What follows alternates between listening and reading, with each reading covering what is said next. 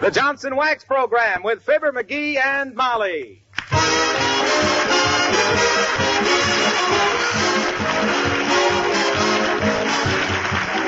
The makers of Johnson's Wax and Johnson's Self-Polishing Glow Coat present Fibber McGee and Molly, written by Don Quinn, with songs by Martha Tilton and the King's Men, and music by Billy Mills. The show opens with Love Is.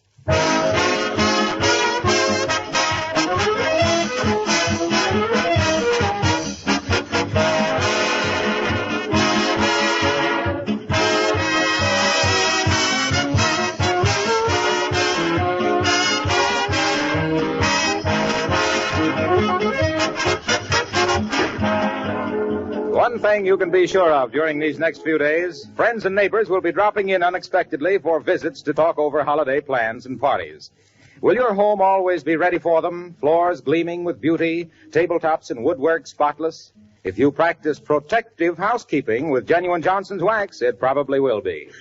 Daily housework is reduced to a minimum when these surfaces are Johnson waxed.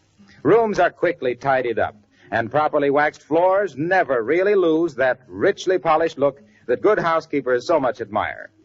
When you wax your floors, furniture, and woodwork, you not only protect them against scratches, dirt, and wear, you not only save yourself hours of work, but you also win the compliments and praise of your family and friends for the beauty that genuine Johnson's Wax adds to your entire home. When you consider the low cost of those advantages, is it any wonder so many good housekeepers just couldn't keep house without this famous wax polish? But don't be satisfied with anything but the original and genuine Johnson's Wax in paste, liquid, or cream wax form.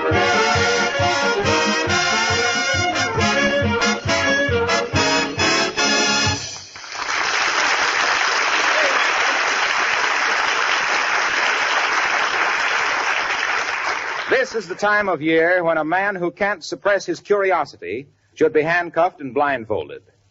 For instance, a package came for the McGees today, which is almost certainly a Christmas present. And we invite you to an interesting discussion between Fibber McGee and Molly.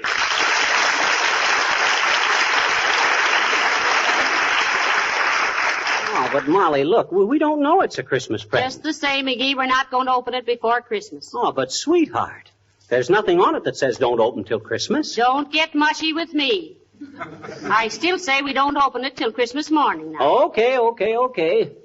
I just wondered if it could have been them silver fox furs, that's all. I just wondered. What silver fox furs? Oh, never mind. We'll know Christmas morning. Well, I guess I'll run out the cigar store. McGee! Huh? What silver fox furs? Who's sending me some furs? How should I know? Well, you're the most exasperating. But this is exactly the size and shape of a box that would have a set of fox furs in it. Hey, cut that out. You can't open that. Not till Christmas. But, darling... Don't get mushy with me. You can't open it. Here, give me that package. You wouldn't let me open it, and I won't let you open it. Why do you pay any attention to me? I'm just a woman. I don't know anything. You're the man of the house, and what you say ought to go, dearie. Hand me the scissors. Here. Thanks. Uh-oh. Bad news, Molly. It ain't furs. What? It isn't? Mm. Oh, dear. I told you we shouldn't have opened that package, McGee. Not until Christmas. Uh-huh. But what is it? I don't know. Look. Oh. It's a musical instrument of some kind. Looks like a little pipe organ. There's electric wires on. Hey, I know. It's one of them chime doorbells. And a beauty, too. You mean one of those doorbells that every time it rings you expect somebody to say, the following announcement is transcribed? Yeah, but it don't say here who sent it. Now, who do you suppose... Oh, get that stuff out of sight quick, McGee. Okay. Come in. Mr. Wilcox. Hello, folks. Oh, hi, Harlow. Come on in. No, thanks. I just wanted to leave these packages for you. And don't open them before Christmas. Oh, thank you, Mr. Wilcox, and we won't. But what's your hurry? I've got to stop and get a sandwich before I go back to the office. I missed my lunch. Well, Merry Christmas. Well, heavenly days. Now, there's plenty of cold chicken in the refrigerator, Mr. Wilcox, and a lemon meringue pie. Oh, boy, my favorite vegetables. But, gee, I hate to be any trouble, Molly. It's no trouble at all. It's no trouble at all. I'll just set out the chicken. Now, wait a minute. No, you don't. I'll find everything myself. Don't get up or I won't stay. Oh, well, go ahead, Wilcox, and easy on that pie. You got to watch them hips. Okay, I'll try to restrain myself. Well, we know he didn't send that doorbell. No, but I wonder who did. Oh, dear. Come in. Yeah. Oh, how do you do, Mrs. Uppington? How do you do? How do you do, Mrs. McGee? And Mr. McGee? And a yippee-yoo-tie to you, Mrs. Hughes. Won't you slip out of your sables and squat a spell? Thank you, no, Mr. McGee. I came over to ask a favor of you. Oh, certainly, Abigail. Anything we can do, just ask us. Oh, yes. Unless you want me to take that pooch of yours for a walk. I draw the line at patrolling the precinct with that pie-eyed peak. Mr. McGee, Fifi does not enter into this matter at all. Besides, I believe she entertains the same aversion to you that you do to her. Well, that's a lot of entertainment for one man and a dog. But what can we do for you, Abigail, dear? Well, Mrs. McGee, I head the neighborhood committee to conserve waste paper for the government. I wish to ask you not to burn or destroy your waste paper and cardboard. Please save it, and I shall have a truck pick it up whenever you call. Why, sure. I'd be glad to help such a good cause. Personally, I'd like to form a movie committee for this war. A movie committee, Mr. McGee? Yeah, I'd like to get the government to make a documentary picture and send 1 million prints to Tokyo. Starring what actor, dearie? Harry Carey.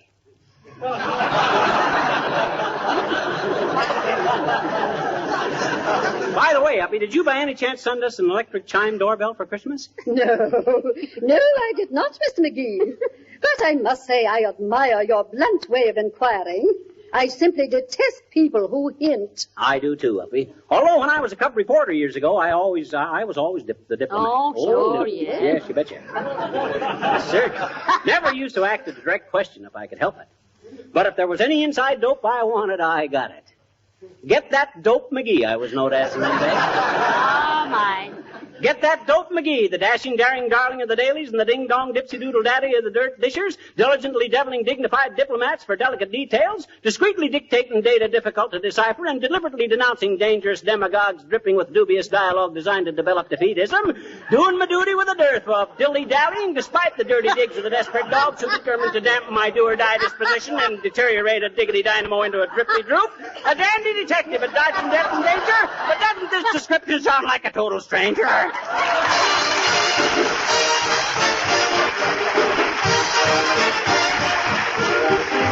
Martha Tilton sings He's 1A in the Army and A1 in my From heart. coast to coast in this great nation, each man has got a classification.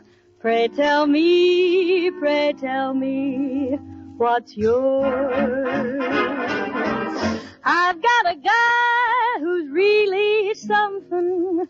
This man of mine, he ain't missing nothing. No wonder I'm happy to say he's 1A in the Army and he's A1 in my heart. He's gone to help the country that helped him to get a start. I love him so because I know he wants to do his part. For he's 1A in the Army and he's A1 in my heart. And just in case you're quizzical, I'm gonna tell you now. He passed the toughest physical. He passed it, folks, and how? For I know why he rates so high on Uncle Sammy's chart. 'Cause he's 1A in the Army and he's A1 in my heart.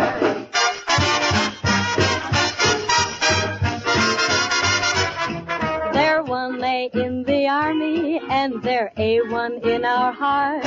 They've gone to help the country that helped them to get their start. We love them so because we know they want to do their part. 'Cause they're 1A in the Army and they're A1 in our heart.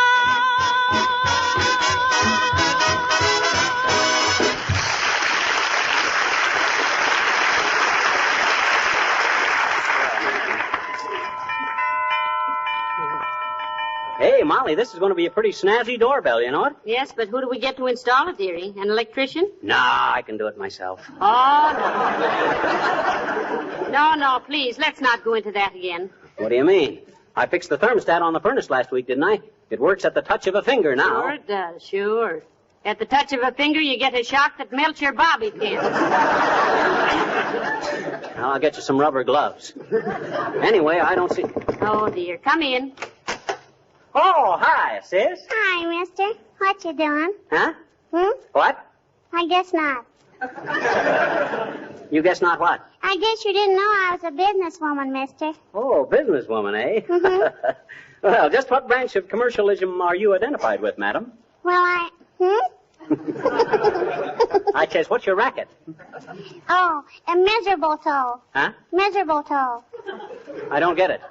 You don't unless you pay for it, I bet you. Pay for what? Miserable toe. Well, that was a short ride, but I enjoyed it. Let's go around again. What's miserable toe? Oh, gee, mister, you know what miserable toe is. No. You hang it up on Christmas and it's got white berries on it. Oh, sure. Mistletoe. Mhm. Otherwise known as mug holly, lip lilac, and night blooming smush. My daddy calls it fracture cactus. Fracture cactus. Why, sis? Because once a long time ago, he started to hang some up on the chandelier and the chair broke and he fell down and fractured his leg.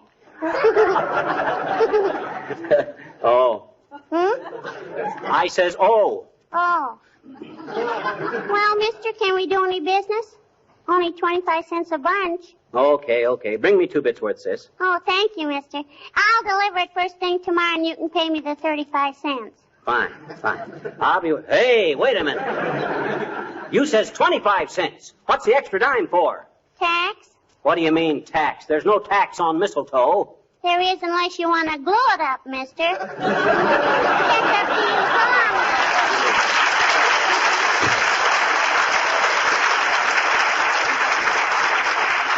Come on. Smart little tyke. I'll bet she winds up selling Santa Claus a snood for his beard. Hey, Molly, do you suppose this doorbell runs on batteries or the regular house current or how? Well, why don't you experiment, little dearie? You're a wonderful lad with electricity. You really think so? Why, sure I do. Yeah. Who else could have wired the vacuum cleaner so it runs and hides under the Davenport every time I plug it in? Well, stop. Oh, heavenly days. Something's happened to Mr. Wilcox. Come on, McGee. Oh, no. Hey, what's the matter, Harlow? Hey, what you sitting on the stove for? I've just blow-coated your linoleum. Meow. Huh? And I'm waiting for it to dry. Ooh. I've only got 15 seconds to go. Ooh, yikes! But you're sitting right on the pilot light, Mr. Wilcox. I know, but I don't want to jump down till the floor is dry. It takes 17 to 20 minutes. 20 minutes. Time's up. Well, turn around quick. I'll throw some water on you. That's it. Yeah. Oh, boy. That's better. Now, what was all this foolishness, Mr. Wilcox? I'm sorry, Molly, but when I came out here in the kitchen, I noticed your linoleum needed attention. Oh, I know, but I've been so busy shopping the last day or so that Well, it wasn't bad, but I can't resist a linoleum that isn't perfect. So I grabbed a can of Johnson's self-polishing glow coat and spread some around with a long-handled plier. It's really fun to do, you know. Oh, yeah, we heard you screaming with joy, Harlow. Well, you see, the minute I had the floor all nicely glow-coated, and with no rubbing or buffing either, I hopped on the stove to let it dry, never realizing I was sitting on the pilot light. Well, thank you for polishing my floor, Mr. Wilcox. And I'm sorry you had to roast your rompers doing it. Oh, that's all right, Molly. Well, I'll be getting back to the office now. Did you have enough to eat, Harlow? Eat? Yes, eat. Did you find the chicken and the pie? Well, what do you know? I forgot all about eating. The minute I got out here, I started glow-coating the floor. If I'm not the darndest fool. Oh, well, I'll grab a bite downtown. Thanks anyway, folks.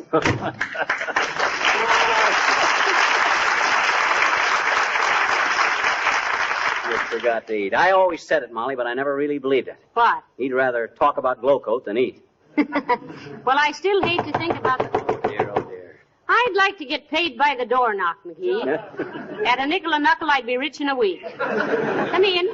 Oh, hi, Latrivia. Good day, Mr. Mayor. How do you do, Mrs. McGee? Hello, McGee. I just dropped in. Excuse me just a minute, Latriv. Look, did you send us an electric chime doorbell for Christmas? I did not. I didn't send you anything for Christmas. You mean yet? McGee.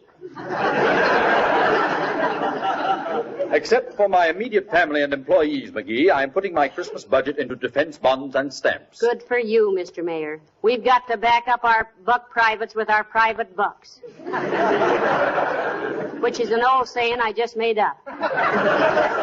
Exactly. And now, McGee, you've been hounding me for a job with the city. Oh, I wouldn't say hounding you, Latrivia. Oh, I'll admit I've been kind of scratching around, wagging my tail, but... Well, have you got something lined up for him, Mr. Mayor? I think so. Are we alone? Nobody here but us chickens, Latriv. McGee, how are you on disguises? Heavenly days. Detective work? How am I on disguises? Funny you should ask that, Latrivia. Why, when I was a cinder dick for the old TSR Railroad... What railroad was the TSR? The Topeka, Sauganash, and Rochester. Better known to the passengers as the two streaks of rust. When I was a detective on the TSR, Latrivia, I was known as the man with 1,000 faces. You had your choice of 1,000 faces and went back to your own?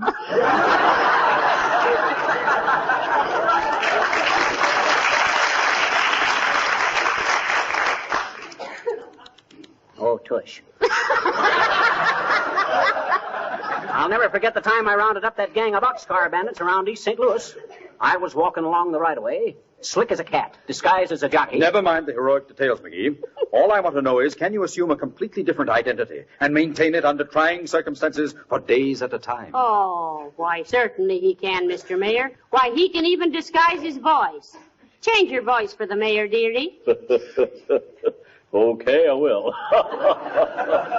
No trouble at all. In fact, I started changing my voice at the age of 14. That's splendid, splendid. You report to the City Hall first thing tomorrow, McGee. Oh, wonderful. You better get me a police permit. You better get me a police permit, Latriv, so I can carry a gun. You won't need a gun. The disguise will be enough. You're going to be Wistful Vista's official Santa Claus in City Hall Park. $5 a day. I'll see you tomorrow.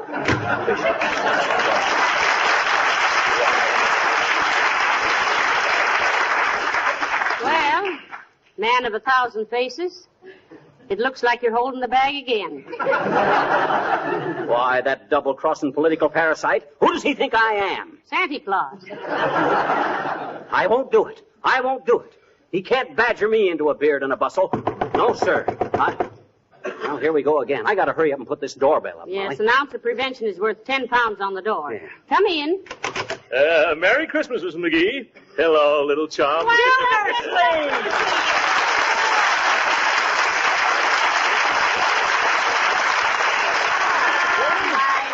heavenly days, how do you do, I'm sure. Well, come on in, Gildy old sock. I'm glad to see you. Look at him, Molly. Ain't he a sight? What's that, McGee? I mean, ain't he a sight for sore eyes? Oh. By George, it's nice to see you folks again. You're looking as lovely as usual, Mrs. McGee. Oh, now, Mr. Gildersleeve, stop your blind. Yeah, you see, Gildy, you got her so fussed she can't even pronounce baloney. Here, Mr. Gildersleeve, take his hat and coat, McGee. Okay. I'll make a pot of tea. Yes, take my hat and coat, McGee.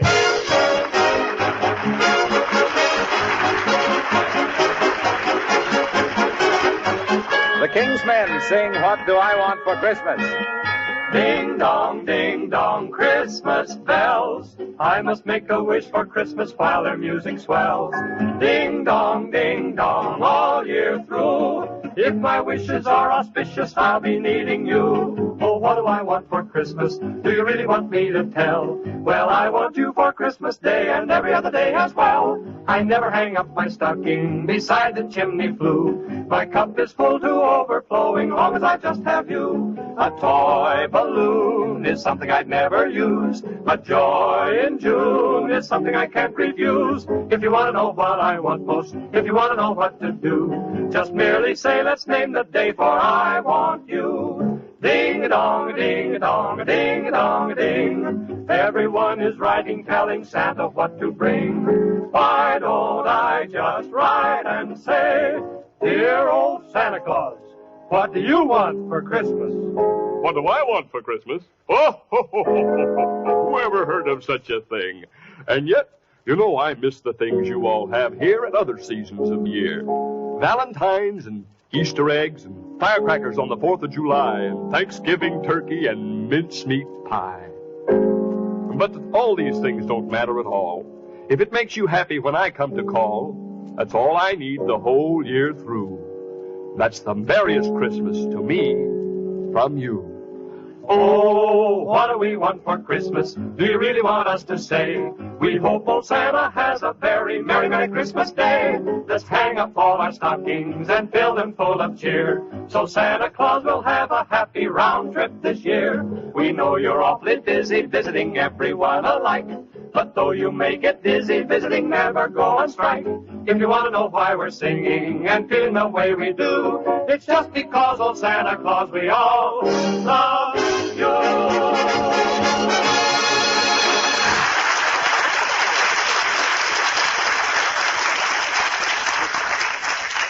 Yes. Yes, sir, Gildersleeve, you don't look a day older than when you left Wistful Vista. Oh, well. Not that you were any chicken then, but... Yes. Will you have another cup of tea, Mr. Gildersleeve? No, thank you. I should hope not. You've had 6. Yes. I have not. I've only had 5, McGee. What do you mean, 5? You had one at the coffee table, one while you were snooping through our Christmas cards, another while now, McGee. Stop. He's welcome to all the tea he can drink. Thank you, Mrs. McGee. My goodness.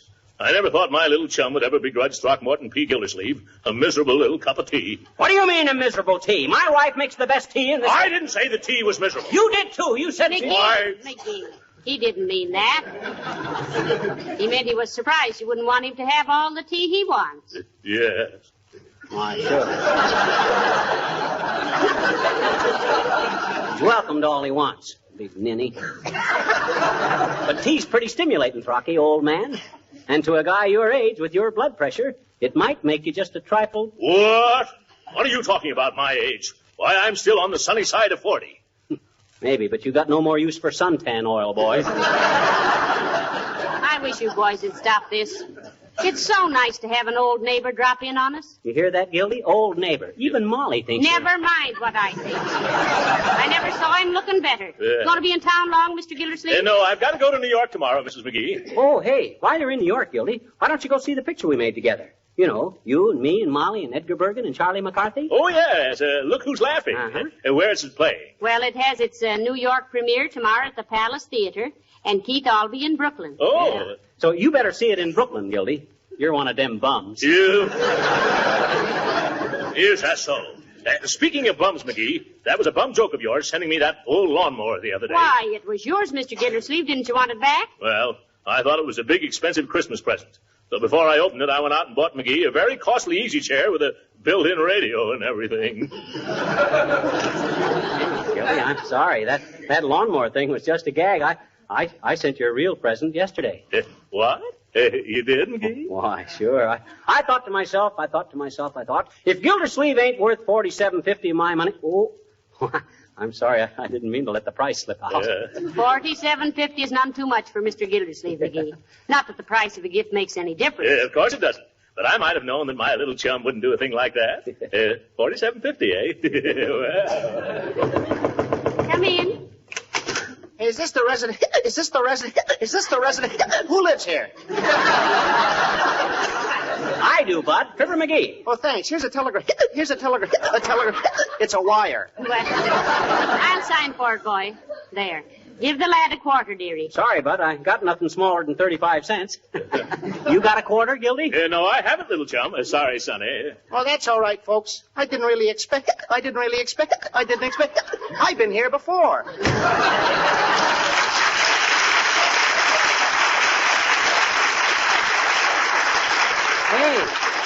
Hey. It's from Racine, Wisconsin. From the Johnson Wax Company. Oh, my. What do they say? It says, Dear Fibber and Molly, We are sending you under separate cover an electric chime doorbell. Stop. Oh, my. We are so tired of hearing that eternal door knocking. Stop.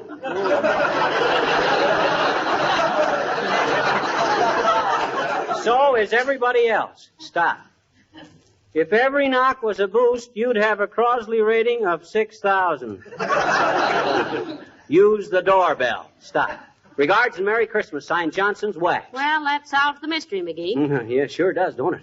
For a while there, I wondered, hey, where are you going, guilty old man? Aren't you going to stay for dinner? Oh, please do, Mr. Thank you. I'm sorry, folks, but I've got to get back to Summerfield and then on to New York. Hey, that's a wrong hat, McGee. I was wearing a fedora, not a beret. Oh, excuse me. That's the one I wear to fix the furnace in. If... Here you are, Gildy. Thank you. Well, I certainly enjoyed this visit. Oh, thank you, Mr. Gildersleeve, and I'm so sorry you can't stay for dinner. Well, he couldn't eat any anyway, Molly. He's so full of tea, his eyes are beginning to slant. Yes.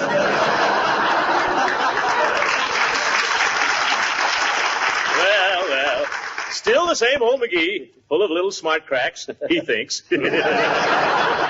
Well, I hope you enjoy your Christmas present, folks. I'm sure we will, Mr. Gildersleeve, and thank you very much. Yeah, and I hope you like the one I sent you, Gildy. I'm sorry I was so crude as to let the price slip out. Yes, $47.50. Well, certainly nothing to be ashamed of. Wow. Well, goodbye, folks, and Merry Christmas. Goodbye, Mr. Gildersleeve, and the same to you. So long, Crocky.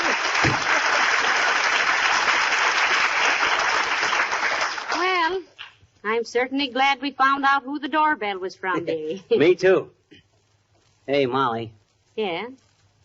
What could I get Gildersleeve that would look like it cost around $47.50?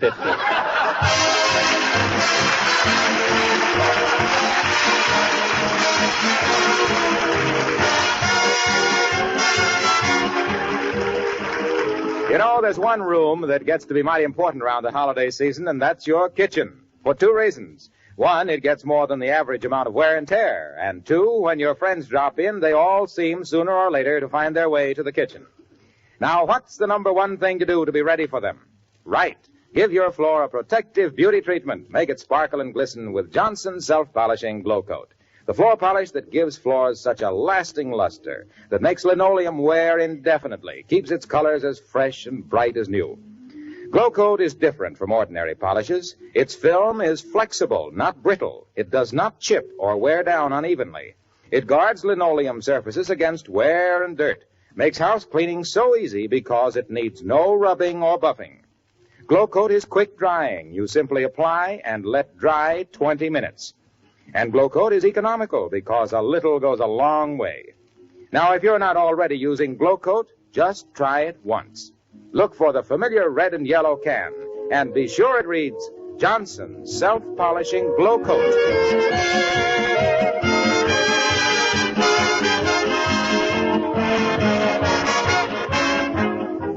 You know, Molly, it was nice to see old Gildersleeve again.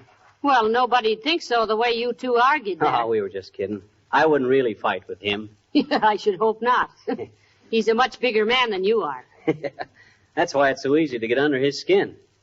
He's got so much of it. Good night, and a Merry Christmas. Yes, and a Happy New Year, too. Good night, all.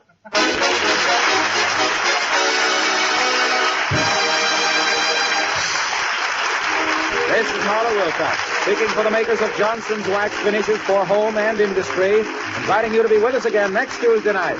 Good night.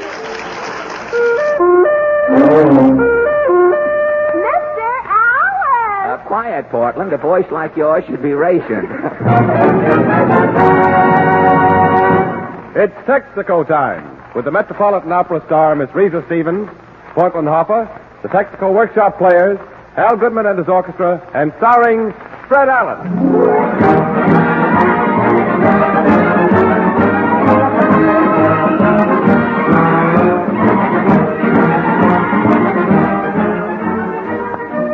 Jimmy Wallington saying hello for your neighborhood Texaco dealer and inviting you to be his guest tonight at the Texaco Star Theater. It's his way of telling you that you're welcome. Welcome to all the skilled help he can give to make your tires and car last longer. Make your tires last longer by giving them a regular Texaco checkup on pressure and conditions. Make your car last longer and run more economically by giving it systematic Texaco lubrication and maintenance. The chances are your present car may be your last car for the duration. It's in good hands when you trust it to the care of your Texaco dealer.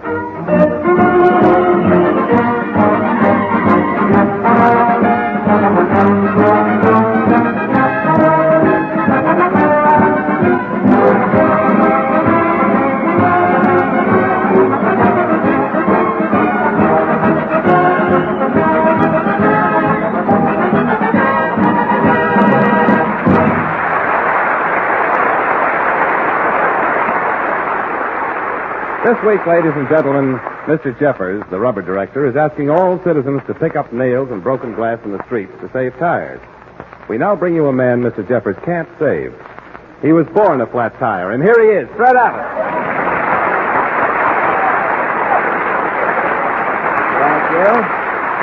Thank you. And you notice when I bend over, the difference between when I bend over and a Hollywood comedian, when I go like that, the Hollywood comedian's hair comes off. You see here in the East, we have sterner men whose hair stays on. Thank you, and good evening, ladies and gentlemen. Say, Jimmy, that is an excellent idea, you know, of Mr. Jeffers, asking people to pick up glass and nails off the streets like that. Yes, Fred, if people will pick up nails in the street, there'll be fewer punctures, and motorists can conserve their tires. Well, that's right, Jimmy. You know, I read that the street department here in New York is experimenting with a big magnet. They have this magnet, and they drag it down the street, and the magnet picks up the loose metal. Well, how's the magnet working out, Fred? Well, it's a little too strong, Jimmy. The first time they dragged the magnet down Broadway, it yanked the badges off of 20 traffic cops. It dragged the Flatiron Building 2 blocks farther uptown. And when the magnet passed the stock exchange, it pulled U.S. Steel down 7 points. Yes, Jimmy, the thing is... Mr. Allen! Well, Portland, I didn't see you come in.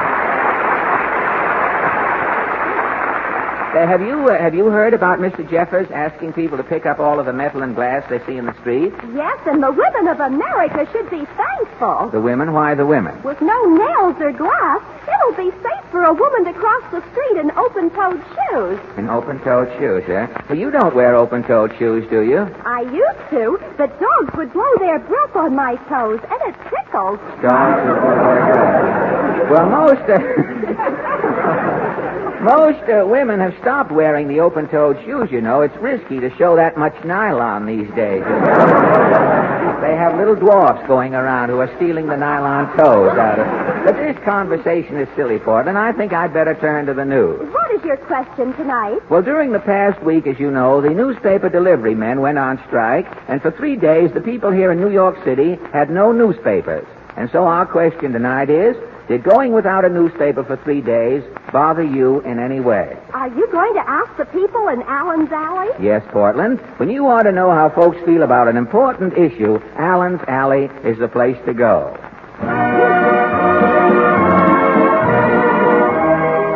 Well, here we are back in Allen's Alley, Portland. Do you think John Doe is in tonight? Well, let's try this first door. This is John Doe's house. We'll find out. Oh, it's you again. What's on your mind? Well, it's the newspaper strike, Mr. Doe. Did going without a newspaper bother you in any way? I was put out of business. Really? And 200 men were thrown into the Army. Well, why? Well, I'm a bookmaker, see? Yeah. When no papers come out, the chumps couldn't pick no horses to bet with me. So I went out of business. What about the 200 men thrown into the Army? Oh, they was the chumps I was taking bets from. Oh, you mean when you went out of business, the draft board grabbed these 200 horse players, huh? Yeah, well, they was all claiming me as a dependent. Oh, well, I hope the horse players overtake Rommel in the stretch and come in the money as we expect them to. I'll check at this next house here. No. Well, good evening, Mrs. Nussbaum. To you it is good. To me it could be only so-so. Well, tell me, did the newspaper delivery strike upset you? Upset, it says. The pipes is freezing, the canary is turning blue, and all over I am getting geese pimples. Well, how could this calamity result from the strike? Every morning to start up a fire in the fireplace, I am needing a newspaper. And with no newspaper? I am not starting a fire. The house is freezing. It was cold, huh? Cold. My dog, a water spaniel, I am having to defrost. Gosh. Goldfish in the bowl is skidding on the ice doing belly whoppers. The shower bath I'm turning on? Yeah? Is coming off an icicle 4 feet long. Well, tell me, what did you do about food? At dinner, I'm putting woolen fences on the lamb chop. When I'm pouring out the beer, it is making with a fur collar. The beer had a fur collar on it, huh? Well, you had no heat in the house at all? Only for 15 minutes every night the house is warm. Well, how come? I'm turning on the radio. Well, how could a radio set warm up your house? I am tuning in Gabriel Heater.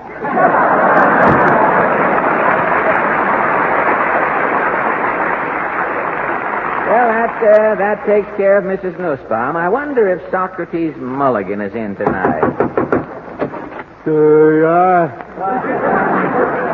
Not only in, he's all in from the... But tell me, Mr. Mulligan, did this newspaper business bother you? Oh, for them 3 days the newspapers didn't come out, I almost went nuts. Really? Yeah. Monday I'm nervous all day, I can't eat. Uh-huh. Tuesday I'm taking Benadryl all day. You were? Yeah, Wednesday I got 120 fever. They got me in a straitjacket. You were in this horrible physical and mental state because there was no news? Not no news. No? No Superman. Oh!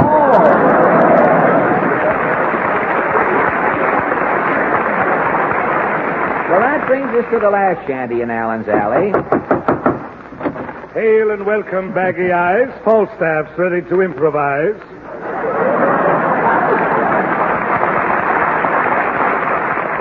I am not here to listen to your new poems, Mr. Openshaw. A hoot for your intentions. It's the old owl coming out in you, huh? Now, have you heard? The night was still, all was serene, as I sat there peeling my tangerine. No. Or, I knew it was malice, Alice, when you sent me that Vitalis. No. You'll have to launch the ship with Pepsi-Cola, Captain. My mother drank up the champagne. You have insulted the integrity of every radio listener who has tuned into our program tonight. We have been talking about the newspaper strike. Precisely why I opened my door. I have written a poem. What is your newspaper poem called? What newspaper? This is the Yuletide season. I have written a Christmas classic. Oh, really? How does it go? Greetings, merry gentlemen, from Tunisia to Nome. My Christmas present for you all is, tonight, I recite no poem. Thank you very much. And now, ladies and gentlemen, we present our singing guest, the Metropolitan Opera's lovely star, Miss Reese Stevens.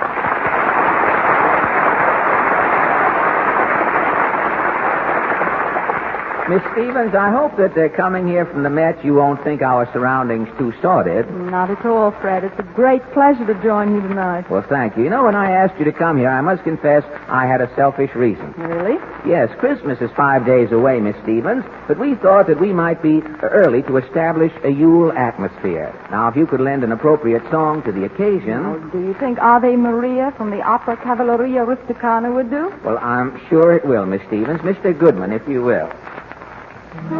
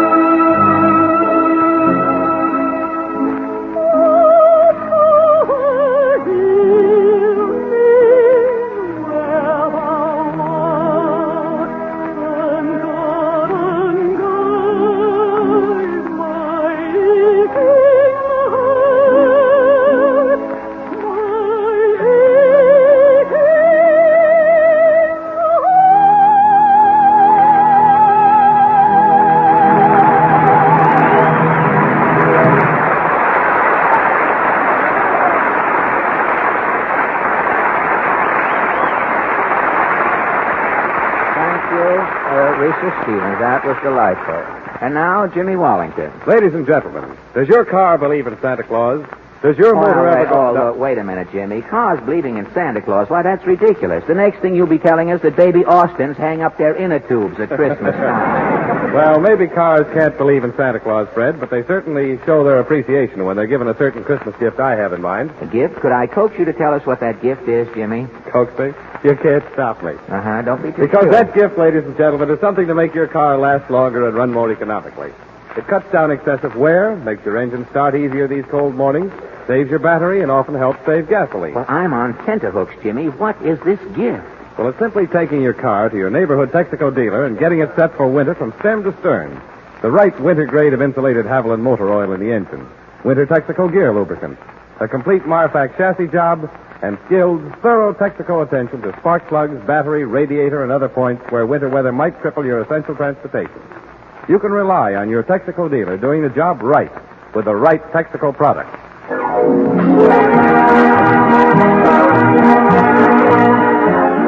That was just a short flurry of Winter Wonderland played by Al Goodman and his Makes You Want to Sit This One Out orchestra. And now yes, Portland. Mr. Allen, I hope you like the Christmas gift I got for you. Oh, Portland, you should... A gift? Yes, I was in Cartier's yesterday. Cartier's? Why, Cartier's is the most exclusive jewelry shop on Fifth Avenue. That's the place. Well, I hope they gave you good service. They sure did. Mr. Cartier himself told me how to get to Woolworth. Oh, fine. You know, I did so much shopping at Woolworth's this Christmas, they're calling me Mr. 5x10 now. And I got a swell present for you in the fur department at Woolworth's. They have ferrets who wait on you there. And this ferret sold me a coat. It's a Russian sable. You mean it's a genuine Russian sable? Genuine Russian? Why, this sable still has a Nazi in its teeth.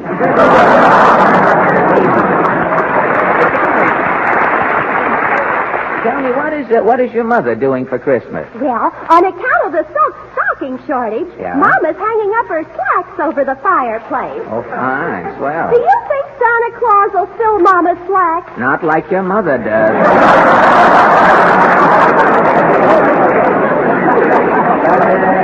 Go away. You bother me. I have to make a special announcement. About our guest? No, tonight we're going to do our Christmas sketch, Portland. What you do every Christmas? That's right, and I have to make an announcement here. Ladies and gentlemen, since radio at this season each year prevails upon Lionel Barrymore to revive Dickens' Christmas Carol, the Texaco Workshop players curtsy to tradition and wake up their cast to repeat a Christmas fable they first presented years ago. Now tonight, Santa shows his claws in a modern tale called Santa Claus Refuses to Mediate, or Jingle Bells Shall Not Ring Tonight. Overture, Maestro.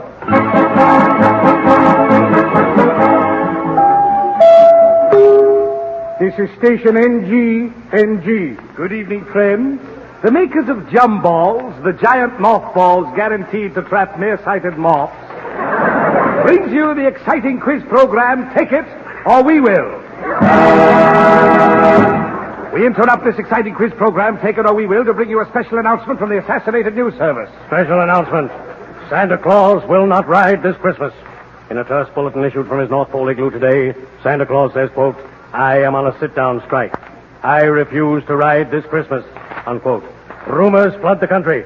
A report from Miami, Florida says... 200 families living in auto cabs stop building chimneys on their trailers. Do not expect Santa Claus. At Rutland, Vermont, a little girl says... I wrote Santa Claus a letter and got no answer. He ain't coming. At Detroit, Michigan, a labor official says... Santa Claus better ride, or the Teamsters Union will pull out every reindeer from here to Nome, Alaska. At New York City, 200,000 children hold mass meeting. Tiny spokesman says... Santa Claus can't let us down. 200,000 American children have appointed me their spokesman. I'm off to see Santa Claus now. James, my scooter.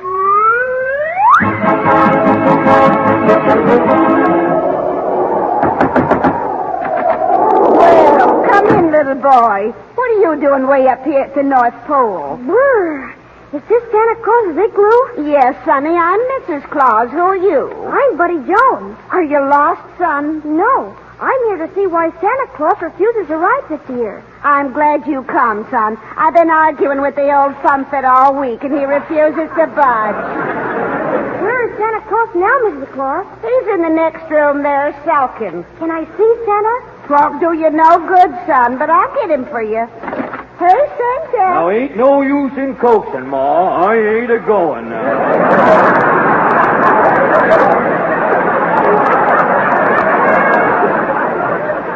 Come on out, stupid. You got company. Yeah, company who? I'm Buddy Jones, Santa Claus. Well, don't mean nothing to me, small fry. Is this awful rumor true, Santa Claus? Yep, I ain't riding, son. But this is Christmas Eve, Santa. Trees are lighted. Millions of trusting children have hung up their stockings.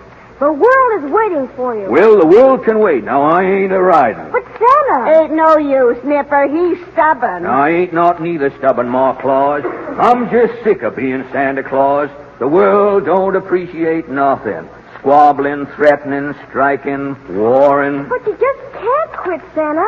You must have a reason. I got plenty of reasons, Sprout. As spokesman for 200,000 kitties, I demand a statement. Well, what is it you want to know, Shaver? Well, why won't you ride tonight, Santa Claus? Well, son, I'll tell you. Sit down here on my lap.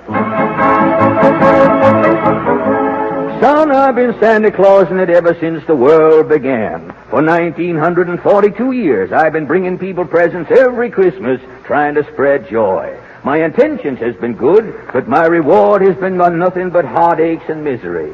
The first trouble I had was way back in ancient Rome. It was Christmas Eve in the court of Nero. The emperor was playing a violin concerto.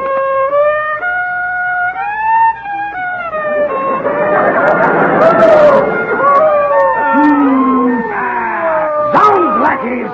You dare to give Nero the pheasant? We are the happiest come here. Yea, your majesty is corneous. What, corneous?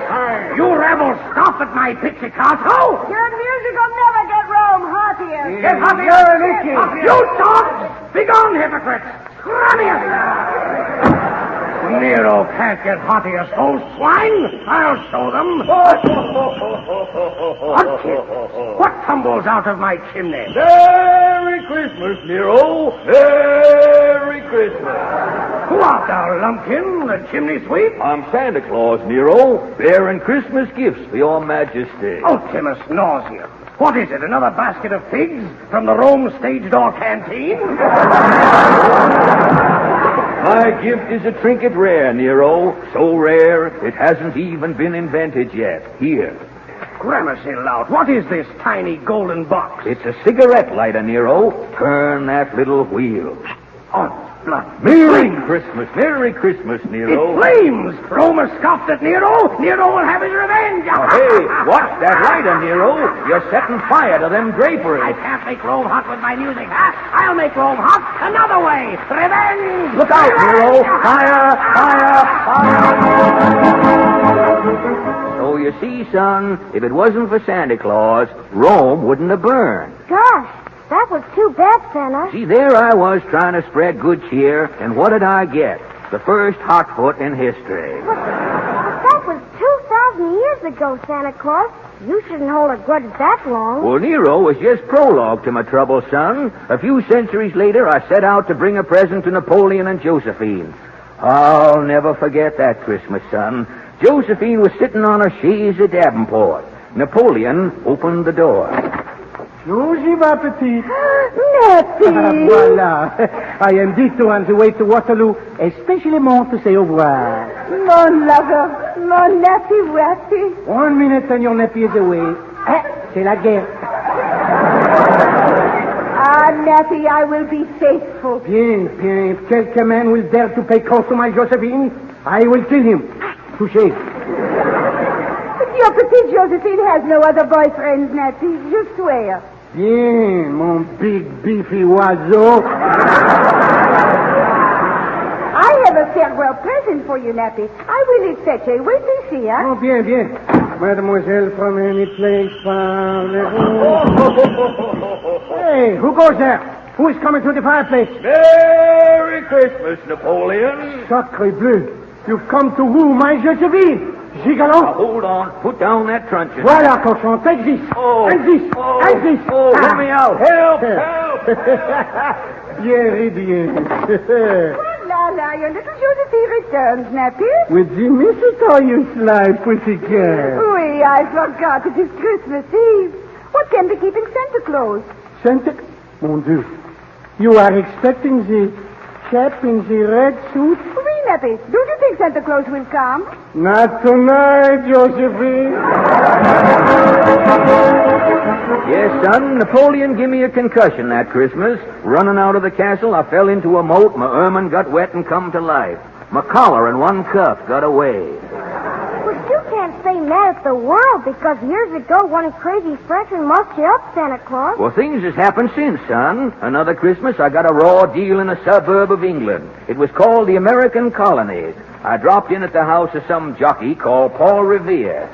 The cottage had no chimney, so I looked in at the window. Mrs. Revere was preparing a Christmas turkey. Paul come gimping into the room. Christmas dinner ready, Effie? Yes, Paul. Pull up a chair. No. Set my plate on the mantelpiece. Can't you sit down yet, Paul Revere? That ride was last April. Through every Middlesex village and farm ain't once around Central Park, Effie. Well, you ought to try and sit down for Christmas, Paul. It'd be a nice present for your spy. Who's that? Might be a British spy, Paul. Hand me my gun, Effie. Who's there, Whig or Tory? Merry Christmas, Paul Revere. It's me, Santa Claus. So what? I've got your Christmas present, Paul. It's a cushion stuffed with fuzz from Delaware peaches. Gosh, for me to sit down? You bet. Don't let him in. I ain't sat down for 8 months, Effie. It sounds mighty tempting. It might be some enemy trick, Paul. I'm Santa Claus, honest Injun, Mrs. Revere. Open up. I got my gun, Effie. I'll open the door a crack. I told you, Paul. Look at that suit. A red coat. Take this. Oh! You see, son, the world's given old Santa plenty of trouble. Sure done you dirt, but nobody would dare abuse Santa Claus today. Well, that's where you're wrong, son. Only last week I was previewing a visit in a place called New York. I was flying over some building. I think they call it Radio City. Well, I come down the air conditioning into some office. I was just going to wish the man a Merry Christmas when he yelled... Well, what do you want, Whiskers? Well, I'm Santa Claus. We ain't auditioning today. I ain't trying to get into radio. I'm a mythical character. Being a friend of Duffy of Duffy's Tavern won't help you. Now, pick up that bag and beat it. But you've heard of Santa Claus, ain't you? Well, yeah, but you're a has-been, Santa Claus. Has-been? Radio's doing everything you used to do and doing it better. But I fly through the air. So does radio. I come down chimneys. Radio comes down the antenna. I give things away. For how many box tops? I give things away for nothing. Well, so does radio. Radio does, eh? Dr. IQ gives away vitamins. Yeah? Take it or leave it gives away pencils. Yeah? Quiz Kids give away information. Truth or Consequences gives away soap. Now, hold on, son. There's one thing I've been spreading for 1,942 years that radio ain't giving away. Oh, yeah? What's that? Santa Claus is giving goodwill. Radio is giving away 60 minutes of that stuff on a program every week. What program? The Goodwill Hour. Oh. Well, I was thrown out of Radio City. Folks don't need Santa Claus no more. Radio's giving them everything. Gee, Santa, you certainly had a lot of trouble. And that's why my spirit's broken, son. Being Santa Claus is just a pain in one century after the other. I'm giving the world back to Randon McNally. I'm through. Please don't say that, Santa. Have pity on us kids. We'll have no toys. Santa ain't a-moving, son. This is one Christmas I'm going to enjoy in peace. What's that clock striking? It's 12 o'clock. It's midnight, eh? Well... It's Christmas Day, Santa Claus. Don't mean nothing to me. I'm taking it easy. I'm sitting right here. Won't you change your mind, Santa? I ain't getting kicked around again this Christmas. Please, Santa Claus.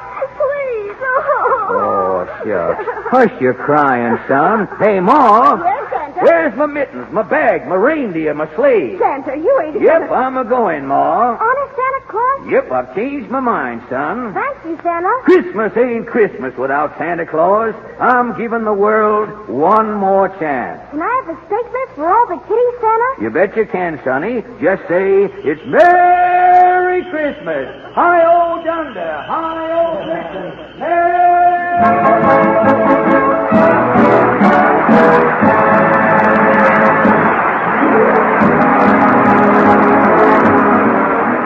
Well, that takes care of tonight's installment, ladies and gentlemen. Next week, our guest will be Dennis Day, star of the Mary Livingston program. Jimmy Wallington, with a word from Uncle Sam. If you live where fuel oil is rationed, it's your duty to your family as well as the nation to make your allotment of fuel oil go farther. Fuel oil must be conserved. Right you are, Jimmy. This is Fred Allen, ladies and gentlemen, and since this is our last show before Christmas, all of us here in the Texaco Star Theater and all of our Texaco dealers from coast to coast wish you a Merry Christmas. Good night. Benny program presented by Lucky Strike. Quality of product is essential to continuing success. And Lucky Strike means fine tobacco. LSMFT. Yes, Lucky Strike means fine tobacco. And in a cigarette, it's the tobacco that counts. Remember what happens at the tobacco auction? At 50, American. At market after market, independent tobacco experts can see the makers of Lucky Strike consistently select and buy that fine, that light, that naturally mild tobacco. American. Lucky Strike presents The Man Who Knows, the tobacco warehouseman. Mr. Alexander Irvin, well-known tobacco warehouseman of Reidsville, North Carolina, said recently, For many seasons, I've seen the makers of Lucky Strike buy ripe, mellow tobacco. Fine tobacco you just can't beat for real smoking quality. Smoked Lucky's myself for 14 years. So for your own real, deep-down smoking enjoyment, remember, LSMFT. Lucky Strike means fine tobacco. And Lucky Strike is the ideal gift on every Christmas list. So say Merry Christmas 200 times with a carton of 200 Lucky Strike cigarettes in their beautiful holiday wrapping. And for the specials on your list, a special handsome gift box of 500 Lucky Strike cigarettes. Each so round, so firm, so fully packed, so free and easy on the draw.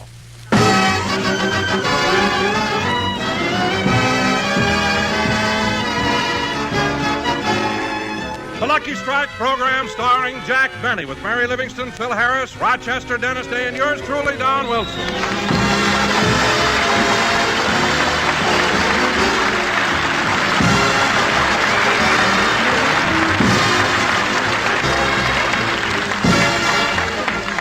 Ladies and gentlemen, as you all know, there are only 3 more shopping days till Christmas.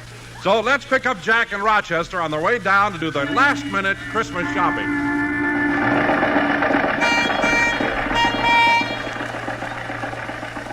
Rochester, how far is it from my house to downtown? About 7 miles, boss. Oh, fine. We ought to be there about noon.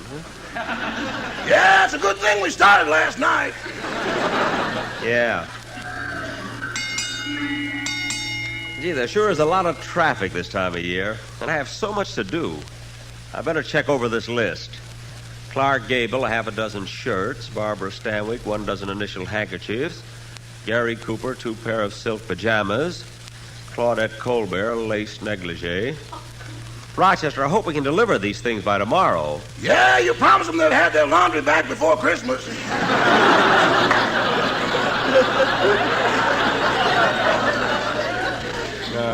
We may have to work nights. Oh, well, let's not worry about that now. Darn it, we'll never get downtown at this rate. So slow riding behind the trolley. Do you want me to cast off and hook onto a bus?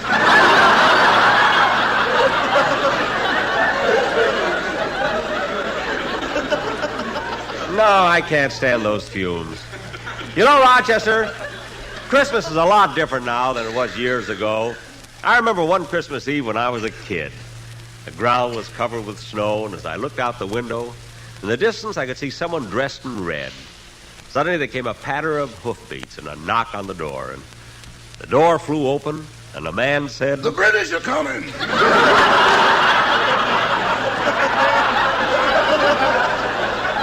He did not. He said, "Merry Christmas." It was Santa Claus. Then he came into the house and gave my cousin Cliff a sled, my sister Florence a doll, and Rochester, you'll never guess what Santa Claus gave me. What? A violin. That sweet old man did that?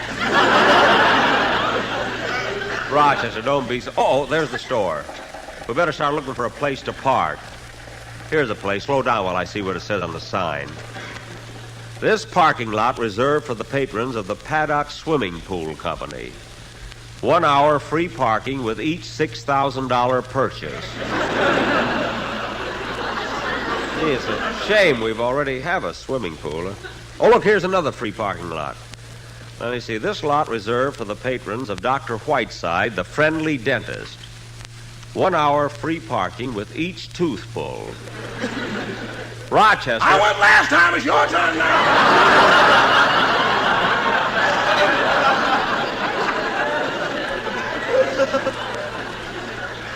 Well, never mind. Let me out and you find a place to park the car. I got to meet Miss Livingston. Okay.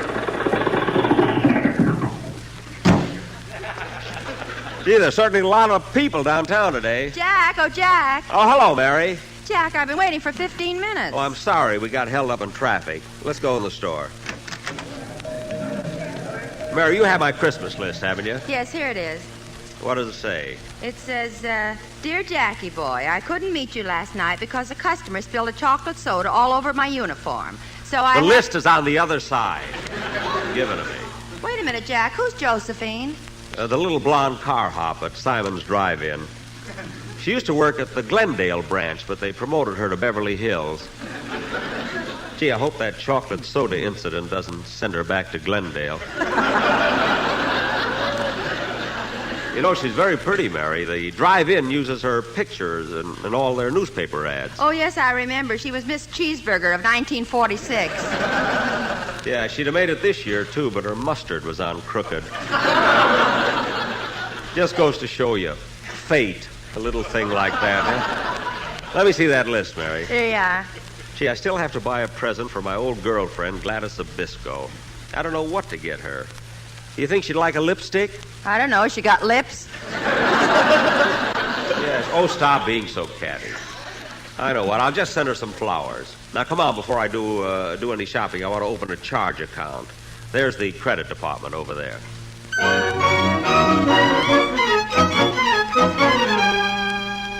Now, Mr. Benny, I think we have all the personal information we need. Now, would you tell us something about your financial qualifications? What are your assets? Well, I own my own home, my own car. I have 3 paid-up insurance policies. I have a radio program, and I own some stocks and bonds. I see. Now, what are your liabilities? My liabilities? The horn blows at midnight.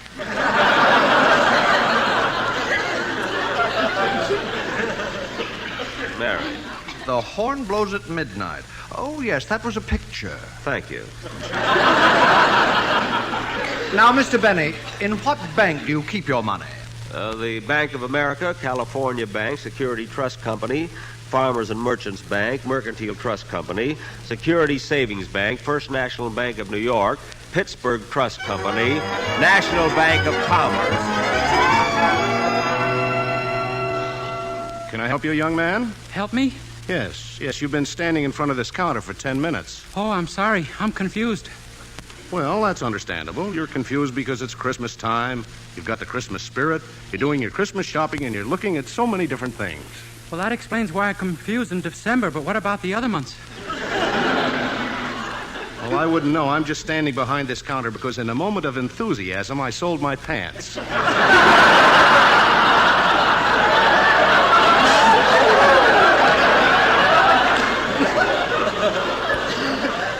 Oh, well, I'd like to get something for my parents. Oh, your mother and father, eh? Yeah, how did you know? Oh, I just figured it out. Gee whiz, I don't know what to get for my mother. You know, young man, looking at you, I can just picture your mother. You can? Yes, small, petite, gentle, a kindly smile for everyone, and spends most of the time sitting in a rocking chair knitting. That's my father. Now try and guess my mother. Oh, boy, she sure makes him toe the mark. You mean your father's afraid of your mother? Oh, everybody's afraid of my mother. When I was born, the stork left me a block away from the house. What? It's a good thing I knew the address. Gee, I wish I knew what to buy my mother for a Christmas present. Oh, I know. I'll get her one of these. What size is this one? 38. No, that'll be a little too small. What size is this one here? That's a 44. That's fine. Put some bullets in it and wrap it up. Yes, sir. Send it to Mrs. Patricia Day and put a card in it saying, "With all my love, Dennis." Yes, sir. I'll do that immediately.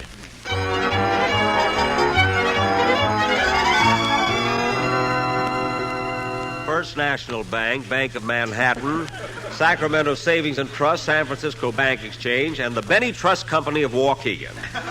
Well, you certainly keep your money in a lot of different places. Yes. He's also got a St. Bernard with a coin slot in the brandy barrel. That's in case I get lost, is it? Well, Mr. Benny, as far as your credit is concerned, that's all the information we need. Thank you. Now, come on, Mary, let's get my shopping started. Let me see that list again. There's Don, Rochester. I know what to get Dennis. He told me what he wants. And it's such a silly thing. What does he want? A bulletproof vest. Say, Mary, what would be a good thing for a 9-year-old boy? I want to get something for little Stevie Kent. Stevie Kent? Isn't he the little boy who tackled you in the football game and sprained your ankle? Uh-huh. And you're buying him a present? Mary, it was an accident. He didn't mean to do it. Then why are you suing him? I'm not suing him. I dropped the case after he paid the doctor bill. Now, come on, let's try to... Benny, Mr. Jack Benny, please report to the credit department. Oh, darn it, what do they want now? Pardon me, miss. Would you mind waiting on me, please? Why, yes, sir. What can I do for you all? Well, honey, child. You the same little gal waiting on me last year. You from Alabama, ain't you? I sure am. Are you all from the South? Am I all from the South? Honey, when I was born, the doctor held me up on my feet and slapped me with a candied yam. Well, corn my povil and mint my julep if it ain't little old Phil Harris. That's me, baby. They purchased Louisiana because I was in it. I don't doubt it for a minute. Now, what would you like to buy? Well, I don't know. How would y'all like to see something nice in lingerie? Now, honey, you know you shouldn't throw me a line like that. Oh, gee, Mr. Harris, you're so cute. Yeah, everybody notices it.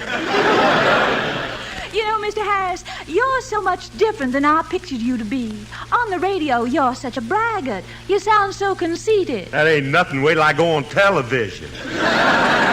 Are you all going to go on television? Honey, when a man is as good looking as I am, television ain't a luxury. It's a necessity.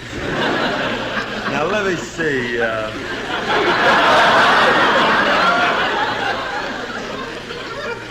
Let me see. I'm wondering, honey, what I can get for my wife. I'll tell you what. Hey, give me one of them negligees there. Why, yes, sir. Shall I wrap it as a gift? Yeah, and fix the package up so she can't peek into it. Seal it over with some of that scotch and soda tape. I'll have it wrapped up for you in 2 shakes of a possum's tail. Wait right here, Mr. Harris.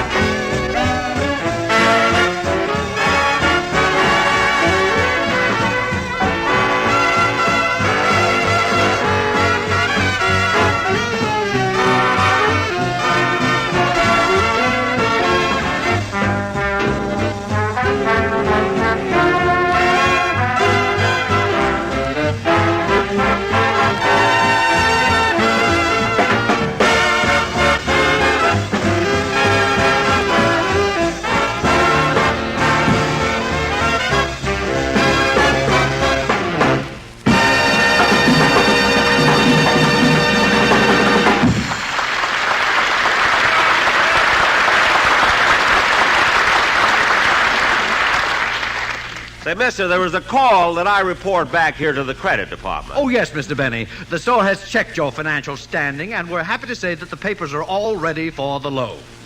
Loan? I don't want to get a loan. No, we do.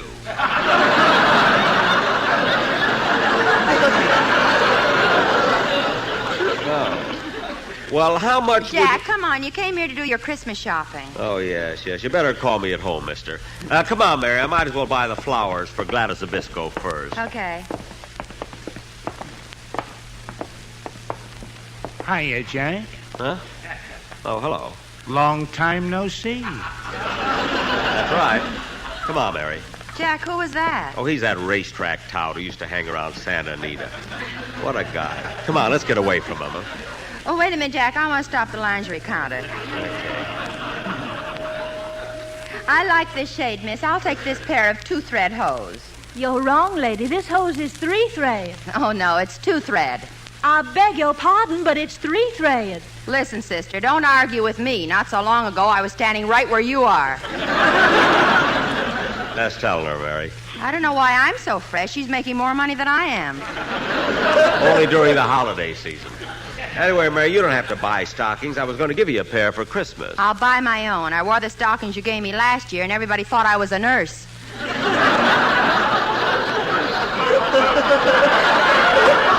how do I know the kind you want? Now, come with me while I get the flowers. Hello, Mr. Benny. I see the Yule time is catching up with you. Oh, hello, Mr. Kitzel. Hello, are you doing your Christmas shopping? Look at this armload of bundles, the things I am buying. Now, what's in that long, thin package? This is a present I'm sending to my brother-in-law. It's a hacksaw. A hacksaw? If he gets it in time, he'll be home for Christmas.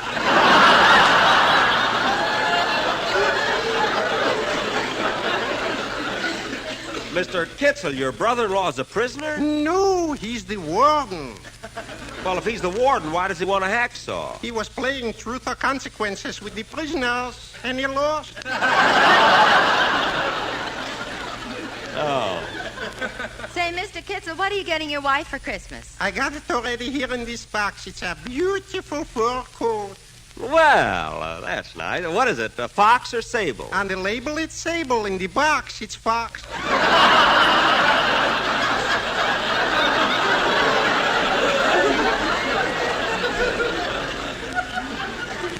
Well, don't you know what you bought? I mean, didn't you ask the salesman? For $29, I should start an argument.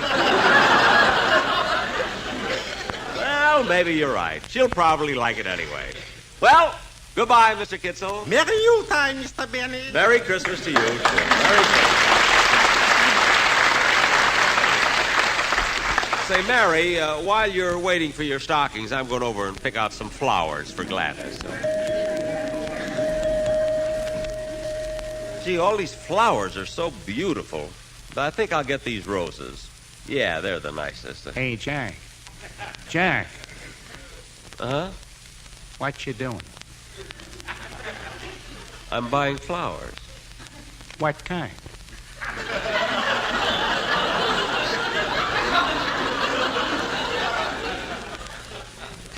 I'm buying roses.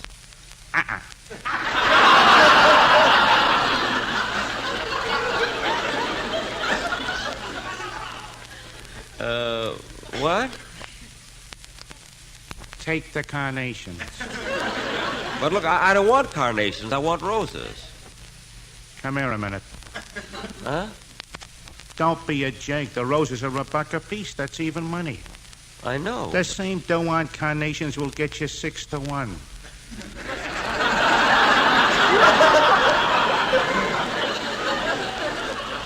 Six to 1. Don't take my word for it. Here it is in the seed catalog. Look, mister. I'll show you. Now, let's see. Poppies, gladiolas, chrysanthemums, poison ivy. Oh, that's been scratched.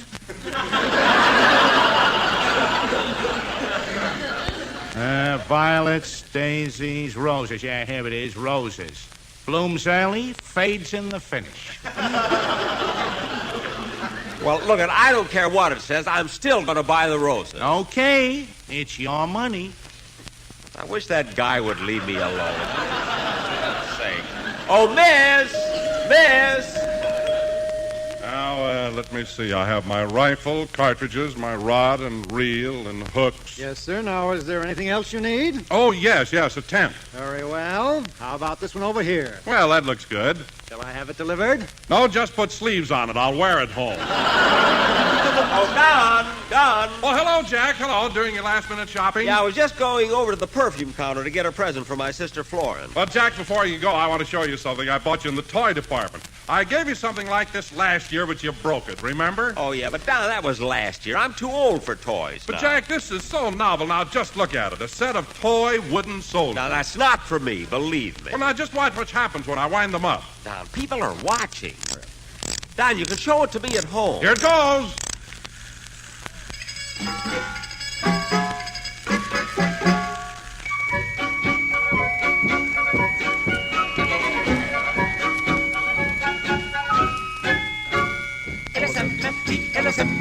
LSMFT.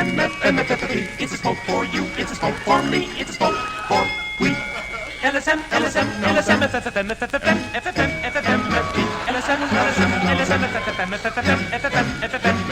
it's a round, it's a firm, it's a fully pack. Better buy Lucky's, Lucky strikes the smoke for me. Better try Lucky's, LSMFT. Better buy Lucky's, Lucky strikes the smoke for me. LSM, LSM, LSM, LSM, LSM.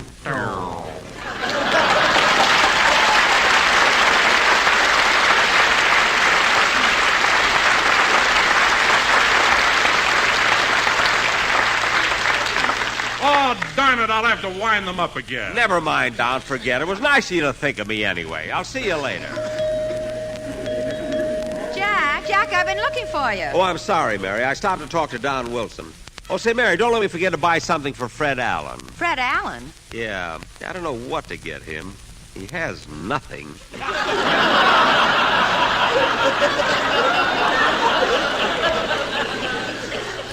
Oh, I'll buy something for my sister first. Here's the perfume counter. Pardon me, sir. I'd like to buy some perfume. Okay, mister. What kind of perfume would you like?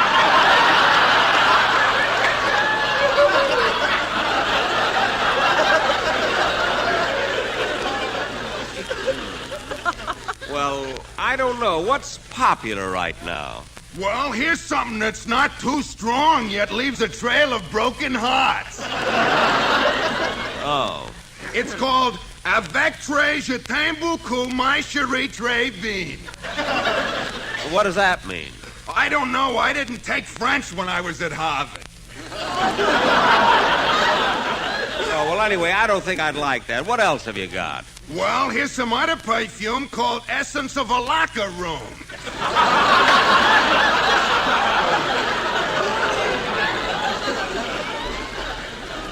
No, I don't want.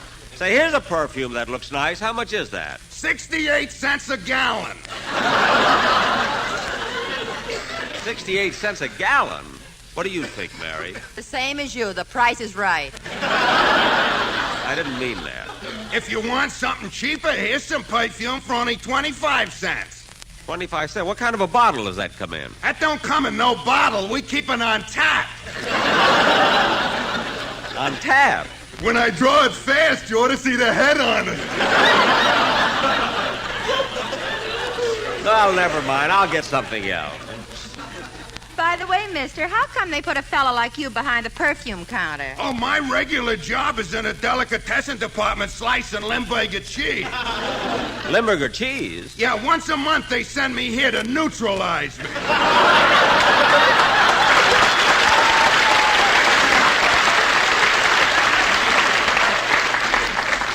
Well, you must have just come up. Huh? Come on, Mary, let's go. Mary, let's go to another counter and see. Oh, look. There's Rochester buying some cufflinks. Oh, yeah, I wonder who they're for. Let's sneak up behind him and listen. I think these are beautiful. They're very unusual. Yeah, but I don't think my boss would like them. They ain't his style. I see. What type of man is your boss? Well, he's medium tall, medium weight, and rather conservative. By conservative, you mean he's parsimonious? Parsimonious? What's that? Frugal. What's frugal? Thrifty. You're headed in the right direction, but you've got a long way to go. If I had those couplings already, I'd fire him. Quiet. I want to hear this. Now, let's see. Maybe he'd like something else. Why don't you buy him a nice wallet? He ain't got no use for a wallet. Where does he keep his money? California Bank, Bank of America, Security First National Bank, and a FUNKO deep freeze. A FUNKO deep freeze. Mr. Benny likes some of his money in cold cash. Rochester!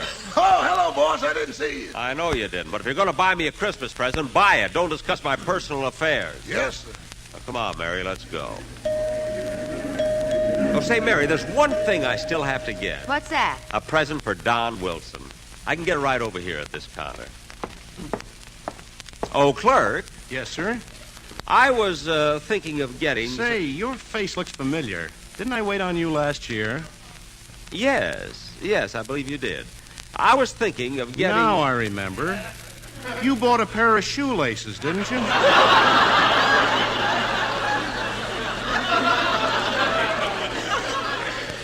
Yes, I did.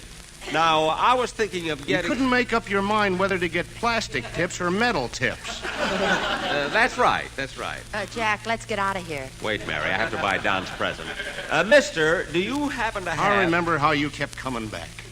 First you'd get plastic tips, then you'd change to metal tips.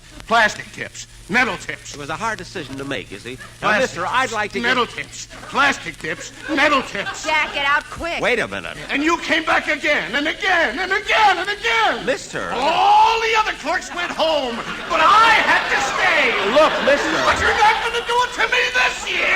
Jack. Plastic tips, metal tips, plastic tips, metal tips. Get out of here. Get out of here. Get out. But, mister... Plastic tips, metal tips, jingle all the way. Everybody else had fun, but here I am to stay. Come on, Mary, let's go. Plastic tips, metal tips, jingle all the way.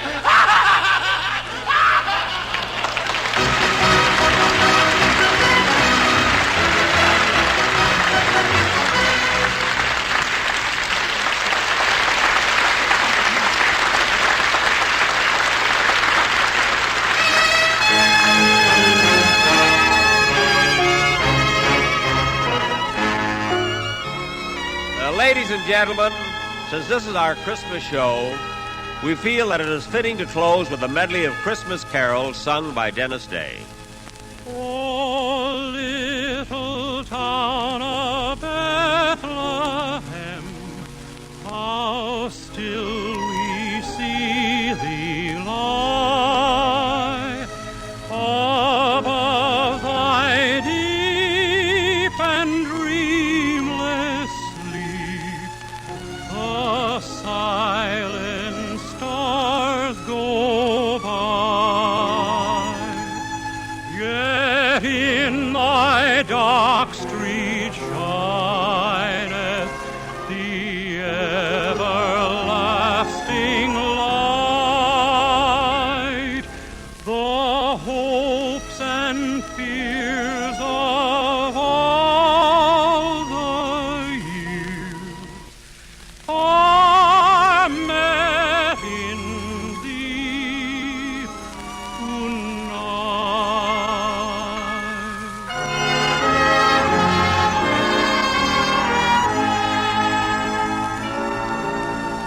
The first Noel, the angel did say, was to certain poor shepherds in fields as they lay, in fields where they lay keeping their sheep on a cold winter's night that was so deep. Noel, Noel, Noel, Noel, born is the King.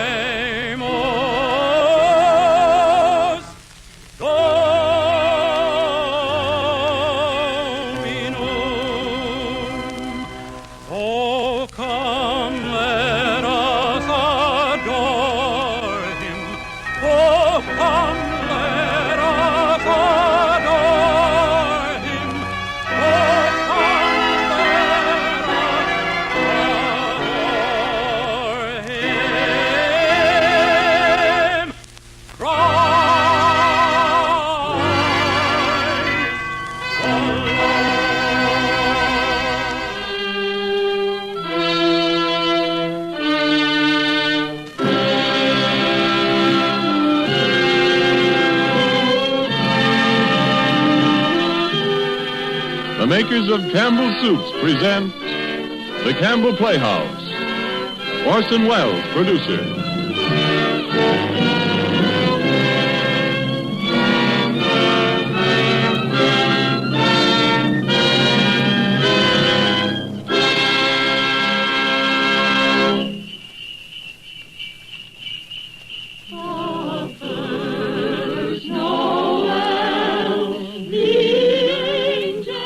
Good evening.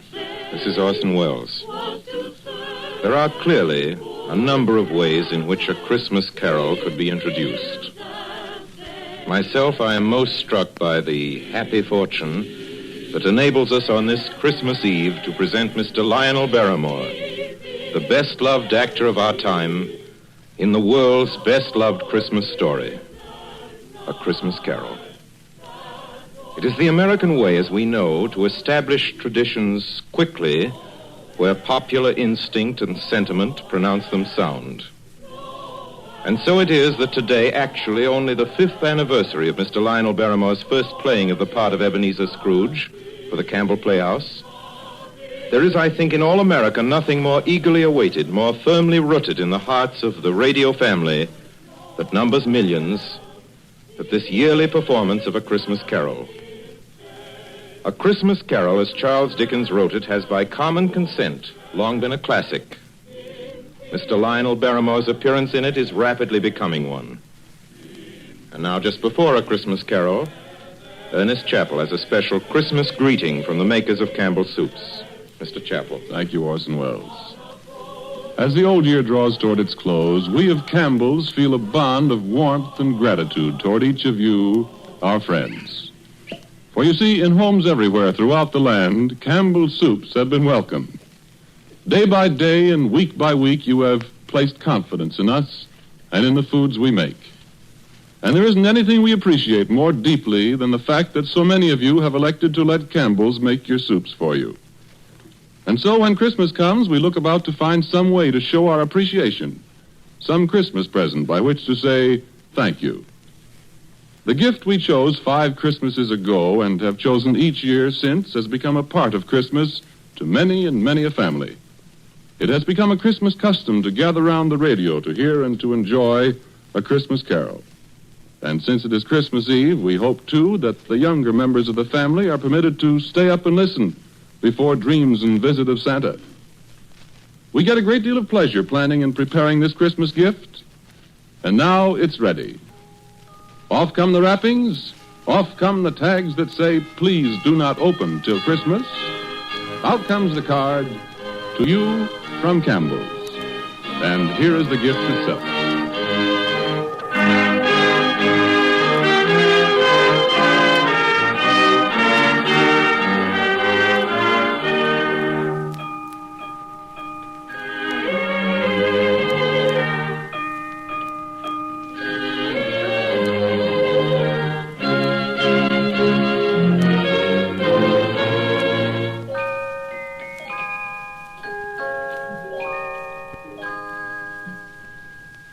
Marley was dead to begin with. There's no doubt whatever about that. The register of his burial was signed by the clergyman, the clerk, the undertaker, and the chief mourner. Scrooge signed it. And Scrooge's name was good upon change for anything he chose to put his hand to. Old Marley was as dead as a doornail. Scrooge knew he was dead? Of course he did. Scrooge and Marley were partners for I don't know how many years. Oh, but he was a tight-fisted hand at the grindstone, was Scrooge. A squeezing, wrenching, grasping, scraping, clutching, covetous old sinner. And once upon a time, of all the good days in the year, on Christmas Eve, old Scrooge sat busy in his counting house, a grim, cheerless place if ever there was one. The door of Scrooge's counting house was open, that he might keep his eye upon his clerk, Bob Cratchit, who in a cold and dismal little cell beyond worked at his ledgers. 19, 20, 21, 22. Merry gentlemen, let nothing you dismay. 23, 26, 29. Christmas Day. 11, 13, 17, 7, carry 1. Hour and 18. Bob Cratchit. Yes, Mr. Scrooge. Stop that infernal caterwauling. Yes, sir. 9, 15, 17, 21, carry. Impudence. Singing their idiotic Christmas carols at my very door. Go somewhere else and bellow your blasted carols, or I'll give you in charge. Sorry, Governor. It's an old custom at Christmas time, you know. Yes, and I don't want any of your old customs. Take your fellow fools and go away. Christmas. Blah. Right, sir. Merry Christmas anyway, sir. A Merry Christmas, Uncle. A Merry Christmas, Bob. Merry Christmas, Mr. Fred. God save you, Uncle. Ah, humbug. Christmas a humbug, Uncle? Now, I'm sure you don't mean that. I mean just that. Exactly that. Merry Christmas. What right have you to be merry? What reason have you? You're poor enough. Well, what right have you to be dismal about Christmas, Uncle? You're rich enough. Ah. Now, Uncle, don't be cross. Well, what else can I be when I live in such a world of fools?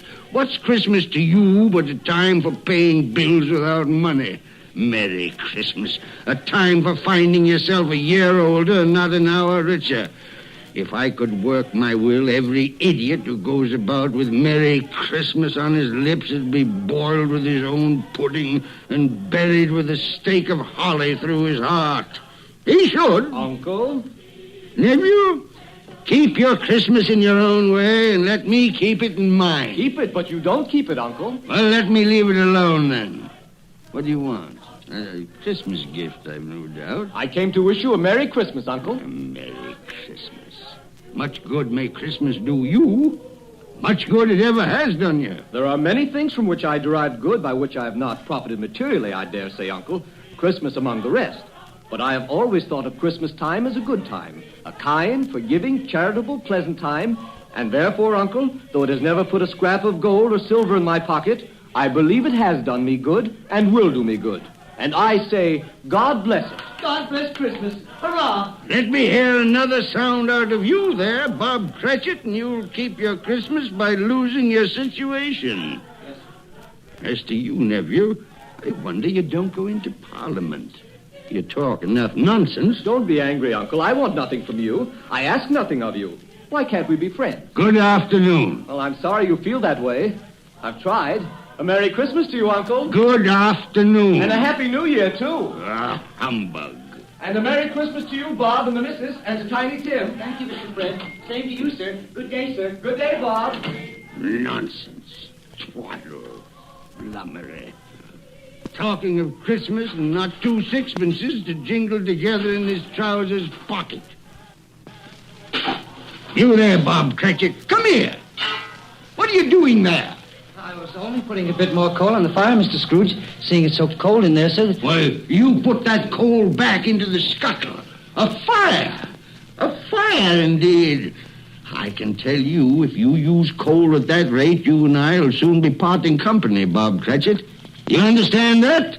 There's many a young fella like your situation, you know. Oh, I'm sorry, sir. My fingers were getting a little stiff with the cold. Then put on your mittens.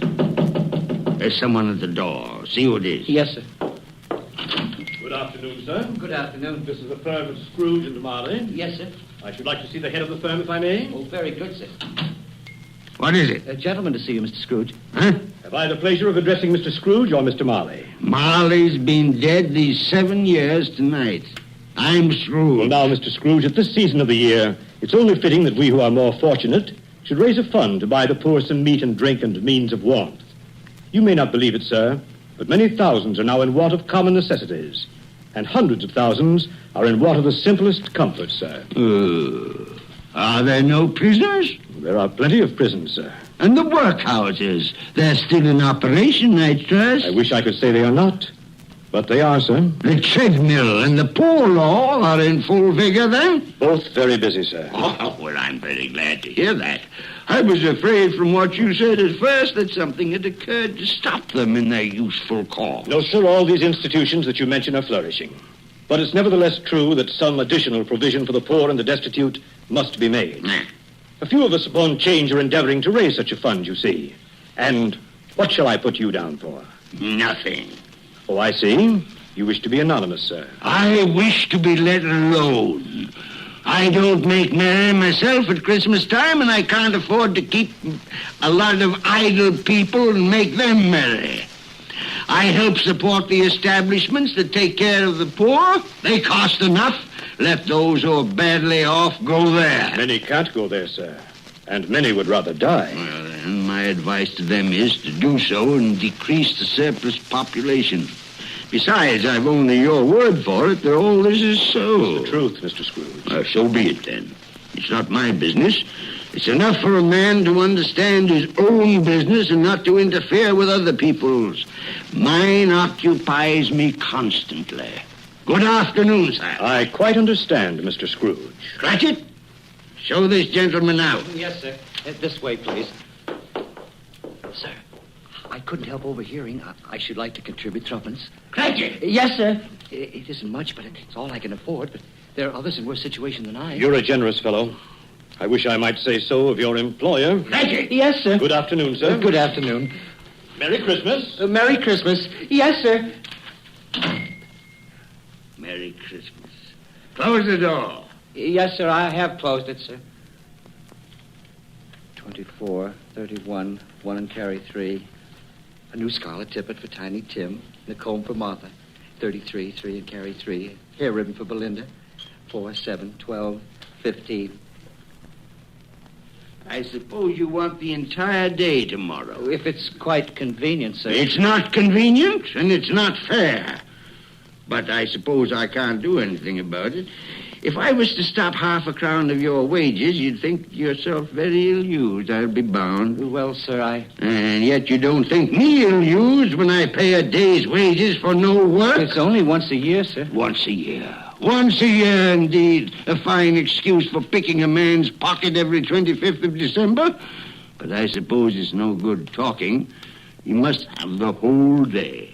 Well, see that you're here all the earlier the next morning. You understand? Oh, I will, sir. I will, sir, indeed. Good night, sir, and Merry Christmas. Merry Christmas.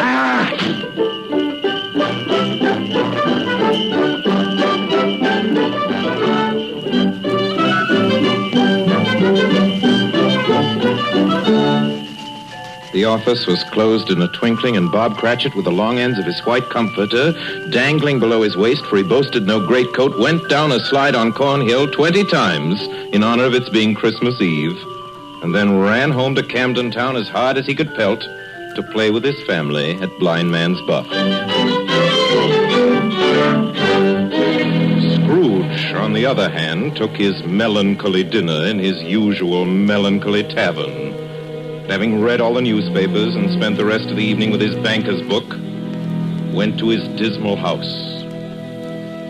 Darkness is cheap, and Scrooge likes it. The yard was so dark that even Scrooge, who knew its every stone, had to grope with his hands through the fog and the frost to find the door. Scrooge walked through his rooms to see that all was right. Sitting room, bedroom, lumber room, all as they should be. Nobody under the table, nobody under the sofa. Nobody under the bed, nobody in the closet. Closed the door. Locked himself in, double-locked himself in. And took off his cravat, put on his dressing gown and slippers and his nightcap, and sat down before the fire to take his gruel.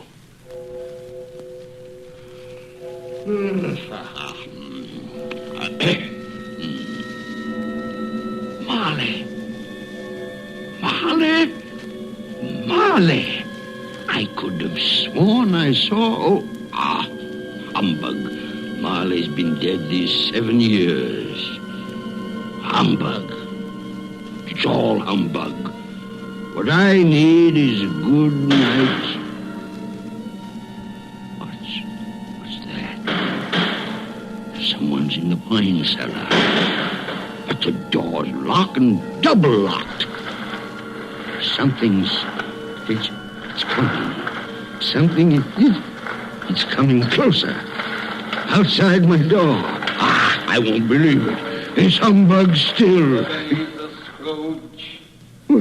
Ebenezer Scrooge. Oh, now. What do you want with me? I want much of you, Ebenezer. Who are you? Ask me who I was. Well, you're very particular for a ghost. All right. Who were you then? In life, I was your partner, Jacob Marley. Jacob Marley. But you're dead. You died 7 years ago. 7 years ago this very night. You are a ghost, then? What's wrong, Ebenezer? Don't you believe in me? I do not. You doubt your senses, Ebenezer? Yes, because a little thing affects them. A slight disorder of the stomach makes them cheats. You can't be a ghost. You may be an undigested bit of beef, a blot of mustard, a crumb of cheese, a fragment of an underdone potato. There may be more gravy than grave about you, whatever you are. Humbug, I tell you. Humbug. Excuse me, Jacob. Excuse me. I do believe in you. You are a ghost, Jacob. Thank you. But what? Why do you walk the earth, Jacob? Why do you come to me? It is required of every man that the spirit within him should walk abroad among his fellow men and travel far and wide to witness what it cannot share but might have shared on earth and turn to happiness. Oh, tell me, Jacob, what is that chain you wear around you? I wear the chain I forged in life. I made it link by link and yard by yard by my own free will. Is its pattern strange to you, Ebenezer? Cash boxes, keys, padlocks, ledgers, purses. Yours was as heavy and as long as this 7 years ago. And you have labored on it since, Ebenezer. Oh, Jacob, speak comfort to me. Comfort I have none to give. I cannot rest, I cannot stay, I cannot linger. Weary journeys lie before me. You travel fast? Yes, Ebenezer, on the wings of the wind. 7 years dead and traveling all the time? 7 years, Ebenezer. 7 years of remorse. Ebenezer, do you know that no space of regret can make amends for one life's opportunities misused? But you were always a good man of business, Jacob. Business? Mankind was my business. Charity, mercy, benevolence, they were all my business. The dealings of my trade were but a drop of water in the comprehensive ocean of my business. Oh, Jacob, don't take on so. Jacob. Listen to me, Ebenezer. I listen to you, Jacob. Go on, Jacob, speak to me. But don't be so flowery. Ebenezer, I am here to warn you that you have yet a chance and hope of escaping my fate. Do you hear that, Ebenezer? Yes, Jacob. You always were a good friend to me, Jacob. Thank you, Jacob. But go on. Go on. Go on. How shall I escape? Oh, I'm afraid, Jacob. You will be haunted by 3 spirits. Is that the only chance and hope, Jacob? It is your only chance and hope. Well, then I think I'd rather not. Without their visit, you cannot hope to shun the path I tread. Expect the first tomorrow, when the bell tolls 1. Couldn't I take them all at once and have it over, Jacob? Ebenezer, look that for your own sake you remember what has passed between us. And remember, when the bell tolls 1, look for the first spirit. Marley. Jacob Marley.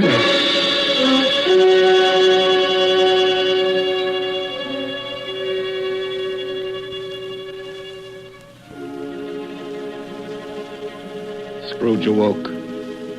He was lying on his bed fully dressed. Suddenly the curtains of his bed were drawn aside. Scrooge found himself face to face with the unearthly visitor who drew them. As close to it as I am now to you. And and I am standing in the spirit at your elbow. It was a strange figure, like a child, yet not so like a child as like an old man. Ebenezer Scrooge. Who is that? Ebenezer Scrooge, I have come for you. You are the spirit, sir, whose coming was foretold me? I am that spirit. What are you? I am the ghost of Christmas past. Long past? No, your past. But what do you want of me?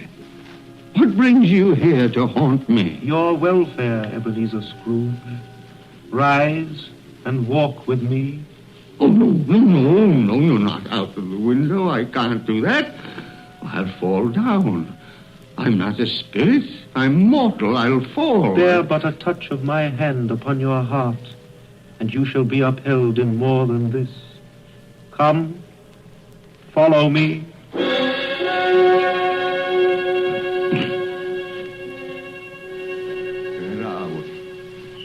What's become of the city? And there's snow upon the ground. Where are we? These are the shadows of the things that have been. You recognize this countryside? Oh, I know every inch of it. Every rock, every tree. And that bleak building over there? That building. I was a boy there. Yes, I went to school in that horrible place. Do you recollect that path? I could walk it blindfold. Strange you forgot it so many years. Come, let us go closer. Look through the window into that cold, barren room. What do you see, Ebenezer Scrooge? I see a boy. A solitary child, neglected by his family, alone. Yes, I see. I know that boy. Oh, I was so lonely. Poor boy. Your lip is trembling, Scrooge. And what is that on your cheek? It's nothing at all. I wish it's too late for that now. What's the matter? Nothing. The waits came to my door singing Christmas carols last night. There was a boy like that among them. A poor, thin, pale boy in a ragged coat. I'd like to have given him something, that's all. Is that all? Come, Ebenezer Scrooge. Let us see another Christmas.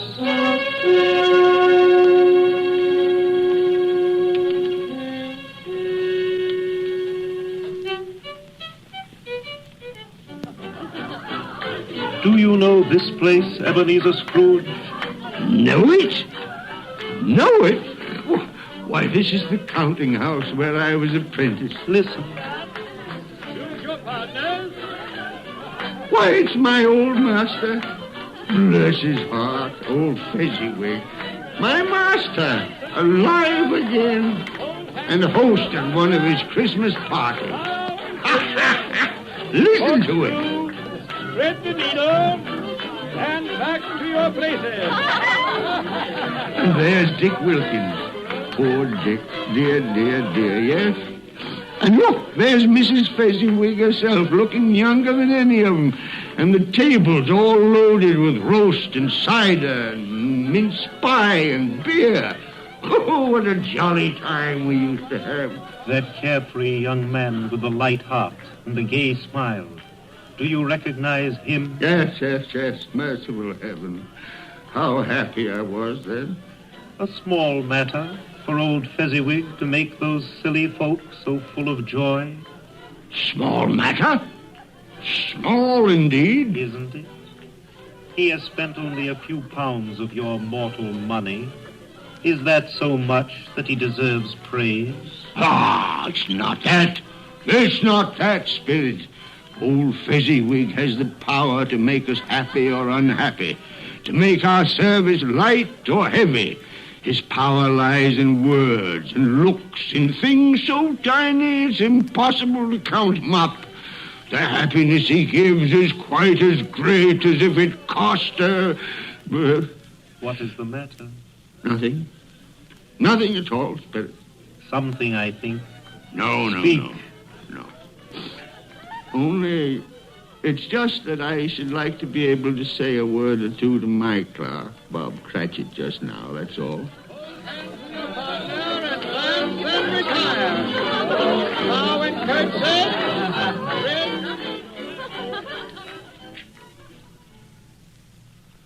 My time grows short, and we have yet another journey to make. Where now? Come. This is our last visit to the past, Ebenezer. Here, in this little room, with a fair young girl by your side. Do you recognize yourself, Ebenezer? Oh, no. Spare me this. You're older now, a man in the prime of life. Your face has begun to wear the signs of care and avarice. Your eyes are greedy, the eager, restless eyes of a miser. No, please. She knows it, too, that girl by your side. There are tears in her eyes. It matters little, Ebenezer, to you. Very little. I know that. Belle, have I changed towards you? When we were engaged, we were both poor. Was it better then? Better to be poor? Better at least to be happy. You're changed. You were another man then. I was a boy. Do you blame me because I've grown wiser? Have I ever tried to break our engagement? In words, no. Never. In what, then? In a changed nature. In an altered spirit. In everything that made my love of any value in your sight. So I release you from your promise. Belle. Oh, at first it may cause you pain to lose me. A very brief pain. But soon it will be dim, like a half-remembered dream. An unprofitable dream. And you will be glad to be awake from such a dream. May you be happy in the life you have chosen, Ebenezer. For the love of him you once were. Spirit, it's enough. Show me no more. Take me home. These were shadows of the things that have been. That they are what they are. Do not blame me. No more. One shadow more. Come. Do you see this man, Ebenezer Scrooge? This man might have been you, and the woman beside him your wife, and that girl might have been your daughter, Ebenezer Scrooge. She might have called you father.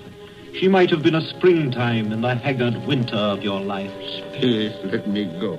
Show me no more. Listen now, while they speak, Ebenezer. Belle, I saw an old friend of yours today. Who was it? Guess. How can I? Oh, I know. Mr. Scrooge. Mr. Scrooge it was. I passed his office window. It wasn't shuttered, and there was a candle inside, so I couldn't help seeing him. His partner, Marley, lies at the point of death, I hear. And there Scrooge sat all alone. Quite alone in the world, I do believe. Spirit, I can bear no more. Leave me. Haunt me no more. Take me back. Take me back.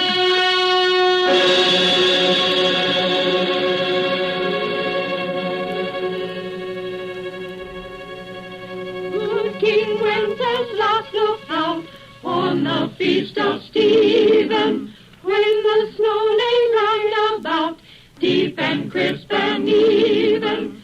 Brightly shone the moon that night. You are listening to the Campbell Playhouse, bringing you tonight the 5th annual presentation of Charles Dickens' A Christmas Carol, produced by Orson Welles and starring Lionel Barrymore as Scrooge. This is the Columbia Broadcasting System. When the snow lay round about, deep and crisp and even. Brightly shone the moon that night, though the frost was cruel. When a poor man came in sight, gathering winter fuel. And now, back to the Campbell Playhouse and the 5th annual presentation of A Christmas Carol. A Christmas present from the makers of Campbell's Soups.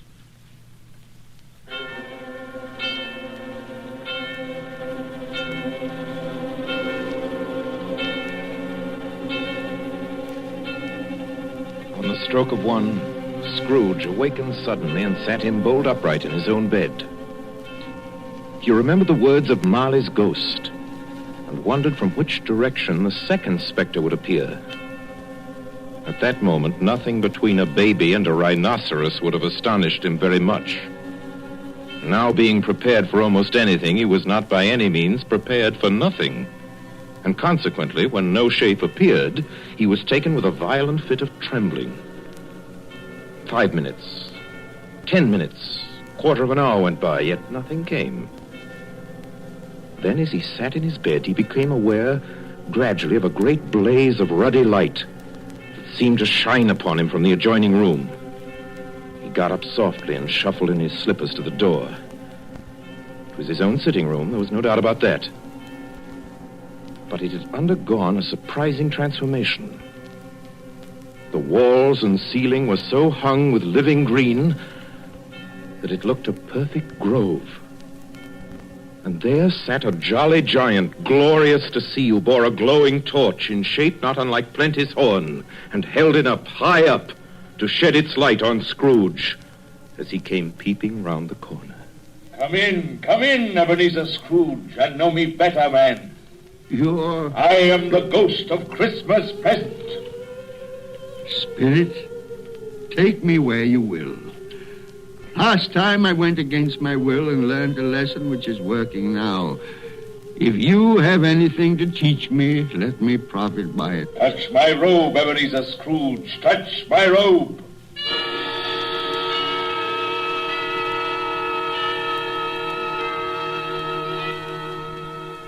Where have you brought me, Spirit? To an humble dwelling in an humble street. It's miserable enough.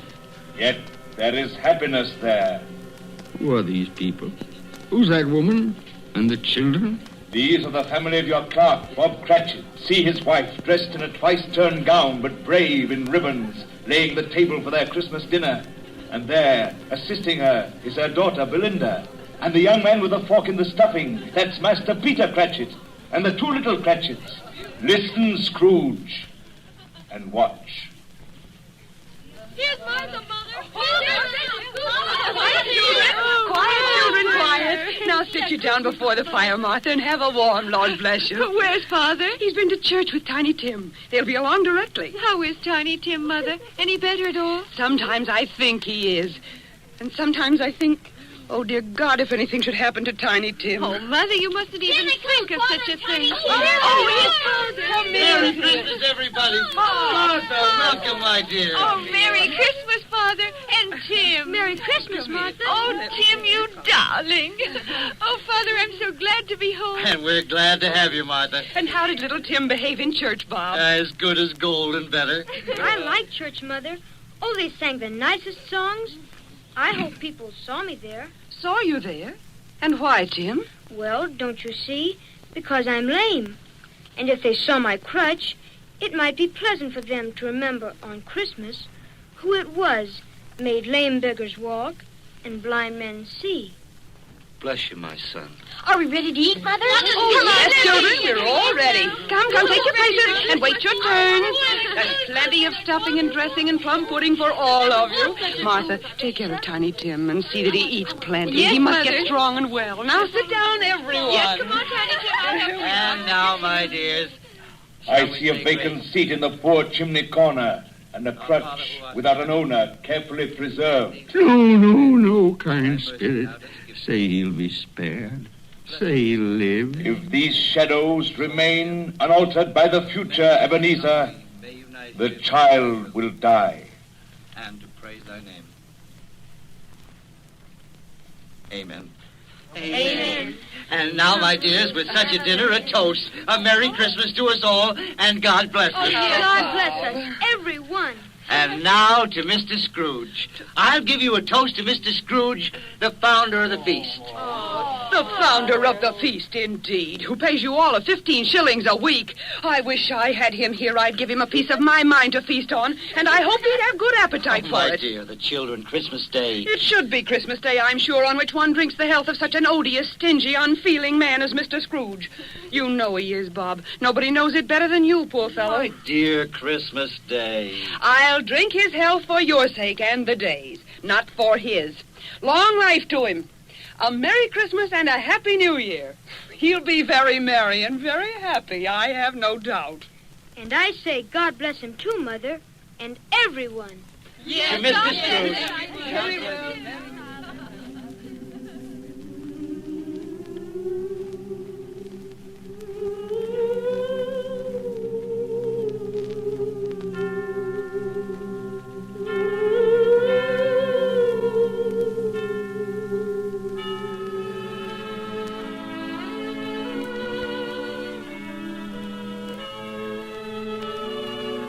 There was nothing of high mark in all this. They were not a handsome family, these Cratchits. They were not well dressed. Their shoes were far from being waterproof. Their clothes were scanty and had known, very likely, the insides of a pawnbroker's. But they were happy, grateful, pleased with one another and contented with the time. And when at last they faded, Scrooge had his eye upon them, and especially on Tiny Tim until the last.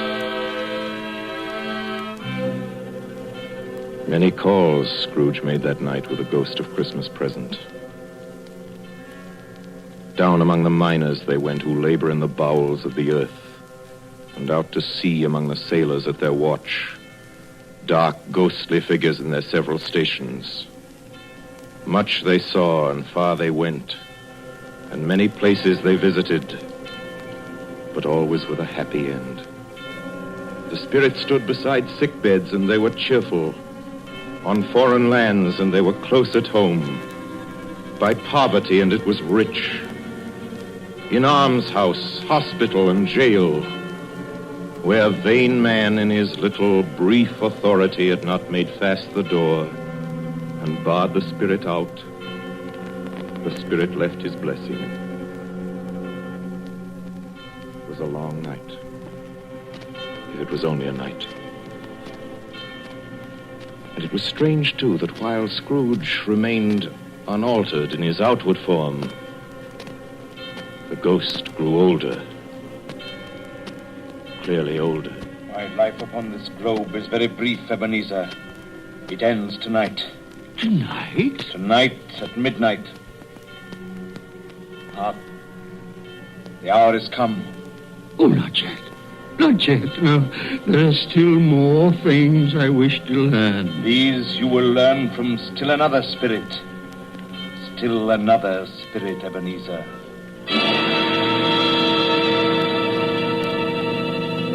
Scrooge looked about him for the ghost. It had vanished. He found himself once more in his bed, in his dressing gown, and his nightcap. He'd heard the clock strike. And then he remembered the prediction of old Jacob Marley, and lifting up his eyes, beheld the third spirit. A solemn phantom,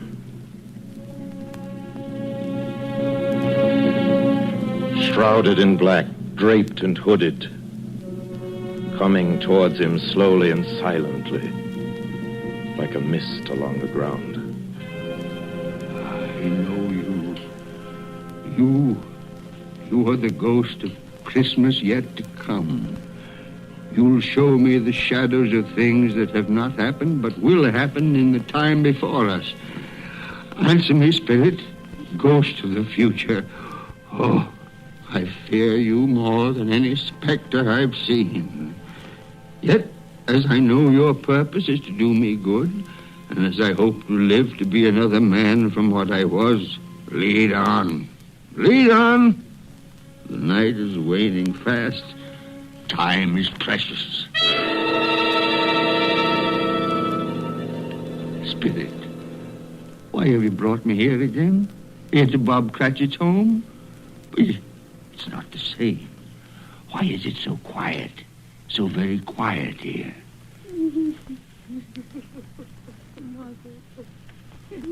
Mother, please. Oh, my son. My little son. Tiny Tim. I loved him so. Mother, dear, you mustn't. It's almost time for Father to be home. Don't let him see you crying. Yes. Yes, Martha. He's late tonight. He walks slower than he used to. Yet I've known him to walk very fast indeed with Tiny Tim on his shoulder. So have I, Mother. But he was light to carry. And his father loved him so that it was no trouble. No trouble at all. Bob. Good evening, my dear. You're late, Bob. I'm sorry, my dear. I went to the churchyard today. I wish you could have gone with me. It would have done your heart good to see how sweet and green a place it is. You'll see it often. I promised him. I promised Tiny Tim we'd walk there on Sunday. Oh, Father, dear. It's God's will, Bob. I'm trying to understand it, my dear. My son. My little son, Tiny Tim. And I loved him so. Oh, that's cruel. Cruel. Spirit, can't you give me one ray of hope that I may change all that? That Tiny Tim may live?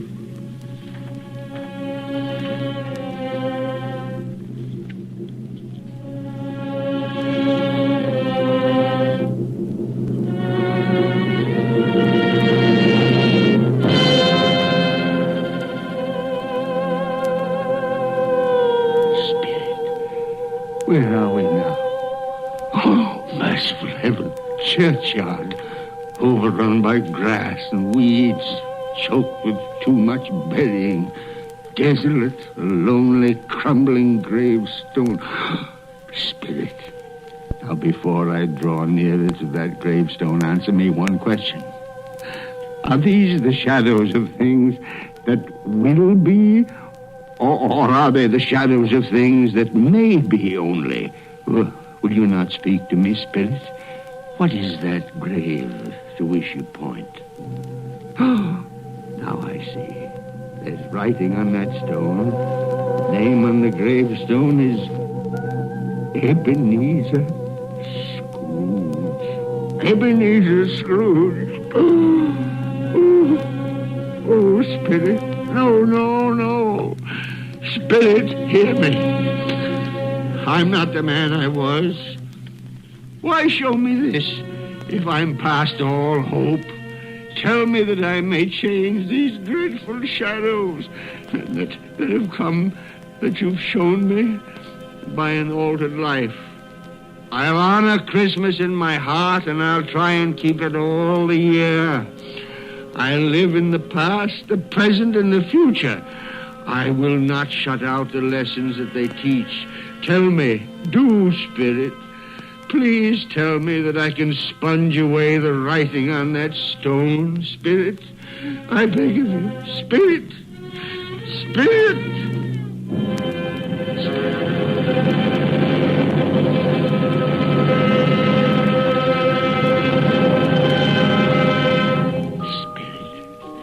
Promise on my knees. I promise.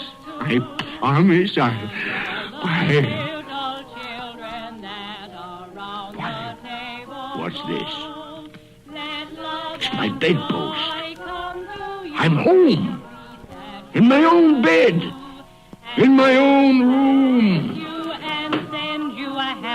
And the sun. The sunshine. It's clear. It's bright. No fog. Oh, what a beautiful day. Glorious. Glorious. Boy. Oh, boy. Yes, sir? What's today? What's that, sir? What day is it, my fine fella? Today? Why, it's Christmas Day. Christmas Day. Ha ha. Then I haven't missed it. The spirits have done it all in one night. all in one night. Heaven be praised. How's that, sir? Listen, my lad. Do you know where the poultry is in the next street? I should say I do. An intelligent boy. A remarkable boy. Tell me, do you know if they've sold the prize turkey that was hanging in the window? The one as big as me? What a delightful boy. It's a pleasure to talk to you. Yes, my buck? It's hanging there now, sir. Oh, that's wonderful. Now go around, will you, and tell him to send it to Bob Cratchit and his family on Broad Street. And mind you, they're not to know who paid for it. Now, hurry along, my lad. And here's half a crown for your trouble. Yes, sir. Yes, sir. And a Merry Christmas. And a Merry Christmas to you, too, my boy. Oh, I don't know what to do. I'm as light as a feather, as happy as an angel. I'm as merry as a schoolboy. A Merry Christmas. A Merry Christmas to everybody. A Happy New Year to all the world. Whoop! Whoop!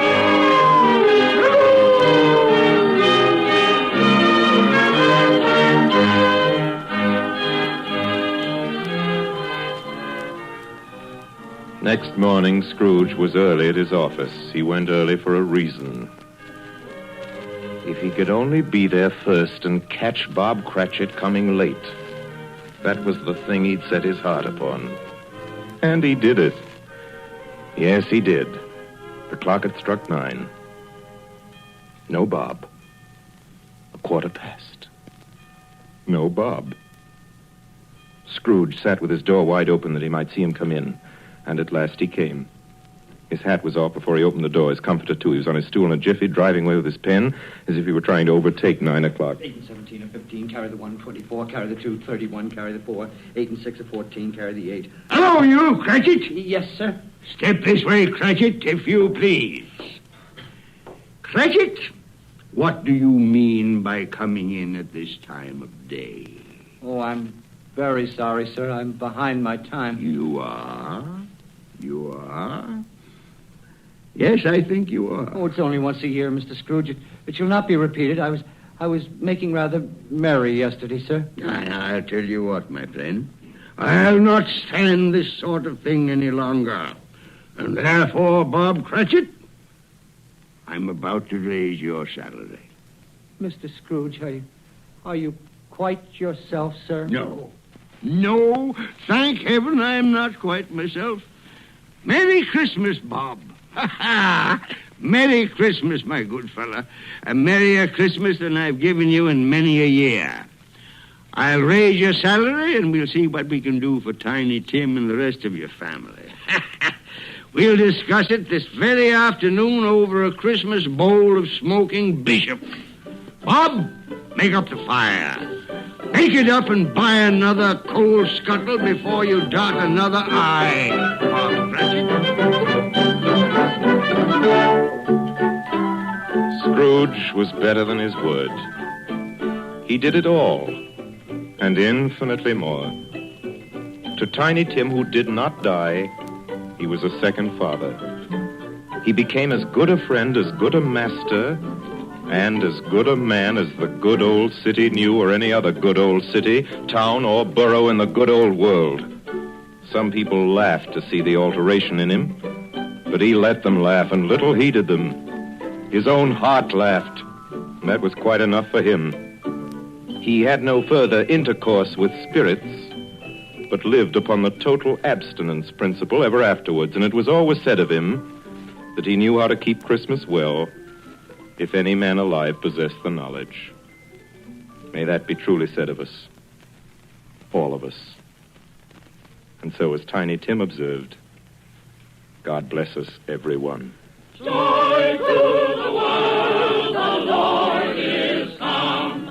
Let earth receive her King. Let every heart prepare his room. And heaven and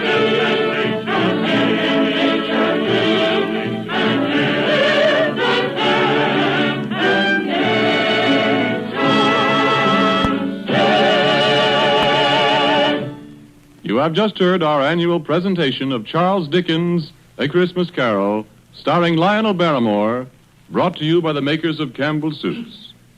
And now here is Orson Welles. At this point in the program, ladies and gentlemen, it is my custom, as you know, to present to you with a few words of introduction our guest of the evening.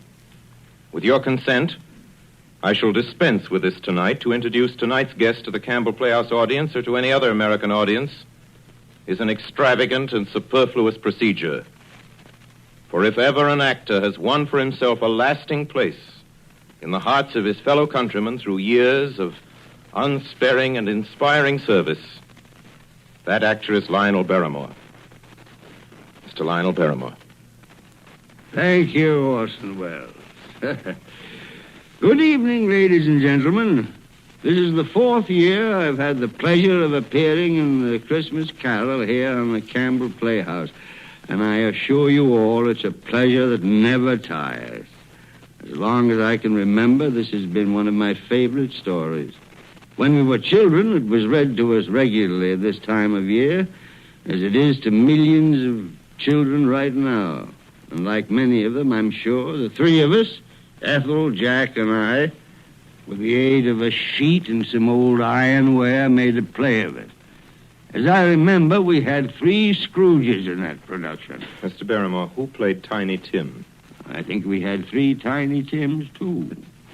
But seriously, I can think of no part that I've enjoyed playing again and again as much as I have the part of that squeezing, wrenching, grasping, scraping, clutching, covetous old sinner, Ebenezer Scrooge.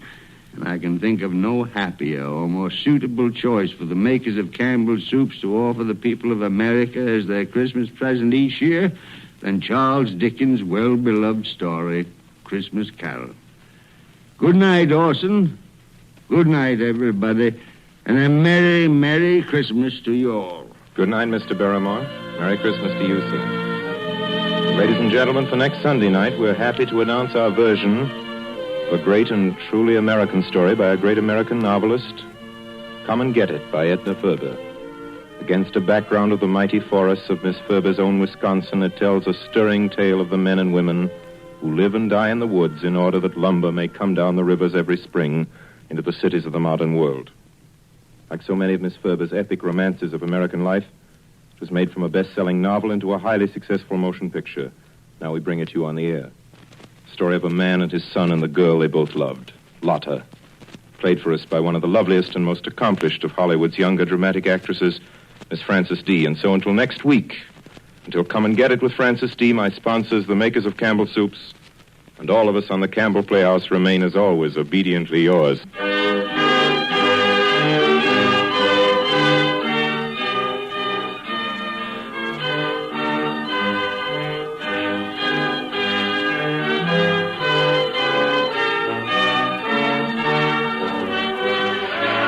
The Johnson Wax Program with Fibber McGee and Molly.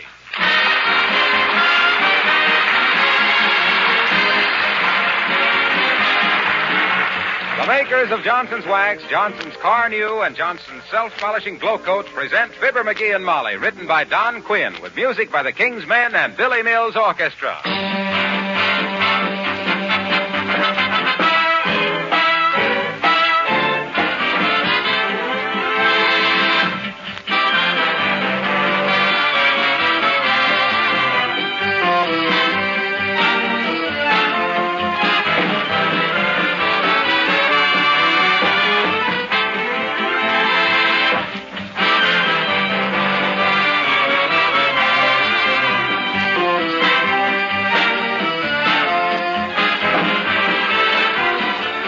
In this week before Christmas, there's probably more friendliness in the air than at any other time of the year. As we grow older, it's not the gifts of Christmas that we feel, but the friendly spirit back of them, the good smile, the warm hand clasp of neighbors and friends. When these friends and relatives gather with your own family in your own home, you realize what it means to have a home in a free country. In anticipation of these friendly gatherings, many of you will be adding the finishing touches of house cleaning this week. Among other things, going over waxed floors, furniture, and woodwork to make them gleam with beauty. The makers of Johnson's Wax are proud that their humble product, find a useful place in your preparations for a warm-hearted Christmas season.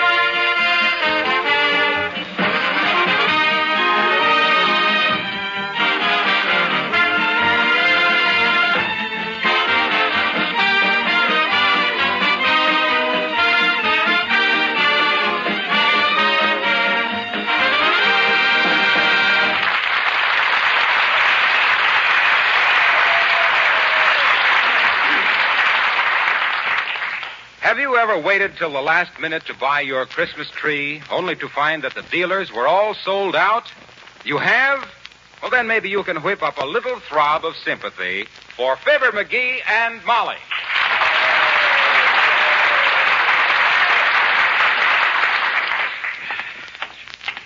Well, I'm afraid it's no use, McGee. We've been to 7 different lots and we haven't seen a loose spruce. Don't worry. I'll get us a Christmas tree if I have to chop one off the courthouse lawn. Well, then I'll have to change my Christmas present for you. Huh? That war bond. I'll make it a bail bond. Yeah. Say, why on earth didn't you go buy a tree last week as I suggested? Because they were asking ridiculous prices, that's why. Most of them slum-raised lumber jerks were asking $7.50 for a bow-legged little balsam no bigger than a whisk broom. You think they get cheaper as they get scarcer? That ain't the point. The point is to find the guy that's overstocked, see? Afraid he isn't going to get rid of them by Christmas. Get one for a song that way. We should have brought Nelson Eddy with us then. I've heard you sing in the shower, and that soapy opera of yours wouldn't get us anything but a raspberry bush. Ah, Merry Christmas, Mrs. Nesmith.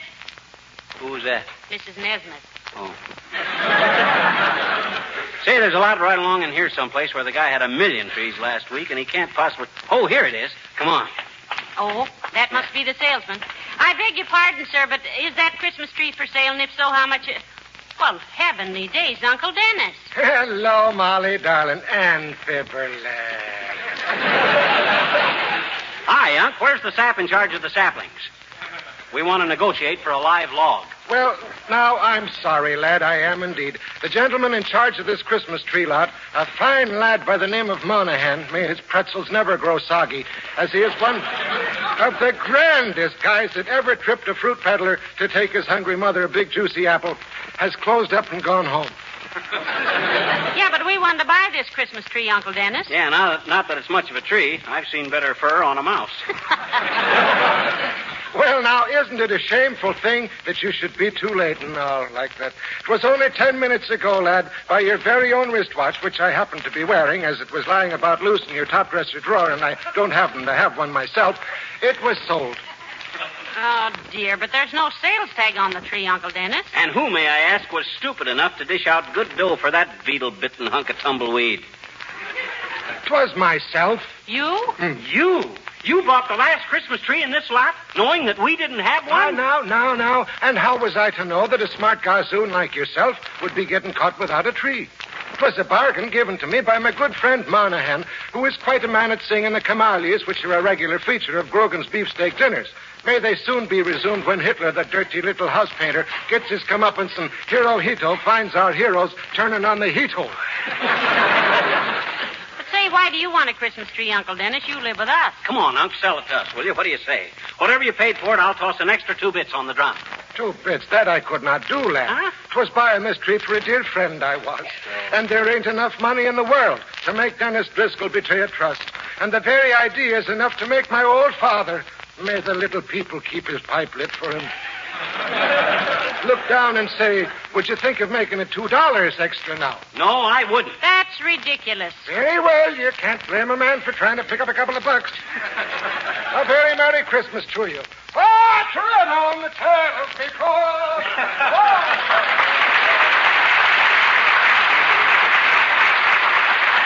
Can you imagine that, my own uncle? Of all the dirty, low-down tricks, a fine Christmas spirit. Chipping his own family out of the last Christmas tree in town. You think it really is, dearie? Well, it might be. Come on, let's look some more. Goodwill toward men. That was a fine sample of it. Here we are with the whole world full of misery, needing friendship and sacrifice more than any time in history, and what happens? We get bopped with a balsam. If that ain't the dirtiest... Oh, McGee, look. Huh? There's a Christmas tree place right there. And there's Alice Darling coming out of it. Yoo-hoo, Alice. Oh, hello, Mrs. McGee. Hello, Mr. McGee. Hi, Alice. Don't tell us you're shopping for a Christmas tree, too. Oh, jeepers, no, Mr. McGee. On account of anybody who was silly enough to wait till now to buy their Christmas tree is simply just too stupid for anything. What are you doing down here? We're buying a Christmas tree. Oh, well, that's what I say. It's much better to wait till the last minute when it isn't so crowded and the trees are much fresher or something. When I bought my tree 2 weeks ago, 2 weeks ago? If you bought a tree, what'd you do with it, Alice? We didn't see it around the house anyplace. And a pine tree ain't exactly what you might call unobtrusive. Oh, well, I didn't buy it for me, Mr. McGee, on account of jeepers. I've only got one room, and a girl which she lives in just one room only needs a little piece of mistletoe. You know what that is. That's the ivy that if you don't meet the right people under it, it's poison. Ah, dear, and if you do, it's the berries. Why, Molly. Oh, I just love Christmas time because that's when you can dash up to people and kiss them like it was a sudden impulse. And I've already made out a list of the sweetest men to have sudden impulses about. Oh, that's one nice thing about being a girl. You can be girlish and people don't think anything about it. Now I know what I forgot to get Alice for Christmas, dearie. Lipstick. Yeah, that brotherly love stuff is great, ain't it, Alice? Particularly when you run out of brothers. Well, I don't want that you should get the idea that I simply rush around kissing simply everybody, Mr. McGee, because really I'm a very reserved character. You know, once I was in love with a fellow for 3 years, and he never even held my hand, and then he married another girl. Oh, who was that, Alice? Cary Grant. Creepers, I'd like to have met that man. Well, I hope you find a Christmas tree, Mr. McGee. Goodbye now.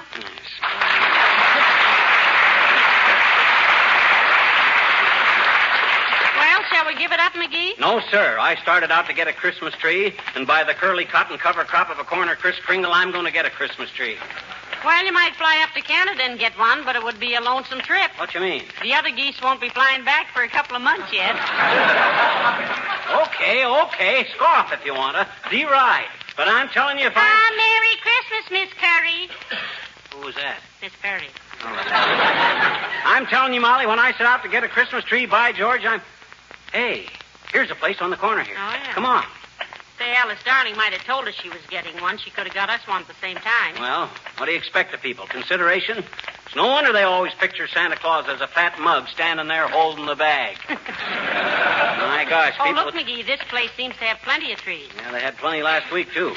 And the guy that runs this pocket-picking concession thinks no more of a quarter than I do of my left leg. Pocket-picking concession. Pocket-picking papa.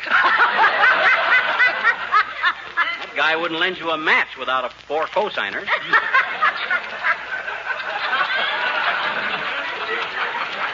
Hi, bud.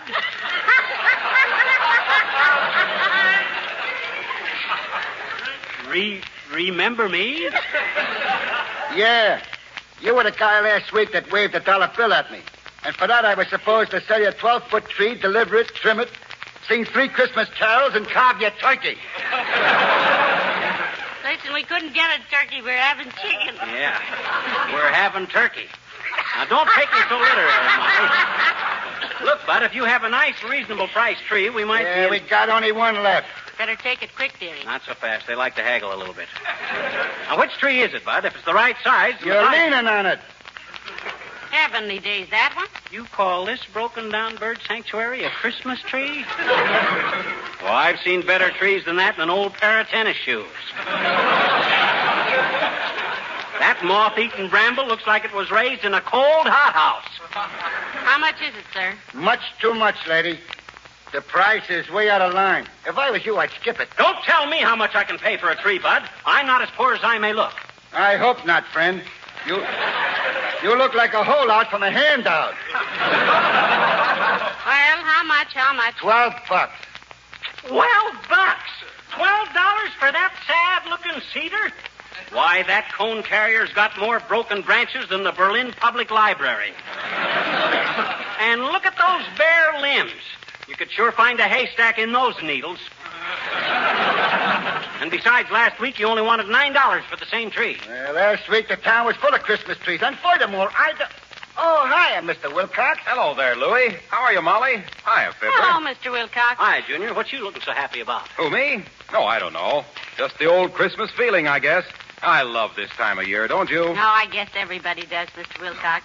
Got your Christmas window shopping all done? Just about. And I suppose the presents are all piled up at your house. We stack 'em on the piano, Junior. Yeah, and from the looks of the Christmas tree situation, that's where they're going to stay, too. Yeah. Oh, so what? It won't hurt anything. Not when anyone keeps the piano and woodwork and lampshades and windowsills and everything protected from scratching and holiday wear and tear like you do with Johnson's wax. Oh, it's nothing. You think it's nice, Junior? You think it's nice to be so commercial about Johnson's wax on a holiday like Christmas? You think that's very couth? This, pal, is Tuesday. Christmas is Saturday. And on Saturday, I say nothing about Johnson's wax. I merely say things like, thank you. And, gee, that's wonderful, but you shouldn't have done it. And, very little ice in mine, and stuff like that. Well, personally, we've been so upset trying to get a Christmas tree, Mr. Wilcox, that we haven't... Excuse me, Molly. Hey, Louie, how much is this tree here? $12, Mr. Wilcox. It ain't worth it, frankly, but it's the last one I got. I'll take it. Here's 15, and wish yourself a Merry Christmas with the rest of it.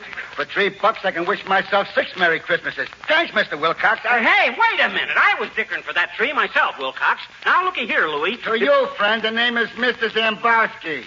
And we can't do no business. The tree is sold. You see, Mr. Wilcox, we were... Gee, I wouldn't have had this happen for anything in the world, folks, if I'd only known you wanted it. I thought you were merely friends of Louie here. He should live so long. They say a man can't have too many friends, but in your case, Bud, it would be too many. Now, look, Wilcox, we haven't got a Christmas tree, and we were merely trying to decide about this. Believe me, pal, believe me, I'm terribly sorry. To think that I should walk in and grab it right out from under your nose. Oh, gee whiz. I ought to be ashamed of myself. I'll take it with me, Louie. Well, I'll see you later, kids. To think that I should pull a shabby trick like that on my best friend. Well,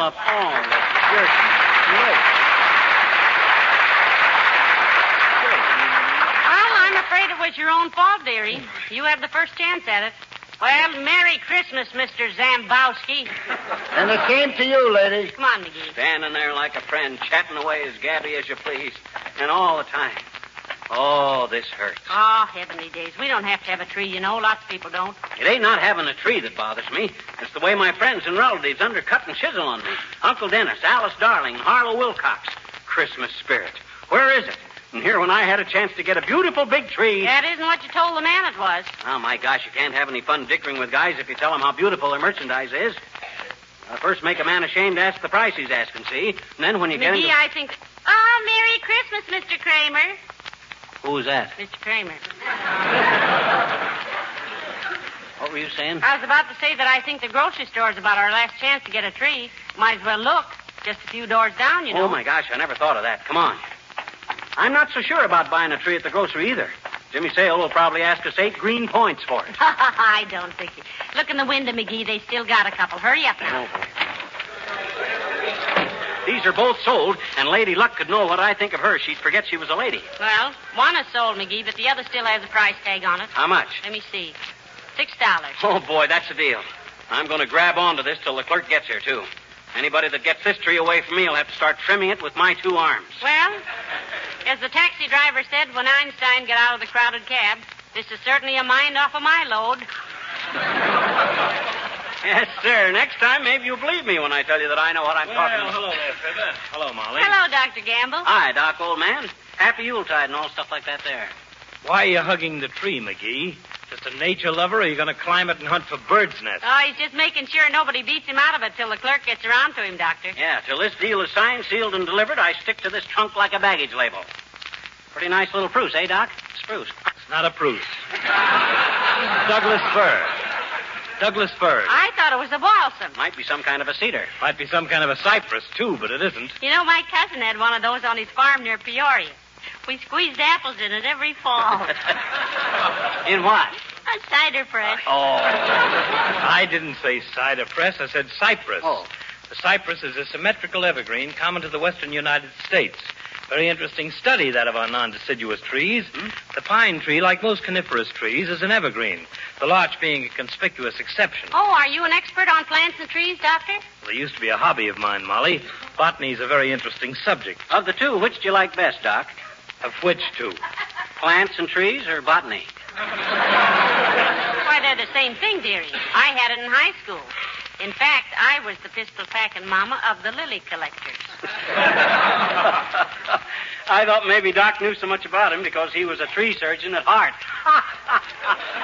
No, but if I ever hear of a sap needing a transfusion, I'll know where to come.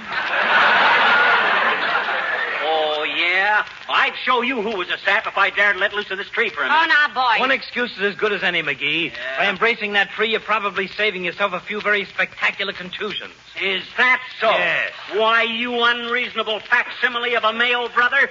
For 2 aspirin tablets... Now, McGee, is that any way to talk while hugging a Christmas tree? No, it isn't, Molly, and it was my fault. I'm sorry, McGee. No time for quarrels. Okay, Doc. Well, then, I'm a little hasty myself at times. Not about buying Christmas trees. Well, real friends are too scarce to fight with them. In fact, McGee, I retract all the unpleasant things I ever said about you in the past. Oh, I do too, Doc. I even take back the stuff I thought about you. That's even dirtier than what I said. Well, now, this is better. You know, Christmas is a time when we should all be friends. I think so, too. Let bygones be bygones, McGee. Be a pal. Well, that goes for me, too, Doc. Here, I'd like to shake your hand. Good. So would I. Isn't that nice? Wait till I get untangled from this weeping willow here, and put her there, Doc. I think this is one of the sweetest things I ever saw. All right, Doc, let go of my hand. Now, wait a minute. Hey, Joe. Yes, Doctor? Hey, put that Christmas tree in my car, will you? What? Hey, wait a minute. What the... Now, look, Doc. Pay for it the next time you come in. Doggone it, Doc. Let go of my hand, will you? You double-crossing double... Doc Gamble, come back here with that Christmas tree or I'll...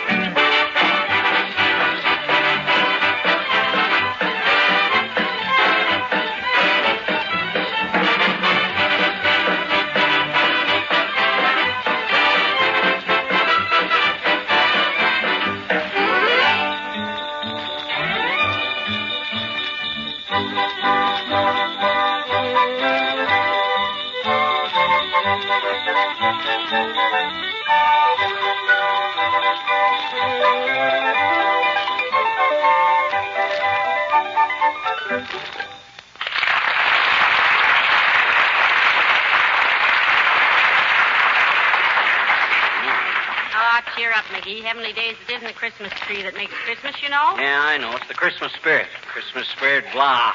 All I've seen of it today... Merry Christmas, Mr. Crockett. Who was that? John Crockett from Washington. Oh, what was I saying? Oh, yeah. Here it is, the season where everybody is supposed to love everybody, so what do? They go around grabbing Christmas trees out of people's hands. The timber thieves. The first guy that says Merry Christmas to me, I'm going to hang up my sock right on his chin. Merry Christmas, Bud. Same to you. Thanks. Who was that? Search me, but I got as much right to holler at people on the street as you have. Doggone it, if those so-called throat-cutting, sheep-stealing friends of mine knew how bad I wanted that tree, I'd... Hey. What? What if we string the colored lights on that rubber plant of yours and... Oh, no. That's no good. Doggone it, I trust people too much. But not now. Take a good look at your husband, Mrs. McGee. You recognize him? Why shouldn't I? Because he just had his faith lifted, that's why. From now on, little Fibber's going to go along looking after little Fibber. Period. As long as everybody is throwing the love your fellow man stuff overboard, I might just as well... Hi, Mr. McGee. Hi, Miss McGee. Merry Christmas. Oh, hi, little girl. And if you must yammer out those Yuletide wall mottos, sis, just say, a good December 25th to you. Or season's greetings, sir, or something like that. Skip the Merry Christmases as far as I'm concerned. Yes, he's a little disappointed. He'll get over it, though. Yeah, I'll get over this like Dan McGrew got over his lead poisoning. Sis, I'm glad I saw you while you were still young. If you still believe in this... Hey, mister. Huh? Look up on your front porch. What do you mean, look up on our front porch? Why, McGee, look, the porch is full of Christmas trees. Why, what in the... I've just been reading the tags on them, mister. Huh? There's one from Dr. Gamble and one from Mr. Wilcox and Alice Starling and one from Billy Mills, I betcha, and one from Uncle Dennis and one... Oh, my gosh, you mean they were all buying them trees for us? Well, I never thought... Well, gee whiz, come on. Boy, oh, boy. Hero. Merry Christmas! Oh, my heavenly days. Here's the King's men and everybody. McGee, get out the root beer. I'll get some cookies. Just a small root beer for me, McGee. I got to operate in the morning. McGee, can you close your mouth and pull in your eyeballs long enough to thank these people for the Christmas tree? Well, look, everybody, gee whiz, all I can say is, well, Merry Christmas. Yes, Same to you. Hey, Mr. McGee. What do you want, sis? Look, I got my whole gang here again. Kenny and Bud and Johnny and Reddy and Billy Mills and all the fellas, and we thought maybe it'd be nice to sing that same song we sang last Christmas. Well, sis, that's a wonderful idea. People have been writing in all year asking us to do that again. So here's The Night Before Christmas, as originally set to music by Ken Darby of the King's Men.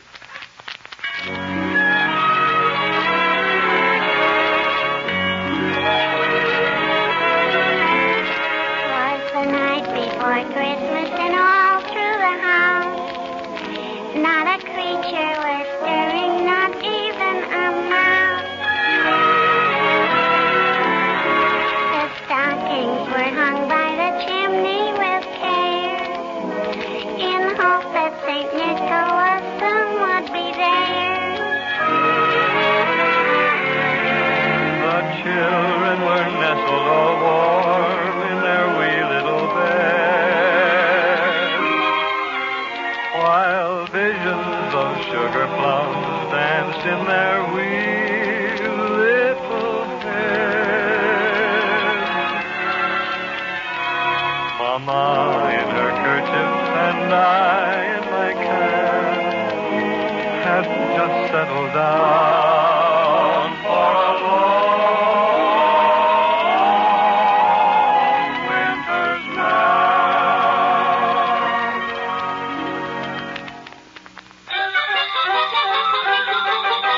When out on the lawn there arose such a clatter, I sprang from my bed to see what was the matter.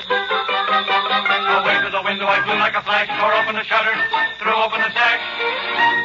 Then, what to my wondering I should appear but a miniature sleigh and a tiny reindeer.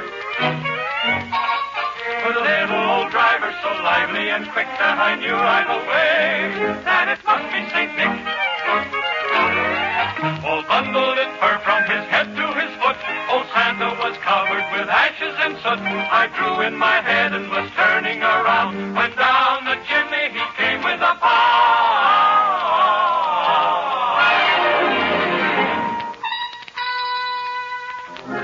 His eyes, how they twinkle. His dimples, how merry. His cheeks were like roses. His nose like a cherry. His droll little mouth was drawn up like a bow. and the beard on his chin was as white as the snow. The stump of a little old pipe he held tight in his teeth, and the smoke went around and around and around his head like a wreath. He was chubby and plump, a right jolly old elf. Then I laughed and I laughed and I laughed when I saw him in spite of myself. He had a broad face, oh ho ho, and a little round belly, oh ho ho, that shook when he laughed, oh ho ho, like a bowl full of jelly. Ho ho, he gave me a wink of his eye and a twist of his head, a chuckle and a smile I knew all the while I had none. nothing to dread. He spoke not a word, but went straight to his work and filled all the stockings. Oh, boy. Then turned with a jerk. Then laying a finger aside of his nose and giving a nod up the chimney he rose.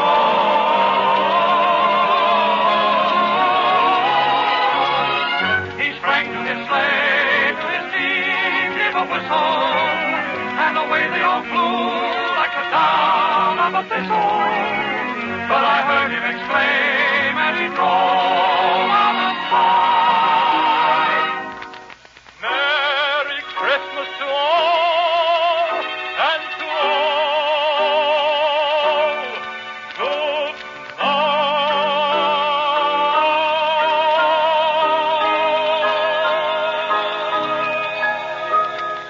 Oh, is he gone? Is the night after Christmas, and all through the house not a creature is stirring, not even the mouse. The presents are scattered and broken, I fear, and St. Nicholas won't come again for a year. The children are nestled all warm in their wee little beds, while memories of sugar plums dance in their wee little heads. Mama in her kerchief and I in my cap are settled at last for a long winter's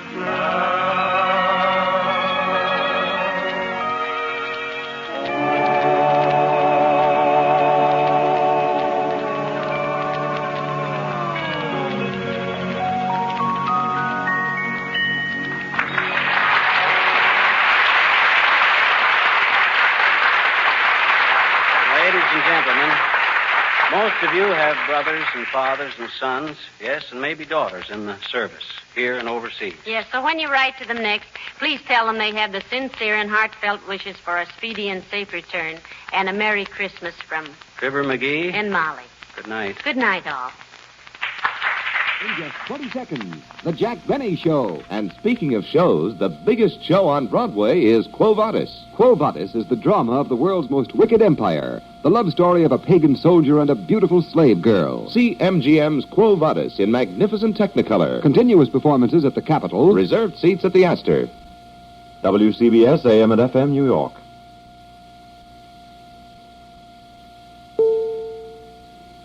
The Jack Benny Program, presented by Lucky Strike. Be happy, go lucky, be happy, get better taste. Be happy, go lucky, get better taste today. Lucky's taste better. Friends, LSMFT. Lucky Strike means fine tobacco. Fine, mild, good-tasting tobacco. There's no substitute for fine tobacco, and don't let anybody tell you different. Yes, Lucky's taste better. Because their fine, mild, good-tasting tobacco goes into the cigarette proved the best made of all 5 principal brands. Let me repeat that. Proved the best made of all 5 principal brands. That's not an empty claim. That's a fact. Verified by leading laboratory consultants. For example, Froling and Robertson of Richmond, Virginia, who report, it is our conclusion that Lucky Strike is the best made of these 5 major brands. So don't be misled by double talk. Remember the facts. Enjoy fine, mild, good-tasting tobacco in the cigarette that tastes better, Lucky Strike. So mild, so smooth, so firm and fresh, with better taste in every puff. When you buy cigarettes, remember, Lucky's taste better. And right now, Lucky's are available in bright, festive Christmas cartons. So this year, make it a happy-go-lucky Christmas. Give all your friends Christmas cartons of Lucky Strike, the cigarette that tastes better. happy, happy, go lucky strike today.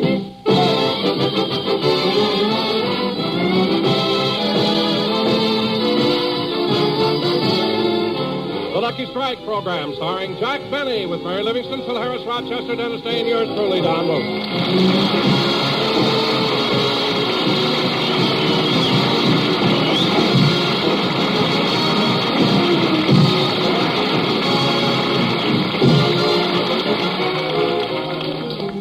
Ladies and gentlemen, Christmas is just 2 days away, so let's go out to Jack Benny's home in Beverly Hills, where we find Jack and Rochester busily trimming the tree.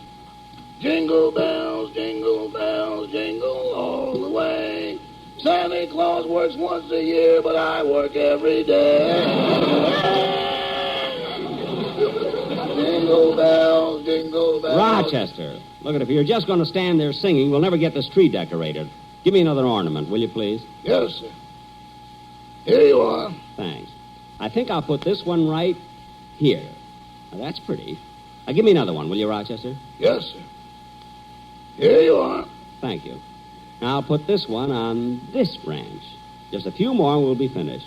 Rochester, this time give me a big one. Coming up. Here you are. Oh, boy, this is really a big one. I think I'll hang this one up near the... Oh, darn it, I broke it. And I try to handle it so gently. Boss, next year, why don't you buy ornaments instead of having me blow them out of bubble gum?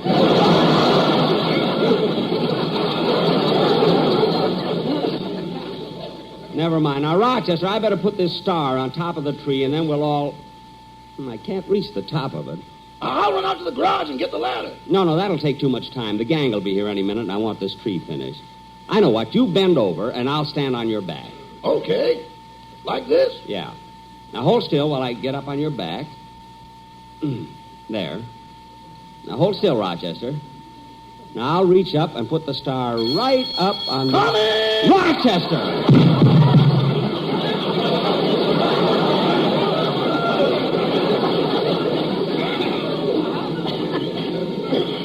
Ooh. Oh, my goodness, boss. Boss, are you hurt? Rochester, you knew I was standing on your back. Why did you move? It's your own fault. My fault? Yeah, you work me like a fire horse, and when I hear a bell, I gotta go. Oh. Coming. Fire horse. Hello? No, I'm sorry. Who was that? False alarm. Now, Rochester, I want to put the star up on the top of the tree, so will you please try... You better answer the door first. Yes, sir. Jingle bells, jingle all the way. Oh, what fun it is. Hello, Rochester. Merry Christmas. Oh, and a Merry Christmas to you, too, Miss Livingston. Come on in. Hello, Jack. Have any of the other... Hold it, Mary. Hold it. Don't move. What? You're under the mistletoe. Here I come.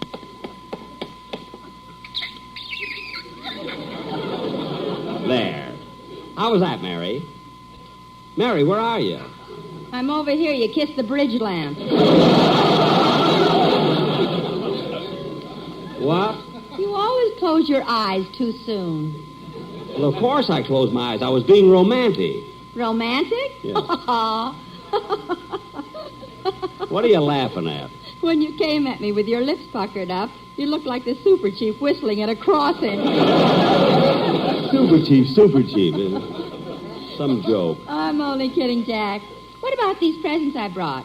Where shall I put them? Oh, presents, huh? Well, let's go in the living room and put them under the tree. Rochester, what are you doing? I'm putting snow on the branches. Oh, good. Well, Mary, how do you like my Christmas tree? Oh, Jack, it's beautiful. And I've never seen such unusual ornaments. Yes, they are, aren't they? You know, but this one should be moved a little toward the... Jack, the ornament exploded, and all I did was touch it like...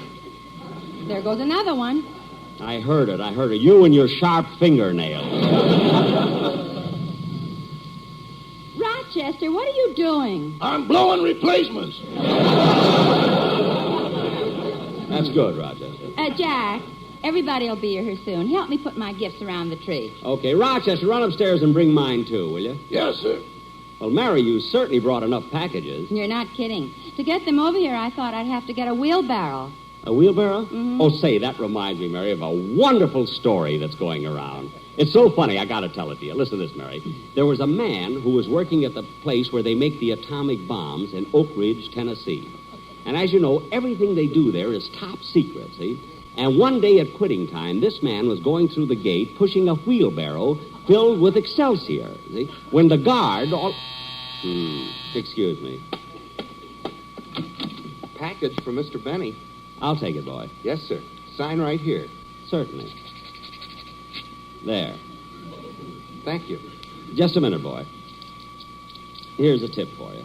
Thank you. Mary, look at this beautiful package that just came. Isn't it the... Boy, you can go. Aren't you going to open it? What? The package. Please open it. Why should I open it? You gotta. I can't stand it any longer. For 2 weeks now, without a day off, I'm delivering Christmas packages. Big ones, little ones, green ones, red ones, blue ones, white ones. Look, boy. I keep trying to guess what's in these packages. The big ones, the small ones, the green ones, the red ones. But, boy, take it easy. I can't help it. At night when I get home, I can't eat, I can't sleep. I keep thinking.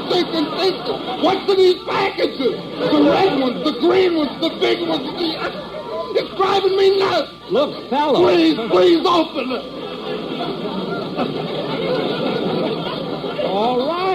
All right, I'll open it. He's going to open it.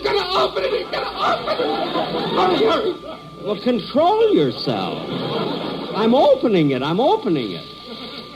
There, it's open. It's for my brother-in-law, Leonard Fenchel. I don't care who it's from. What is it? Here it is, see?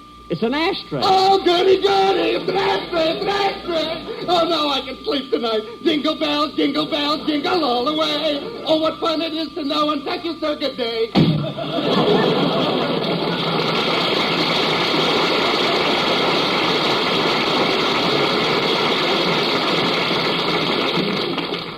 It takes so little to make some people happy. Now, Mary, where was I? You were telling me a story about a fellow with a wheelbarrow. Oh, yes. As I told you, everything is top secret at the atomic plant in Oak Ridge. So when this fella came through the gate with a wheelbarrow full of Excelsior, the security police noticed that... Oh, for heaven's sakes, these interruptions. Excuse me, Mary. Oh, hello, Don. Merry Christmas. Merry Christmas to you, Jack. Don, how come you brought the sportsman quartet over? We're not rehearsing. Oh, they have some packages they want to put under your tree. Oh, well, come on in, boys. Merry Christmas, Don. Same to you, Mary. You too, Rochester. Merry Christmas, Mr. Wilson. Say, Jack, I've never seen such a beautifully decorated tree. Well, thanks, Don. Say, what's that package you have in your pocket there? Oh, that's a present for my wife. Oh, what is it? Well, it's something very unusual. She'll be crazy about it. Well, what is it, Don? What is it? Well, Jack, we have a family album at home, and in it are several pictures of me when I was in college, and high school, grammar school. And my wife asked me so many times for a baby picture. Oh, that's cute. Say, Don, did you have one of those baby pictures, where you're nude lying on a bearskin rug? No, so I went down this morning and had one taken.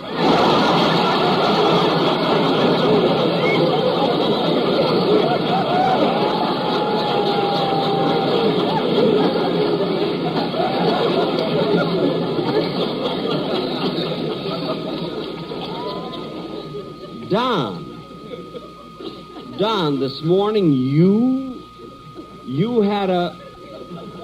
Oh, well, it'll make a beautiful calendar. Anyway, Don, when you came in, I was telling Mary a story about a fellow who worked in the atomic plant at Oak Ridge, Tennessee.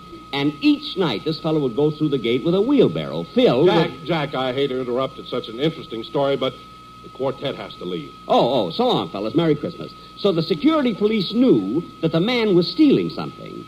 So they examined the Excelsior, but they couldn't find anything, so they let him pass, see? Then the next night, this man came through... Listen, better watch out. Fellas, I'm trying to tell a story. Jack, you don't have to sing to me Santa now. Claus is coming. I want to tell a story. He's making a list and checking it twice.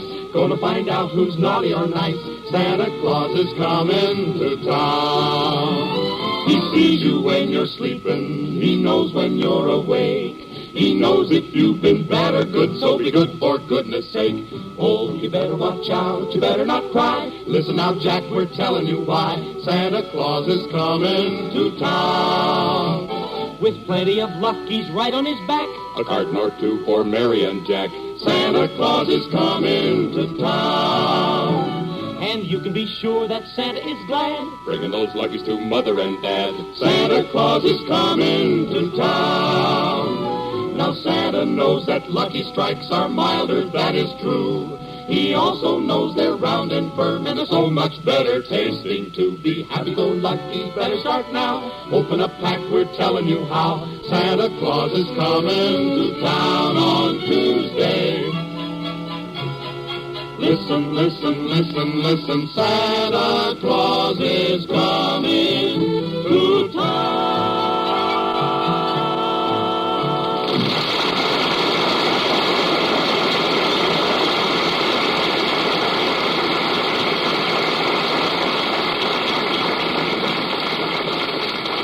That was very good, fellas. You can go now. So the security police once again took the Excelsior out of the wheelbarrow, see? And this time they really examined it. But when... Oh, for heaven's sake. Come in!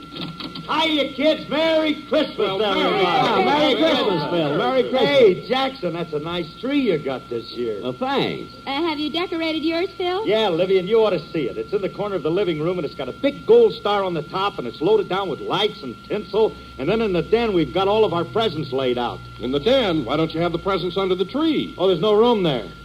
No room? Why, what's under the tree? My orchestra. We had a party last night.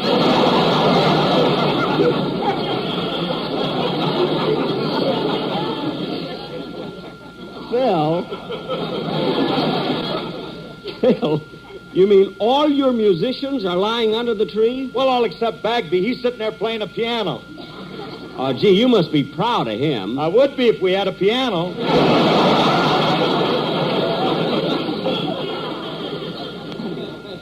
Phil, let me ask you something. Phil, if your boys had a party last night, how come you're in such good condition? I'm on the wagon, Dad.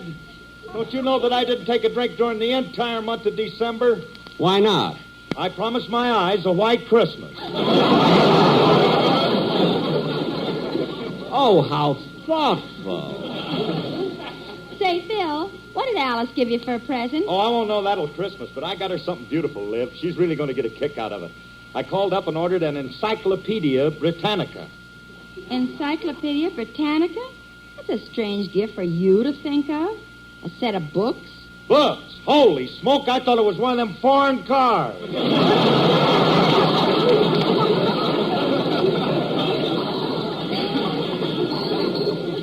Phil, how could you be so ignorant, mistaking the Encyclopedia Britannica... Mary, leave him alone. That's a natural mistake. Anyone could have made it. Now, Phil, I'd like to ask you something. Well, do, Jackson, do. Well, it's about that package you have under your arm. If it's a present for me, give it to me already.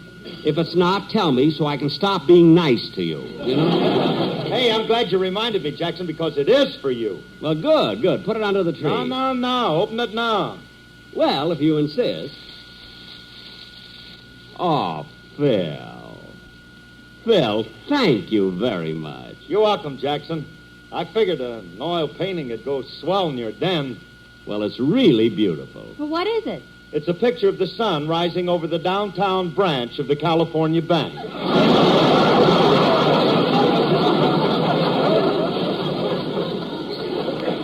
Yeah, I'll hang it between the pictures of my sponsor and Mr. Paley. You know, it looks so nice. Hey, hello, Polly. Oh, say, kids, I want to show you something I taught Polly to do just for Christmas. Oh, Polly. Now, Polly, recite the poem Daddy taught you. Now, come on, Polly. 'Twas the night. Come on. 'Twas the night.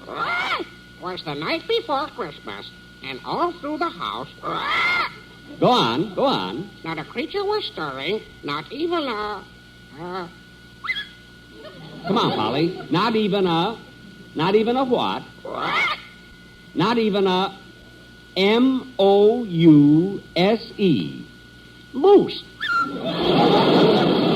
That's two O's. Stupid parrot.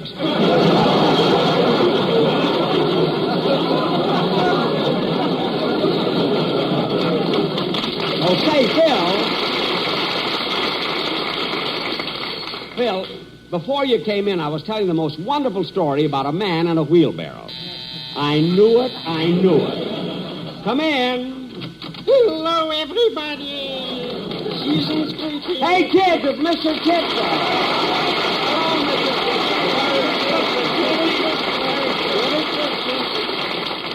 Oh, Mr. Benny, I just dropped by to tell you I saw your television show last Sunday, and I enjoyed it to my heart's contentment. Well, thank you, Mr. Kitzel. The whole program was wonderful, but that French girl you had on with you was something special. Oh, you mean that little French girl, that Helene Francois? Yes, she was so beautiful, and what a figure. Like they say in French, cette fille est la plus forme voluptueuse. What does that mean?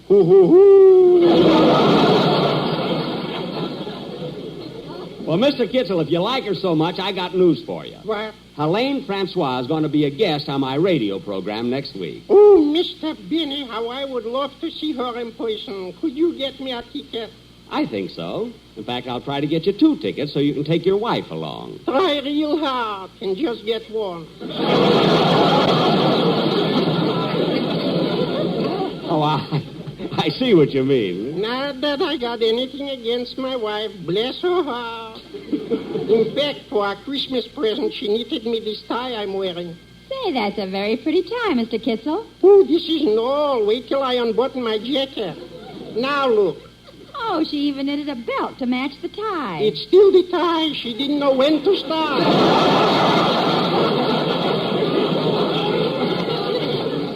Oh, Mr. Kitzel, you're joking. Well, Mr. Benny, I just wanted to wish everybody a Merry Christmas and a Happy New Year. Same to you, Mr. Kitzel. Merry Christmas.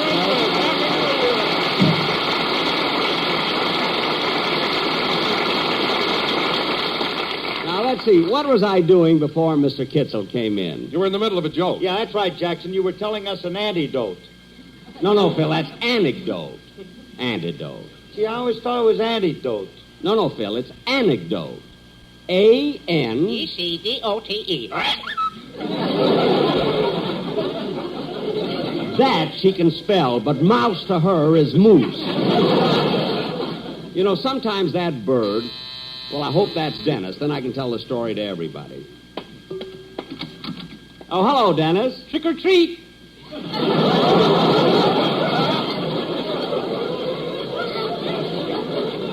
For heaven's sakes, Dennis, this is Christmas. Why in the world would you think it's Halloween? I just passed Phil's house and there are bottles dumped all over the lawn. Dennis, those weren't dumped. Phil had a party and those are calling cards. Oh. Now, come on in. Who is it, Jack? Bernard Baruch. Oh, hello, Dennis. Merry Christmas. Well, Merry Christmas, everybody. Say, Dennis, I was just telling you... Dennis, what happened? Your jaw looks like it's swollen. It is. Why? What's wrong, kid? I had a tooth pulled this morning. Oh, that's a shame, Dennis. Was it hurting you? No. You have a cavity in it? No. Then why did you have it pulled? My uncle's a dentist, and that's what he gave me for Christmas.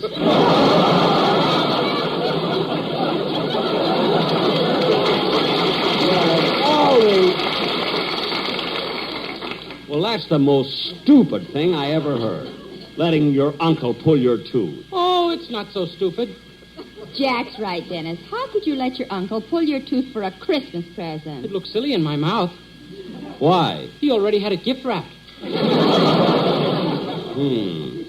Dennis, do you mean that you Mary, are you going to go along with this thing? Jack, this is so fantastic. I've got to find out. All right, it's up to you. Dennis, do you mean that you let your uncle pull one of your teeth every Christmas? Uh-huh. And then I can't wait until my birthday, so he'll pull another one. Well, why? Well, that's how I keep my uppers and lowers even. Look, Dennis, 3 more years and you can call me Gummy. Dennis, it's Christmas. Why can't you come in here just once a year? Oh, my goodness, look what I forgot. What? This present here under the tree. It's for Ed, the man who guards my vault. Well, Jack, that's certainly nice of you to remember him. Down all the years that Ed has been down there, never once have I forgotten him at Christmas. Excuse me, kids. I want to go down there and give him his present.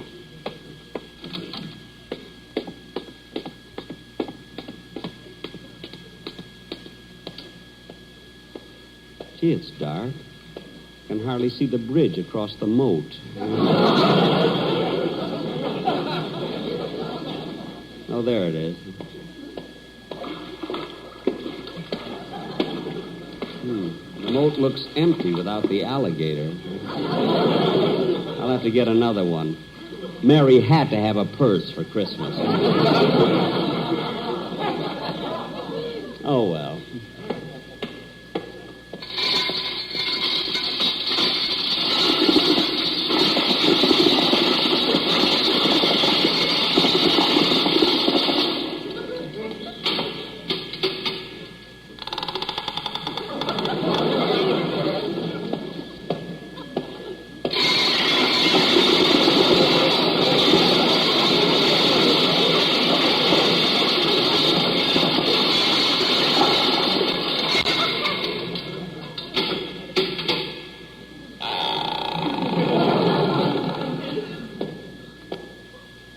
Who goes there?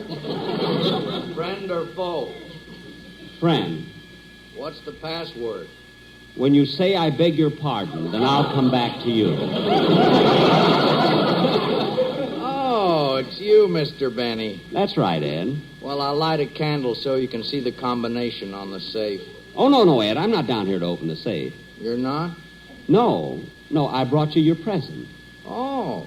Happy birthday to me. Happy birthday. No, Ed. No. It's Christmas. Christmas? How time flies. Well, go ahead, Ed. Go ahead. Open your present. I will. There you are, Ed. Do you like it? Oh, just what I've always wanted. A kite.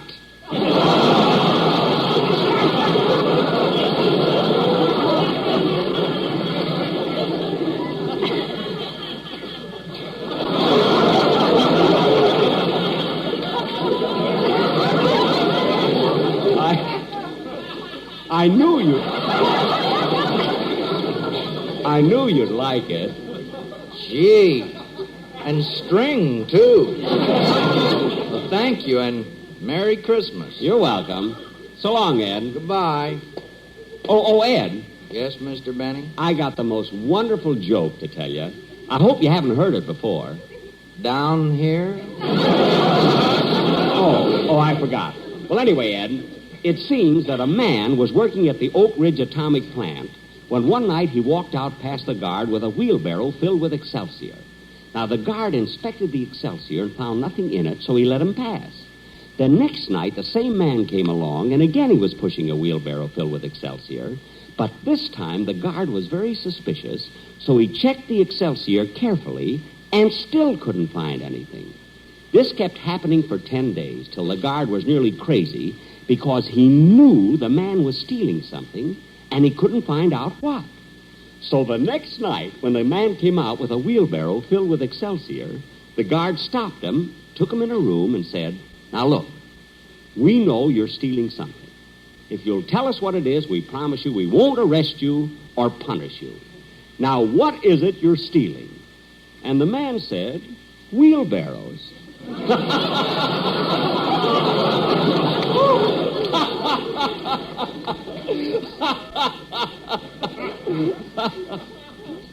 I don't get it. Oh, of course not. Silly me, I forgot. You've been down here so long, you don't know what an atomic plant is. I don't even know what a wheelbarrow is.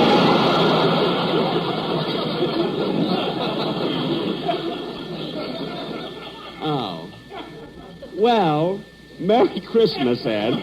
Merry Christmas.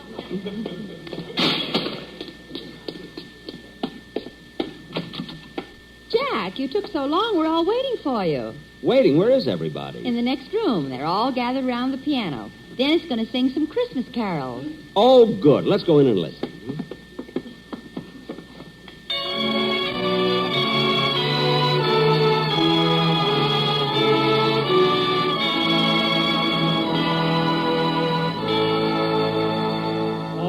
Adeste fideles, leti triumphantes, venite, venite in Bethlehem. Nacum videte, regem angelorum, venite adoremus, venite adoremus, venite adoremus,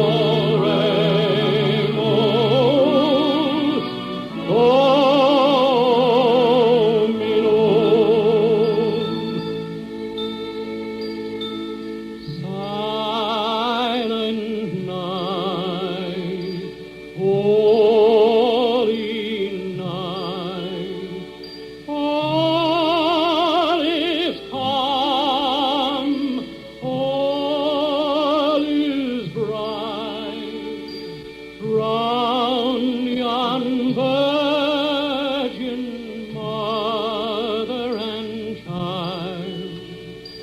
Oh, infant, so tender and mild, sleep in a heavenly peace.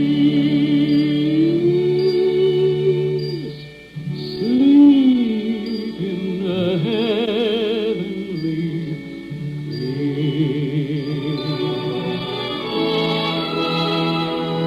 Hark the herald angels sing, glory to the newborn King. Peace on earth and mercy mild, God and sinners reconciled. Joyful all ye nations rise, join the triumph of the skies. With angelic hosts proclaim, Christ is born in Bethlehem. Hark the herald angels sing, glory to the newborn King.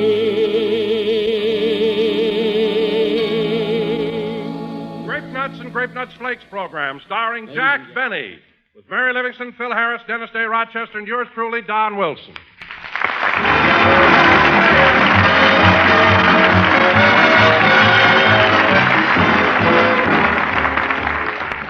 You've all heard the expression, let your conscience be your guide, of course. Well, right now, Uncle Sam is asking every one of us to pledge his conscience to his country, to help food fight for freedom. So let's all produce and conserve, share and play square with today's food. Don't patronize black markets. Buy no-rationed foods without giving up the proper stamps. And eat more of the foods that are plentiful, thrifty, and unrationed, such as cereals. Delicious, malty-rich Grape Nuts and Grape Nuts Flakes, for instance. Two swell cereals that are not only thrifty and unrationed, but bring you grand whole-grain nourishment. And you'll find Grape Nuts and Grape Nuts Flakes bring you an extra bonus. They bring you plenty of real enjoyment, too. Grape Nuts, crisp and crunchy. Grape Nuts Flakes, delicate, toasty brown flakes. So help food fight for freedom, friends. Let your conscience be your guide. And let thrifty, nutritious Grape Nuts and Grape Nuts Flakes help you on your way.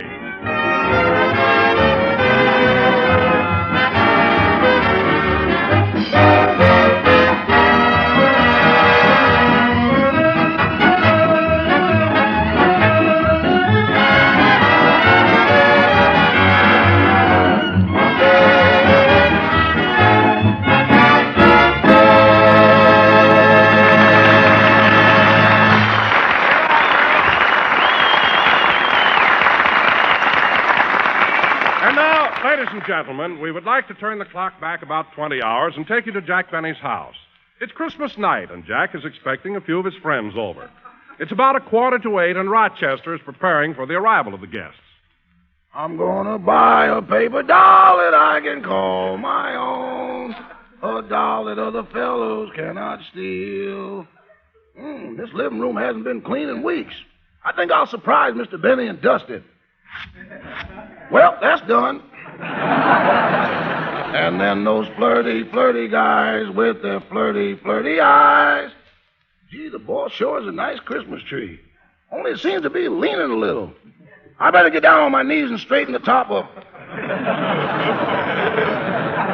gonna buy a paper doll that I can call my... Uh-oh. Look what I discovered here behind this curtain. Mr. Benny's box of cigars. They sure look tempting. No, I guess I better not. But I don't think he counts them anymore. There ain't no notches on the lid.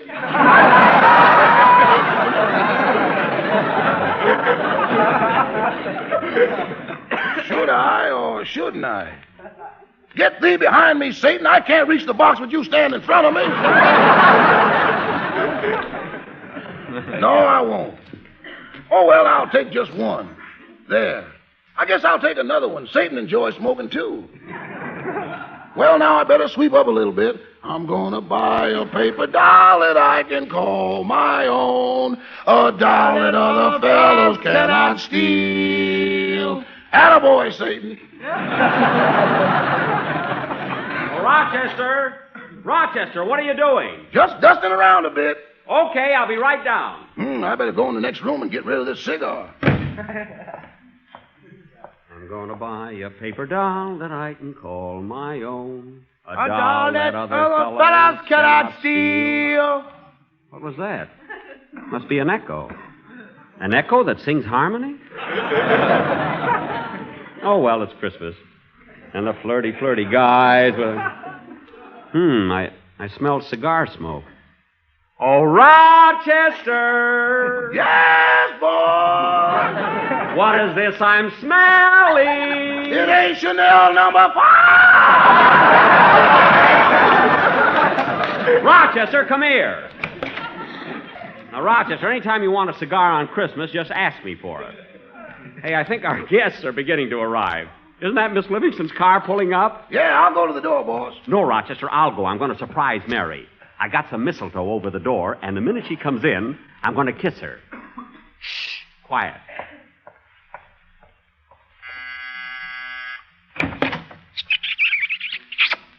Surprise! Gee, and do I get a Christmas present besides?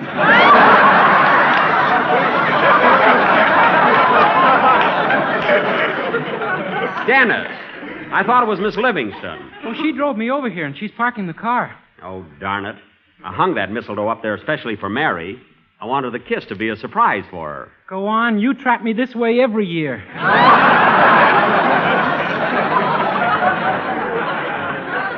Oh, quiet. I wanted Mary to get the kiss. Hey, she's coming up the walk now. Get in here, quick. She didn't see the mistletoe, so there's still time. Now, be quiet, Dennis.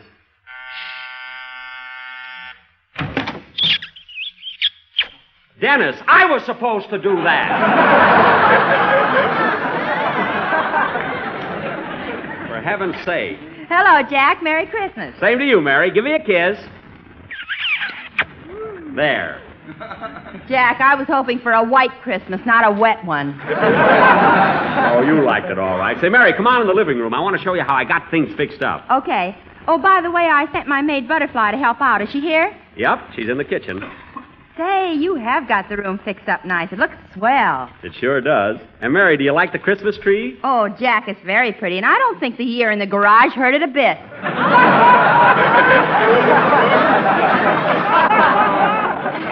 No, it didn't. And you know how it is, Mary. These days you have to conserve trees and wrapping paper and things like that. I know, but don't you think you're overdoing this conserving business? What do you mean? After all, Jack, using an old toupee for a welcome mat. Mary, it isn't an old toupee. Oh, no? Every time somebody wipes their feet on it, you have to run out and comb it again. Mary, stop clowning, will you? Say, boss, if you're expecting guests, you better get Mr. Billingsley out of the house. Today he's crazier than ever. He is not. Well, right now he's in his room wrapping up a Christmas present for you, and he's wrapping it in wallpaper. Oh, what's he giving me? A wall!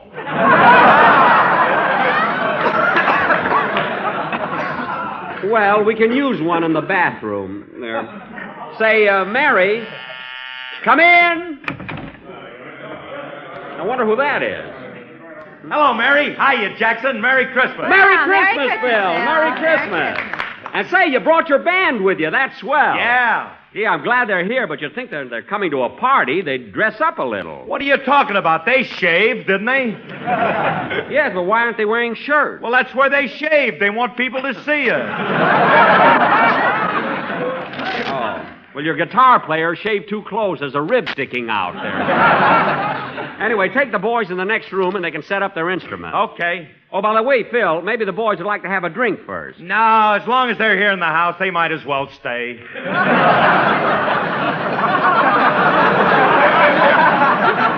Phil, they don't have to go out for it. There's a big bowl of punch in the next room. Punch? Okay. Come on, fellas, punch. Oh. Say, Mary, let's, gee, there must be some more of the gang. I'll get it, boss. Probably Claudette Colbert or Barbara Stanwyck or Ann Southern. You'd be happy if it was Lassie coming home. Now, wait a minute. I've invited a lot. Mr. Benny! Mr. Benny, your riders are here. My riders? Well, let them in. The front way. Of course. Hello, fellas. Come on in. Hey, now go into the den, fellas, and when you finish tomorrow's script, you can join the party. Me too, Mr. Benny. Why, certainly. Wait a minute, I only have 4 writers. Who are you? I'm the guy who writes for them. Oh, so that's how I get my joke. Uh-huh. It ain't no picnic, I can tell you that. They beat me and kick me and twist my arm to force witticisms out of me. They beat you and kick you? Yeah, and that ain't all. They tie me in a chair, then the first guy shines a bright light in my eyes, the second guy blows cigarette smoke in my face to torment me, and the third guy says, "Give us a joke or we'll send you back to Harvard." That's terrible, a fine bunch of... Say, wait a minute, what does my 4th writer do? Oh, he stands behind me and hits me over the head with a blackjack. Oh, well, as long as they're all working. I wish you'd fired those guys. Well... Except the one that hits me over the head with the blackjack. I like that. Yeah, I knew the boys were turning in pretty good stuff, but I didn't think they had help. Well, anyway, go on in with the rest of the boys and finish the script. Hey, Phil! Yeah, Jackson? Let's get this party going. How about some music? Okay. I had to get something to get him away from that fruit, you know.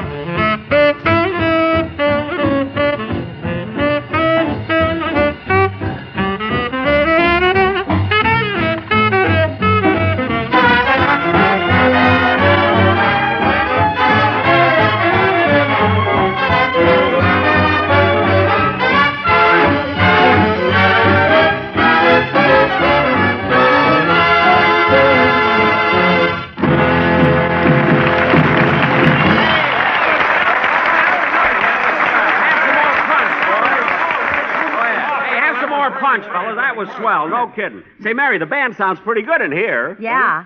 Jack, you ought to get the food out. Is it ready yet? Well, I think Butterfly should have it prepared by now. Well, let's go out in the kitchen and see how she's getting along. Okay. Hello, Butterfly. How's everything going? Oh, fine, Miss Livingston. Now, Butterfly, did you put the long stem glasses on the table like I told you to? Yes, sir. Well, what about the bucket with the ice cubes in it? I took care of that, boss. Here it is. And I put the bottle in the bucket of ice. Yes, the bottle's okay. There's enough cracked ice around it. I put a clean napkin over it. And, Butterfly, just before you serve it, you're supposed to turn it slowly in the ice. Like this. See? Oh, boy, what you go through for a bottle of Pepsi-Cola.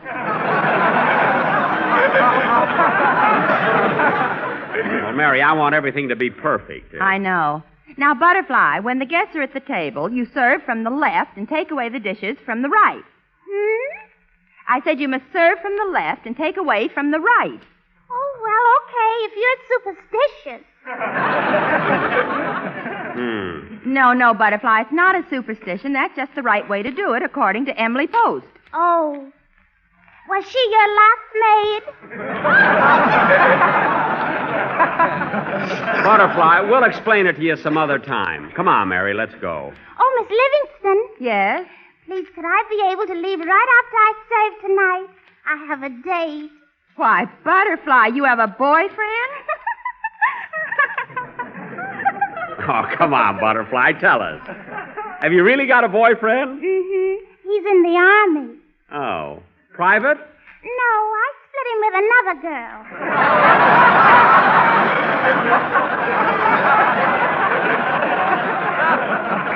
Well, I'll be... All right, Butterfly, you can leave as soon as you finish serving. Come on, Jack.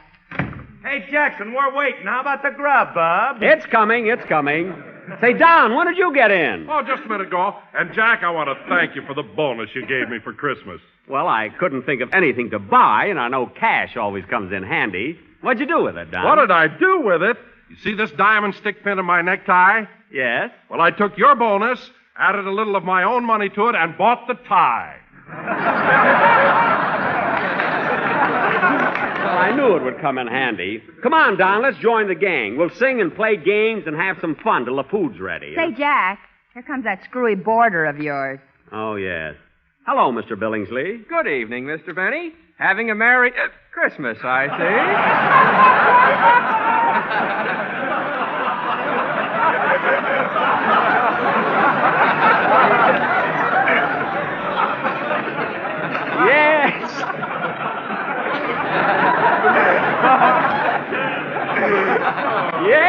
Yes. Yes, we're celebrating. Would you care to join us? Oh, no thanks, Mr. Benny. I must be running along. I've got to drive into town. Drive? But, Mr. Billingsley, you haven't got a car. I haven't? No.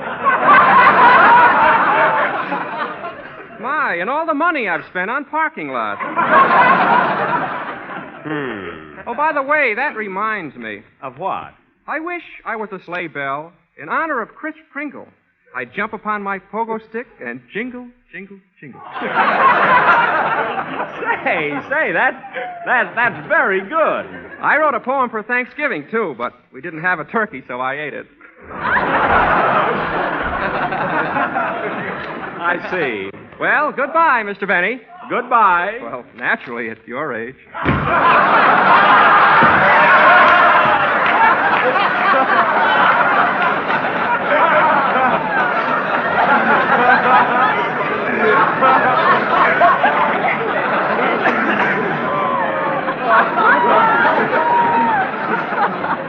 Oh, brother. Oh, what a guy. Come on, Jack. Let's join the crowd. You said we were going to play games and everything. Yeah. Well, is everybody having a good time? Quiet, Jack. Dennis is going to sing for the gang. Oh, he is? Oh, yeah.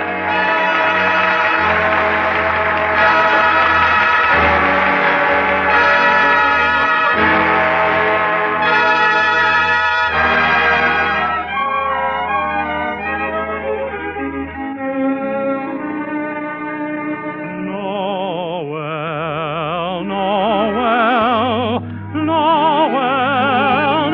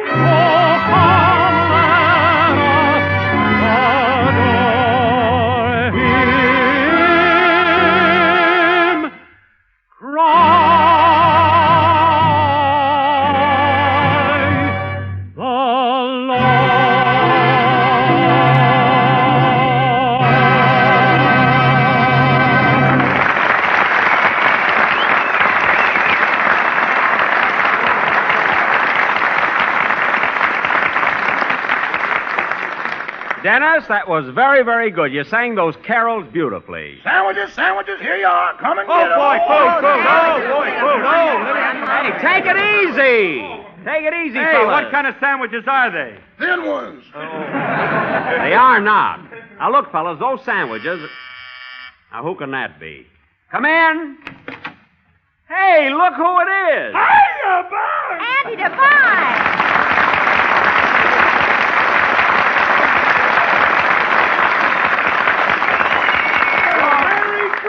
Merry Christmas! Merry Christmas, Andy. Doggone. Well, Andy, this sure is a surprise. You know, we haven't seen you since last Christmas. Yes, sir. It must be 6 or 7 months.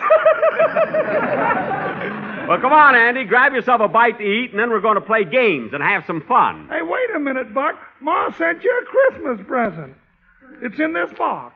Well, thanks, Andy. What is it? Our pet homing pigeon. You remember that silver gray one? Oh, yeah. But, gee, your ma was so fond of that pigeon. Yeah, I know, Buck, but she wants you to have it now. Well, won't she miss it? Yeah, but what's the difference? It died this morning.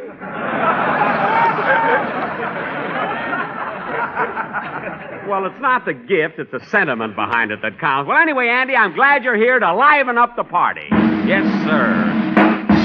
Hey, what's going on? Is somebody going to make a speech? Speech nothing. Me and Mary's going to sing a song. You and Mary, huh? Yeah, we're going to sing a duel. A duel? Phil, when two people sing, it's a duet. Oh. Well, what is it when I sing by myself? Lousy. Come on, let's have a song. No, let's play games. Yeah, let's play games. Let's play games. Now, wait a minute. We'll take a vote. Who wants a song? Yeah, song. Who wants to play games? Let's play games. Who wants to hear me play the violin? Well...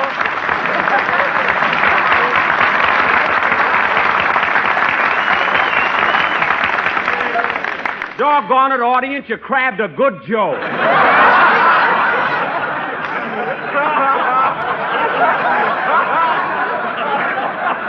You see, and you fellas think I play lousy. That's so... Nobody was supposed to applaud there. Well, anyway, the majority rules.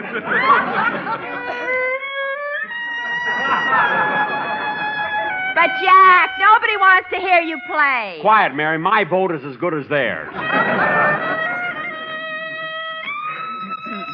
You know, I've been playing this song for years. Maybe I better learn a new one. You ought to learn that one. Hey, this party's getting dull. We ought to do something to liven it up. I've got an idea. Let's sing Jingle Bells. Okay, let's go. Jingle bells, jingle all the way. Oh, what fun it is to ride in a one-horse open sleigh. Jingle bells, jingle all the way. Oh, what fun it is to ride in a one-horse open sleigh. Great nuts flakes, eat 'em night and day. What a thrill to get your fill of great nuts in your Bombay. Toasty brown, munchy, crunchy too. They're moldy rich, sweet as a nut in a thrifty buy in the 12-ounce economy size package. They're a breakfast treat for you.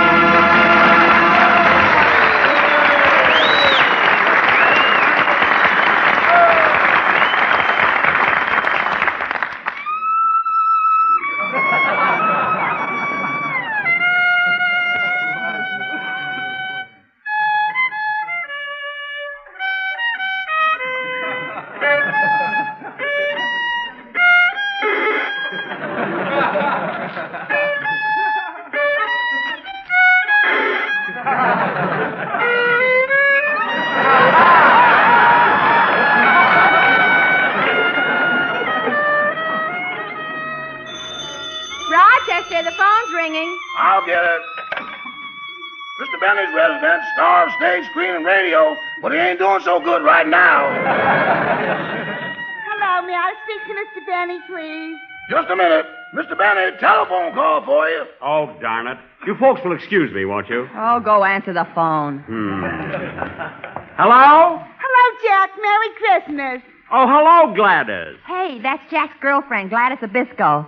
Well, Gladys, I'm waiting for you. Why aren't you here yet? I'm sorry, Jack, but I can't make it. Hilda didn't come to work today, so I have to wait on her tables, too.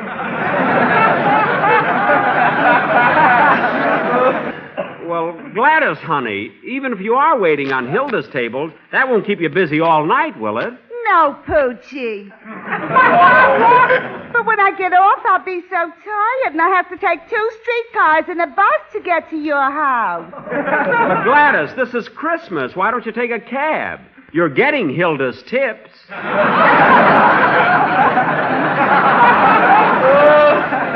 know. I'm sorry, Rosebud. Well, you can't. I guess you can't. Anyway, I'll see you tomorrow night. I'll meet you at our usual rendezvous. All right. Gee, I hope there's a full moon. It's so dark in the La Brea tar pits. Yeah. Well, see you there tomorrow night, Gladys. Goodbye. Goodbye. Oh, honey. Yeah? Don't forget to wear your hip boots. Well, fellas, Gladys won't be here, so what do you say we... Hey, Rochester. Rochester. Yes, boss? Where is everybody? Have they gone home? No, boss, the party's just starting. They're all out in the backyard. Oh, good. What are they doing? Burying your violin. Burying my violin? Well, for goodness sake, you'd think that Miss Livingston would stop them. Stop them? She was the head pallbearer. Well, I'll show them. Imagine burying my violin.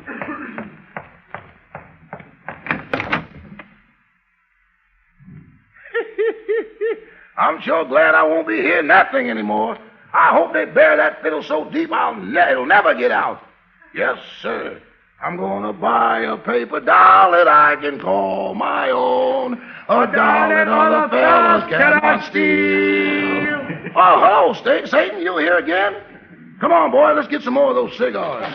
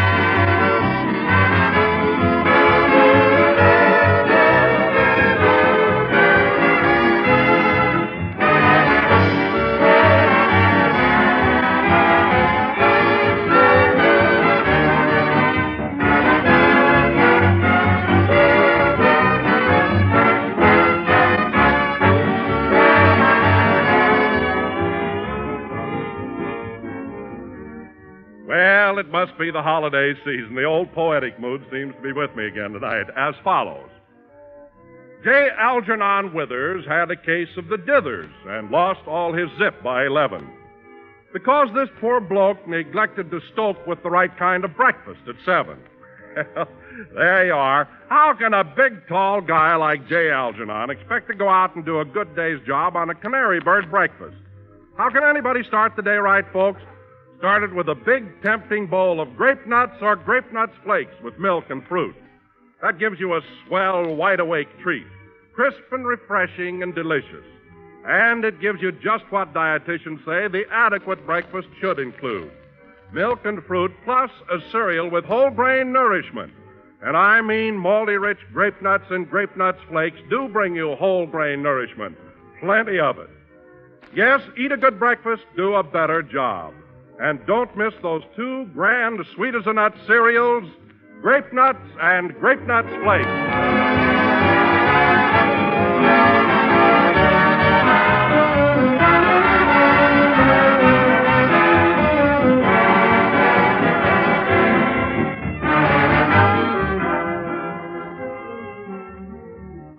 Well, folks, before we're back with you again next Sunday, it will be 1944.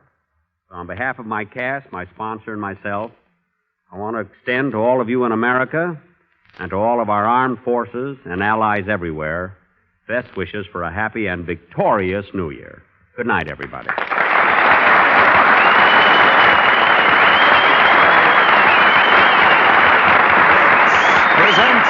Hollywood.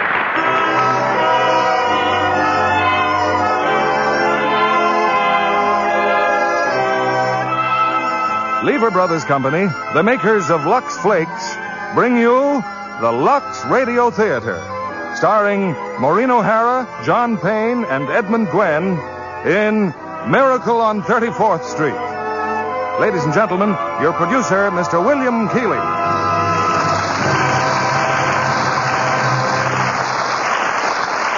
Greetings from Hollywood, ladies and gentlemen. Our Christmas present to you is the new Christmas classic of our time, Miracle on 34th Street.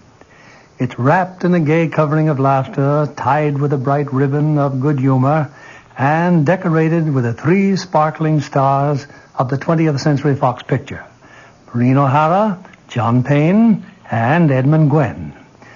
This is a wonderful story for the whole family, and perhaps some families may be gathered around a Christmas tree as they listen. Others will be putting up this happy sign of the season in a few days with lights and ornaments and the shining snow that can be made with Lux Flakes. Later, we'll tell you how to do this trick with Lux. But right now, it's curtain time for the play that proves there's a Santa Claus. Miracle on 34th Street, starring Maureen O'Hara as Doris, John Payne as Fred, and Edmund Gwenn in his Academy Award-winning performance as Kris Kringle.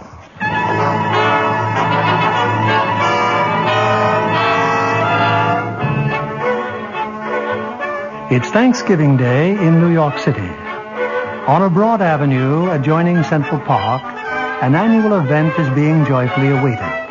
The spectacular parade presented by Macy's department store to herald in the Christmas season.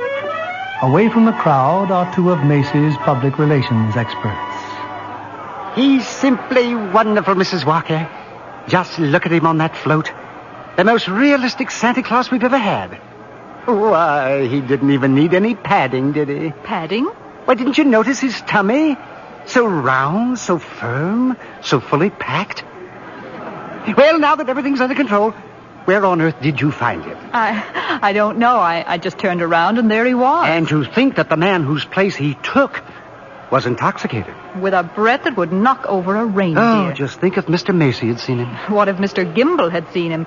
Competition between our stores is tough enough. Well, the parade's starting. Let's stand at the curb. Not I, Mr. Shellhammer. I'm going home to relax. Anyway, I can see it from there. I live just around the corner. Oh, so you do. Well, I'll see you tomorrow, Mrs. Walker. And congratulations on finding the best Santa Claus in Macy's history.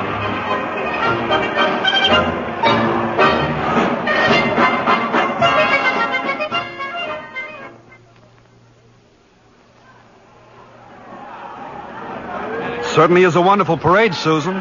Just look at that clown. Gosh, what a giant.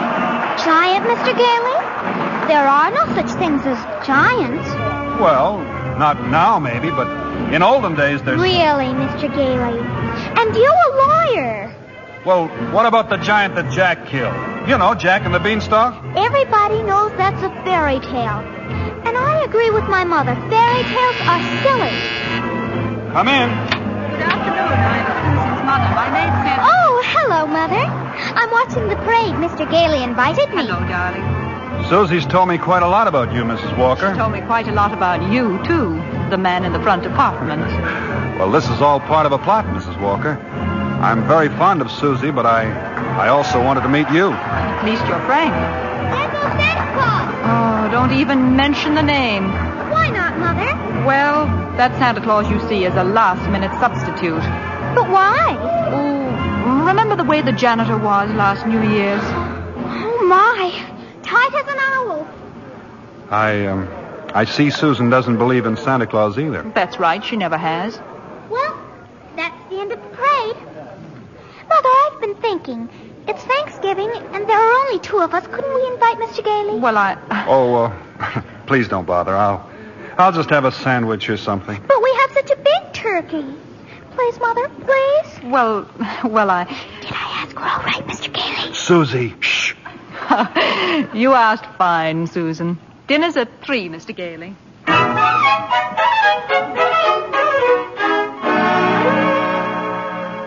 Hello, Mrs. Walker? Yes, Mr. Shellhammer. Your maid said you were at Thanksgiving dinner, but I just had to tell you.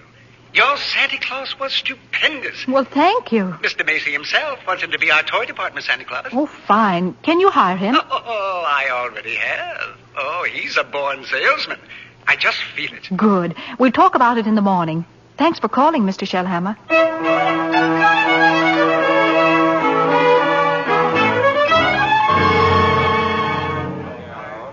Here he is, Mr. Shellhammer. Here's Santa Claus. Oh, thank you, Alfred. Thank you. Good morning, Santa Claus. Good morning. Now, before you go to the toy department, here's a list of toys that we have to push. Huh? You know, things we're overstocked on. Now, you'll find that a great many children will be undecided as to what they want for Christmas. And when that happens, you immediately suggest one of these items. Do you understand? I certainly do. Fine, that's fine.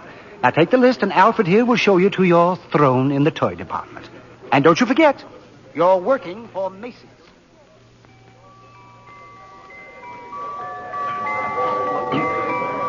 Are you really Santa Claus? Why, of course I am. What do you want for Christmas, little boy? I want a fire engine with a real hose that squirts real wet water, and I won't do it in the house. I'll only do it in the backyard, I promise. And I promise you'll get your fire engine. You see, Mama, I told you you'd get me one. That's fine. That's just dandy. You wait here, Mortimer. Mama wants to thank Santa Claus, too. Yes, madam? So what's the matter with you?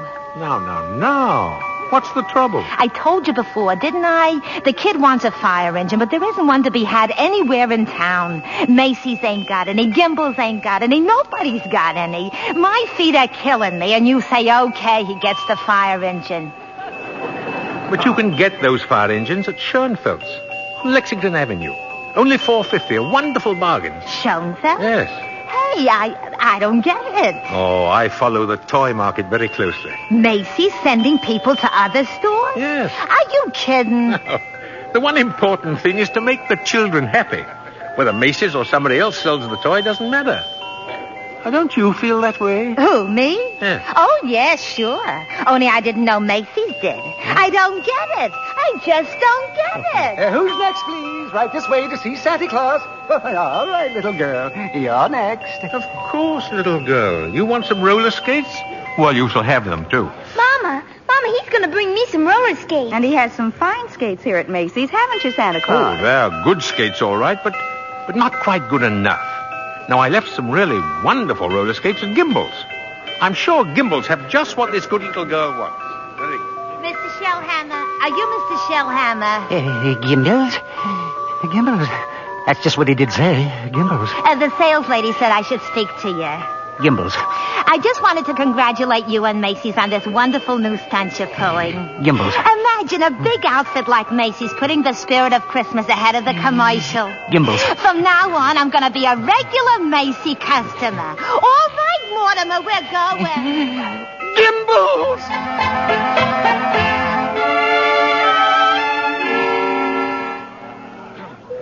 And there's the toy department over there, Mr. Gailey. You certainly know all about Macy's store, don't you, Susan? Well, that's because my mother works here.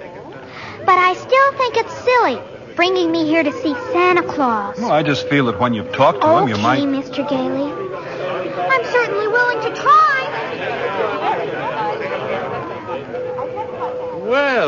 Well, what a fine young lady, eh?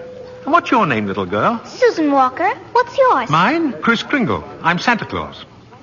Oh, you don't believe that, eh? You see, my mother's Mrs. Walker. Oh. But I must say you're the best-looking Santa Claus I've ever seen. Really? Your beard, for instance. It doesn't have one of those things that goes over your ears. That's because it's real. Just like I'm really Santa Claus. Now go ahead, pull it. Oh, my goodness, it is real. Yes, yeah. And now what would you like me to bring you for Christmas? Nothing, thank you. Whatever I want, my mother will get. If it's sensible and doesn't cost too much. Oh. That's quite right, Susan. Oh, hello, Mother. Hello, Mr. Gailey. Hello. The explanation for all this is very simple. Your maid's mother sprained her ankle. She had to go home, so she asked me to bring Susie down to you. And as long as we were here, I figured we might as well say hello to Santa Claus. He has real whiskers, Mother. Susan, would you mind standing over there a minute? If you want me to. I shouldn't have brought Susie to see Santa, is that it? Now you're making me feel completely heartless. I'm sorry. Don't you see? I tell Susan that Santa Claus is a myth, and you show her a very convincing old man with real whiskers. Well, whom is she to believe? Yeah, that's right, isn't it? When Susan was a baby, her father and I were divorced. And ever since then, I've protected my child by teaching her realities. If you don't believe in fairy tales and fantasy, you can never be hurt or disillusioned. We were talking about Susie, Mrs. Walker. And I must ask you to let me raise her as I see fit. All right, dear. The store's going to close soon. We'll run along to my office.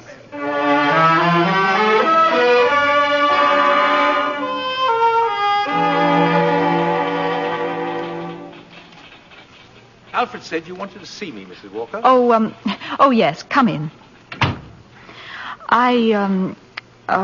I'd be grateful if you would please tell Susan that you're not really Santa Claus, that there actually is no such person. Oh, but Mrs. Walker, not only is there such a person, but here I am to prove it. No. You misunderstand. I want you to tell her the truth. Now, what's your real name? Kris Kringle, and I always tell the truth. Susan, I'll bet you're in the first grade. Second grade. I mean your real name. Well, that is my real name. My goodness, the second grade? Very well. I have your employment card right here. I'll look it up on that. That's a very cute dress you have on, Susan. It's from Macy's. We get 10% off. Oh. So, you always tell the truth, do you? Mm-hmm. Look at your employment card. Name, Kris Kringle. Address, Brooks Memorial Home, Great Neck, Long Island. You may call the home if you'd care to confirm that, Mrs. Walker.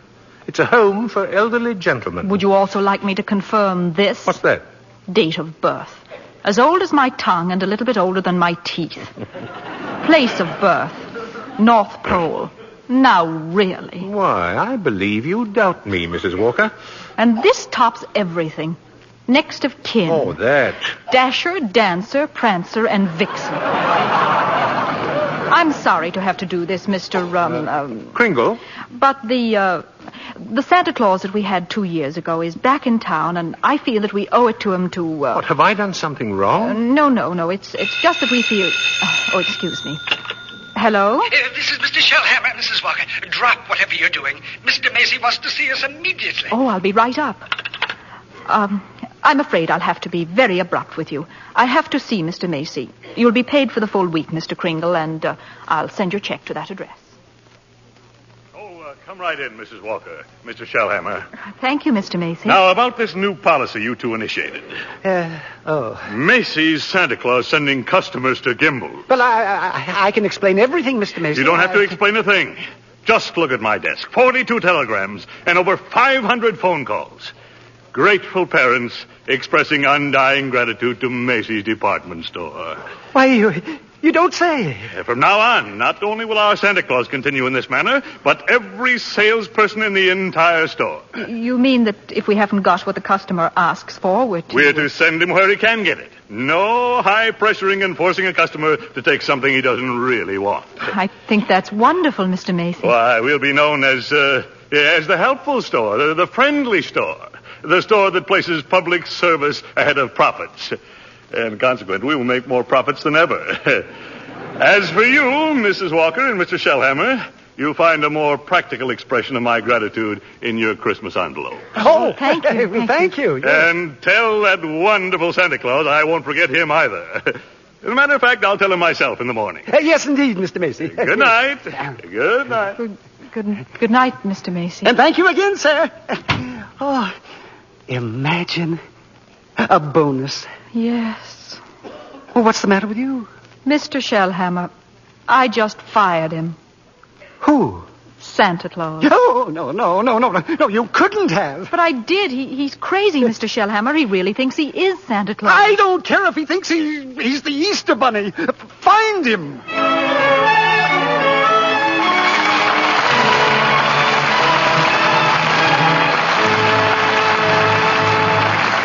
Act 2 of Miracle on 34th Street will continue in a moment.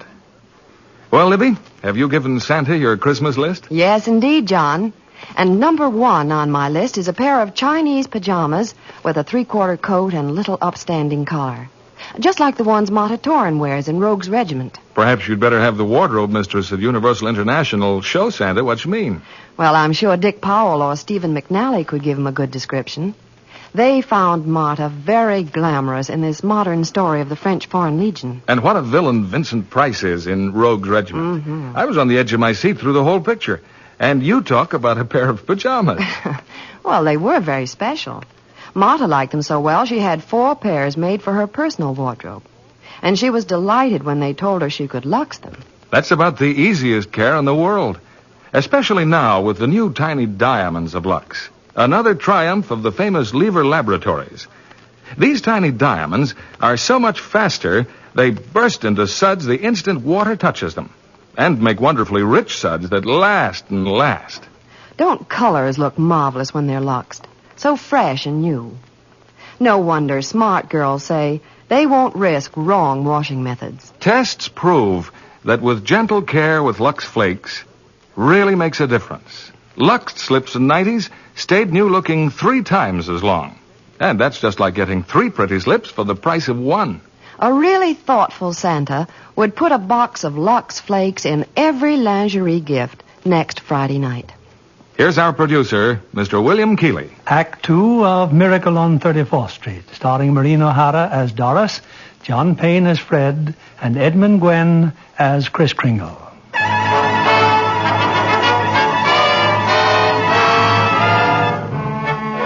It was a frantic few hours that Doris spent last night, rushing out to the Brooks Memorial Home in Long Island and assuring Kris Kringle that Macy's wanted him back as Santa Claus.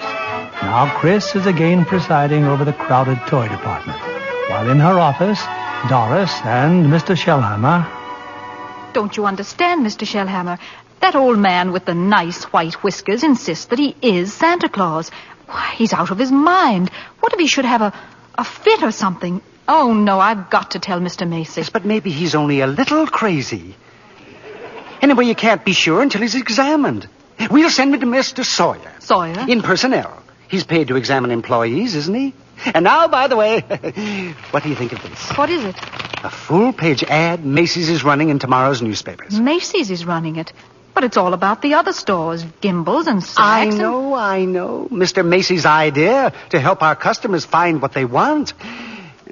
It's revolting, isn't it? That Santa Claus certainly has started something. Oh, well, I'll get a hold of him in his lunch hour and send him up to Mr. Sawyer.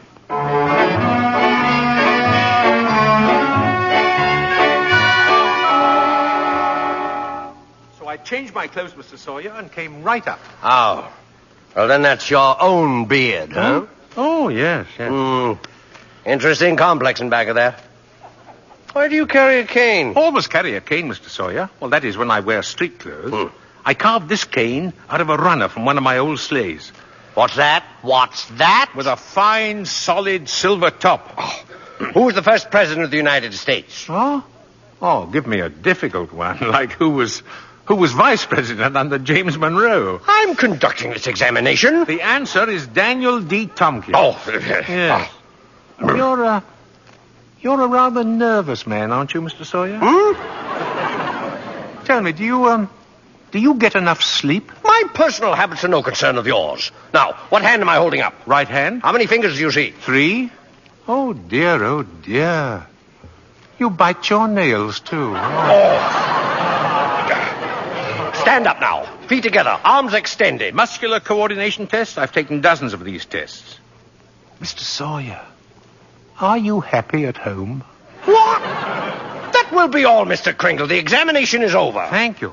Yeah, and it may interest you to know I've been happily married for 22 years. Very happily married. Delighted to hear it. Goodbye, Mr. Sawyer. Miss Prawn. Yes, sir. Get Mrs. Walker on the phone. Yes, sir. But your wife, Mr. Sawyer, she's called 4 times already. Well, you tell my big fat wife to shut up and mind her own business. Here's Mrs. Walker, sir. All right. Hello. Oh, I was just going to call you, Mr. Sawyer. Oh? There's a Dr. Pierce stopping by this afternoon at 3. Who's Dr. Pierce? He's the physician at the Brooks home. I thought we might discuss Mr. Kringle's case with him. Well, there's hardly any point in discussing it, Mrs. Walker. Obviously, the old man should be discharged.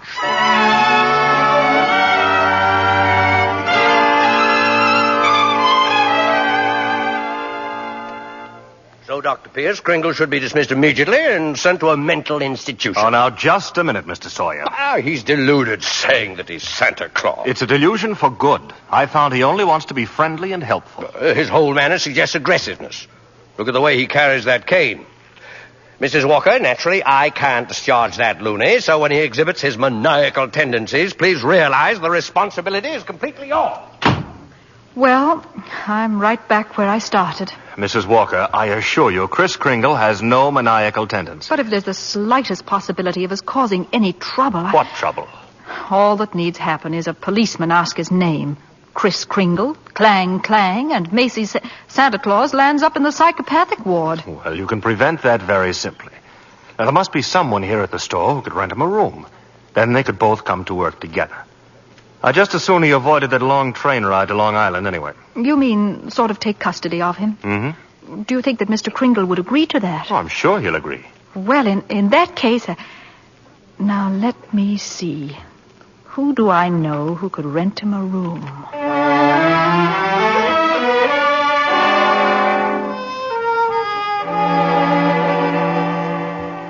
I'm glad you're going to have dinner with us, Mr. Kringle. Oh, thank you, Susan.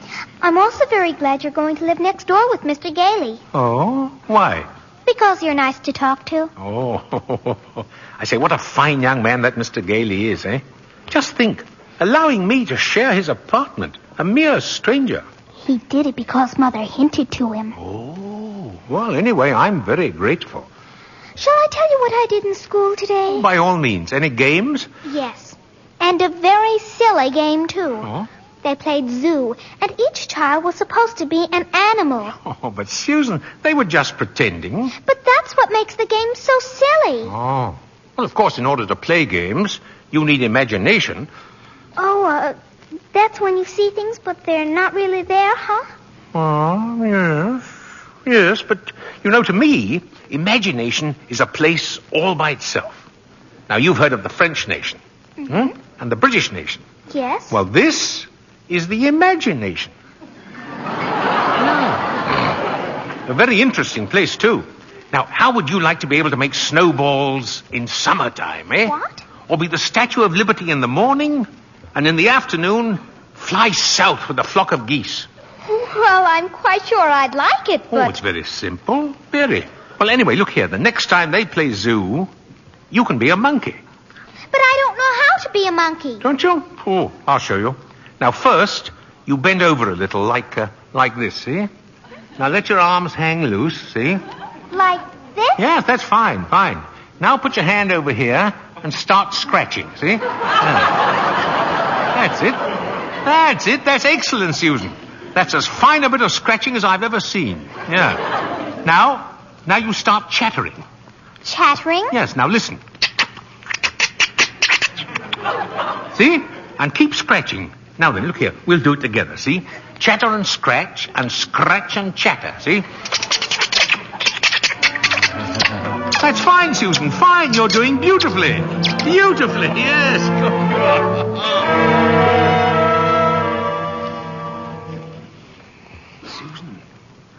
Susan, are you still awake? Uh-huh. I've just come in to say good night, Susan, that's all. Now, look here, about Christmas. There must be something you'd like for Christmas. Well, I've certainly thought about something, Mr. Kringle. You have? Well, what is it, eh? Tell me. It's right here on the night table, see? Oh. I tore this page out of a magazine. It's a picture of a house. Oh, that's what you want, is it? A doll's house. Colonial architecture. Oh, not a doll's house, a real house. A real house? Yes. And if you're really Santa Claus, you can get it for me. Now, wait a minute, Susie.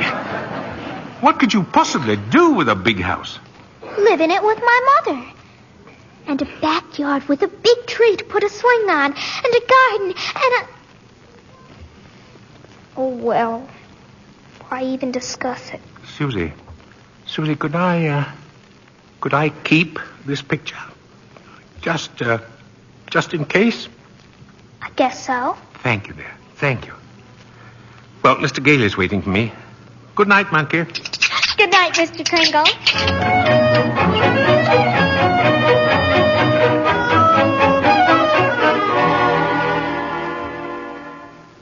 Take whichever bed you want, Mr. Kringle. You're very kind, really. Tell me, Mr. Gailey, what is it you just do for a living, eh? Oh, I'm a lawyer.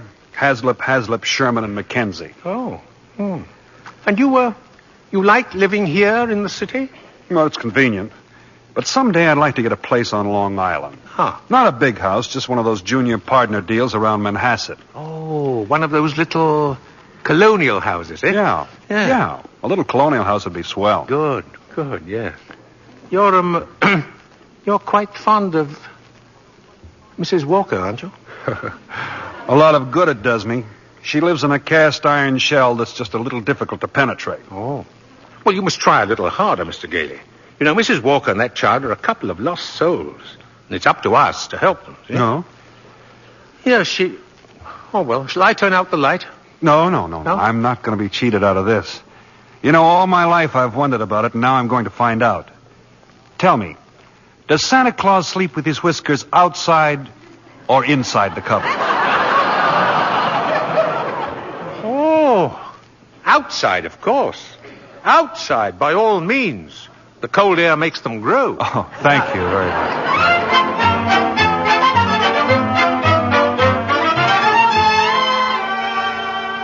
Oh, come in, Mrs. Walker. Come in. Thank you, Mr. Macy. I've just heard something very exciting. You have? Well, let me tell you something very exciting.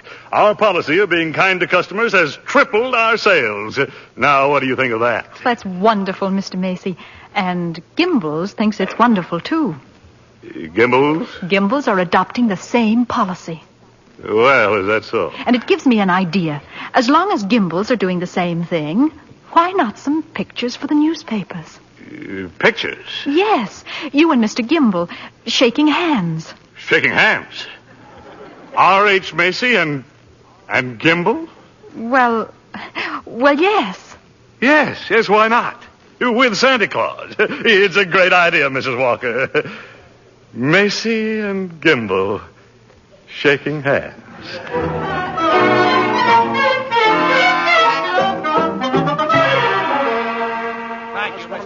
Oh, that's enough pictures, gentlemen. Thank you. Well, thank you very much.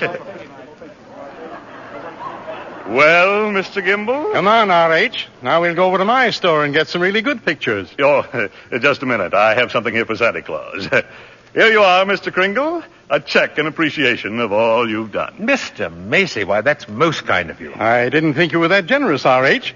That's quite a check. What are you going to do with it, Mr. Kringle? Well, I have a friend, a Dr. Pierce. He needs a new X-ray machine. You buy the machine through the store. 10% discount. Nonsense. Come over to Gimbals. We'll furnish it at cost. Oh, keep it up, gentlemen. Keep it up. At this rate, my friend will have a whole new hospital.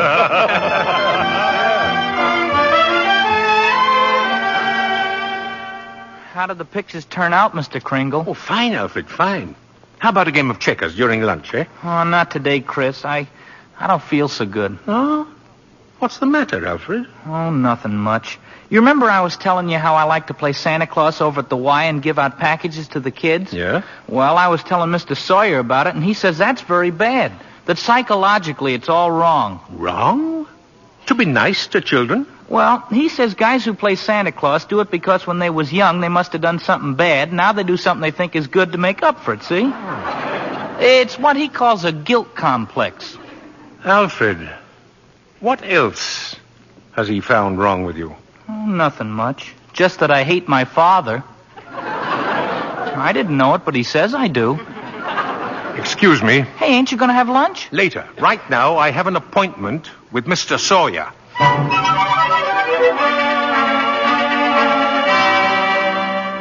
What do you mean breaking into my office like this? Are you a licensed psychiatrist? What business is it of yours? I have great respect for psychiatry and great contempt for meddling amateurs who go around practicing it. Oh, shut up. You ought to be horsewhipped. Taking a boy like Alfred and filling him up with complexes and phobias. I think I'm better equipped to judge that than you. Just because Alfred wants to be kind to children, you tell him he has a guilt complex. Yes.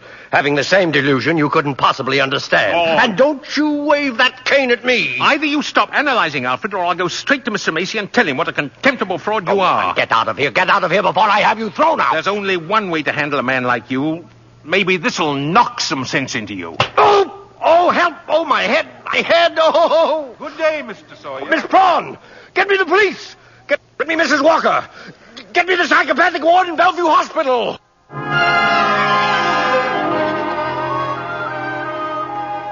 You can see Mr. Kringle now, Mr. Gailey. Thank you, nurse. Hello, Chris. Hello, Fred. Chris, I've been speaking to the doctors. They said they've given you some tests. Oh, yes. Same old tests. Except this time you failed to pass them. Chris, you deliberately failed. Why? Why? Well, because I had great hopes, Fred. I had a feeling Mrs. Walker was beginning to believe in me, and now I discover she was only humoring me all the time. But this wasn't Doris's idea at all. Mr. Sawyer had you sent up here before she even knew about it. But why didn't she come to me and explain things? Because she didn't want to hurt you. Oh, well, it's not just Mrs. Walker. Well, now take Mr. Sawyer. He's contemptible, dishonest, deceitful, yet he's out there and I'm in here. Well, if that's normal, I don't want it. But you can't just think of yourself, Chris. What happens to you matters to a lot of other people. People like me who believe in what you stand for, and people like Susie, who are just beginning to. Chris, you're letting us down. Well, Fred, maybe you're right. Of course you're right. I ought to be ashamed of myself. Let's get out of here. Now, wait a minute. You flunked your mental examination, but good. Oh, yes, so I did. Oh. Well, anyway, you're a lawyer. You fix it. Hey, look, I can't just... Now, I won't let you down, and you won't let me down. Chris, now take it easy. Look, there'll have to be a hearing. If you're going to be committed, it has to be before a judge. Well, if I can do anything at all, it'll have to be in courtroom. Now, sit tight, Chris. I'll get an idea. I have to get an idea.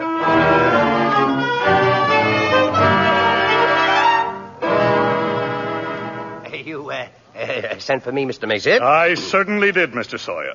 I brought my family to the toy department to see our Santa Claus, and our Santa Claus isn't there. He's in Bellevue. Yes, Mr. Macy. Because he's a lunatic. Yes, sir, a lunatic. Lunatic, my foot. Now, you listen to me, Sawyer. You get that case dropped right away, or you'll have another lump to match the one he gave you. But it's out of my hands. Mr. Kringle goes to court in the morning. Well, just see that he's back in the toy department by afternoon. Now, get out of here.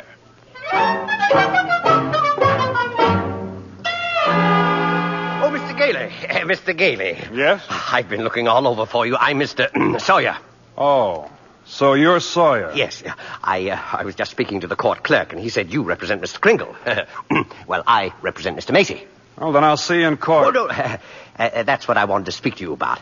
Now, Mr. Macy would like to drop the whole case right now. You see, we're most anxious to avoid any publicity.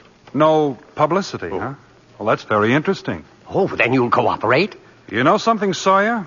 You've just given me the idea I've been searching for. Oh, good. If I'm going to win this case, I'm going to have public opinion and plenty of it. And publicity's just the way to do it. Thanks. And so long, Mr. Sawyer. Mr. Gailey? But Mr. Gailey!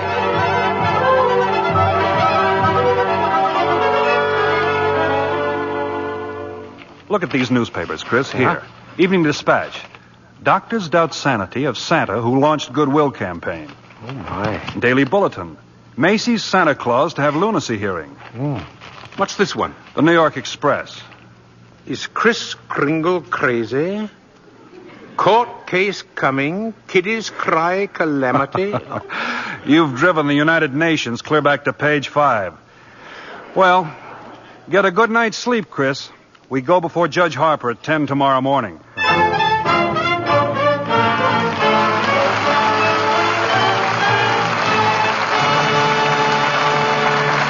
We pause now for station identification. This is CBS, the Columbia Broadcasting System.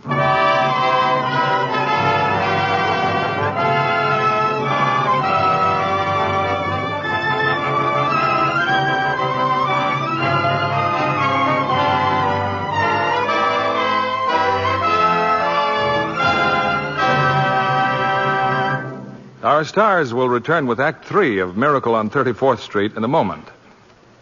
When a new player signs a contract with 20th Century Fox, she soon gets well acquainted with Miss Helena Sorrell, head dramatic coach. Helena, Do you like to watch your pupils perform in the picture? Oh, of course, John, because I take a personal interest in them. I'm especially proud of Betty Grable in her new picture, When My Baby Smiles at Me.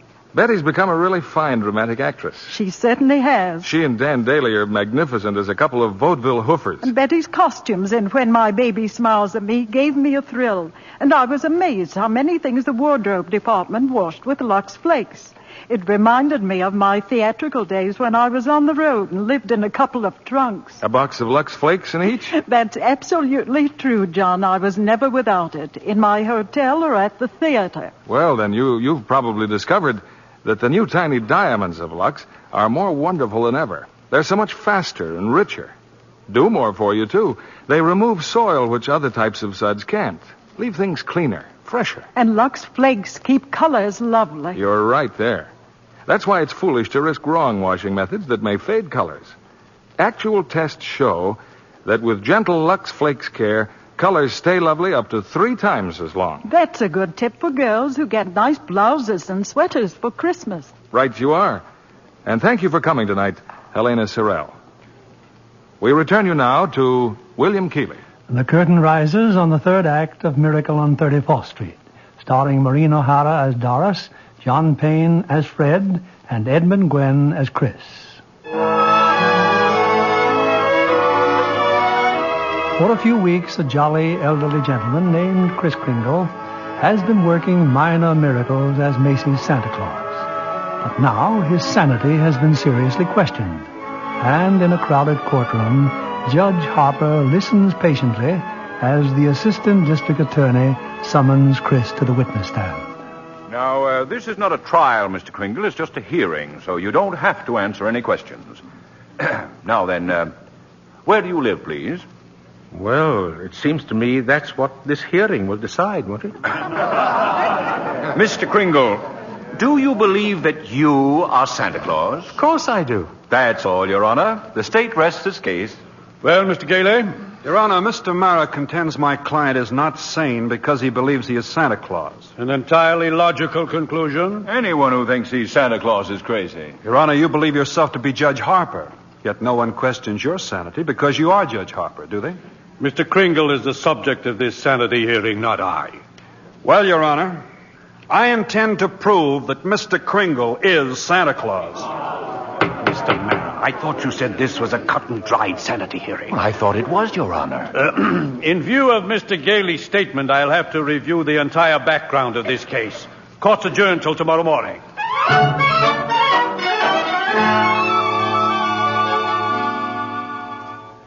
Hello, Doris. I'm sorry I'm late, but get ready. We're really going to celebrate tonight. What are we celebrating? Well, didn't you read the papers? Santa's mouthpiece throws bombshell in New York Supreme Court. Oh, Fred, you're not really serious about this. You can't possibly prove that Kris Kringle is Santa Claus. Well, you saw Mr. Macy and Mr. Gimble shake hands. That wasn't possible either. What does your firm have to say about it? Hayslip and Mackenzie and the rest of them. That I've jeopardized their prestige, and either I drop this impossible case or they'll drop me. You see? So I beat them to it. I quit. Fred, you threw away a career because of a sentimental whim? Well, I'll open my own office. And what kind of clients will you get? Oh, probably a lot of people like Chris who are being pushed around.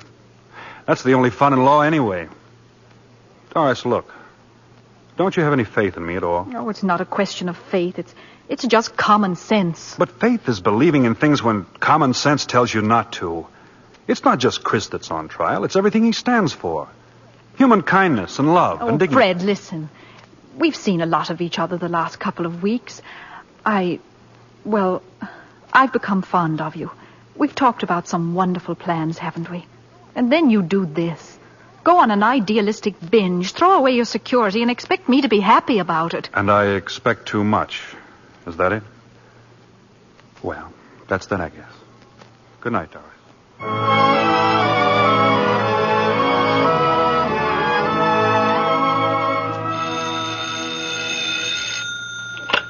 Hello. Yes, this is Mr. Mara. Well, can't it wait till tomorrow? I'm eating dinner. Who's been subpoenaed? Well, how do you think I feel about it? I'll see you tomorrow. Who's that, dear? R.H. Macy's been subpoenaed. Oh, my. Those reporters.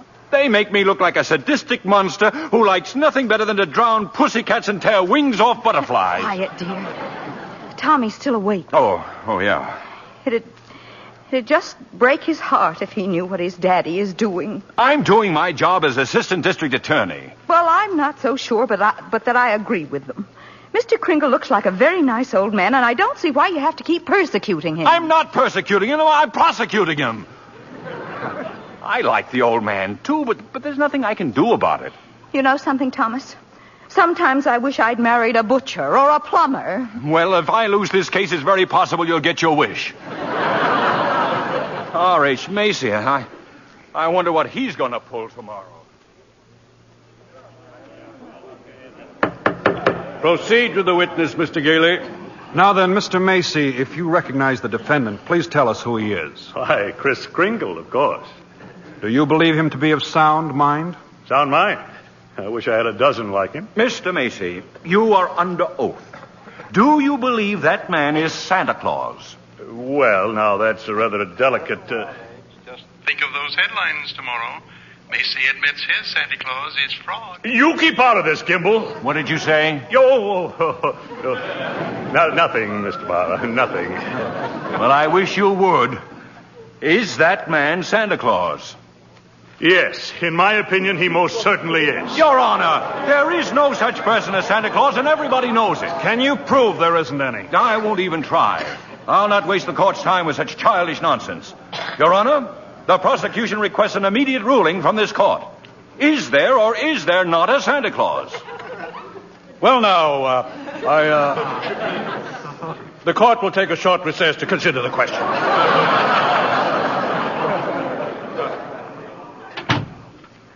Hello, Henry. Why, Charlie, what are you doing here? Got an old friend visit you in your chambers? And if you ask me, you never needed a friend like you do now.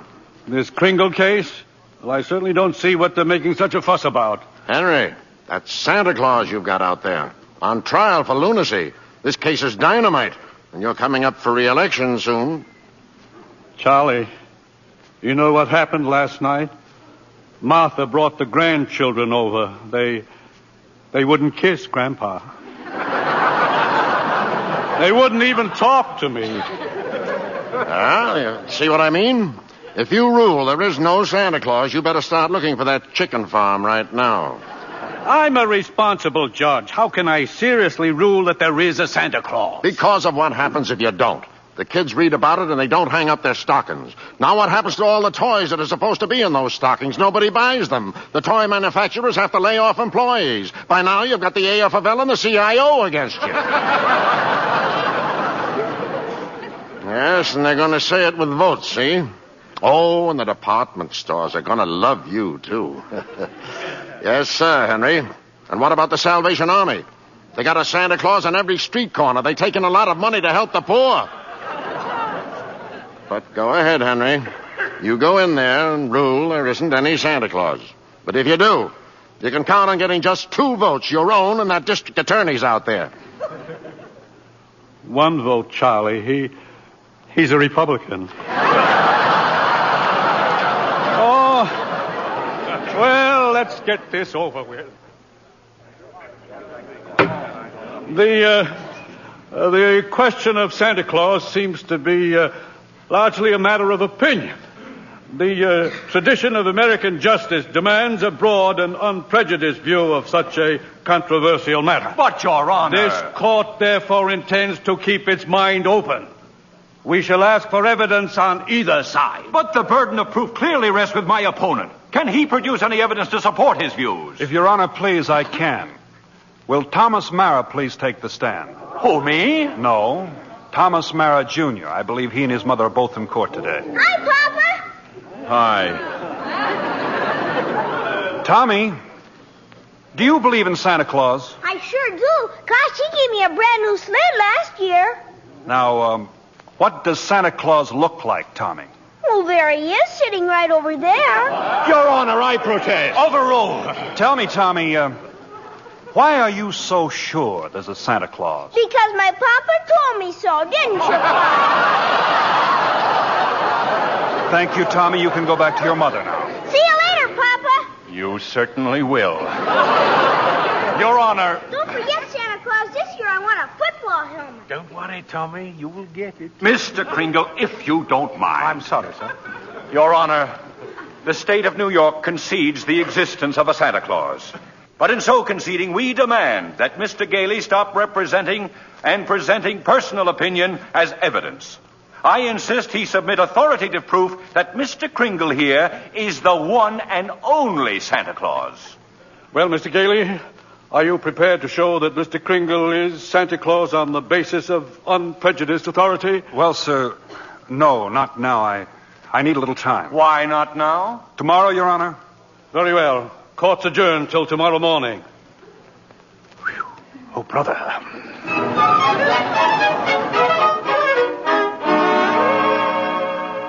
Now come, Susan, dear, finish your supper. But I can't, Mother. All those things they're saying in the newspapers about Mr. Kringle and Mr. Gailey. They're having this trial because he says he's Santa Claus. He's so kind and nice and jolly. He's not like anyone else I know. He must be Santa. You know something? I think perhaps you're right. Is Mr. Kringle sad now, Mother? I'm afraid he must be. Then I'll write him a letter. Maybe that'll make him feel better. I'll cheer him up.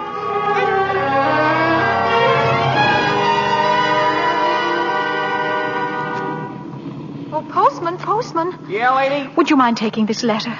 Oh, sure, lady. We're going straight down to the post office now. Okay, Louie, take it away.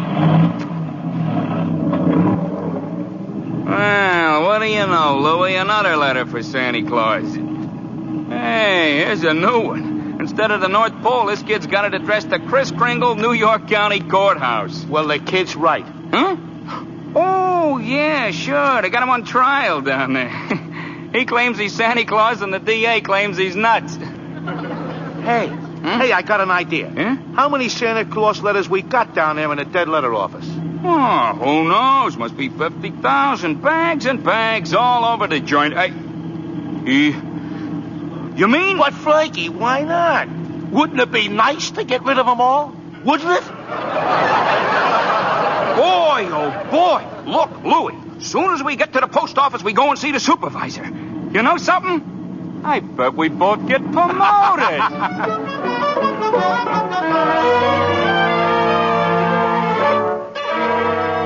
And since the defense has been unable to submit one shred of proof that Chris Kringle is the one and only Santa Claus, and since tonight is Christmas Eve, I ask Your Honor that this hearing be terminated without further delay. I protest. I do have evidence. 5 minutes ago you said you didn't. During Mr. Mara's oration, the bailiff handed my client the evidence I refer to. What evidence? This letter, Your Honor.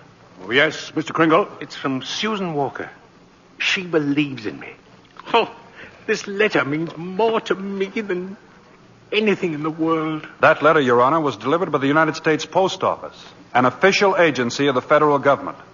The Post Office Department was one of the largest business concerns in the world. Last year, it did a gross volume of over $1 billion, and Your this year... Honor, I'm sure we're all gratified that the post office is getting along so well. But what bearing has it on the sanity of that man? My point is that the Post Office Department is a model of efficiency. Furthermore, the laws of this country make it a criminal offense to willfully misdirect mail or intentionally deliver it to the wrong party. The state of New York is second to none in its admiration of the Post Office Department. We're very happy to concede Mr. Gailey's... For the record, Mr. Mara? For the record. Anything to get on with this case. Thank you. Your Honor, that letter just received by Mr. Kringle is positive proof that a competent... One letter is hardly positive proof. I have further exhibits, Your Honor, but I hesitate to produce them. Come, Mr. Gailey. Put them here on my desk. But, Your Honor, I don't... said put them on my desk. All right, boys, bring them in. Your Honor, what is this? Empty those mail sacks on Judge Harper's desk. But bring them all in or be fined for contempt of court. No, just a second here. We'll do it, Your Honor, through rain, through sleet, through courtrooms, anything. We deliver. Mr. Gailey. Your Honor, every one of those letters and every one of those mail sacks is addressed to Santa Claus. The post office is to deliver them. Therefore, the Post Office Department recognizes Chris Kringle to be the one and only Santa Claus. Since the United States government declares this man to be Santa Claus, this court will not dispute it.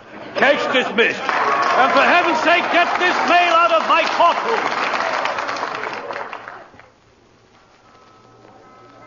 So as soon as I got out of court, I came straight to Macy's to see you, Doris. Oh, Chris, I'm so glad you won. Well, we're having a big Christmas party at the Brooks home tomorrow morning. I'd like so much to see you and Susan there. We'll be there, Chris. Oh, Chris, couldn't you come home now and have dinner with us? Now? Tonight? Me? My goodness, Doris, it's Christmas Eve.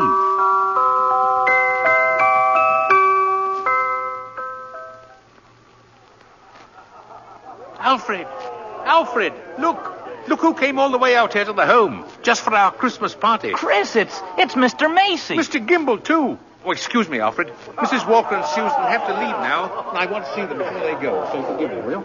But, Susie, darling, you got so many presents. Not the one I wanted. Not the one Mr. Kringle was going to get for me. Well, what was it? Doesn't matter. I knew I wouldn't get it, but I thought he'd at least tell me why. Susie. I'm sorry, Susie. I tried my best, but... You couldn't get it because you're not Santa Claus. Susan. Just a nice old man like Mother said. But I was wrong when I told you that. You must believe in Mr. Kringle and keep right on doing it. You must have faith in him. But that doesn't make sense, Mother. Faith is believing in things when common sense tells you not to. What? I mean, just because things don't turn out the way you want them to the first time, you've still got to believe in people. I found that... Hello, Doris. Fred. Mr. Gailey. Merry Christmas, Susie. Gosh. You just get here and we're ready to leave. Oh, I've been here. Oh. And if you're ready to leave, I'll drive you home. Before you go, here's a map I've made for you. You'll miss a lot of traffic. About 4 miles south, you will see Ashley Avenue. Now, that's the street you want. Ashley Avenue. Thanks, Chris. And Merry Christmas. Merry Christmas to you, Fred. And to you, my dear. And to you, Susie. I believe Mr. Kringle. I do. Silly, I suppose. But I do.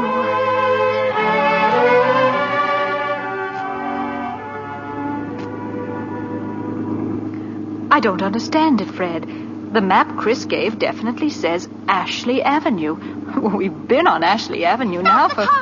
Stop the car, please! Susie, what is it, darling? What's the matter? There it is! The house! Susie! What in the world?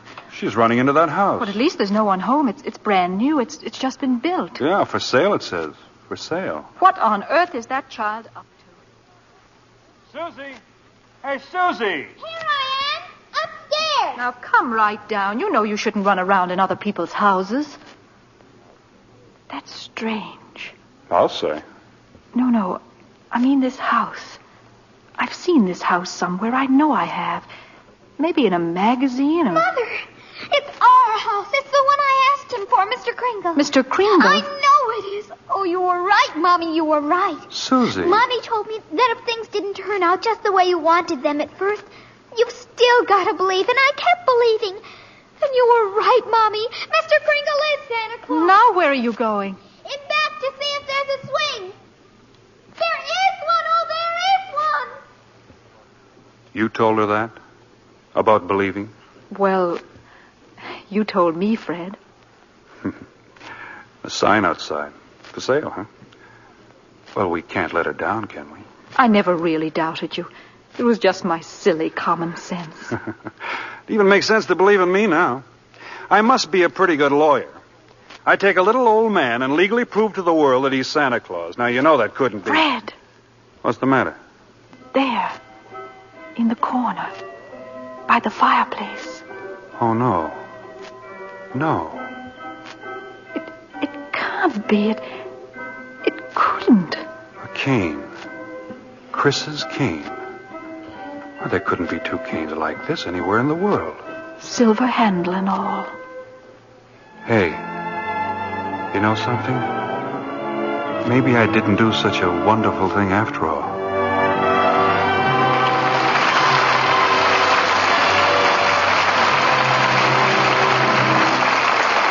Before our stars return for their curtain calls, Libby Collins wants to tell you about the wonderful way to decorate your Christmas tree, as we promised at the opening of the show. You can give your tree that fresh from the woods look by covering it with real-looking snow you make yourself from a box of Lux Flakes. So many people have asked for the Lux recipe for Christmas snow that we gave last week. We'll repeat it tonight.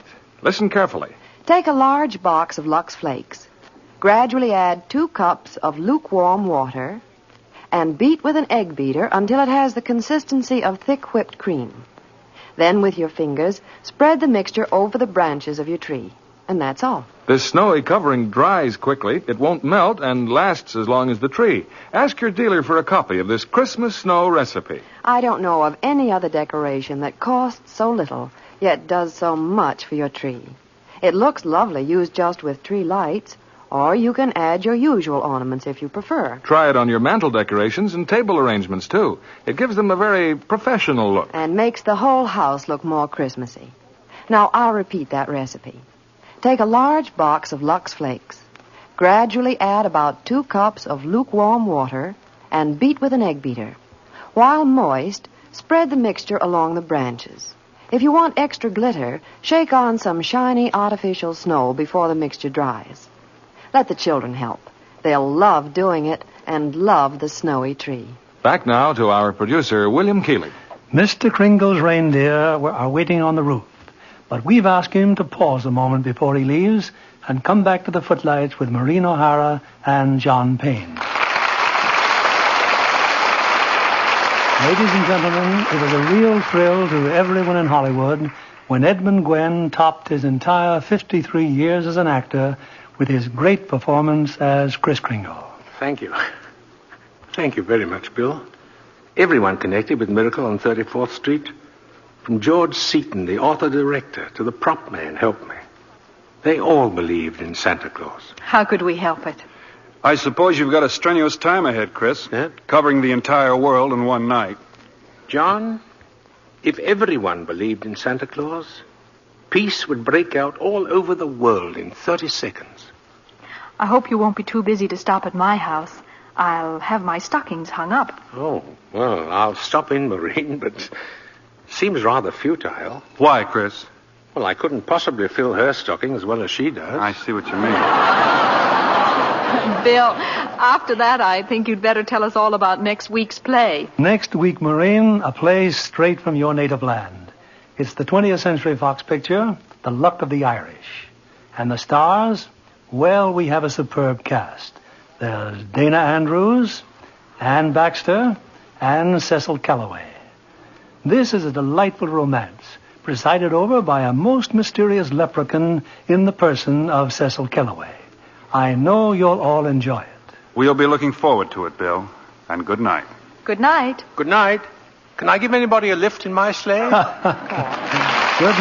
and a Merry, Merry Christmas.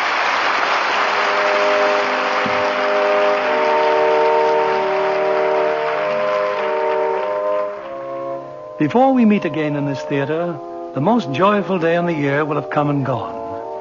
There are, in our time, as in every time, a few foolish men who deride the spirit of Christmas. But in every country and in every time, they are overwhelmed by those who find in it the hope and happiness of the future. By those of us who believe in our hearts that there can be peace on this earth and goodwill among all men. On behalf of Lever Brothers Company and of us in the Lux Radio Theater, may I wish all of you the happiest of holidays. The Jack Benny Program, presented by Lucky Strike.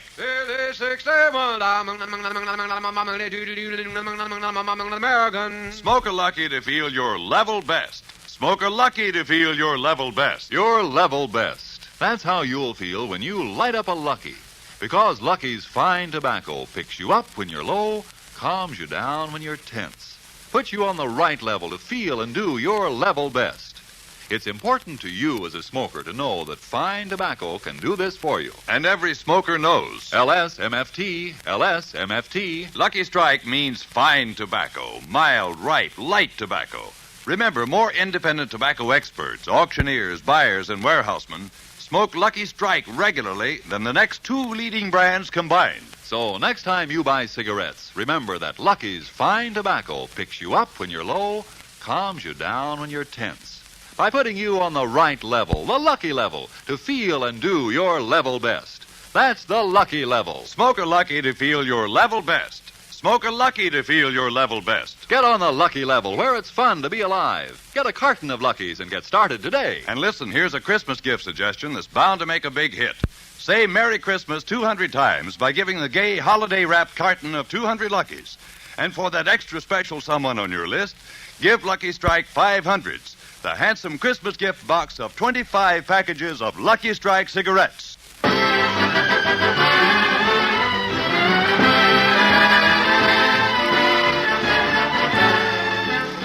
The Lucky Strike program starring Jack Benny with Mary Livingston, Phil Harris, Rochester, Dennis Day, the Sportsman, and yours truly, Don Wilson.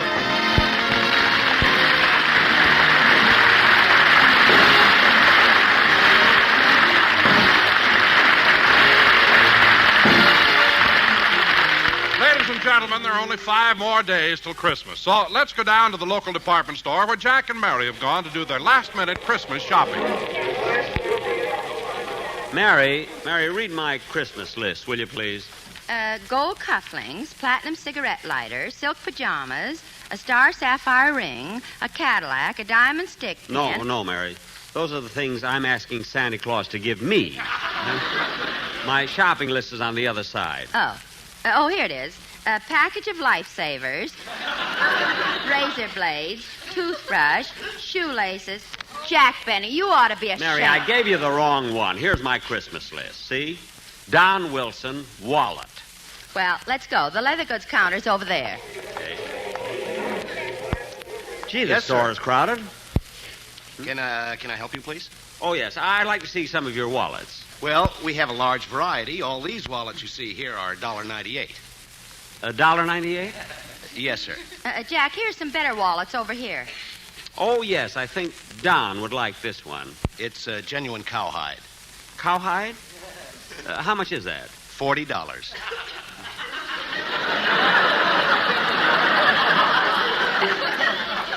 Cowhide. $40? Jack, stop squeezing it. It won't give milk.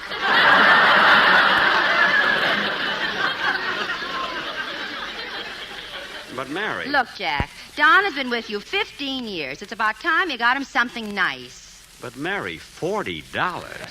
Oh, Jack, for heaven's sake, for once in your life, show Don you appreciate his loyalty. You know, Mary, you're right. I'm going to get Don this wallet. He deserves it. Mister, I'll take that $40 wallet. Yes, sir. Does that include the engraving? Oh, yes. What would you like to put on it? The price.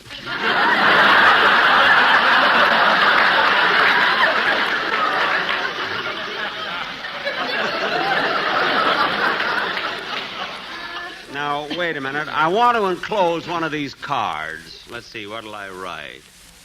To Don. A very Merry Christmas from Jack Benny. Here it is, mister. Make a nice gift package and see that Mr. Wilson gets it before Christmas. Yes, sir.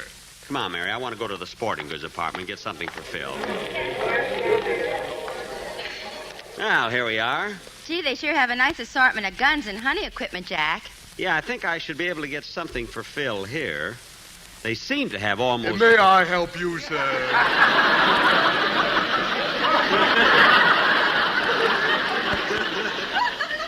Yes, clerk. I'd like to get something for a friend who is quite a sportsman.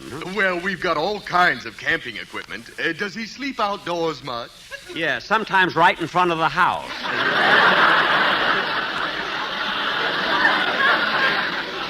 Jack. Clerk, he has all the camping equipment he needs. His favorite sport, though, is hunting. See, he makes 2 or 3 trips a year to the high Sierras. Oh, does he hunt bear? Well, a few days ago, he...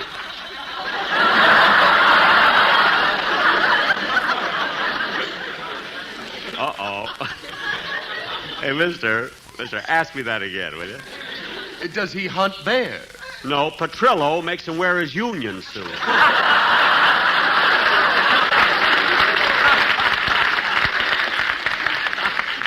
What's the matter, clerk? Didn't you get it? Yes, and if you'll lend me your handkerchief, I'll wipe it off.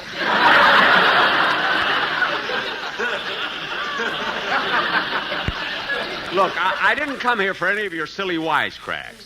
He thinks he's smart, doesn't he, Mary? Don't talk to me. I'm pretending I'm not with you.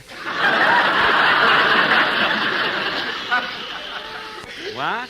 And now, sir, supposing you look over some of these items while I take care of another customer. Okay. Do you mind if I fool around with this gun? Not at all. It's loaded.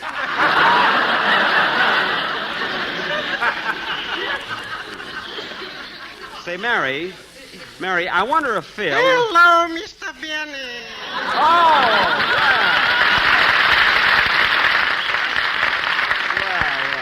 Hello, Mr. Kitzel. Are you doing your Christmas shopping? Yes, I'm buying a Christmas present for my wife. She's always complaining she hasn't got what to wear. So I think I'll get her something sporty in the line of clothes, you know. Well, that sounds nice. Why don't you get your wife a pair of slacks? You never saw my wife. She's not the type to wear slacks. Why? Well, she should be slack. She's lumpy.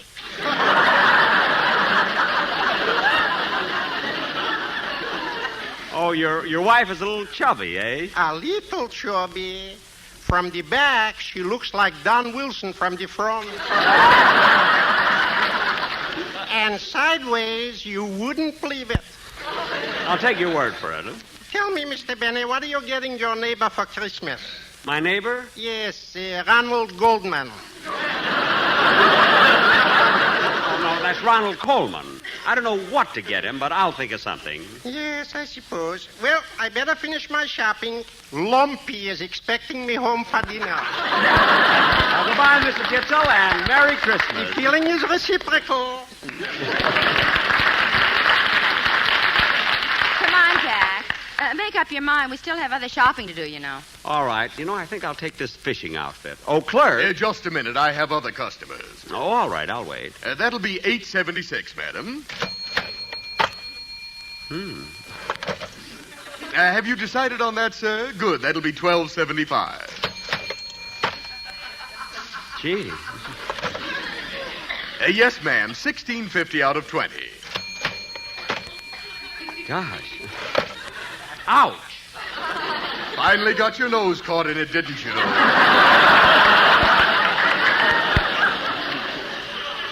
Never mind. Just give me that fishing rod. Now wrap it up and I'll call for it later. Come on, Mary. Gee, my nose hurts. Well, it's your own fault. Now let's finish our shopping. Hey, wait a minute, Mary. What's the matter? I've been thinking about that card I put in Don's gift. I think I should have written something clever. I'm going back to the wallet department. Oh, for heaven's sake, Jack. Oh, clerk. Yes, sir? Remember me? I bought a $40 wallet here a few minutes ago, and I'd like to change the card. But, mister, I've already got it wrapped with ribbon and tinsel and everything. Well, I'm sorry, but you'll have to open it up. I want to change the card. But, mister... Now, please, I'm a customer here. Open it up. Okay. I know what I'll do. I'll write a poem. Oh, fine. Henry Wadsworth Tightfellow. Let's see. I've got one. To Don. This gift is from Jackie, and golly, oh shucks. I hope that you like it. It costs $40. There you are, mister. Wrap this up with a gift. I'm wrapping it.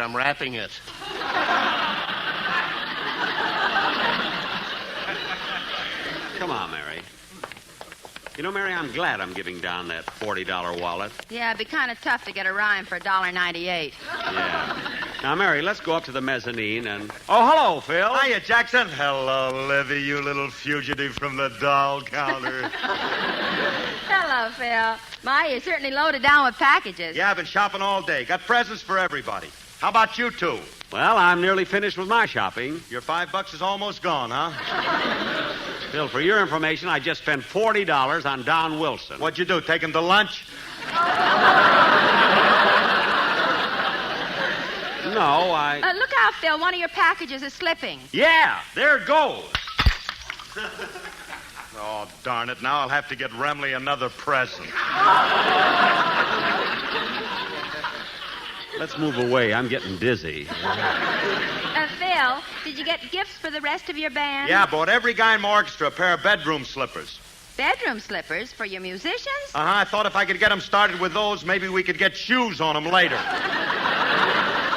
Oh, that would be wonderful. Anyway, I got all my boys taken care of. The only one I ain't got a gift for yet is Alice. Maybe she'd like Taboo. Could be. She thought he was great in Elephant Boy. Bill, that's Taboo. He's a picture star. I wouldn't know. I'm a radio man myself. Well, I'll be running along. I got to get Remley another bottle of toilet water. Toilet water? Phil, that bottle that broke was toilet water? Certainly. If it was the other, do you think I'd have stood here and let it soak into the rug? See you later, Jackson. Bye, Mary. Phil. Goodbye, Phil. Come on, Mary. You know, I'm going to be on Phil's show, but he doesn't know it, you know. Hey, let's go up to the mezzanine. They always have nice things up there. Okay, here's the elevator. Yeah. The mezzanine, please. Gee, that's funny, Mary. 4 guys running one elevator. Second floor. Christmas toys for girls and boys, sweaters, shirts, and ties. Corset stays, men's toupees, toothpicks any size. You will like Lucky Strike. Buy them here because they're round and firm and fully packed, just like Santa Claus. Fellas, you passed my floor.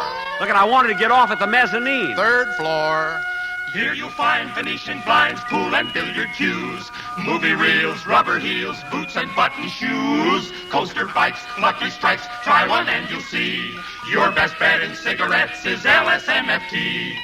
Fellas, look, take me down, will you? I wanted the mezzanine. 4th floor. Oh, for heaven's sake. Pots and pans, garbage cans, silverware and knives, buggy whips and pillow slips, chinaware and chives, cartons of smokes you love make a perfect gift.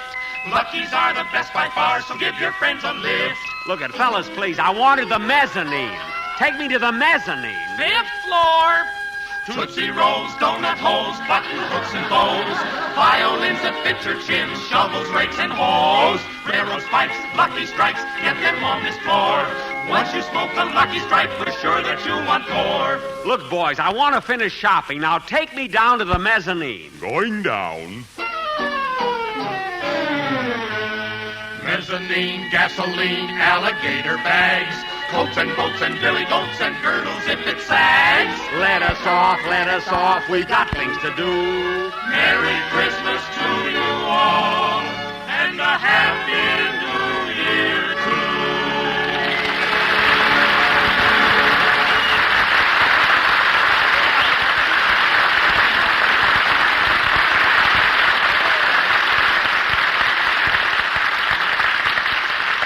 Thanks. Look, Jack, we're back on the main floor. Well, how do you like that? I asked him to... Say, it's just as well. You know, I've been thinking about that card for Don's wallet. Jack. I don't think it's an appropriate card for a $40 gift. I'm going back and change it. Well, I haven't got nerve enough to face that clerk. I'm going to buy something for my sister, Babe. Babe, what are you going to get her? Well, she asked me to send her a telescope. What does Babe want with a telescope? She lives across the street from the YMCA. Oh. Well, I'll meet you here later. I'm going to change that card. Oh, clerk. Clerk. Yes, sir. What can Oh, it's you again. Yes. I want to change the card in that gift. Oh, no. No. First you buy the gift, then you write the card. Then I wrap the gift. Then you change the card. But look, mister, then I unwrap the gift. Mister, and then you rewrite the card. And then I wrap the gift. And now you want to write another card. Look, never mind that. Just unwrap the gift, will you? I've already sent it down to the delivery department. Well, look, you'll just have to go down there and get it. All right, I'll go. I haven't run into anyone like you in 20 years. Oh, why did the governor have to give me that pardon?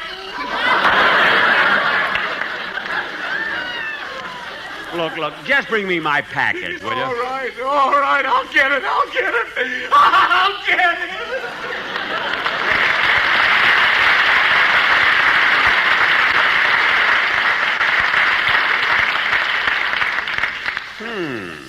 What an eccentric character, you know? Something like it. Stevie, maybe we can buy buy something for Mr. Benny here. Okay, Joey, let's look around. Something I can do for you boys? Yes, we'd like to buy something for the treasurer of our club, the Beverly Hills Beavers. A present for the treasurer of your club, eh? How old is he? About the same age as you. 39. Well, boys, it's none of my business, but how come you picked a 39-year-old man to be the treasurer of your beaver club? Because he's such a good businessman.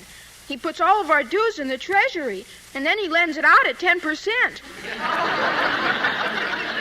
Oh, I see. Who does he lend it to? Us?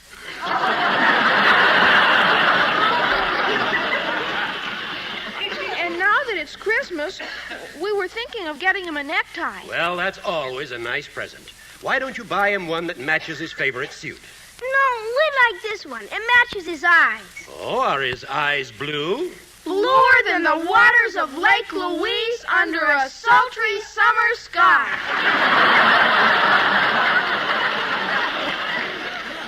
My, where did you boys learn that? Every beaver has to memorize it before I can borrow money.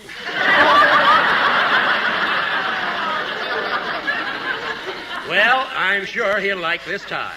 It's $1.50. I'll wrap it up for you. Thank you.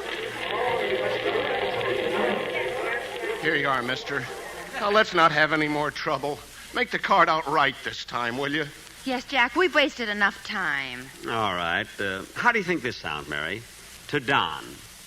Your pear-shaped tones many announcers ape, but no one can match your pear-shaped shape. Isn't that cute, huh? Yes, Jack, it's a beautiful poem. Nick Kenny would be proud of it. Yeah. Oh, hello, Mr. Benny. Hello, Mary. Hello, Dennis. Dennis, I didn't expect to run into you here. Oh, I brought my mother's lunch. She's the Santa Claus. Your mother is the Santa Claus with a white beard and everything? Yeah, and she sure fooled my father. He climbed up in her lap and told her he wanted Hedy Lamarr for Christmas. Oh, for heaven's sake, what did she do? I don't know, but now my father goes around singing, "All I want for Christmas is my 2 front teeth."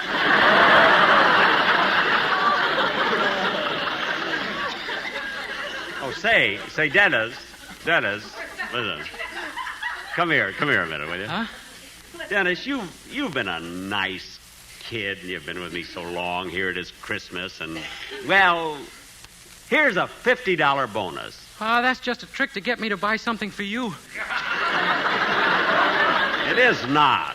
I don't care if you don't get me anything. Oh, yeah? Last year when I forgot to buy you a present, you picked me up and threw me in your Bendix. What? And then you charged me 40 cents for washing my shirt. Look, kid, if you don't want... Oh, my goodness. What's the matter, Jack? Just a minute. Oh, clerk. Now what? Now what? That card I wrote to Mr. Wilson, I left it right here on the counter, and I can't find it. Oh, don't worry about it. I found it, and I put it in the package, wrapped it up, and sent it down to the delivery room. Well, I forgot to sign the card.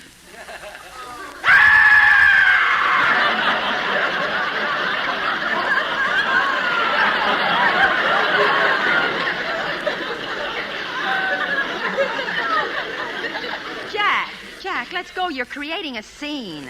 It's okay, lady. I'll get his package. The customer is always right. And this jerk is a customer. You see, Mary, you've got to know how to handle these people, you see? Now, come on, let's shop around till he gets the package from the delivery room, will you?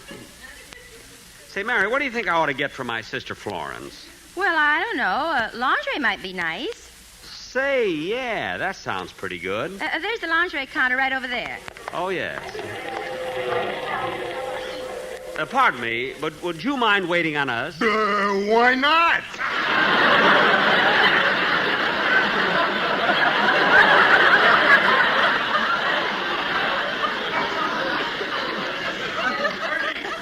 Your money's as good as anybody. Well, could you show me something in silk lingerie? Certainly. What's your size? Look, they're not for me. They're for his sister, size 34. Okay. Here's a whole box of them. Will you lay the lingerie out for us, please? Well, just a minute till I put my gloves on. Gloves? Touching that stuff with my bare hands makes me a nervous wreck.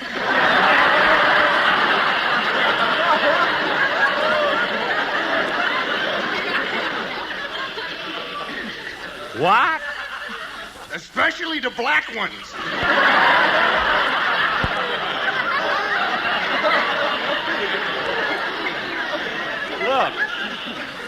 Look, mister, we haven't got all day. Show us something in size 34. Okay. Here's a nice little garment. A genuine pure silk nightie. Gee, that's awfully pretty. I think this would be very... wait a minute, mister. What are these little loops on the bottom of the nightgown? The loops? Yeah, the loops. Yes, what are the loops for? When you go to bed, you hook them over your toes so the nightgown won't creep up on you.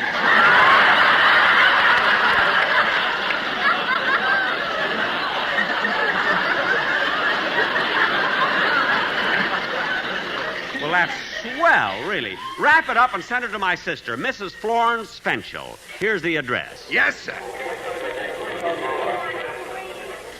Oh, look, Jack, there's Rochester doing his Christmas shopping, too. Yeah, shh. I want to hear what he's getting. Can I do anything for you? Yes, I'm looking for a Christmas present for my boss. Perhaps if you told me something about your employer, I'd be able to make some suggestions. How old is he? That and what happened to the gas man are the two burning issues of Beverly Hills. Well, you can't go wrong if you get him a nice scarf. We have some beautiful silk ones for $20. Yeah, I'd like that. Jack, he'll hear you. No, I'm afraid $20 is more than I had in mind. We also have some lovely ones for $15. That's still too much. $12.50? Uh-uh. Well, we have other gifts for about $10. $7.50? $6? $5? When you get down to $1.25, wrap it up. Well, that's not much of a gift. What does your boss usually give you for Christmas? A brand new dollar bill and a lecture on the evils of wine, women, and song. Oh. Well, look, if he's that kind of a man, why do you keep working for him? Well, it's kind of hard to explain. But he's good, thoughtful, kind, considerate, and he gives me his old toupees to cover my bicycle seat. Oh. Well, here's a nice red scarf, which is really an excellent buy. I'd rather take this one here. The color will match his eyes. Are his eyes blue? Bluer than the waters of Lake Louise under a sultry summer sky. Oh, are you a beaver? No, but I work like one.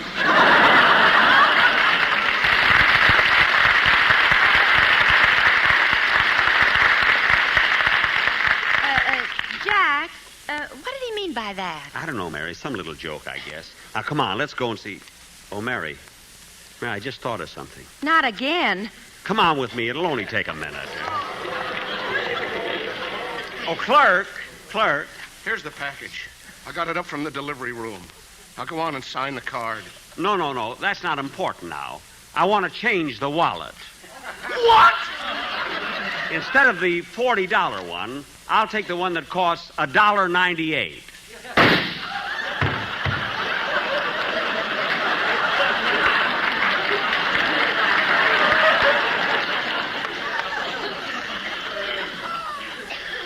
Gee, he was such a young fellow, too.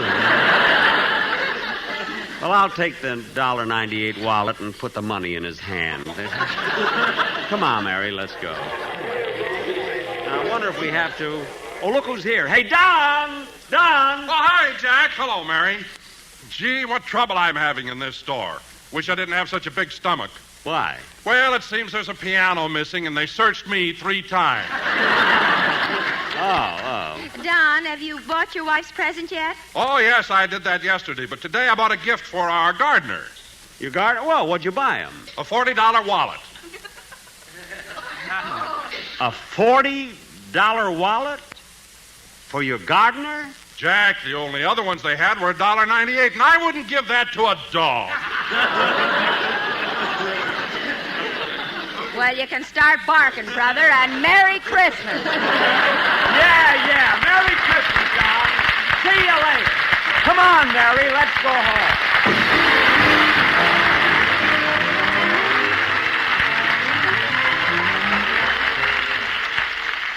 And now, ladies and gentlemen, as is our custom every Christmas, at this time, Dennis Day will sing Ave Maria.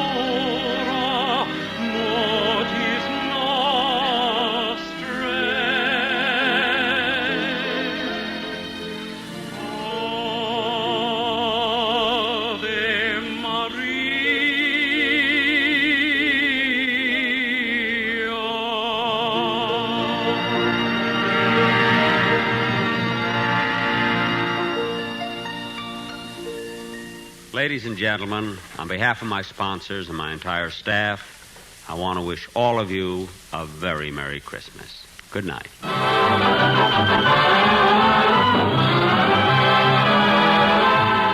Jack Benny Program, starring Jack Benny with Mary Livingston, Phil Harris, Rochester, Larry Stevens, and yours truly, Don Wilson.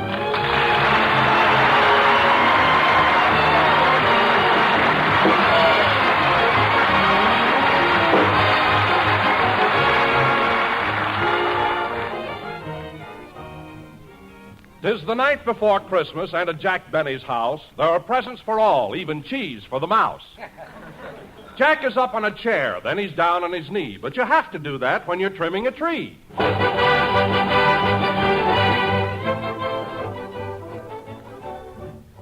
Well, we're all through, Mary. Gee, it was nice of you to come over and help me trim the tree. Well, if I didn't, you'd never get it done.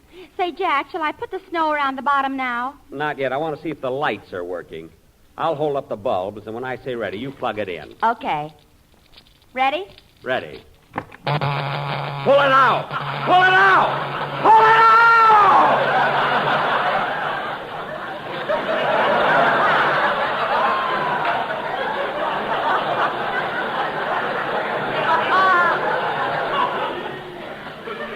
My goodness. Oh, Jack, why did you make me shut it off? Those lights were so pretty, especially those two blue ones that kept flashing on and off. Those were my eyes. I must have been holding on to a bare wire. Well, it's your own fault. Every time you fool around with electricity, something goes wrong. It does not. I know plenty about electricity. Oh, sure. Remember what happened 2 years ago when you fixed your doorbell? What happened? I pushed the button and it burned down Crosby's house.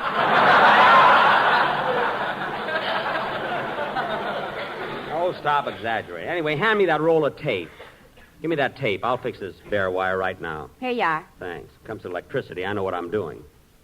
See, when you see a bare wire, you just tape it up like this. And that way it's insulated against outside elements. There, that ought to be enough tape. All right, Mary, plug it in. Okay. Pull it out! Pull it out! Pull it out!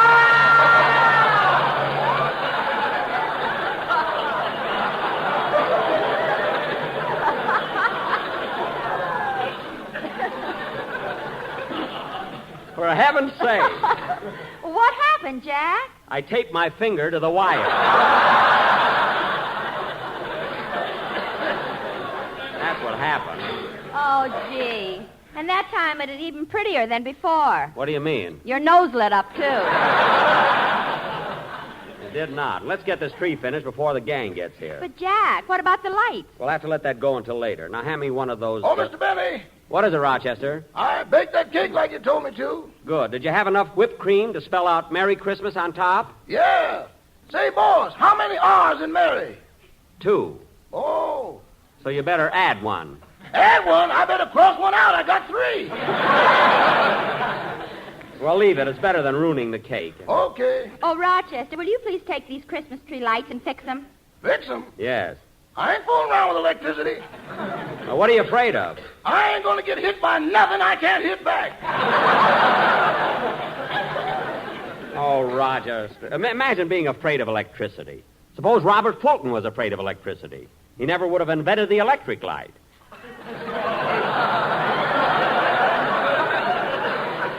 Would he? Jack, you're thinking of Thomas Edison. Edison? Well, then what did Robert Fulton do? He said, don't give up the ship. That was John Paul Jones. Now, let's not start that again. Now, Rochester, please fix these lights, will you? Okay. Let's see. Now, in electricity, there's the electrons and the electrodes. Then there's the positive and the negative. But I ain't positive which one is negative.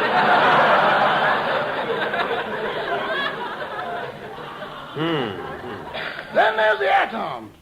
Now, the atoms are supposed to go from the positive to the negative, or maybe they go from the electrons to the electrodes. Then again, maybe they go from Natchez to Mobile.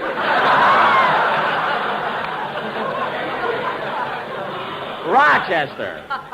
Now, as long as these atoms keep passing each other, everything is all right. Yeah. But when they meet halfway and start fighting, they're going to turn on anybody who tries to butt in. Rochester, I'm not interested in the scientific details. I just want you to fix those lights.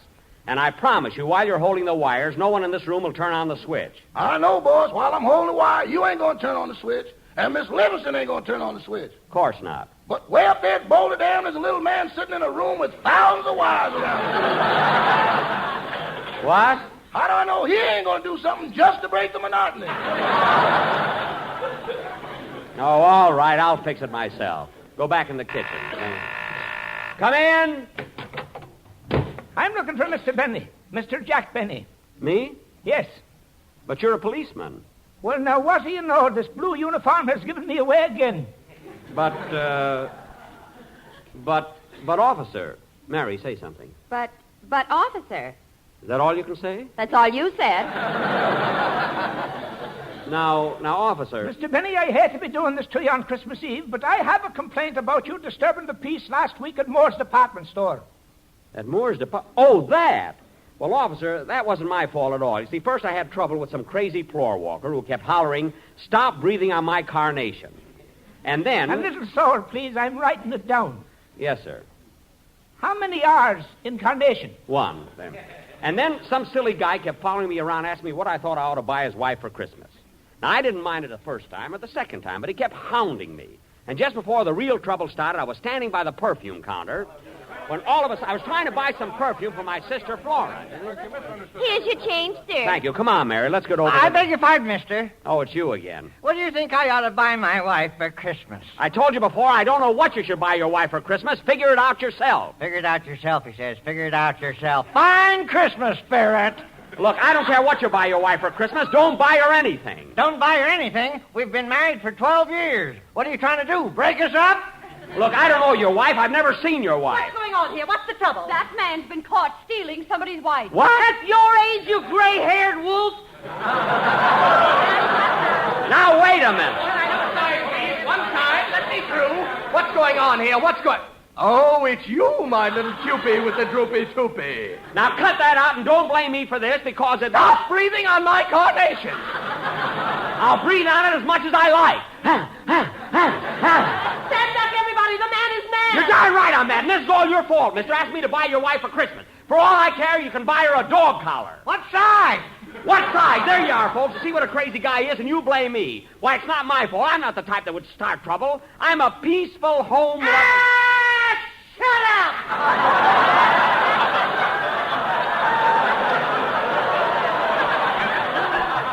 Oh, come on, Mary. Let's get out of here. And that's exactly what happened, officer. Believe me. By golly, it's amazing. It sounds like something you'd hear on the radio. Yeah.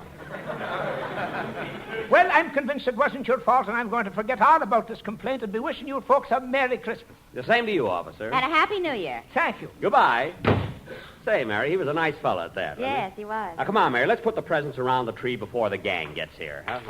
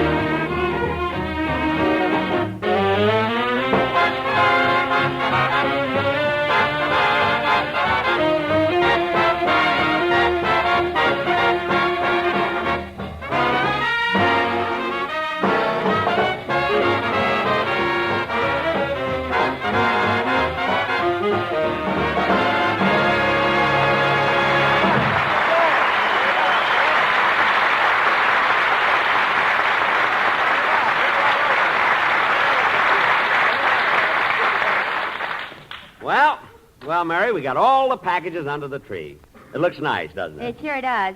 Jack, if you're not going to use the Christmas tree lights, let's put on the candy canes. Okay, here's the box, and you can... Hey, wait a minute. I had 12 candy canes, and now there are only 11. Where's the other one? Don't look at me. I'm not looking at you. I'm asking you. All right, I ate it. Here's 10 cents.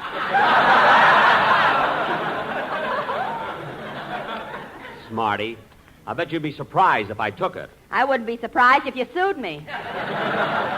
Mary, let's get this finished, will you? Jack, you better pick up those lights off the floor before somebody steps on them. Oh, yes. Now, where can I put them? Here, now put these lights up here on the chair. This chair right here. And Mary, here's Rochester's present. I forgot that. Slip it under the tree. Boy, will he be surprised. But, Jack, how'll he be surprised? You've got toilet water written all over the package. Well, you got to do that with Rochester. When he opens the package and finds a bottle, he never stops to read the label.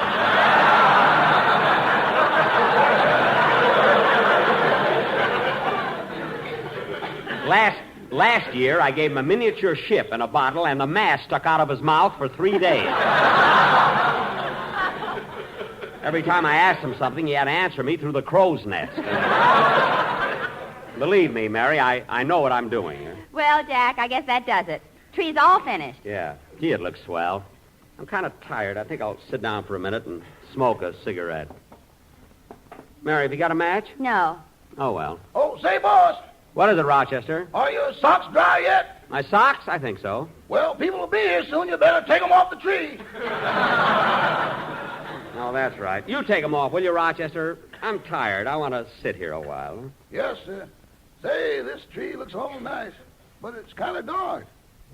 Oh, no wonder the lights aren't plugged in. I'll fix that. Pull it out!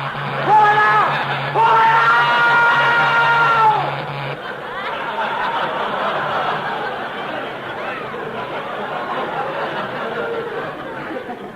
For heaven's sake. Well, what's the matter, Jack? I was sitting on the wire.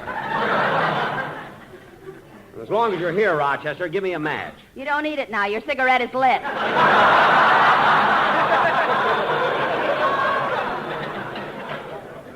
Oh, yes.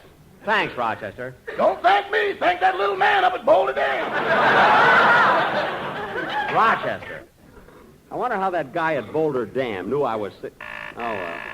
Come in. Hello, Phil. Hiya, Jackson. Merry Christmas, everybody. Same to you, Phil. Hey, Jackson, that Christmas tree looks terrific. Yeah, it is a nice tree, isn't it? Not only that, it's grown about 2 feet since last year. Phil, this isn't the same one. You know, Phil, I believe in the old-fashioned way of getting a tree. I know when you get up early in the morning and bundle yourself up warm, and you throw an axe over your shoulder and go out in the woods, you know, way out in the wilderness and chop down your own Christmas tree. Yeah, you're right, Jackson. Where'd you find this one? In the lobby of the Beverly Wilshire Hotel. You said it. Timber! Yes, sir. Say, Jackson, you ought to see the tree I got in my house. I got it all decorated, and then right on top I got a big red star. A red star? Phil, it's supposed to be a silver star. I know, but this way I get 5 red points. Oh, Harris, you humorist. You're the Mark Twain of your generation. Mark Twain. Phil, it's Twain. Twain. Wheelie?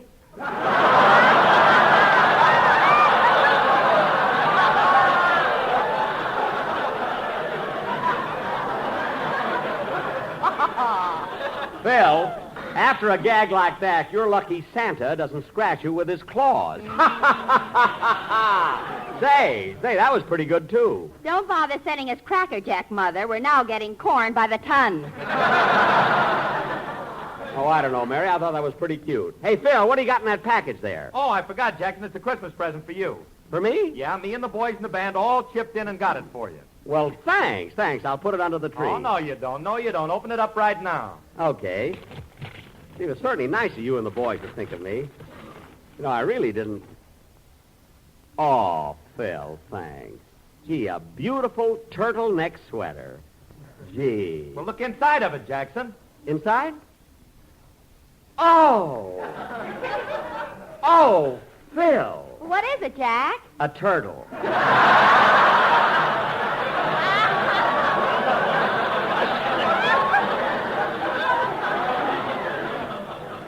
A fine present.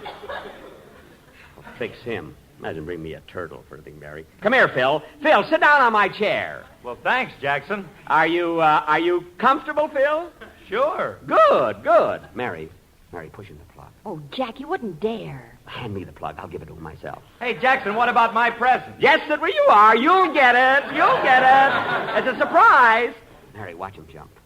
1, 2, 3. There.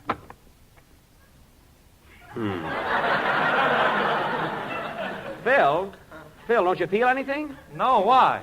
Well, what about the surprise? What's the matter? We're having a little trouble at Boulder Dam.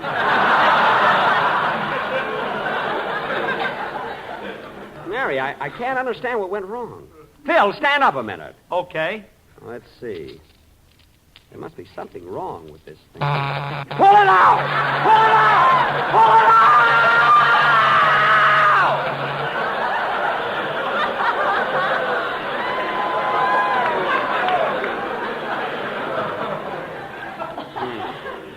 Fine thing to do to a guy on Christmas Eve. Well, it's your old fault for trying to play a trick on Phil. Oh, so that's it, eh, Jackson? Trying to give me a hot seat. Oh, it was nothing, Phil. I was just trying to have a little fun. Pull it out! Pull it out! Jack, that's a doorbell. Oh. Come in. Hiya, Don. Hello, Larry. Oh, Gonzo and Larry. Merry Christmas, Don. Hey, I'm glad you fellas were able to come over. Well, say, Mr. Benny. Yes, Larry. Well, last night I went to the movies and I saw a picture called Hollywood Canteen. You did? Yes. And you want to know something? What? You were in it. Yes, I know, kid. I happened to see the picture. 8 times. What? On the days he can't go, he sends me. Rochester. Between you and me, that seat never gets a chance to cool off. Never mind. Well, say, Jack, I saw the picture, too. You did, Don? Well, Don, tell me, how did my violin solo go over? Well, Jack, this will amaze you. Really? When you started to play, the man next to me got all excited and enthused. Oh, I get it, Don. I get it. You don't have to... Okay, Mr. Benny, I got the cake and coffee on the table. Good. Come on, fellas. Let's have a little bite. Come on, everybody. Now, take it easy, fellas. Take it easy. Take it easy. There's enough for all. Yes, folks, you don't have to crowd. Just line up to the right and have your ticket stub ready. Rochester, this is Christmas. Oh, yes, excuse me. Now, fellas. Hey, who can that be? Come in. Well, I'll be darned. Hiya, Buck. Hello, everybody.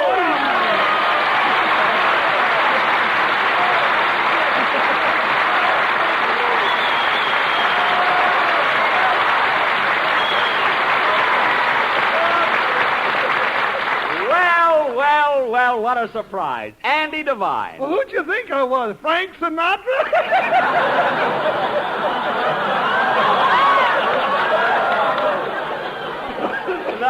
No, Andy, your voice and figure are both a little huskier, I think. Hey, Andy, there's Don Wilson. Oh, yeah. Hello, Skinny. Hello, Fatso. That's the first time I ever heard a pot call a pot a pot. Say, Andy, how's your mother? Oh, she's swell, Buck. Hey, you know, it's nice the way you think of her every year. Oh, I always call my friends around the holidays. Well, you don't have to worry about Ma. Buck, she wouldn't think of buying her Christmas cards from anyone else but you. I know. That's why I always throw in a couple of extra ones, you know? Here you are, folks. Here's the... Oh, hello, Mr. Devine. Well, hello, Rochester. I'm glad you dropped in on the boss. Christmas wouldn't be Christmas without you. Well, thanks, Roch. You know, the holidays wouldn't be the same if I didn't see all of you folks. Those are the two voices that drove Gravel Gertie into hiding.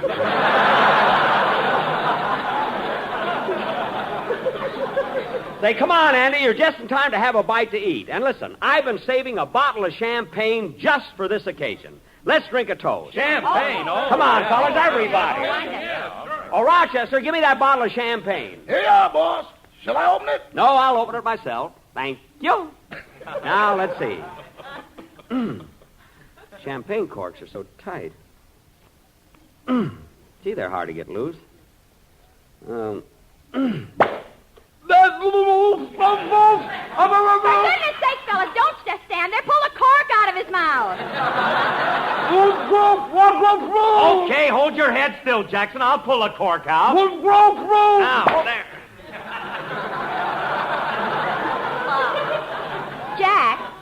Jack, say something.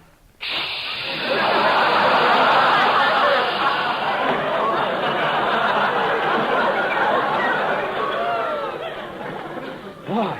Here, Rochester. Rochester, fill the glasses. Yes, sir. Hey, fellas, how about a toast? Hey, I got one. Go ahead, Andy. A toast, go ahead. Here's to you, Buck, Mary, Phil, and the whole gang. We've been friends for a long time, and I hope it always stays that way. Merry Christmas! Merry Christmas, Andy! Merry Christmas! Jack, can I give a toast, too? Sure. Go right ahead, Mary. A Merry Christmas to everyone, everywhere. Yeah, Merry Christmas, everybody! Merry Christmas! Merry Christmas! Merry Christmas to all. That's right. Glad to see you. Say, Jack, how about a toast from you? Me? Yeah, I'd like to give a toast, too, Don. This is a toast to a lot of fellas I met in Africa, Europe, and the South Pacific. And to all you other boys out there I wasn't lucky enough to meet. Fellas, this is Christmas Eve, a time for happiness and good fellowship, a time when our hearts should be humble and forgiving. But this is war, and I've seen what you boys are up against on both sides of the world. I know the Christmas spirit must seem a very distant thing when you're crouched in a muddy foxhole or wading through the half-frozen slush. I know, too, that there's very little to remind you of Christmas inside a stifling tank or in the icy cockpit of a B-29 6 miles above Tokyo. Maybe you feel it as something you lost long, long ago, because the only Christmas lights you see are the bursts of shells or the flashing path cut by tracer bullets. But Christmas is a spirit that springs from within and is so strong it transcends even the ugly scenes of a battlefield and fills the soul with a passion to defend the things that are right and just. You are the ones who have gone to the ends of the earth to preserve the freedom you know belongs to every man, to hasten the day when all mankind can once again live in dignity and in peace. So here's to you, fellas. Merry Christmas, and God bless you all.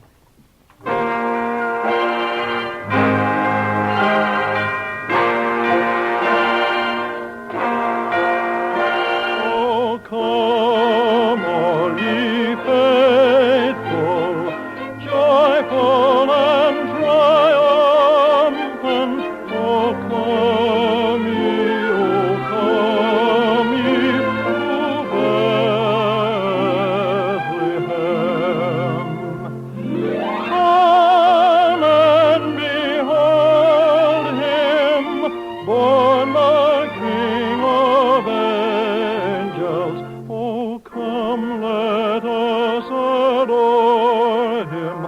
Oh, come, let us adore him. Oh, come, let us adore him. Christ the Lord.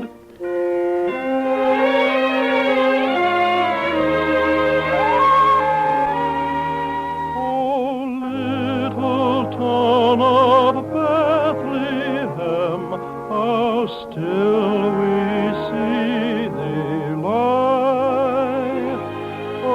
above thy deep and dreamless sea. The silent stars go by, yet in thy dark street shineth the everlasting light.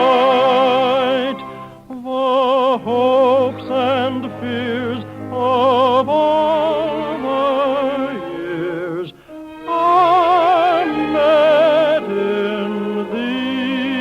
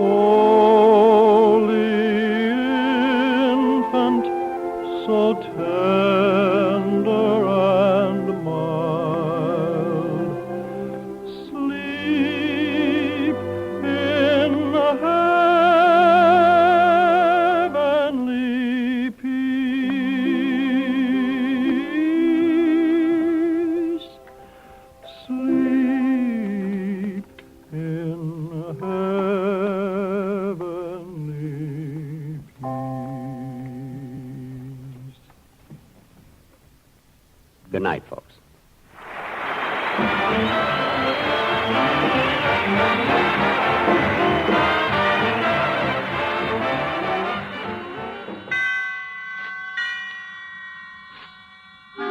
Suspense.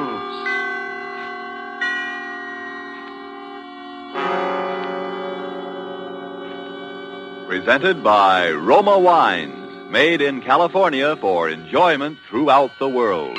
Salute. Your health, senor. Roma toasts the world. The wine for your table is Roma, made in California for enjoyment throughout the world. This is the Man in Black, here for the Roma Wine Company of Fresno, California, to introduce this weekly half hour of Suspense. Tonight in Hollywood, Roma brings you as star Mr. Peter Lorre. The suspense play which stars Mr. Lorre and which is produced and directed by William Spear is called Back for Christmas. In this series, Roma brings you tales calculated to intrigue you, to stir your nerves, to offer you a precarious situation and then withhold the solution until the last possible moment. And so, with Back for Christmas and with the performance of Peter Lorre, we again hope to keep you in suspense.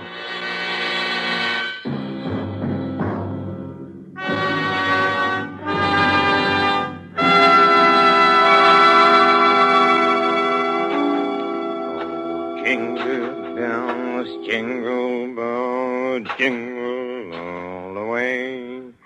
Oh, what fun it is to ride a one-horse open. Yes, Maria? What on earth are you doing down here in the cellar? Oh, just doing a little digging. And why, may I ask, have you chosen this day of all days to dig up the cellar floor? Oh, I thought because the weather has been so damp, this would be a good time to plant that little devil's garden I told you about. Devil's garden? Whatever nonsense is that? Don't you remember that was my little joke about it? You see, I've managed to get hold of the spores of several unclassified wild orchids. In their wild state, they bloom under damp masses of leaf mold. The South American Indians call them devil flowers because they appear to bloom under the ground. Well, I'm sure the South American Indians will be very interested if you succeed in growing these ridiculous flowers under the cellar floor. Whom else it will interest, I can't imagine. Oh, what's that terrible smell? Oh, that's the leaf mold, chemically identical with the earth blanket they grow under in their wild state. And I want to get these started before we close the house. Do you realize that we're sailing for America a week from today, and you've made no arrangements whatever? Unless you call digging a hole in the cellar making arrangements. I certainly don't. Devil's garden, indeed. Sometimes I think you're going soft in the head, Hubert. Oh, I suppose it is inconsiderate of me. You see, and I've been wanting to try this experiment for a long time, but with all those lectures and seminars at the university, there never seemed to be enough time. Well, there certainly isn't any time for it now. I suppose you've forgotten I made an appointment for you at the barber's this afternoon. Oh, must I shave my beard off, Hermione? I thought we'd been through all that. Of course you must. They don't wear beards in America. Bad enough you're speaking with that accent. They'll probably think we're Germans as it is. Oh, I should think it would be quite easy just to explain that I'm Swiss. Now, Hubert, don't be argumentative. Oh. Go and get your jacket on and do as I tell you. Yes, Hermione. And don't forget to take your umbrella. It looks like rain. Yes, Hermione. And don't look so put upon, Hubert. Someone has to plan things in this house. Never even get to the university in time for your lectures, much less make arrangements for a trip to America. I know, but what about my specimens? There'll be plenty of time to plant your precious devil's garden when we get home from America. We're not going to be gone forever, you know. We'll be back here for Christmas. Yes, of course. Back for Christmas. I'd forgotten. We'll try to remember it. And if you can't do that, just do as I tell you. I've been making the plans in this house for 20 years. And if there's any digging to be done, I'll manage that as well. You understand, Hubert? Yes, Hermione. Good. Now, you have just 20 minutes to clean up this mess down here and keep your appointment at the barber's. And when you're finished there, I want you to come straight home. All right. I wanted to stop at Miss Markham's and pick up some books I ordered. Well, all right. But don't loiter there the whole afternoon mulling over those old books the way you usually do. Now, hurry and clear up this rubbish. Get rid of that smelly stuff. And no more digging, mind you. No more digging. I'll show her. I'll have my devil's garden, and if I... No more digging, eh? No more digging. Oh, 15 men on a dead man's chest. Yoo-hoo, and a bottle of rum.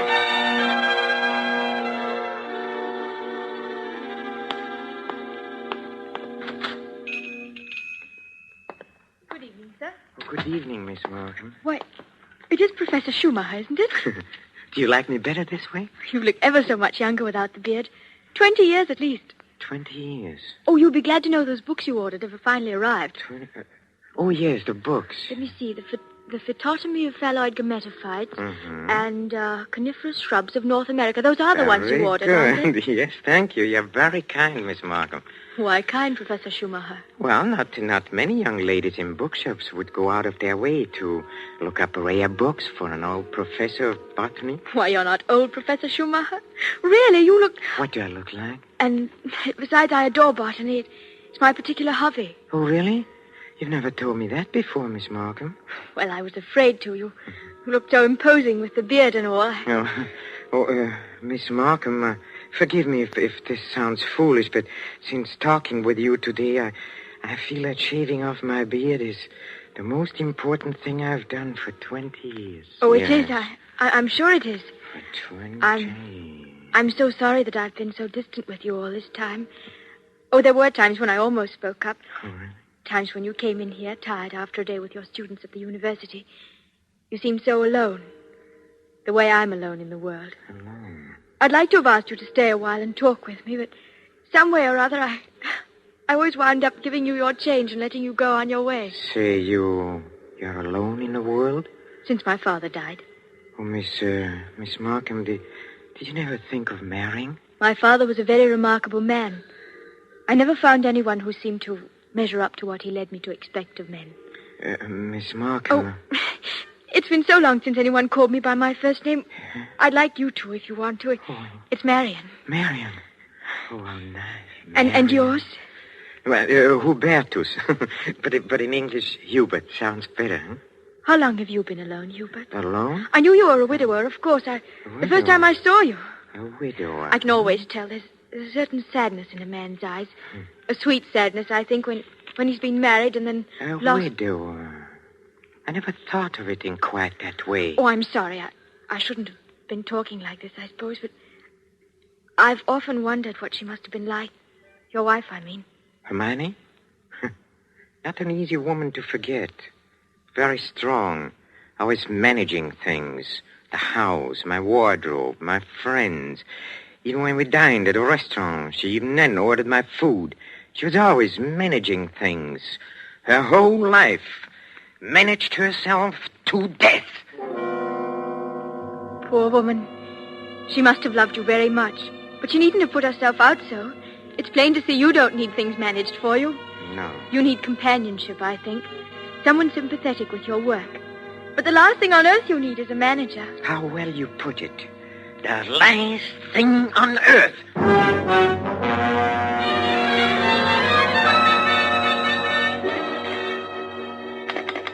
Operator, are you there?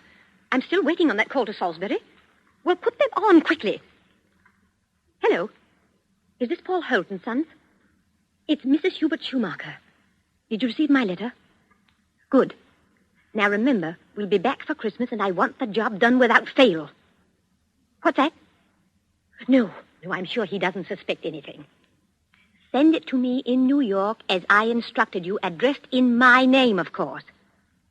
Yes. I've already put them in the mail. You'll get them tomorrow. Thank you. Thank you so much.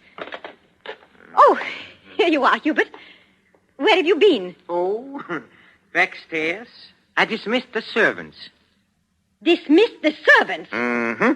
But I've asked some friends of mine into a farewell luncheon. Go and tell them it's a mistake. Well, I'm afraid it's too late now. They've packed and gone. You have messed things up properly. How many times have I told you to leave things to me? I make the plans around here. Yes, Hermione. You have to do better than this when I plan the trip home, or we'll never in the world be back for Christmas. Back for Christmas. Back for Christmas. Must you keep saying that? Why not? We are coming back for Christmas, aren't we? Well, supposing I were offered a professorship in one of those wealthy American universities. Nonsense. Americans care nothing for botany. Well, Luther Burbank was an American, wasn't he? That's different. What have you ever done except muck around in the dirt with a lot of roots and tubers? Well, they asked me to lecture, didn't they? All right. Now, there's no use getting yourself in a state about this, Hubert. No doubt this extra money will come in very handy when we arrive back for Christmas. I know. Precisely. No good to make a joke of it. Heaven knows where you'd be today if I hadn't got a sense of time. Yes, Hermione. And as you've been so foolish as to dismiss the servants, you may empty the ashtrays and straighten up this room while we're waiting for the guests to arrive. I'm going in to have my bath. Call me when they get here.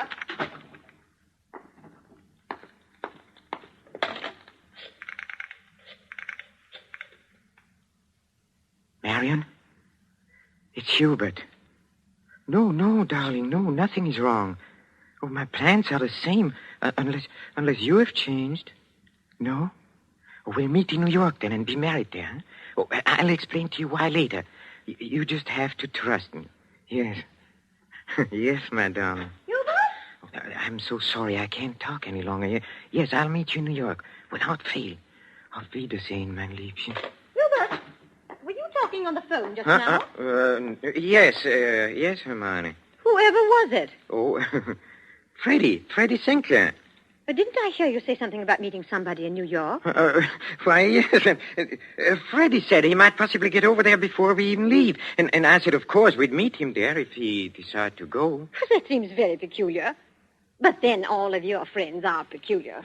Yes, Hermione. And just look at your jacket. Have you been digging in that cellar again? Yes, Hermione. Well, there's no need for it. You can't possibly get that Devil's Garden thing finished before we sail for America.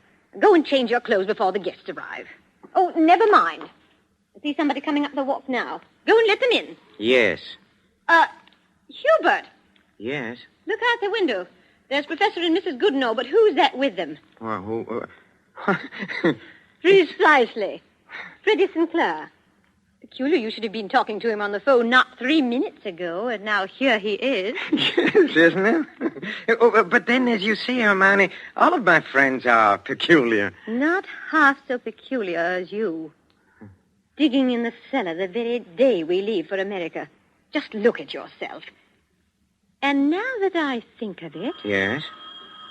Oh, never mind. Go and let them in. Oh, you were going to ask me something, Hermione, about... the hole I'm digging in a cellar. Good heavens, stop rolling your eyes about that way. One would think you were digging a grave down there instead of a storage bin. Yes, Hermione. What's that? I said yes, Hermione. Father, open the door and please stop saying yes, Hermione. I think, my dear, I've said it for the last time.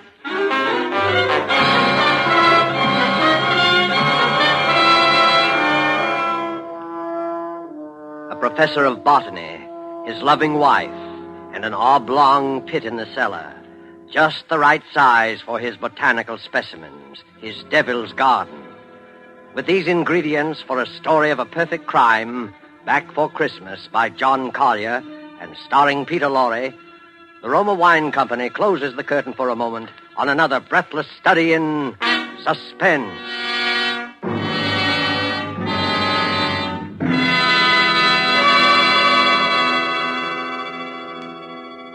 In this brief intermission in the play, it's pleasant to think about the holidays. Not everyone celebrates the holidays against a background of snow and pine trees. Somewhere south of the Gulf and the Caribbean, in a gracious home surrounded by palm trees in the warm sun, you might find holiday dinners ending this way. One moment, please. Our North American guest wishes to propose a toast. Yes, mis amigos. I drink a toast in gratitude to you for your gracious hospitality and the enjoyment you've given me, an American so far from home. It is only a fair exchange, my friend. This wine in which you drink your toast, it brings enjoyment to us from your country, from America. It is Roma wine, made in your own California. Yes, and when you choose the wine for your holiday table, remember this. Only a few wines are so fine that many countries of the world import them. And among these greatly enjoyable wines are the wines of Roma, R-O-M-A, made in California for enjoyment throughout the world. Yet here in America, we are truly fortunate, for we may buy Roma wines at a very low cost, since we don't have to pay import duty or costly shipping charges. So serve Roma wine with pride on any and all holiday occasions. Serve Roma, too, for everyday dinners you can afford to. Ask your dealer tomorrow for your favorite Roma wine, America's largest selling wine. But before you buy wine, buy war bonds. And now it is with pleasure that we bring back to our sound stage Mr. Peter Lorre in Act 2 of Back for Christmas. A tale well calculated to keep you in suspense.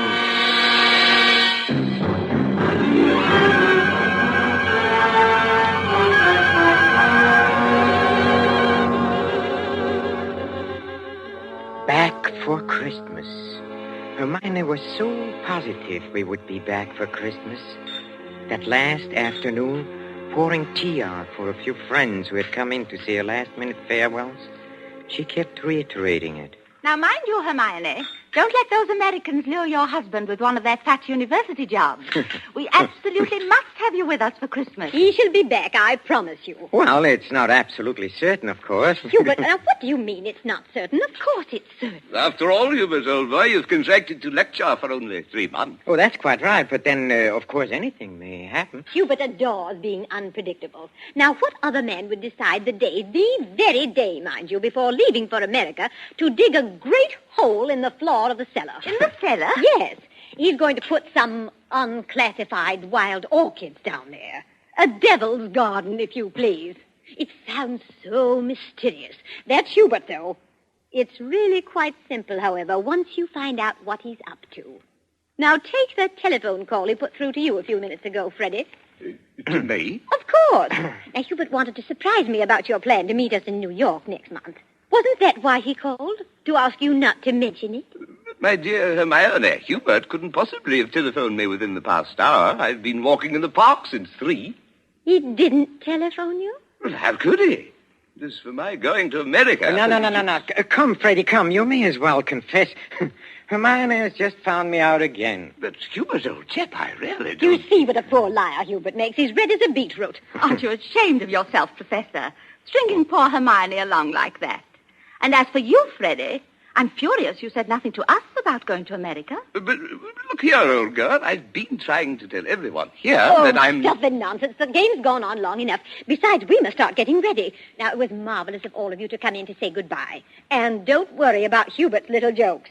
I will bring him back for Christmas. You may rely on it. They all believed her. For years, she had been promising me for dinner parties, garden parties, committees, and the promises had always been kept. This time, they would not be. I had seen to that. The servants were gone for good. The farewells all said. I had timed to the minute how long it would take to fill in a hole in the cellar. My devil's garden. Upstairs in a bedroom, I undressed and put on my old bathrobe, and then I opened the door into Hermione's room. Hermione, have you a moment to spare? Of course, dear. I'm just finished. Oh, then, will you come in here for a moment, please? There's something rather extraordinary here. Oh, good heavens, Hubert. What are you lounging about in that filthy old bathrobe for? I told you to put it into the furnace. Oh, I'll do it. I'll do it today. Yes, really, I will. I promise. Well, high time. Now, what is it you want to show me? Oh, here, in the bathroom. Just look, who in the world do you suppose dropped a gold chain down the bathtub drain? Nobody has, of course. Nobody wears such a thing. Then what is it doing in here? I don't see anything. Well, look. I'll hold this flashlight here for you. If you lean right over, you can see it shining. It's deep down. Oh, such a lot of nonsense. Just as well. Well, I don't see it, Hubert. Go on looking, Hermione, in just a moment. Hubert, I absolutely refuse. Hubert, what are you doing? Take your hands off my neck. I will, Hermione. Just as soon as I've finished the arrangements for my trip to America. What are you talking about? You thought you were the only one who could plan things, didn't you? Didn't you, Hermione, huh? Oh. Well, I've been making some plans of my own this past week. In exactly 2 minutes and 16 seconds, You'll be dead. You see? You see, I planned it very accurately. You'll never get away with it. Oh, I thought you would say that, Hermione, but I will get away with it. You won't mind the smell of the leaf mold down in the cellar when I take you down there today? Yes, that is where you are going, Hermione. Right into my devil's garden that annoyed you so much. My friends all expect me back for Christmas. They do. If they don't hear from me, they'll start asking questions. No, they won't. Because you'll write them letters, Hermione, on a typewriter, as you always do. They'll be signed H, in that neat, correcting way you always sign your notes to your friends. Here, let me up now. No! It won't work, Hubert. You were never any good at planning. Oh, but I have changed. I've learned from watching you all these years. The lecture people in America. They'll expect you to be traveling with your wife. I will be traveling with my wife, but not my present wife, Hermione. Hubert! It won't work, I tell you. That pit you dug in the cellar... Oh, it will work. It'll serve its purpose well. Hubert! No, I'm sorry, dear. This thing has to be done exactly as planned. You have just 5 seconds to say your prayers. Hubert, you must listen. The cellar, Don't do it, Hubert! Yes, Hermione!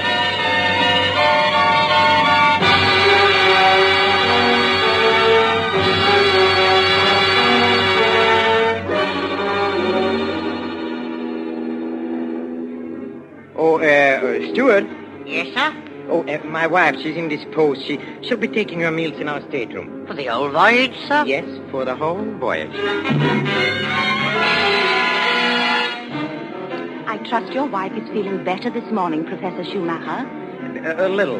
Not yet well enough to leave her cabin. Oh, what a shame. Oh, Professor Schumacher. Yes? Here's a copy of the radiogram you sent for your wife last evening. Oh, thank you. I'll just check it over. Oh, but look here. What? What's the matter? Did the typist make a mistake? No.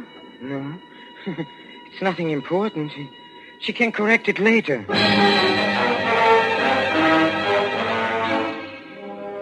For a moment, I had a feeling that Hermione had been leaning over my shoulder again, correcting what I had written as she always did. I had written a radiogram to Professor Goodenough and his wife. Haven't been out of my cabin the whole beastly trip, Hubert. Well, now Doubt will be back for Christmas. But the operator had left out the W, and it read, No Doubt will be back for Christmas. Exactly what Hermione would have written. Well, the rest of the trip was uneventful. Marion and I met in New York just as we had planned. Just as we had planned.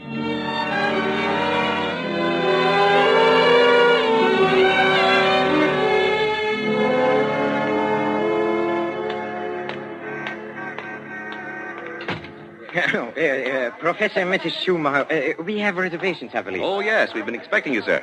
Boy, take Professor and Mrs. Schumacher's luggage up to their suite. You know, Mrs. Schumacher, you're quite a surprise. Oh? Your letter reserving the rooms was so thorough, I was expecting an older, more forbidding sort of person, frankly, ma'am. No.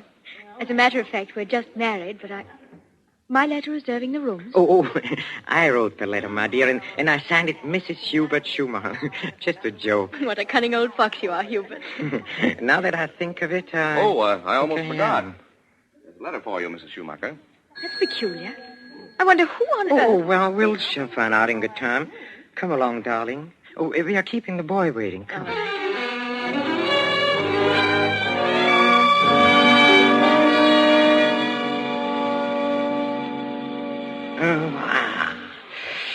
Nothing like a cold, brisk shower to put a man to rights. Hubert, this letter. Oh, yes, the letter. Oh, dry my hair, will you, darling? Please.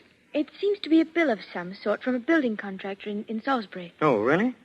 Oh, bother. Dry your own hair. Thank you, darling. Let's see this bill, or whatever it is. It's very puzzling. Hubert, you were a widower, weren't you? I mean, Hermione isn't still alive. Good heavens, no. Well, let me read that. Dear Madame, this is to acknowledge your order together with the keys to your house in Launceston Place. Our man had no difficulty in finding the place where your husband had begun the excavation in a cellar, but apparently he changed his mind at the last moment and filled it in again. What is it, Hubert? Our man will begin digging tomorrow, and the job will be completed in ample time for your surprise Christmas present to your husband. We are happy to be conspirators with you in this thoughtful gesture and hope that Professor Schumacher will be pleased at the results of our work on his Devil's Garden. Very truly yours, Paul Holt Sons, Contractors. What does it mean, Hubert? Means that Hermione was right. I will be back for Christmas. I will be back for Christmas. I will back for Christmas. Back for Christmas. Yes, Hermione.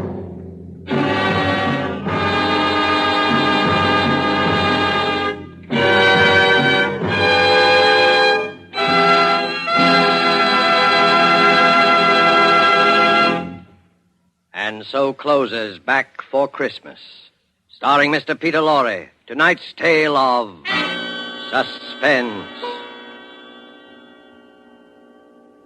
In just a moment, we shall hear again from Mr. Lorre. But first, just a word that seems appropriate. One of the world's oldest customs is the Christmas toast. And traditionally, down through centuries of war and peace, the Christmas toast has been drunk in wine. This year, when the glasses are filled and raised once again, we know that in every home the toast will be to a speedy victory and a speedy return of those we love. And before we set the wine glasses down, let us all resolve to do everything within our power to help make that toast come true. Let us resolve to help supply the weapons of war by buying even more and more war bonds.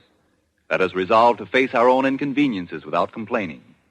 And above all, let us resolve that when this war is at last over, each of us will exert all our effort to see that future Christmases truly express peace on earth, goodwill to men. This thought, together with our very best wishes of the season, is the Roma Wine Company's Christmas message for you, its friends, here in America and throughout the world. This is Peter Lorre. Thank you for listening to our suspense play this evening, and I know you're looking forward to next week's show as I am. It is called Finishing School, and its subtitle might be the famous quotation, "The female of the species is more deadly than the male." Don't forget, then, next Thursday, same time, for Margot, Elsa Lanchester, Janet Beecher, and a distinguished all-feminine cast in Suspense. Presented by Roma Wines, R-O-M-A. Made in California for enjoyment throughout the world. Lux presents Hollywood.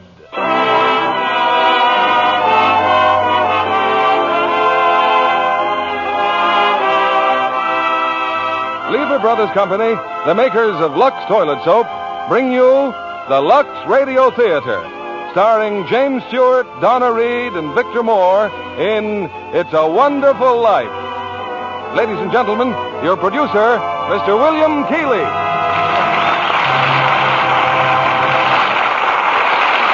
Greetings from Hollywood, ladies and gentlemen.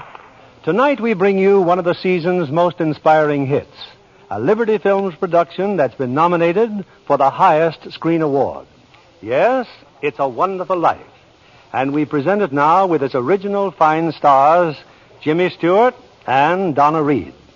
Jimmy in the role which won him a nomination for the best performance of the year.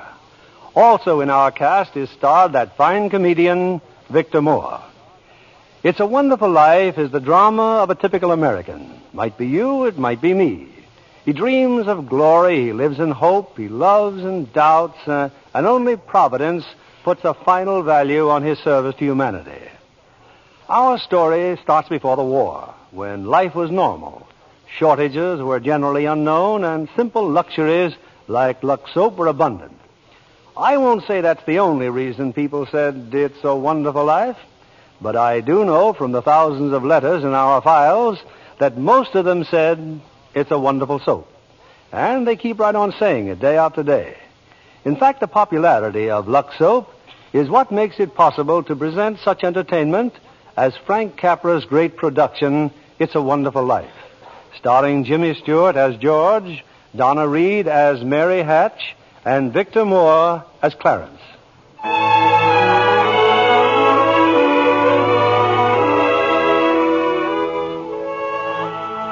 This is the story of George Bailey, citizen of Bedford Falls, New York. George Bailey, who more than anything under the sun wanted to see the world. The wonderful, exciting world that lay somewhere beyond the limits of his hometown. Oddly enough, this story does not begin in Bedford Falls. In fact, it doesn't begin anywhere in the world. It begins in heaven, where the superintendent of angels has just summoned an apprentice angel named Clarence. Oh, I'm really going down to earth, sir? Oh, how splendid. Yes. There's a very discouraged man down there, Clarence. George Bailey. At exactly 10:45 p.m., Earth time, he'll be thinking seriously of ending his life. Oh, dear, his life. Now, I want you to stop him if you can. Now, sit down. I'll give you Bailey's case history. Sir, if I should accomplish my mission, may I perhaps get my wings? I've been waiting over 200 years now, and, well, people are beginning to talk. Clarence, what's that book? The Adventures of Tom Sawyer, sir. I was reading it when you sent for me. Oh, fine book. Excellent. Well, you do a good job on George Bailey, and we'll see about your wings. Oh, thank you, sir. Now, listen. When George Bailey was a boy, 2 events occurred that you should keep in mind. One was when his young brother, Harry, fell through the ice and almost drowned. George saved him. Brother fell through the ice. George saved him. Ever since, George has had a bad ear. All that icy water, you understand. Yeah, bad ear. Yes, sir. The other event came a few months later. George used to work after school in Mr. Gower's drugstore. One day, Mr. Gower's only son died of influenza. It was a terrible blow, and poor Mr. Gower tried to lose his grief in whiskey. Where you been, George? Mrs. Blaine's called twice. What happened to her prescription? You lost it, didn't you? No, Mr. Gower. Here it is. Well, you good for nothing. Don't you know that Blaine girl's very sick? Mr. Gower, my ear. You're hurting my sore ear. Teach you to loaf, you lazy brat. Mr. Gower, you don't know what you're doing. You put something wrong in those capsules. Shut up. Oh, I know you feel bad, but look, Mr. Gower, look. This bottle, you used this bottle to make up the capsules. It's poison. Poison? Don't hurt my sore ear again, Mr. Gower. Oh, George. That's why it's the liver, Mr. Gower. All I wanted was to make sure. George.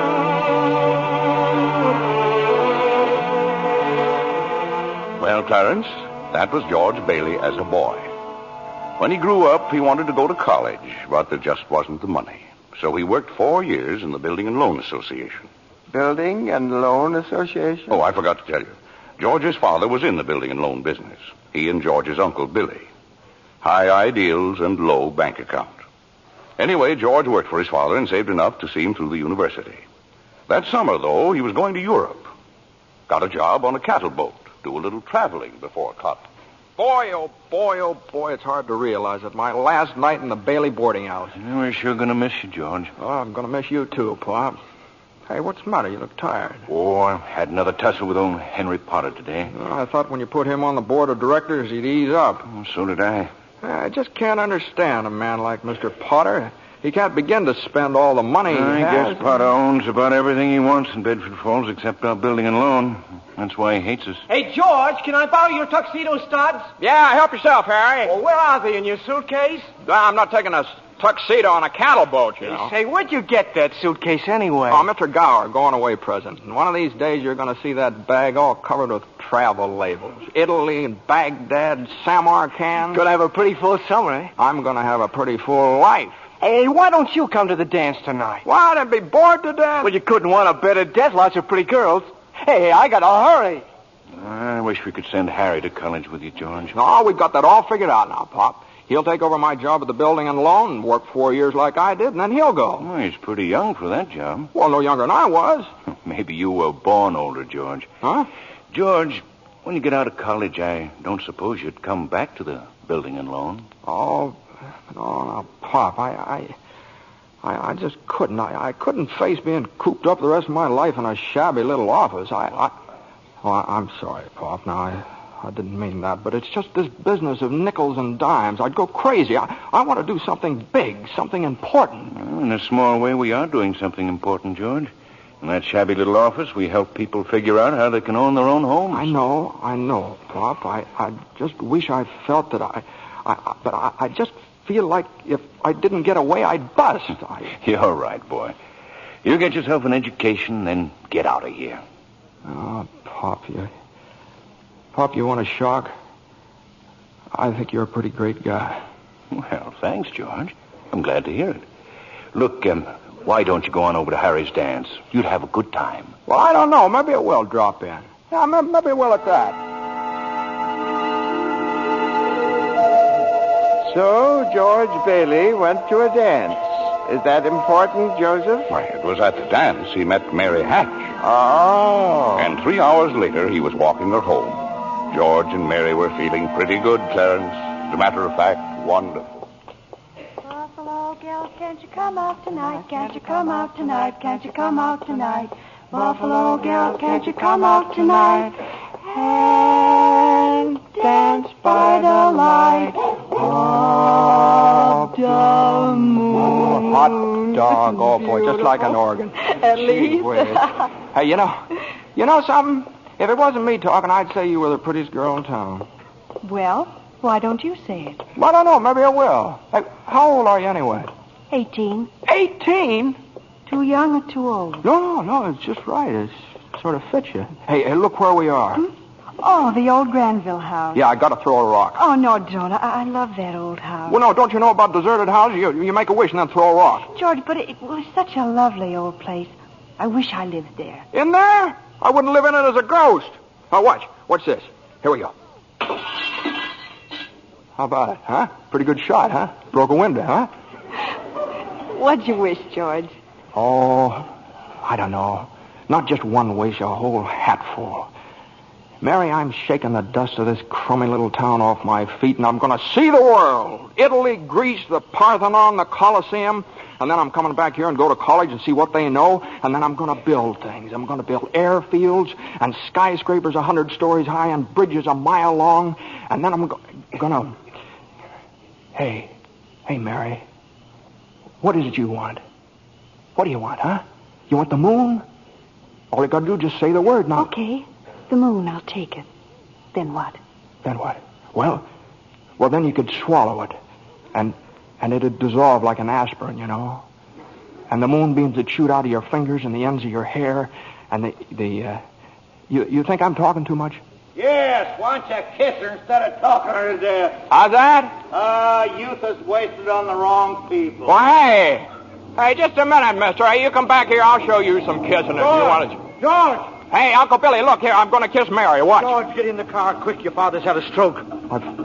George, Father's had... get in, hurry.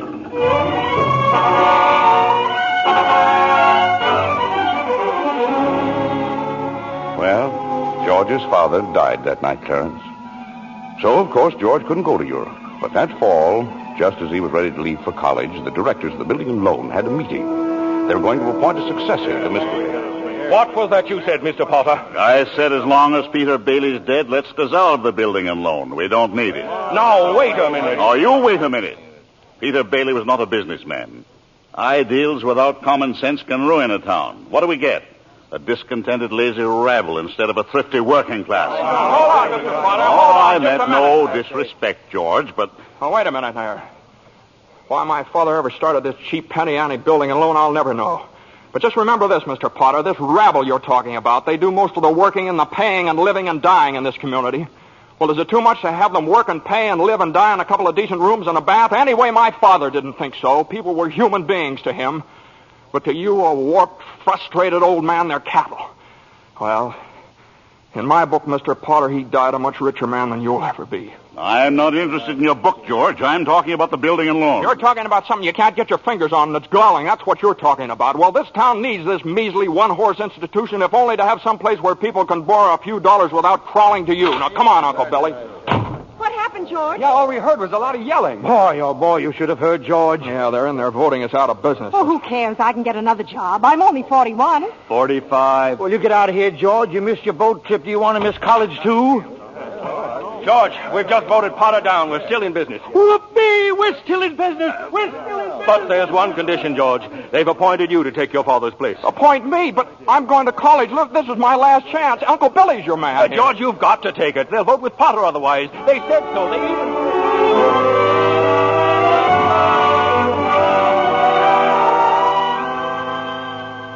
I know George Bailey didn't go to college. That's right, Terence.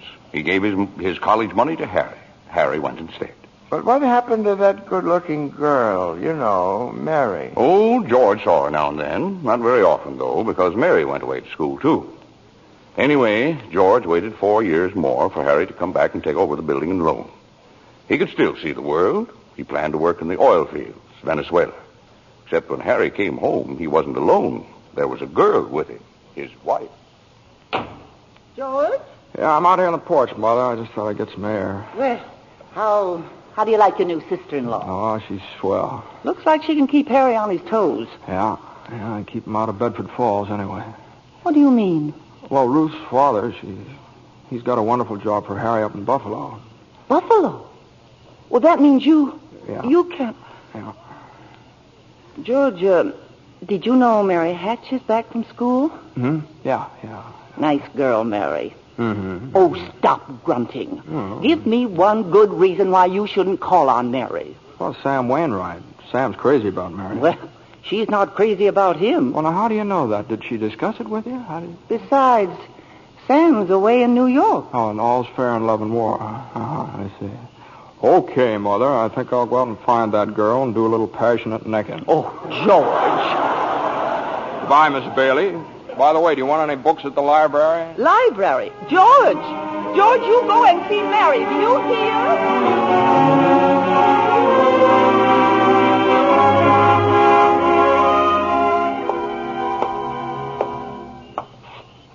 George, is that you out there? Oh, hello, Mary. Well, are you coming in? I just happened to be passing by here. Oh, I thought you were picketing. Have you made up your mind? How's that? Have you made up your mind? About what? About coming in. Your mother just phoned. She said you were coming over. My mother just phoned. What does she mean, Carla? I just happened to be passing by, that's all. I didn't... Well? Well, all right, I'll come in for a minute, but I didn't tell anybody I was coming here. You fella can't go out for a walk nowadays without you. When'd you get back? Tuesday. Where'd you get that dress? Do you like it? It's all right. Well, no point standing here on the porch. Come on in. I still can't understand it. I didn't tell anybody I was coming here, you know. Would you rather leave? Well, no, I don't want to be rude. Sit down for a while. It's nice about your brother and Ruth, isn't it? Yeah. That's all right. Don't you like her? Well, of course I like her. She's a peach. Oh, just marriage in general you're not enthusiastic about, hmm? No. Marriage is all right for a lot of people. It's all right for Harry and Sam Wainwright and you. For Sam? Mary? It's George Bailey, Mother. What's he want? I don't know. What do you want? Me? Not a thing. Not a thing, and I just came in to get warm. He's making violent love to me, Mother. You just tell him to go right back home. Sam said he'd called you tonight from New York, didn't he? I guess so. How about some music? Your mother needs... I didn't come here to... What did you come here for, then? I don't know. You're supposed to be the one with all the answers. You tell me. Oh, why don't you go home? I don't know why I came here in the first place. Good night. Good night. The way you're shouting, you'd think that... You'd think what? All right, I'll get it. George, on your way out, would you mind turning off the phonograph? I'd be very happy to. Doggone crazy song. Hello? Sam? Mary, gee, it's good to hear your voice. How are you, Sam? I forgot my hat. Hee-haw. What? Oh, I was just talking to an old friend of yours, George Bailey. Oh, Mossback George? Old Mossback George. Well, put him on. I'll talk to him, too. Wait a second. George. He doesn't want to speak to George. He does so. He asked for him. Why'd you call me? Because if you're... I'm in a hurry. Sam wants to talk to you. Oh. Hiya, Sam. Hey, fine pal you are, trying to steal my girl. What do you mean? Nobody's trying to steal anybody's girl. Here, Mary, take the phone. No, wait, George. I want to speak to you both. Tell Mary to get in the extension upstairs. He says for you to get on the extension upstairs. I can't. Mother's on the extension. I am not. Here, we can both hear, George. Just put your head a little closer. What? There, that's better. We're listening, Sam. Well, I have a big deal coming up that's going to make us all rich. George, you remember that time you told me about making plastics out of soybeans? Soybeans? Yeah. Soybeans, yeah. Well, my father's checked into it, George, see? And now he's going to put up a factory. How do you like that? A factory, huh? And here's the point, George. I may have a job for you unless you're still married to that broken-down building and loan. Oh, Mary? I'm here. You tell that guy I'm giving him a chance of a lifetime. Do you hear? He says it's the chance of a lifetime. Give me that phone. Here's George again, Sam. George. Now, you listen to me, Mary. I don't want any plastics, and I don't want any job, and I don't want to get married ever to anyone. Do you understand that? I want to do what I want to do, and you're not going to trick me. And you're... Mary. George. Mary. Oh, Mary, darling, I love you, Mary.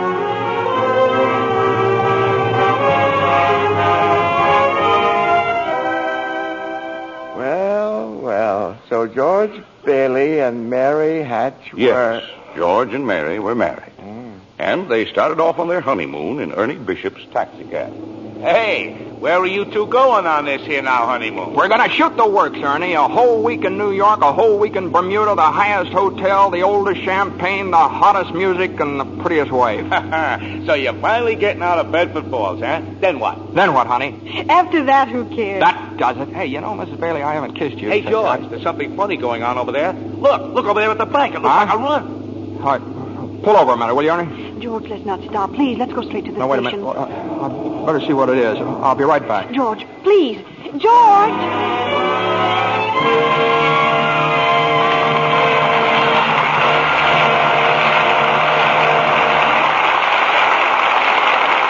In a few moments, we'll return with the second act of It's a Wonderful Life, starring James Stewart, Donna Reed, and Victor Moore.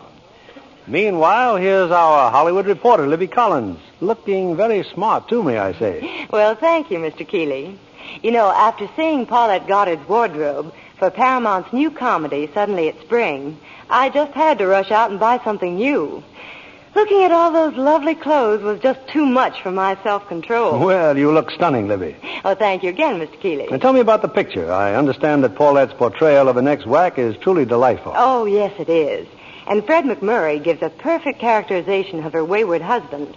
Between the two of them, Suddenly It's Spring is a high-spirited comedy with emphasis on the romantic side. Well, naturally. But really, Mr. Keeley, that wardrobe of Miss Goddard certainly will make clothes-conscious girls sit up and take notice. I'll bet you think so, too, Mr. Kennedy. Well, Libby, men seldom know much about styles. Well, what I notice about a dress is the general effect when a woman wears it. Some girls always seem to have that right-on-the-beam look. You know what I mean. Well, I think what you have in mind, Mr. Kennedy, is good grooming. Screen stars certainly put great emphasis on it. A perfect hairdo, fresh, beautifully cared-for skin. Those are essentials. That must be the reason Lux Toilet Soap continues to be a studio standby, no matter how often other styles change. Well, that's what Miss Goddard told me. She says her beauty facials are so quick and easy and work so well. She's never without a supply of Lux Toilet Soap. I can depend on it for daily complexion care, she said. I wish you'd tell the ladies in our audience how easy these Lux Soap facials are, Libby. Well, here's what Paulette Goddard does. She says, I cover my face with the fragrant Lux Soap lather and work it well in.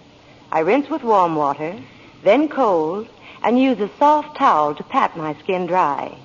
Gives skin quick new beauty, she says. Daily Lux Soap facials do make skin lovelier. Recent tests by skin specialists proved it. In 3 out of 4 cases, complexions became softer and smoother in just a short time. A lovely Lux complexion makes a woman so attractive. I wish every girl who hasn't tried Lux toilet soap would begin using it tomorrow. That's sound advice, Libby. When 9 out of 10 screen stars recommend a beauty soap, you know it has to be good. So why not try Lux toilet soap, Hollywood's own complexion soap? We pause now for station identification. This is CBS, the Columbia Broadcasting System.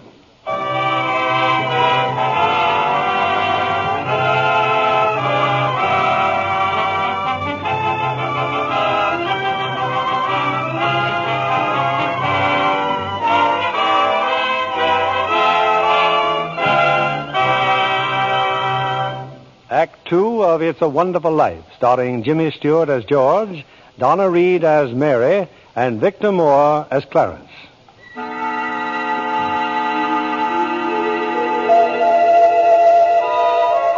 Well, we're back in heaven again, where the superintendent of angels is reviewing the case history of a mortal named George Bailey. Clarence, the apprentice angel, is very eager to depart on his mission to the earth. Poor George Bailey.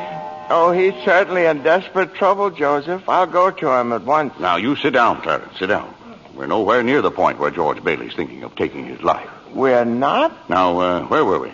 Oh, yes. George and Mary had just started out on their honeymoon when they ran smack into the financial panic of 1932.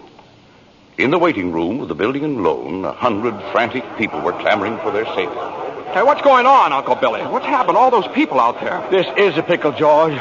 All I know is the bank called our loan an hour ago. I had to hand over all our cash. Holy mackerel. Whole town's gone crazy. Bank's in the same spot we are. Our charter, too. What about our charter? Our charter says we have to stay open until 6 p.m. The state can take away our license if we don't. How can we stay open till 6 without any money?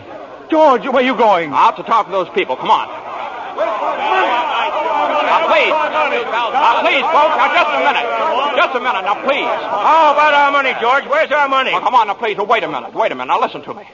Now, you're thinking of this place all wrong. Your money's not here. Wait a minute. Now, let me tell you, your money's in people's houses. In the Kennedy house, and the McLaren house, and in your house, and 100 others. Now, what are you going to do? Foreclose on them? I got $240 in shares. Now, let me have it. All right, Charlie. Now, you'll get your money in 60 days. 60 days? Well, now, look, that's what you agreed on when you bought your shares. I got my money! Yes! Old man Potter's taking over the bank. He'll pay you 50 cents on every dollar. Then let's take our shares to Potter. Half is better than nothing. Now, wait a minute, please, folks. I beg of you not to do this. If Potter gets hold of your shares, he'll be owning this building and loan. He's got the bank, he's got the bus line, he's got the department stores, and now he's after us because he wants to keep you living in his shacks and paying the kind of rent he decides to charge. Now, we can get through this thing all right, but we've got to stick together. We've got to have faith in each other. My husband's out of work. We need money. I've got doctor bills to pay. I can't feed my kids on save. How much do you need? We still got some money. Hey, Mary. Here it is, George. You told me to hold on to it. Would have made a nice honeymoon. Bought furniture, too. Hey, now, wait a minute, folks. Listen. I've got $2,000. All right, Charlie, how much do you need? $240. No, Charlie, now listen, just enough to tide you over. I said $240. Okay. Uncle Billy, give Charlie $240. All right, Ed. Now, how much just to get by on? $20, I suppose. Now you're talking. Now, Mrs. Thompson, how about you? $20 will do me. Good. $20. Uncle Billy, pay it back when you can now. Pay it back when you can. All right. Who's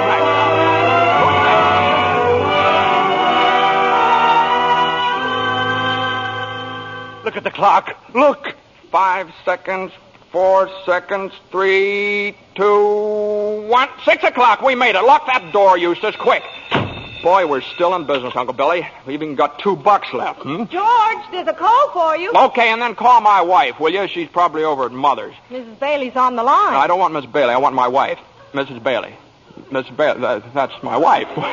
Give me the phone, will you? Hey, Mary, listen, Mary, I'm sorry. Come home? Well, what home? Well, 323 Sycamore. Well, whose home is that? What? Well, Mary, how can I... Well, sure, all right, sure, I'll be there. Clarence, guess what 323 Sycamore was? His mother-in-law's house, huh? Oh, no. Number 323 Sycamore was the old Granville house, the one George threw rocks at and made wishes. Yes, sir, that's where they spent their honeymoon. That's where they started housekeeping. They were still living there 2 years later when old man Potter asked George to stop over at his office. Sit down, George. Sit down, do. Have a cigar? Well, thank you, sir. George, you're a young man, married, making, say, $40 a week at the building and loan. 45. 45. Now, if you were some ordinary yokel, I'd say you were doing fine. But George Bailey is intelligent, ambitious. He hates the building and loan almost as much as I do. He's been dying to get out of town ever since he was born, but he's trapped. Trapped into frittering his life away playing nursemaid to a lot of garlic eaters. Do I paint a correct picture, George, or do I exaggerate? Well, what's your point, Mr. Potter? My point is that you're the only man in town who has licked me. George, I want to hire you. Manage my affairs. I'll start you off at $20,000 a year. $20,000 a year? Are you sure you're talking to me? I'm George Bailey. Don't you remember me? The building and loan, remember? Yes, George Bailey, whose ship has just come in, providing he has sense enough to climb aboard. Well, but what about the building and loan? Confound it, man. I'm offering you a 3-year contract at $20,000 a year. Is it a deal or isn't it? No. The answer's no, doggone it. If you offered me $1 million to stay around this town and play stooge to you, the answer'd still be no. Now, let me alone. Don't bother.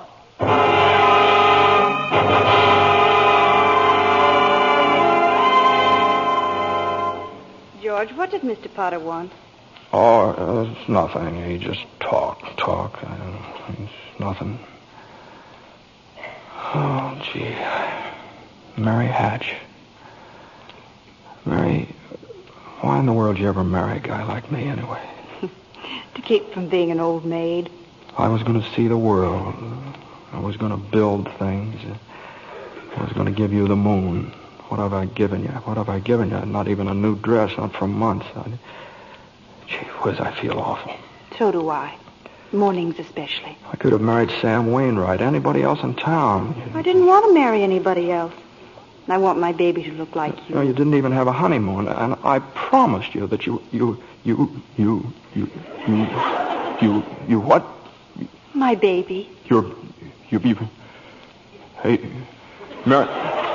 Mary, you mean you're on the nest?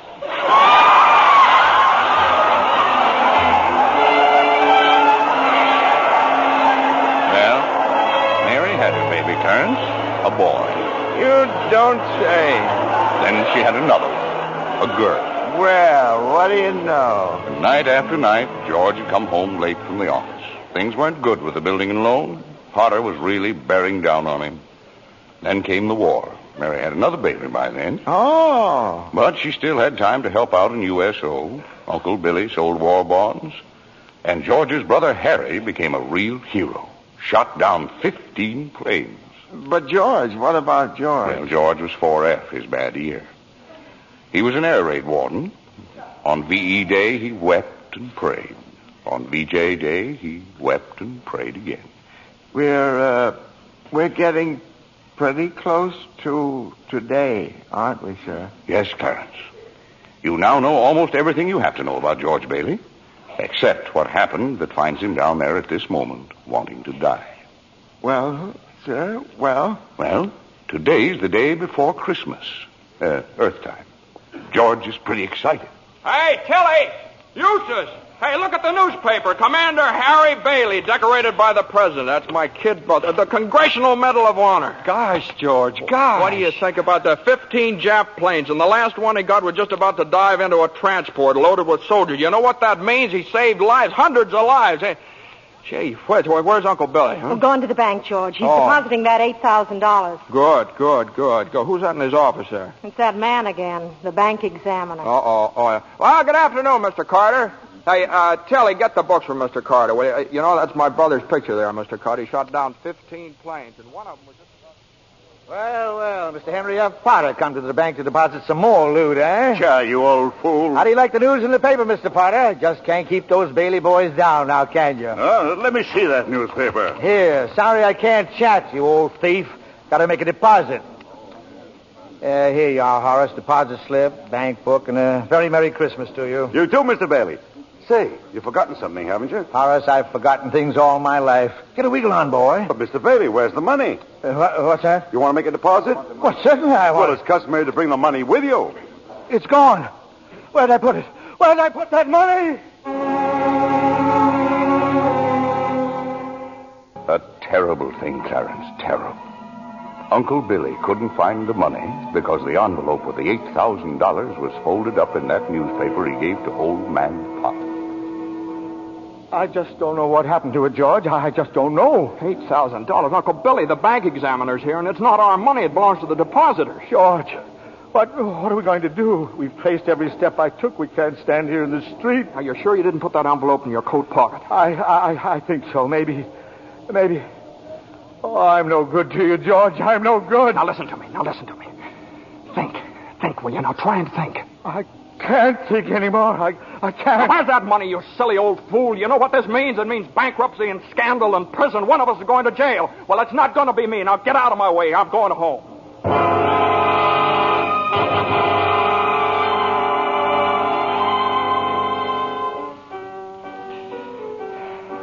George, dear, what's wrong? You haven't said a word since you came home. Oh, well, that banging on that piano. Does she have to just keep playing that same piece over and over and over and over again? I have to practice for the Christmas party, Daddy.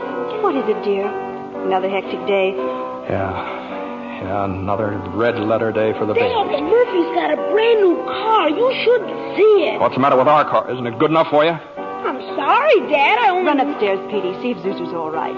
Okay, Mom. Now, what do you mean? What to see if Zuzu's all right? What do you mean? Oh, she caught a little cold coming home from school. She didn't button up her coat. Well, what is it? What do you mean, just a cold? George, the doctor said it was nothing serious. Was the doctor here? Well, I thought he'd better look at her. It's this old drafty house. It's no wonder we don't all have pneumonia. Might as well be living in a refrigerator. Why'd we have to live here in the first place and stay around this measly, crummy old town? George, what's happened? Everything's happened. You call this a happy family? Why do we have to have all these kids? Daddy, how do you spell frankincense? I don't know how you spell. You ask your mother. Where are you going? Upstairs to see Zuzu. Hello? Oh, thank you, Mrs. Welch. I'm sure she'll be all right. Who's that? Zuzu's school teacher. What? Oh, yes, the doctor says she'll be fine tomorrow. Here, give me that phone. George, please. Mrs. Welch? Well, this is Mr. Bailey. Say, what kind of a teacher are you anyway? What do you mean sending Zuzu home like that half naked? You realize you probably end up with pneumonia just because of your stupidity? You know, maybe my kids aren't the best dressed kids in town, but at least... Hello. Janie, will you stop playing that lousy piano? Cut it out. Stop it. George, for heaven's sake, what's wrong with you? I'm sorry. Janie, I'm sorry. Mary,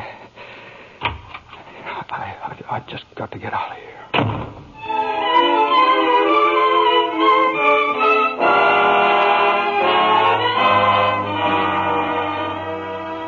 So that's it, George. You're short $8,000 in your accounts, eh? Oh, please, Mr. Potter, I'll pay any sort of a bonus if you still want the building and loan. You say it was lost. Have you notified the police? No, sir, I haven't done that yet. Harry's home. Oh, I come to me. What about your good friend, Sam Wainwright? I can't get a hold of him. He's in Europe. What kind of security would I have, George? What collateral? Yes, sir, I have some life insurance here. $15,000 policy. What's your equity in it? $500. And you want $8,000? You once called me a warped, frustrated old man. Well, what are you but a warped, frustrated young man crawling on your hands and knees for help? Why don't you go to the riffraff you love so well? Ask them for help. I'll do anything, Mr. Potter, please. Please help me, Miss. My wife and kids... I'm calling the district attorney. $500. You know something, George? You're worth more dead than you are alive. Now get out of here. Get out.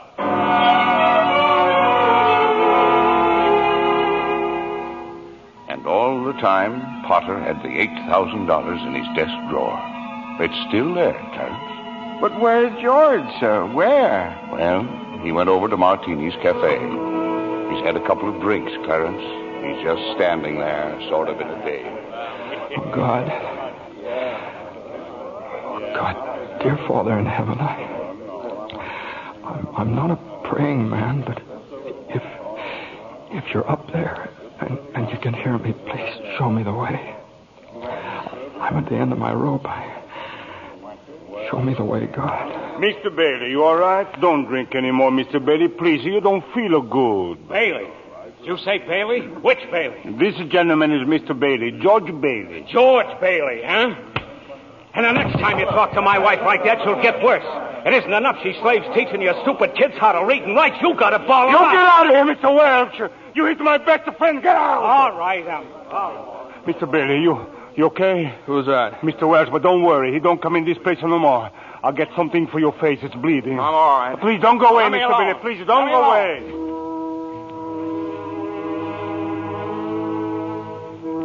Well, George left Martini's Cafe 5 minutes ago, Clarence. He's at the river now, on the bridge, looking at the water. Are you ready, Clarence? All ready, sir. Very well. Save George Bailey's life, and you'll get your wings. My wings. Oh, thank you, Joseph. George! George Bailey! Get away from that bridge! You hear me? George! George!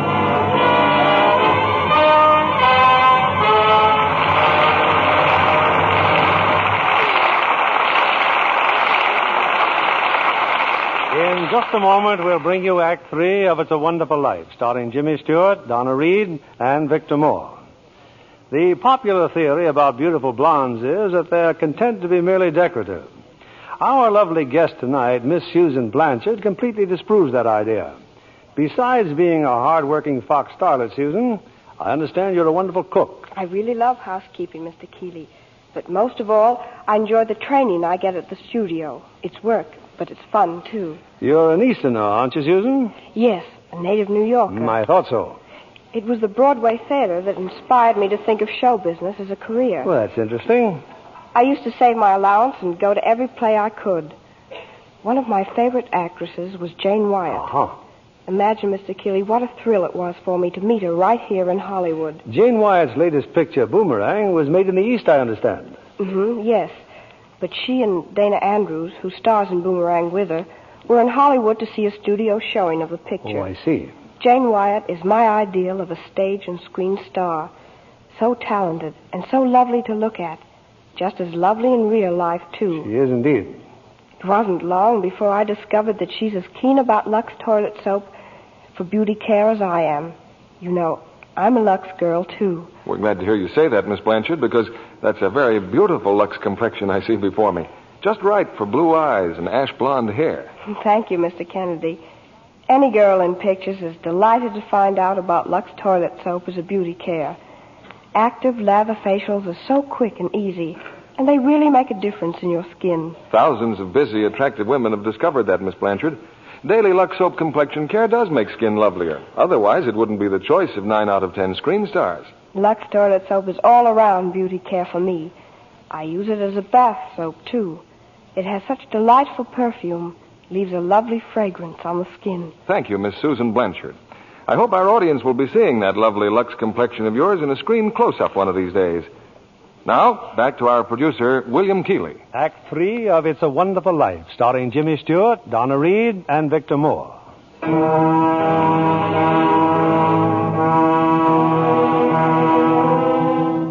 Numb with despair, convinced, as Mr. Potter said, that he's worth more dead than alive, George Bailey stands on a bridge, staring at the dark and frigid waters below. Suddenly, there's a splash.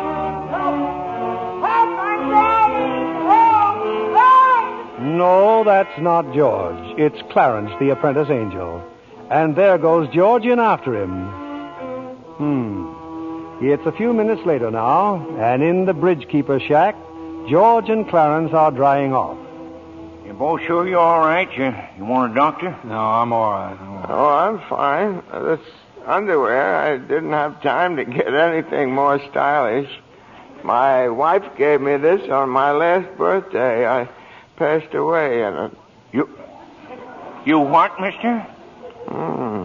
I see Tom Sawyer is drying out, too. Who? My book.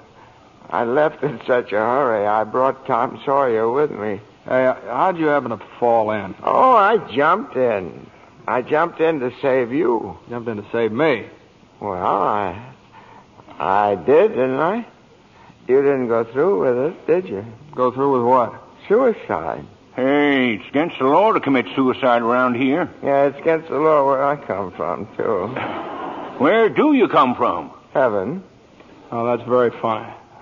Your lips bleeding. Yeah, I got a bust in the jaw in answer to a prayer. Oh, no, George. I'm the answer to your prayer. Hey, how'd you know my name? Oh, I know all about you. Well, who are you supposed to be, anyway?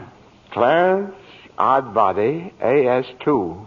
Clarence Oddbody. What's the AS2 for? Angel, second class. Hey, I'm getting out of here. You may not need a doctor, but I do. Cheerio, my good man. Hey, look here. Why'd you want to save me? Because I'm your guardian angel, George. Oh, I see. Uh-huh. Well, you look like about the kind of an angel I'd get. What happened to your wings?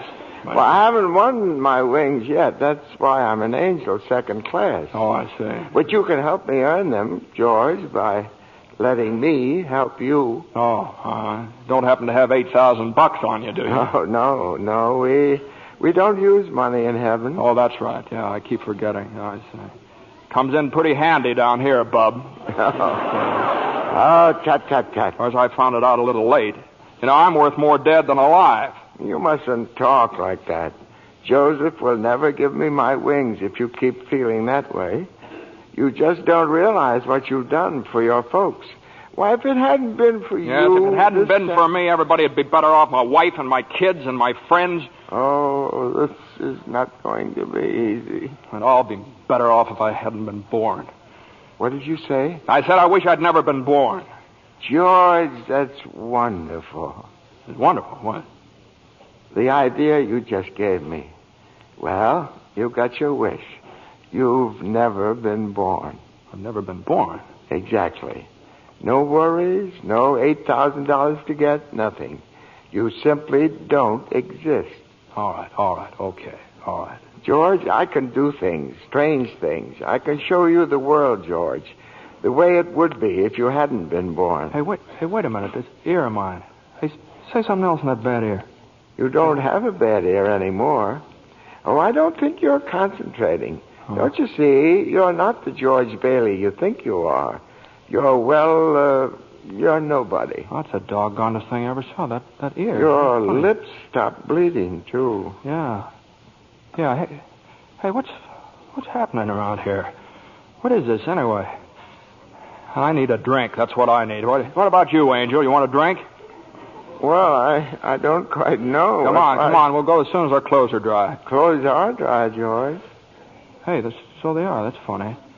Well, look, let's get dressed and we'll stroll over to Martini's and then... excuse me. I'll stroll. You fly. Yeah. Oh, no, I don't have my You don't wings. have your wings yet. No. That's right. I forgot that again. A couple of drinks and we'll both fly. Huh?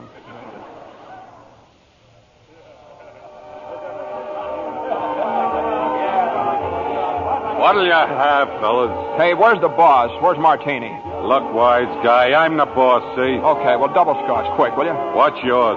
You know what I just love? Some mulled wine. Huh? Heavy on the cinnamon and light on the cloves. Off with you, my lad, and lively now. Now cut it out. Oh, come on here. Just give him the same as I ordered. He's okay. Two double scotch. What about this place? It's all changed. All of Bedford Falls has changed. You're having your wish, George. You've never been born. Oh, there'll be lots of things you've never seen before. Oh, good. Somebody just made it. Made what? Every time a bell rings, it means some angel's got his wings. What'd you say? Look, Clarence, I don't think you better talk about angels around here. Don't they believe in angels? Oh, yeah, they believe in them, but you know, it's just a little thing. Then why should people be surprised when they see one?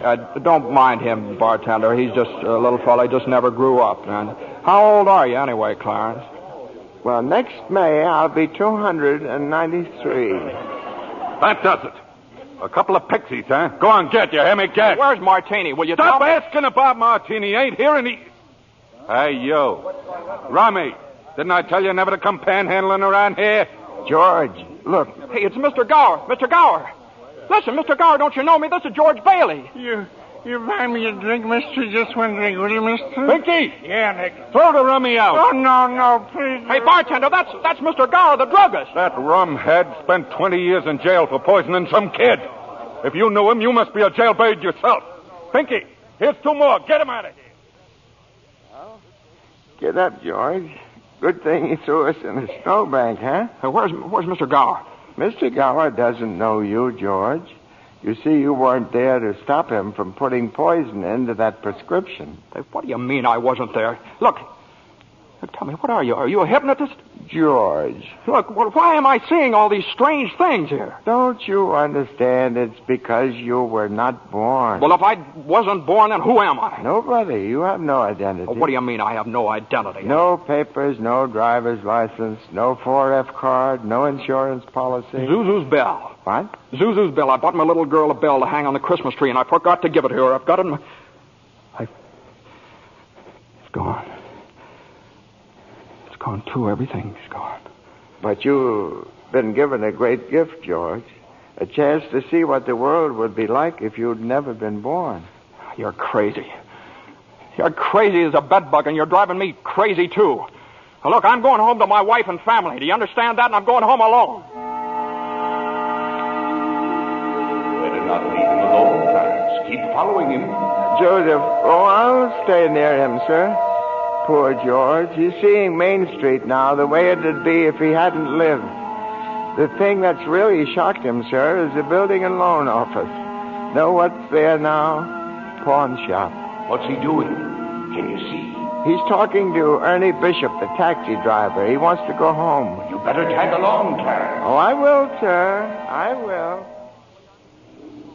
Come on, step on it, will you, Ernie? Get me home. I'm off my nut. Where do you live, buddy? Oh, now, doggone it, Ernie. Don't you start pulling that stuff on me. 323 Sycamore. 323 Sycamore? Yeah, hurry up, or Zuzu's sick. Okay, buddy. Hey, look, Ernie, I don't know what's happened. I'm going crazy or something. I got some bad liquor.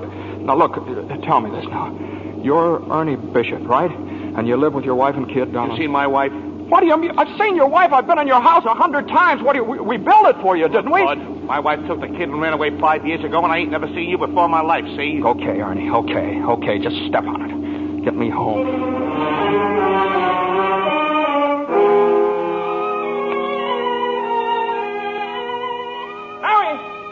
Mary, where are you? Janie, Petey, Zuzu. Zuzu, where are you? This is just an old abandoned house, George. You have no wife, no children. Where are they? What have you done with them? Hey, I'll break that tin. See, I told you. All right, up with your hands. Oh, Bert the cop. Thank heaven you're here. Now, look, why don't you be a good fella and I'll take you to a doctor? Bert, listen to me. What's the matter with you guys? Now, listen, it's that fellow there. He says he's an angel. He tried to hypnotize me. I hate to use my nightstick, but I guess I... Ow! Run, George, run. He can't hit you while I'm biting him. George, run. My teeth aren't what they used to be.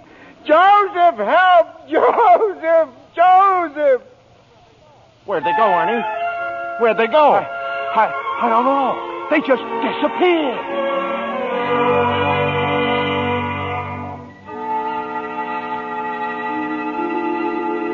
Clarence! Oh, Joseph, I hope you don't mind my calling on you like I did. It was very irregular, Clarence. You're by yourself again. Where's George? He's at his mother's house, sir. Well, if George hasn't been born, he has no mother. Oh, he's being very stubborn, sir. He'll just have to find these things out for himself. But his mother, that's a terribly bitter blow to a man, his own mother not knowing him. You mean I shouldn't have let him... I mean you better find him right away. Oh, and stop fighting policemen, Clarence. I'm here again, George. My own mother didn't know me. If only Harry were here. If my brother were only back from Washington. Your brother fell through the ice and was drowned at the age of 9. Well, that's a lie. He got the Congressional Medal of Honor. He saved the lives of every man on that transport. Every man on that transport died. Strange, isn't it? Each man's life touches so many other lives.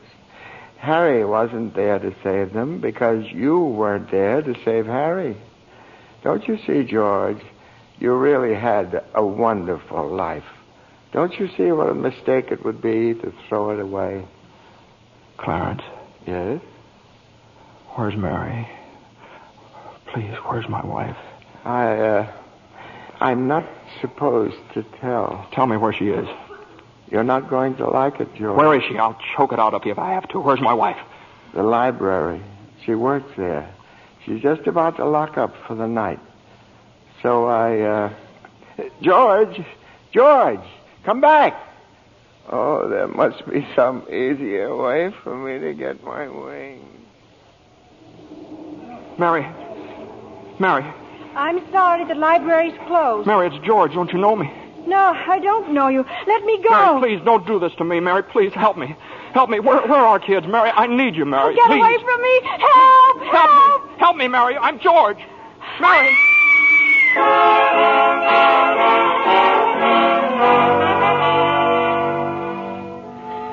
Clarence. Oh, where is he, Joseph? Where's George? I'm afraid I've lost him, sir. You knew you shouldn't have let him try to see Mary. Now they're after him, a mob. They think he was trying to hurt her. Joseph, I won't even get one wing, will I? You have one more chance, Clarence. Get over to the bridge by the river. I think George has seen just about enough. But the mob... But don't worry. They've lost him, too. Now, hurry up. Oh, thank you, Joseph. Thank you. Clarence. Clarence! Clarence, where are you? I'm here, George. Help me, Clarence. Get me back. I don't care what happens to me. Only get me back to my wife and kids, please. I want to live again. Oh, thank you, George. Thank you, boy. I want to live again, please. Oh, God, please let me live again. George? Is that you down there, George? Now get out of here, Bert. Get out of here. You come in any closer, I'll let you have it. What the hell are you yelling for, George? Come on. George, Bert, do you know me? No, yeah. I've been looking all over town for you. Where you been? Hey, Bert, I'm alive again, Bert. You sure you're all right? Hey, your mouth's bleeding. It is. Hey, my mouth's bleeding. Bert, look at the blood come out of there. Would you? And where's Zuzu's Christmas bell, Bert? I had it right in my pocket. Here it is. Hey, it's in my pocket. What do you know about it? Hey, Merry Christmas, Bert. Well, Merry Christmas. Get in the car. I'll drive you home. You will, Bert? We'll do that. And turn the siren wide open, huh? Merry Christmas, Bedford Falls. Hey, Merry Christmas, old building and loan. Merry Christmas, Mr. Potter. Yippee! Come on. Hey, Bert, come on in with me, huh? What is these people, these reporters? Hey, Merry Christmas, reporters. Hey, Mr. Bank Examiner, Merry Christmas. Mr. Bailey, there's a deficit. I know, $8,000, I'll bet, huh? George, I've got a little paper here. I'm sorry. I bet it's a warrant for my arrest. Isn't that wonderful? Merry Christmas. Hey, where's Mary, you know? Look at this wonderful old drafty house. Isn't it wonderful? Have you seen my wife? Where's Mary? Mary! Daddy, Kids! Hey, kids, Janie, Petey! Hey, I could eat you up. Where's your mother? She went looking for you, Daddy, with Uncle Billy. Oh, Daddy. Zuzu, my little ginger snap. How do you feel, huh? Fine, Daddy. Not a snitch of temper. Not a snitch of temper. Hallelujah! George, darling. It's Mommy. Mommy's home. Mary. George, where have you been? Mary. George, Mary, now look, just let me touch you. Oh, you're real, Mary. Oh, you've no idea what happened to me. You've no idea what's happened either. They're on their way here. Who's on their way? Oh, the police department? The FBI, the National Guard? I'm alive again, Mary. Oh, listen, Mary, I'm alive again. Oh, yes, darling, yes. Now close your eyes and come on downstairs. What is it? Can't open my eyes yet, Mary? What's going on here? Now keep your eyes closed. Now, I'll just walk you over here by the Christmas tree and... Well, the people, I hear lots of people. What is it? Lots of people. Just 1 minute now. We're all ready, Uncle Billy. Come in, everybody. George, look! Just look! Uncle Billy! Money, George. A laundry basket filled with money. Money for you. Mary did it, George. Mary! I don't understand. What money? What... People heard you in trouble, darling. These people, your friends, they've collected this money for you. The $8,000. Charlie. Hey, there's Martini. Mr. Gower. Hey, how are you, Mr. Gower? Mrs. Thompson, Ed, Tom, everybody. None of us would have a roof over our heads if it wasn't for you, George. Oh, Garth, this is wonderful. Hey, Mary, look who's coming in. Mother. Hi, Mother. Hey, and Harry. Got Mary's telegram, George. I flew in as fast as I could. Hey, everybody, a toast. How about a toast? Oh, good idea, Ernie. A toast to my big brother, George, the richest man in town. Daddy, my Christmas bell. You didn't forget. Here, honey. Here's your bell. Daddy. Darling, what's this on the table here? This book? The Adventures of Tom Sawyer. Lord, there's something written in it. Dear George, remember no man is a failure who has friends. Thanks for the wings. Love, Clarence. Clarence? Yeah, he's a very dear friend of mine.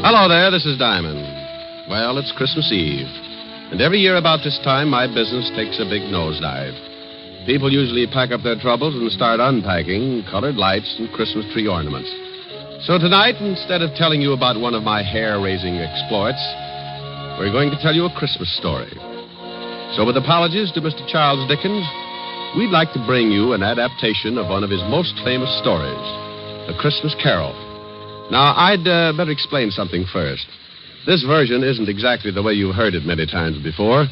Because of the particular type of characters I usually get mixed up with, this story is written to fit their talents and characteristics. Different from the Dickens original, certainly, but we feel that this story could easily happen today, anywhere. Like maybe right here in New York on a little side street just off the Bowery. So now I'd like to introduce our characters. Mr. Ebenezer Scrooge will be played by my good friend and guiding hand of the 5th Precinct Homicide Division. Lieutenant Walter Levinson. Walter? Otis. The character of Jacob Marley will be played by one of my dearest friends and constant companions. Otis, that's you. Huh? Oh, Sergeant Otis Loveloon. Loveloon. Walsh. Oh, sorry, Helen. Tiny Tim will be played by our corner newsboy. Johnny Rollins. Tiny Tim's mother will be played by my red-headed gal friend. Helen Asher. The rest of the characters will be played by members of the 5th Precinct Police Station. Officer O'Reilly. Officer Lund. Officer Lefkowitz. Sergeant Miller. The music will be furnished by the 5th Precinct Police Band, directed by Patrolman Worth.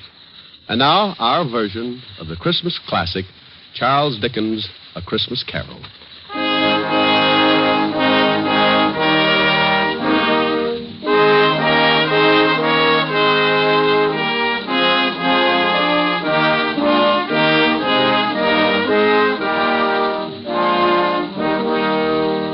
Once upon a time, there was a nasty old guy named Ebenezer Scrooge. He was nasty, all right. He didn't like anything, except maybe all the dough he could get his hands on. Scrooge had a little business that he started with his partner, Jacob Marley. The outfit was known as Scrooge and Marley Loan Company. But one day, poor old Marley just up and keeled over. So the boys along the big street gave him a nice funeral, and old Scrooge took over the business. Well, Marley had been dead for 7 years, and Scrooge lived alone in his little room over the office. And for a hobby, he hated everybody. He had a young guy working for him by the name of Bob Cratchit. Bob had a wife and 4 kids and made just enough to make ends meet. Scrooge used to ride him all the time. When it got so cold the polar bears complained, Cratchit would turn on the little heater, and Scrooge would say, Cratchit, what do you think you're doing? Turning on the heat, that's what I'm doing. My fingers look like popsicles. Well, I don't care if they come in 6 delicious flavors. Every time you turn on that heater, it costs me money. Business is not good, so get back to your work and turn off the heat. Oh, now look, Mr. Scrooge, I'm freezing. This pen ain't guaranteed to ride under ice. I tell you once more, get back to your work. Okay, Mr. Scrooge. I don't know why you worry about business. Why not just put up a sign, turn the joint into a skating rink?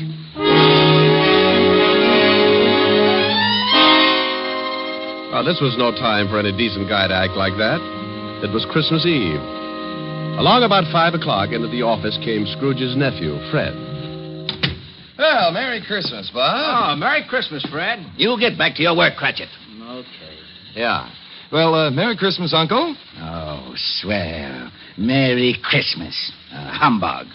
Humbug? Yeah, humbug. My old man didn't like Christmas, and that's what he used to say. Humbug. Okay, humbug. But it's still Christmas, and I don't see where you get off not liking it. This is supposed to be the time everybody gets with it. Everything stops that ain't much good, and you put your arm around the next guy, you tell him Merry Christmas. I'll put my arm around you with a hammer on the end of it if you don't lay off that goodwill stuff. Look, what's with you? What have you got against Christmas? You show me a way to make $100 every Christmas, and I'll fall in love with it.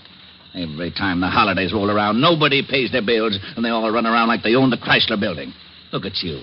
$60 a week, and you're coming on like Rockefeller. Well, sure, I make a lousy $60, but it ain't easy. But once a year, something happens with everybody in this big world. Well, nearly everybody. Because this is a day that somebody else started to make things right for us, and he had a really tough time doing it. It's more than just remembering. It's feeling. It's all around you. Christmas has got to be merry. Don't you get it? You want me to be merry? Well, sure. Then go get some of these joyous clients of mine to pay off their loans. The missus asked me to invite you over for dinner tomorrow. Now, don't hold your breath. Okay. Merry Christmas, Bob. Merry Christmas, Fred. Merry Christmas, Uncle. Merry Christmas. Merry Christmas. Humbug.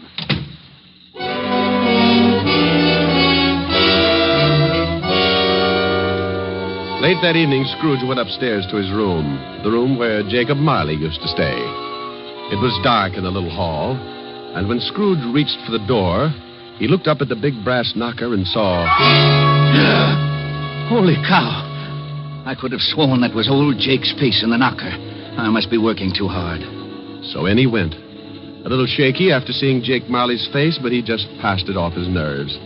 He closed the door and locked it, then went over and sat down in front of the fireplace. He got a fire going and started to relax. But every tile around the fireplace started looking like Jake Marley's face. Oh, now, come on, Abe, old boy. You got to get hold of yourself. This is ridiculous, and I haven't touched a drop in weeks. He got up and walked around the room a few times, then went back and sat down again. He stretched, rested his head on the back of the chair. From somewhere, a bell started chiming, and Scrooge sat straight up in his chair. He heard something else, too. Something from downstairs. What the... Oh, now, what is that? What's going on? Who's that? Come on, who's out there? Then all of a sudden, it came right through the wall. Marley! Jake Marley. Oh, no. I got to stop eating lobster. Oh, it couldn't be. Hey, what's with you? Who are you? Jake Marley. Who else? You're dead. The deadest. But nevertheless, Jake Marley. His ghost. You're very sharp today, Scrooge, old boy. I don't believe it. You got eyes, ain't you? Yeah, and I got a bad stomach, too. That's who you are. Nothing but a bad case of indigestion. You don't think I'm a ghost, huh? Okay, maybe a good scare will change your mind. Whoa! Oh, no. Stay away from me. I believe you. Sold on the idea? Yeah, but why do you got to come to see me? Regulations. Every man is supposed to live his life and help his buddies. If he don't do it while he's alive, then he's got to do it after he kicks off. Oh! Now, stop that. Hey, what's with all those chains and things you got wrapped around you? Oh, these? Well, this here chain is like my life. Each one of these links is something I did wrong. But why do you have to hold it around with you? Why don't you check it someplace? Scrooge, old boy, when we was in business together, I never took time out to do any good. I just kept making a buck and figured that was enough. Well, now I got to pay for it. I got to haul this chain around and try to make up for all the things I didn't do when I was alive. But why come to me? Because you're going to end up just like me, unless we do something in a hurry. Now, I haven't got much time, so you better listen. Oh, I don't want to be like you. I'll listen. Okay. You're going to have 3 visitors. You're going to be haunted by 3 spirits. Oh, no. It's the only way you can keep from being like me. When you hear that bell strike 1, the first one will be here. Well, I got to be going. You won't see me again, but you remember what I told you. So long, Scrooge, old boy. Your goosebumps can relax now. After the ghost took off, Scrooge just refused to believe it. Nuts. It's ridiculous. Humbug. Then he climbed into the sack and was soon snoring up a storm. When Scrooge awoke, it was still dark, and the bell from the church on 53rd Street was striking 12. He laid awake listening and thinking to himself. Oh, just a dream. Ghosts. Bah. Finally, he dropped off again and slept for about an hour. Then the big bell struck 1. 1 o'clock and I don't see no ghost. I knew it was something I ate. All of a sudden, a big light flashed in the room. The first of the spirits stood before him. Oh, Jake was right. Are you the first spirit that Jake said would come to haunt me? Yeah, you know it. Well, who are you? Me? I'm the ghost of Christmas past. Yeah? How long past? Your past. Come on, we're going to take a walk. Well, where are we going? Just relax. I'm running this tour. Oh, well, let me get my pants. You got 'em. Hey, they're on me.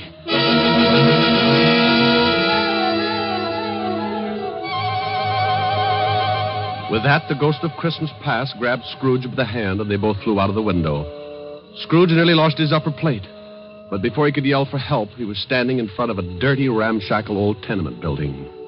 You know where you are? Sure, I know where I am. This is where I was brought up. Even the garbage cans are the same. You had a pretty tough time when you were a kid, didn't you? The toughest. I wasn't very big, and the rest of the kids in the neighborhood were. I had more black eyes than a crow. You want to go in? What for? To see your folks. My folks died a long time ago. They're in there now. Come on. Well, the ghost took old Scrooge into the building and showed him a Christmas years past when he was a child with his family. Sure, it was tough living in two little rooms like that, but Scrooge remembered how wonderful it really was. What's the matter, Scrooge? Huh? Oh, got something in my eye. You were pretty lonely when your folks when they... Yeah.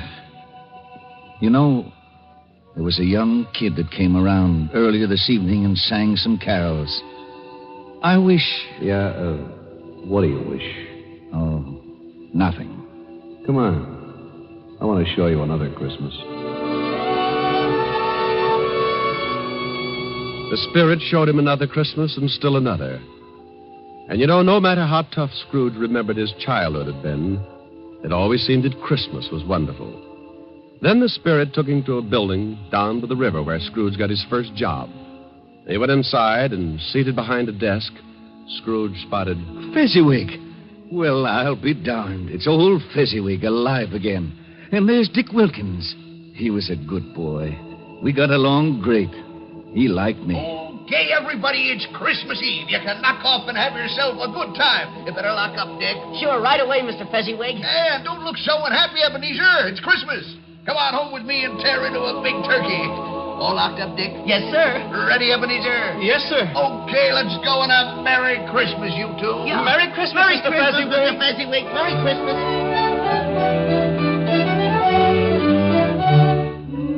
Then the spirit took Scrooge over to Fezziwig's house, and they saw the wonderful party that Mrs. Fezziwig had gotten together. Scrooge watched and remembered, and the spirit said... Wasn't Fezziwig a stupid, sentimental old goat? Oh, yeah? Well, let me tell you something. He was a great guy, he was. You know... What, Scrooge? I was just thinking about Bob Cratchit, who works for me. I think I'd like to do something for him. You know he's got a wife and 4 kids? Is that right? Yeah, 4 kids. Come on, I've seen enough. Okay, but you gotta see these things if you want to get squared away. And believe me, brother, you need squaring away. Let's go home, Scrooge. Before he knew it, Scrooge was back in his little room, and the spirit was gone. Scrooge was pretty beat, and he climbed into bed and dropped into a heavy sleep.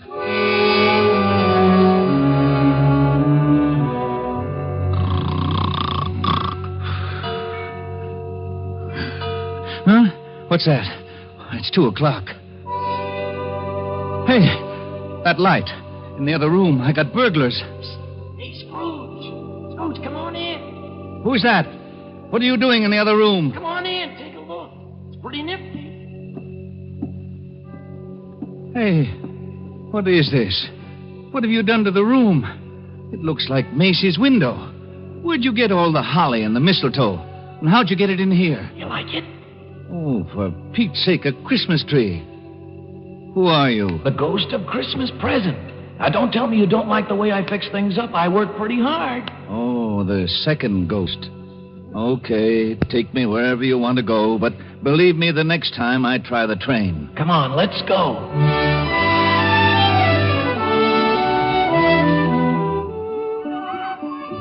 Now, what do you see? Oh, I see bright colored lights. People having a lot of fun.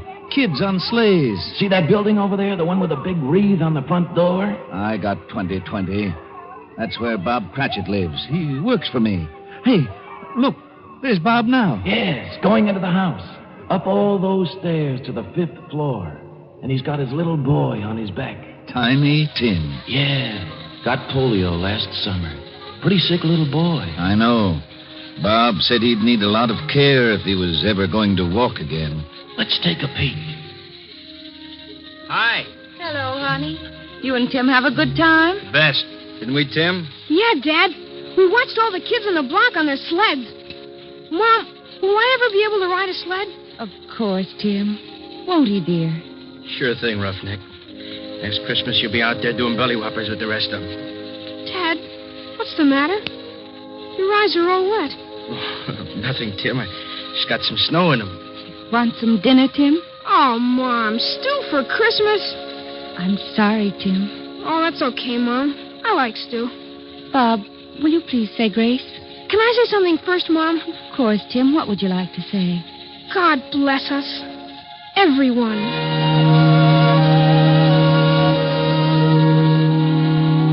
What's the matter, Scrooge, old boy? Got some snow in your eyes, too? Tell me something. Sure, if I can. What about Tiny Tim? Oh, can't say for sure. But if his old man makes enough money next year to get the right doctors, little Tim will get along just fine. But times are tough, aren't they, Scrooge? Yeah. Now the spirit of Christmas present took Scrooge to many places and showed him a lot of happiness and a lot of misery. And finally, back to his little room, and the spirit was gone. Oh, I don't know whether I can take much more of this.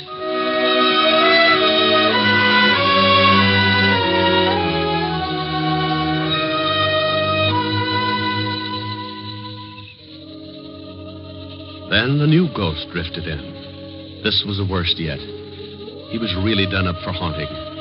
He was all dressed in black with one arm sticking out and pointing right at poor old Scrooge. This was the last one of the spirits. Scrooge's knees sounded like castanets on a reducing machine. Okay. You don't have to tell me. You're the ghost of the Christmas that hasn't come yet. You I'm really scared of. The ghost took off with Scrooge right after him. The city disappeared, and Scrooge found himself in the outskirts of town, standing in the graveyard.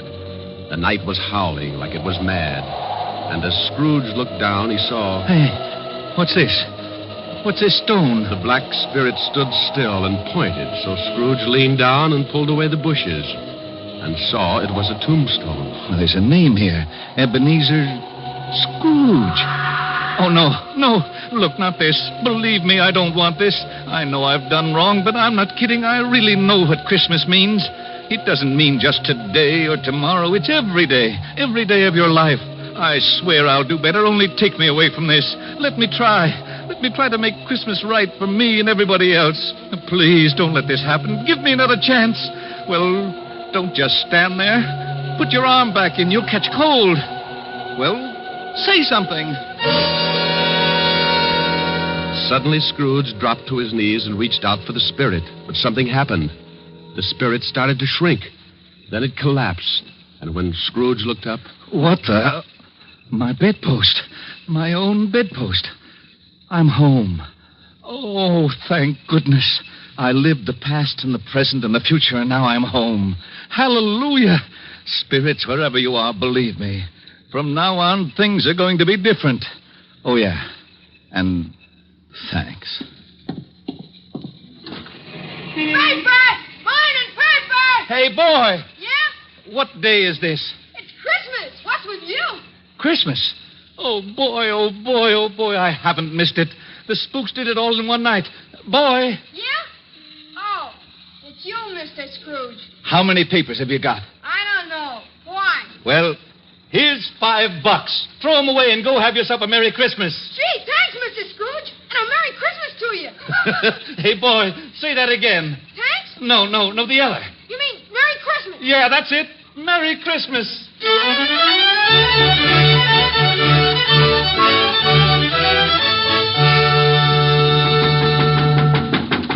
Okay, I'm coming. What's the matter with you? Can't you see the store's closed? Look, mister, this is... Ebenezer Scrooge. Merry Christmas, Barney. Huh? Hey, you been drinking? Not a drop. Well, what's the matter with you? Ain't you going to wish me a Merry Christmas? Wish? Sure. Come on in. Wife's upstairs with her mother, but I got a bottle in the back. I think maybe you better have something strong. Look, your grocery store's closed, but you could still sell me a turkey, couldn't you? Well, I don't know. You got a couple? They'll just go to waste. What do you want a turkey for? You've been eating at the automat every Christmas for the last 7 years. Oh, it's not for me. But nevertheless, I have been invited to my nephew Fred's house for a Christmas dinner. Well, then who's the bird for? Bob Cratchit. You know, the young guy that works for me. Oh, yeah. How much you going to charge him? Here's $20. That ought to be enough for the bird. No. It ain't worth that much. You sure you ain't been into something? Well, if it's too much, give the rest to your kid and have him deliver the turkey to Cratchit's house. Huh? Here's the address, and don't tell Cratchit who sent the thing, okay? Okay. Merry Christmas, Barney. Yeah. Merry Christmas.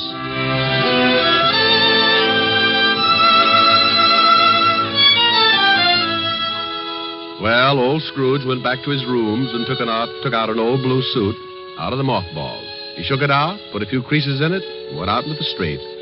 The old boy was really with it. Everybody he passed, he greeted them with, Merry Christmas. Merry Christmas. Merry Christmas. Oh, Merry Christmas. Merry Christmas. Merry Christmas. Scrooge went to church and gave a large donation, and Father McCarthy nearly forgot his sermon.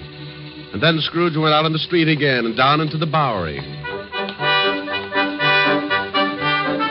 Oh, God bless you, sir, and a Merry Christmas. Isn't it, though? He kept walking and having a great time. Later that afternoon, he arrived at his nephew's house. Well, what the... Merry Christmas, Fred. I've come to dinner. Oh, my gosh. Here, I brought you some presents. Oh, my gosh. Now, don't thank me. It's Christmas, remember? Oh, my gosh. Next morning, Scrooge was early at the office. If he could just catch Cratchit coming in late. And he did. Bob was a good 21 minutes late. Cratchit? Oh, no. You're 21 minutes late. Yeah. I'm sorry, Mr. Scrooge. I had a big evening last night. You did, huh? You know what I told you if I caught you fancy-footing it in here late again. Okay, so I'm canned.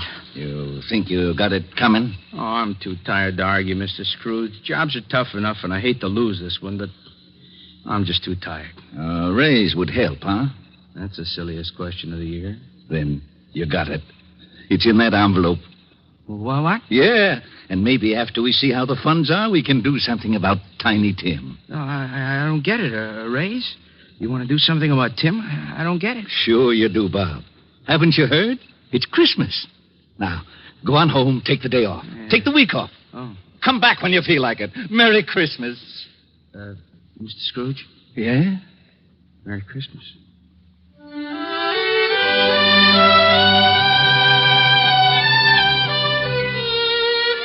And Scrooge really did it. He was as good as his word, better even. He made it the merriest Christmas ever. And later, things got better, and he took care of Tiny Tim. And sure enough, Tim was out on his sled the next Christmas doing belly whoppers with the best of them. Every Christmas thereafter, all along the big street, it was said, if anyone knew how to make Christmas merry, old Ebenezer Scrooge was that one. And I hope that can really be said about all of us, just like Tiny Tim said. God bless us, everyone. That's right, Tim. God bless us, everyone. Merry Christmas. God bless everyone.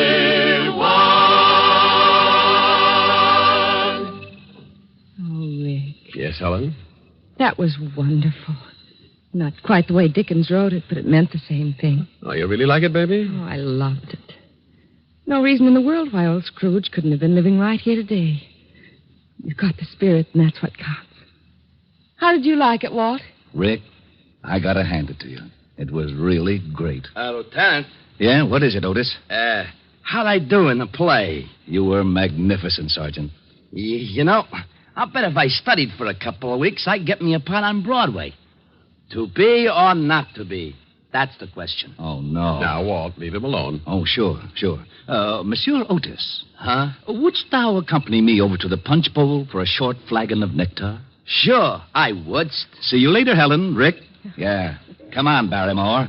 Let's see if the punch bowl fits your head. Oh, aren't they lovely? You want something to eat? Hey, wait a minute. What's the matter? Listen. They're out here by this window. Come on, let's go listen.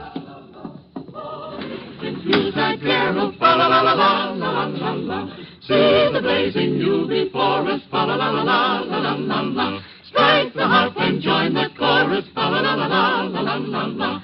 Follow me in merry measure. Fa la la la la la la la la. While I tell of youth and treasure. Fa la la la la la la la la. Oh, wasn't that wonderful, Rick? Oh, it sure was. Rick, sing something with them. Oh, no, honey, I don't want to louse up the act. Please, Rick, come on. All right. I tell you what I'll do. Everybody usually sings Christmas songs about snow. I'm going to sing one about sunshine. It's called Melikalikimaka. Melikalikimaka? Well, it means Merry Christmas in Hawaiian. In Hawaiian? Sure. It's a brand new song. They love it over there, and we'll love it here.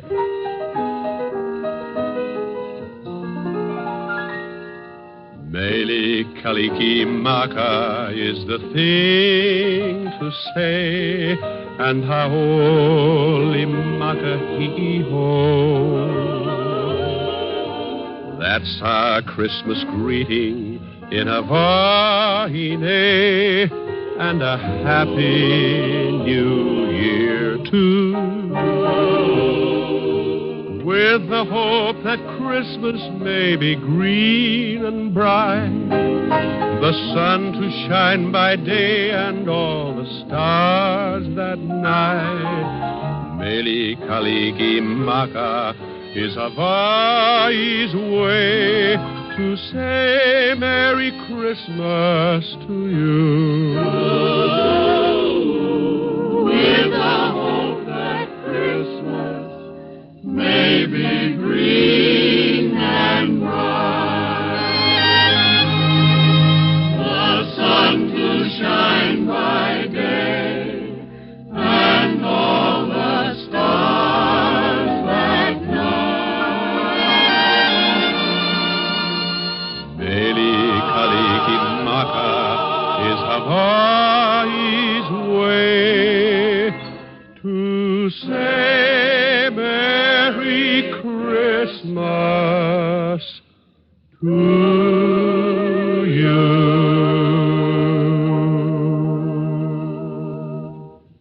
Rick. Mm-hmm. Merry Christmas. Yes. And a Merry Christmas to everybody.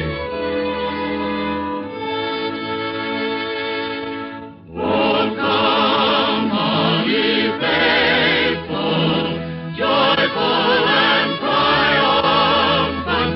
Oh, come ye to Bethlehem. Come and behold him, born the King of angels. Oh, come, let us adore him. Oh, come, let us adore him. Oh, come, let us adore him. Christ the Lord.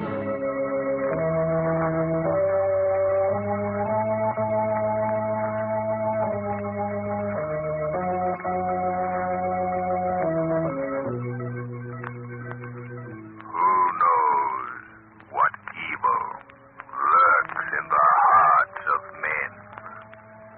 The shadow knows.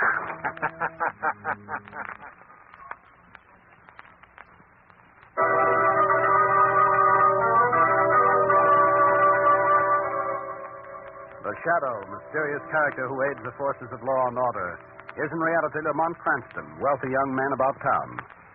The Shadow uses his hypnotic power to cloud men's minds so that they cannot see him. Cranston's friend and companion, the lovely Margot Lane, is the only person who knows to whom the unseen voice of the Shadow belongs. Today's story, The Stockings Were Hung.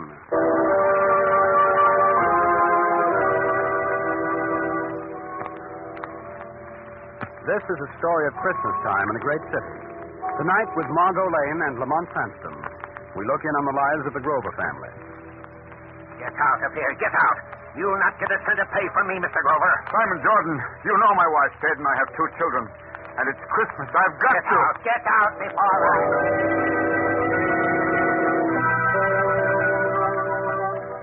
It's Christmas time in a great city. As our scene opens, we find Margot and Lamont coming down on the elevator from Margot's apartment. Yeah, here's where we get out, Margot. Where now? Over to the club, Lamont, to pick up a Christmas basket of food to deliver. Good. Oh, look, Lamont, it's snowing. What do you think of that? I want to stop at the corner and see my friend Spike. Spike? Yes, Spike Grover. He's a newsboy. I always find my papers from. There's Spike on the corner. Busy little man, isn't he? I always give him $5 for Christmas. In spite of all you've said about organized charity, giving one isolated newsboy $5. Oh, but Lamont, this is different. I should say it is different. It isn't even Spike. Paper, mister, paper. Yes, the young lady would like a paper to cover her new hat. If you can call that Christmas tree ornament a hat. Where's Spike Grover? Spike's got family trouble. He's a pal of mine, Spike is. Tells me everything. He knows I can keep a secret. Family trouble? Well, it's very confidential. You see, Spike and his sister Jane, you see, they haven't got any mother. They only got a father. And you see, I don't tell anybody, but Spike's grandfather owned a Grover Importing Company. Wait a minute. You're way ahead of me. Now, look. Spike's grandfather owned a Grover Importing business, and Spike's name is Grover. So Spike and his father should own the Grover Importing business. And, well, it seems there's a fellow named Jordan worked for Spike's grandfather. And the way I figure it, this fellow Jordan put the snatch on the whole business. Did what? Lady, you wouldn't understand. I was just telling this gentleman here, as far as I can figure, this old miser named Jordan steals the whole business right out from under Spike's father's nose. So a couple of days ago, Jordan fired Spike's father from his own business, mind you. Ain't that awful?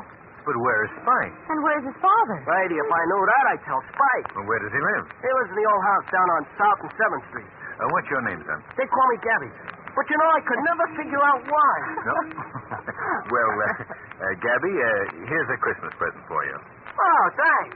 Gee, thanks, mister. Merry Christmas, Gabby. And the same to you, lady. Bye. Well, you go over to your club and pick up the Christmas basket, Margot. I think I'll go down and see Spike and family. I'll pick you up at the club, Margot.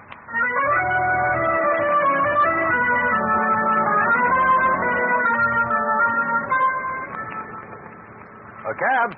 You want a cab, mister? You want a cab? Yes. Take me to South and 7th Street, please. South and 7th Street, yeah, South and 7th. Thanks. Oh, by the way, I want to stop at a pet shop on the way. Do you know a good one nearby? Well, I don't know where that is. There's one on... Oh, yeah, I do know where there's one on the next block, that is. Well, that's where we're going, then. Oh, driver, are you busy tonight? Yeah, I gotta drive this cab. Ain't it awful, ain't it? That's what I mean. That's what I... Now you've got me doing it. Doing what? Hiring the cab for tonight. You mean it? Sure. Gee, Santa Claus. I didn't know you without them whiskers. That's a joke. Hey, there's a pet shop, mister. There it is. Well, that's fine. Thanks. What's your name? Louis. Well, come on, Louis. Let's buy a pup. Buy a pup, huh? Buy a pup, oh boy. Hey, the red one in the window? Sold, Louis, sold. Oh, that's a cute pup. That's a cute pup, all right. How much is the red setup up in the window? Oh, that's a very fine animal. $35. Fine. Wrap it up. I beg your pardon? Put it in a cardboard carton with some holes in it. We'll take it with us. Very good, sir. Well, now, Louis, you'll take the pup in front, see? It's a surprise for a young lady we'll pick up later. She mustn't know about it. Yeah, sure. Say, but suppose it's against the bark or wine or something. Well, if she asks what it is, you just tell her a box of books. Hey, yeah, that's smart. But wait a minute. What kind of books am I going to say if it starts to bark? Oh, that's easy. You just call for sneeze. Believe me, mister, if you didn't want this hack for the evening, I tell you, it sounds a little screwy to me, I tell you. Here's your dog, sir. Fine animal indeed. Louis, sneeze. Huh? Sneeze. Oh. Gesundheit. Thanks. Great, Louis, great. Take the box of books now. We're off to South and 7th Street.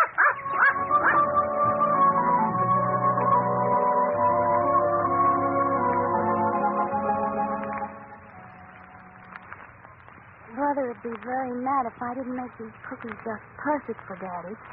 Let me see. Here it is. Mother's recipe for Christmas cookies. 1 1/4 cups of flour. I've got that.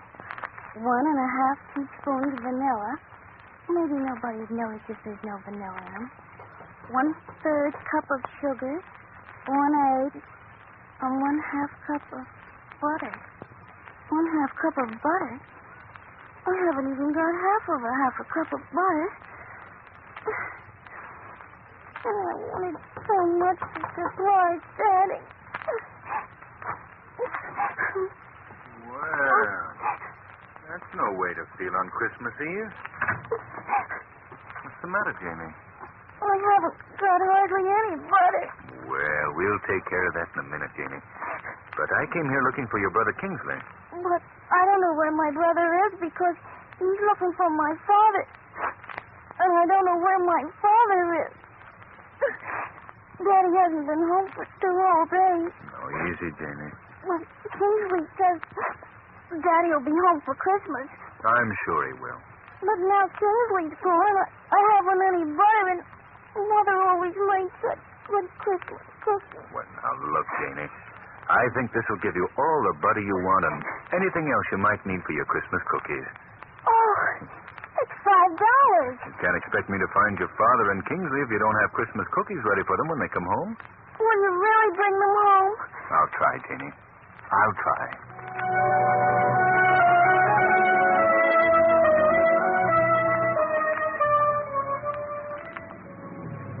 Hey, is this where we picked the young lady up? Yes, Louie. And don't forget, that's a box of books you have in front and not a dog. And don't forget, if he barks, you sneeze. Okay. Well, there's Miss Lane now. Oh, Margot. Been waiting long? Oh, no, Lamont. Whew, I just piled the snow on my best hat so I look like the spirit of Christmas. Oh, sunshine. Did you deliver your last basket? Yes. What's that package you have in front, driver? Oh, I got it. Yes, a box of books. I got a box of books. Oh. Well, I thought you'd never get here. The South and 7th Street, Louie. That's Spike's house, Margot.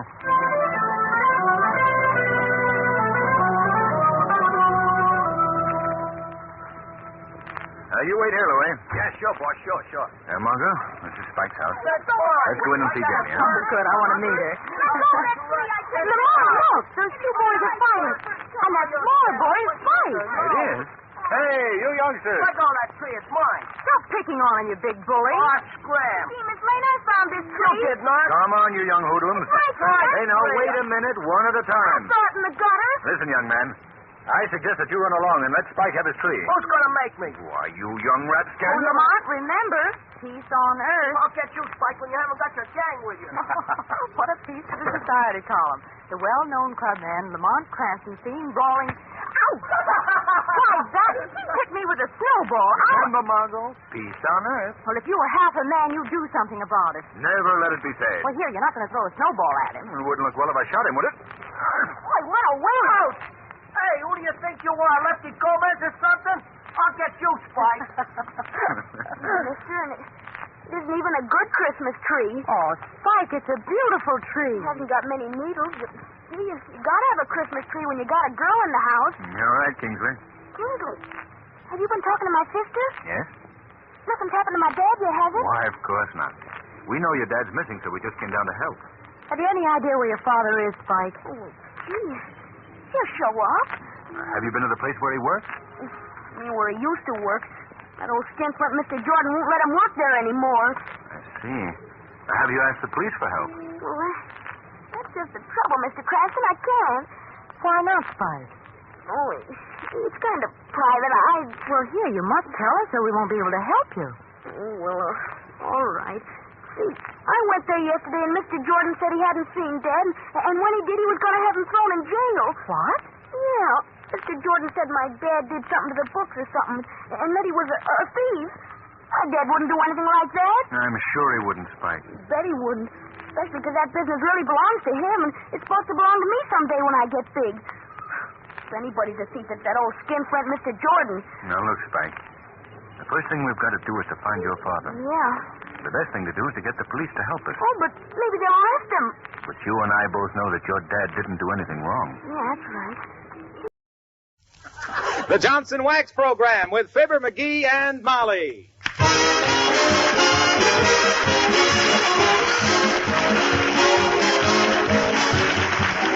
The makers of Johnson's Wax and Johnson's Self-Polishing Glow Coat present Fibber McGee and Molly, written by Don Quinn, with songs by Martha Tilton and the King's Men, and music by Billy Mills. The show opens with Love Is.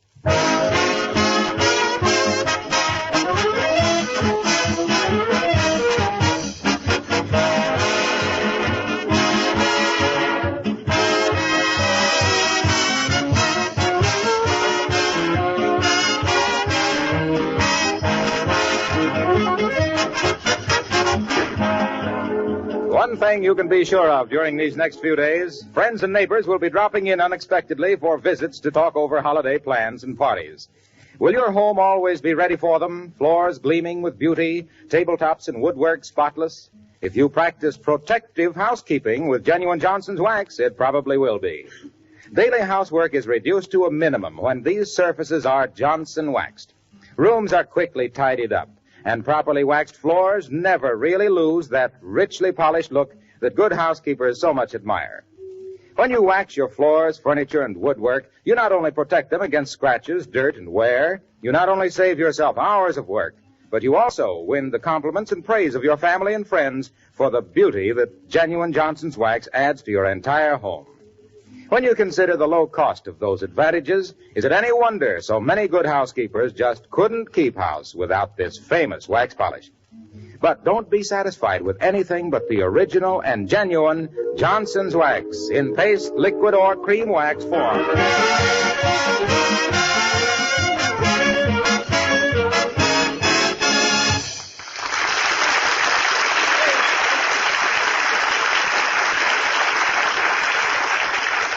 This is the time of year when a man who can't suppress his curiosity should be handcuffed and blindfolded. For instance, a package came for the McGees today, which is almost certainly a Christmas present. And we invite you to an interesting discussion between Fibber McGee and Molly.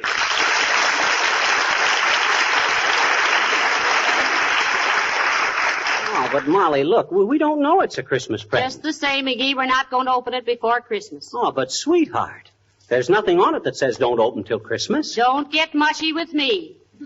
I still say we don't open it till Christmas morning now. Okay. I just wondered if it could have been them silver fox furs, that's all. I just wondered. What silver fox furs? Oh, never mind. We'll know Christmas morning. Well, I guess I'll run out the cigar store. McGee! Huh? What silver fox furs? Who's sending me some furs? How should I know? Well, you're the most exasperating. But this is exactly the size and shape of a box that would have a set of fox furs in it. Hey, cut that out. You can't open that. Not till Christmas. But, darling... Don't get mushy with me. You can't open it. Here, give me that package. You wouldn't let me open it, and I won't let you open it. Why do you pay any attention to me? I'm just a woman. I don't know anything. You're the man of the house, and what you say ought to go, dearie. Hand me the scissors. Here. Thanks. Uh-oh. Bad news, Molly. It ain't furs. What? It isn't? Mm. Oh, dear. I told you we shouldn't have opened that package, McGee. Not until Christmas. Uh-huh. But what is it? I don't know. Look. Oh. It's a musical instrument of some kind. Looks like a little pipe organ. There's electric wires on. Hey, I know. It's one of them chime doorbells. And a beauty, too. You mean one of those doorbells that every time it rings you expect somebody to say, the following announcement is transcribed? Yeah, but it don't say here who sent it. Now, who do you suppose... Oh, get that stuff out of sight quick, McGee. Okay. Come in. Mr. Wilcox. Hello, folks. Oh, hi, Harlow. Come on in. No, thanks. I just wanted to leave these packages for you. And don't open them before Christmas. Oh, thank you, Mr. Wilcox, and we won't. But what's your hurry? I've got to stop and get a sandwich before I go back to the office. I missed my lunch. Well, Merry Christmas. Well, heavenly days. Now, there's plenty of cold chicken in the refrigerator, Mr. Wilcox, and a lemon meringue pie. Oh, boy, my favorite vegetables. But, gee, I hate to be any trouble, Molly. It's no trouble at all. It's no trouble at all. I'll just set out the chicken. Now, wait a minute. No, you don't. I'll find everything myself. Don't get up or I won't stay. Oh, well, go ahead, Wilcox, and easy on that pie. You got to watch them hips. Okay, I'll try to restrain myself. Well, we know he didn't send that doorbell. No, but I wonder who did. Oh, dear. Come in. Yeah. Oh, how do you do, Mrs. Uppington? How do you do, Mr. McGee? And Mr. McGee. And a yippee-yoo tied to you, Mrs. Hughes. Won't you slip out of your sables and squat a spell? Thank you, no, Mr. McGee. I came over to ask a favor of you. Oh, certainly, Abigail. Anything we can do, just ask us. Oh, yes. Unless you want me to take that pooch of yours for a walk. I draw the line at patrolling the precinct with that pie-eyed peak. Mr. McGee, Fifi does not enter into this matter at all. Besides, I believe she entertains the same aversion to you that you do to her. Well, that's a lot of entertainment for one man and a dog. But what can we do for you, Abigail, dear? Well, Mrs. McGee, I head the neighborhood committee to conserve waste paper for the government. I wish to ask you not to burn or destroy your waste paper and cardboard. Please save it, and I shall have a truck pick it up whenever you call. Why, sure. I'd be glad to help such a good cause. Personally, I'd like to form a movie committee for this war. A movie committee, Miss McGee? Yeah, I'd like to get the government to make a documentary picture and send 1 million prints to Tokyo. Starring what actor, dearie? Harry Carey.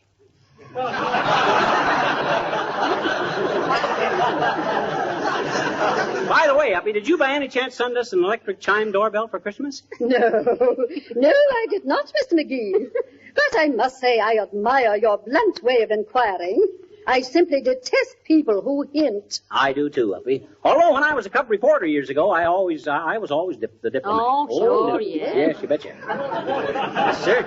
Never used to act a direct question if I could help it. But if there was any inside dope I wanted, I got it. Get that dope McGee, I was known as in them days. Oh, my. Get that dope McGee, the dashing, daring darling of the dailies and the ding-dong dipsy-doodle daddy of the dirt dishers, diligently deviling dignified diplomats for delicate details, discreetly dictating data difficult to decipher, and deliberately denouncing dangerous demagogues dripping with dubious dialogue designed to develop defeatism, doing my duty with a dearth of dilly-dallying despite the dirty digs of the desperate dogs who determined to dampen my do-or-die disposition and deteriorate a diggity dynamo into a drippy droop, a dandy detective at dodging death and danger, but doesn't this description sound like a total stranger?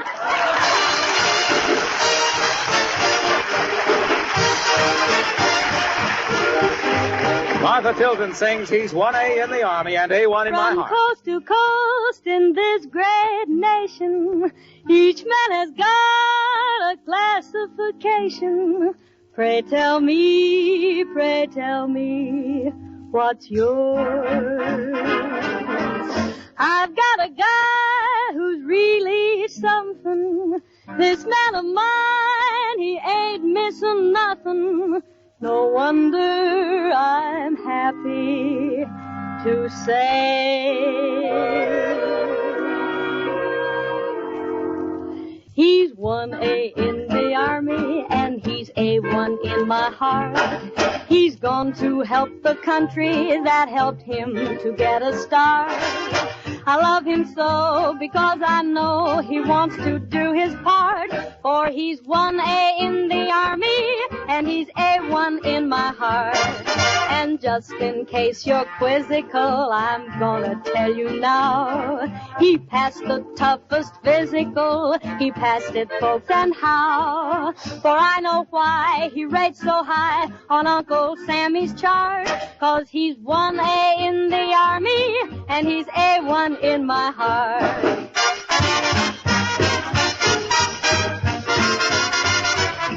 They're 1A in the Army and they're A1 in our hearts.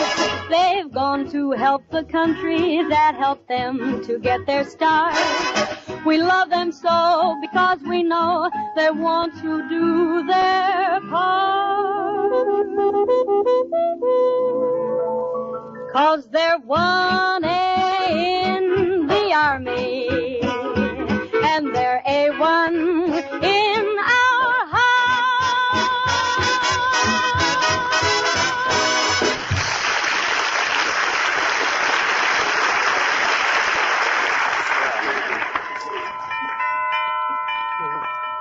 Hey, Molly, this is going to be a pretty snazzy doorbell, you know it? Yes, but who do we get to install it, dearie? An electrician? Nah, I can do it myself. Oh,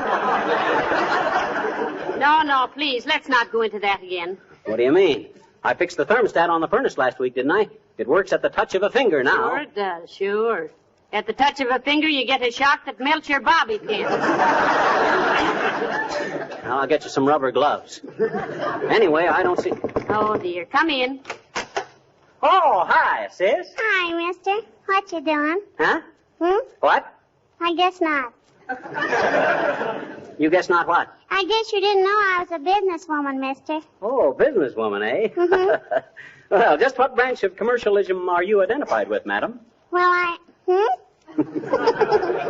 I Sanchez, what's your racket? Oh, a miserable toe. Huh? Miserable toe. I don't get it. You don't unless you pay for it, I bet you. Pay for what? Miserable toe. Well, that was a short ride, but I enjoyed it.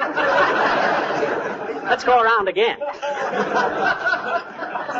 What's miserable toe? Oh, gee, mister, you know what miserable toe is. No. You hang it up on Christmas and it's got white berries on it. Oh, sure. Mistletoe. Mm-hmm. Otherwise known as mug holly, lip lilac, and night blooming smush. My daddy calls it fracture cactus. Fracture cactus. Why, sis? Because once a long time ago, he started to hang some up on the chandelier and the chair broke and he fell down and fractured his leg. Oh. I says, oh. Oh. Well, mister, can we do any business? Only 25 cents a bunch. Okay. Bring me 2 bits worth, sis. Oh, thank you, mister. I'll deliver it first thing tomorrow and you can pay me the 35 cents. Fine. I'll be... Hey, wait a minute. You says 25 cents. What's the extra dime for? Tax? What do you mean, tax? There's no tax on mistletoe. There is unless you want to glue it up, mister. It's up to you.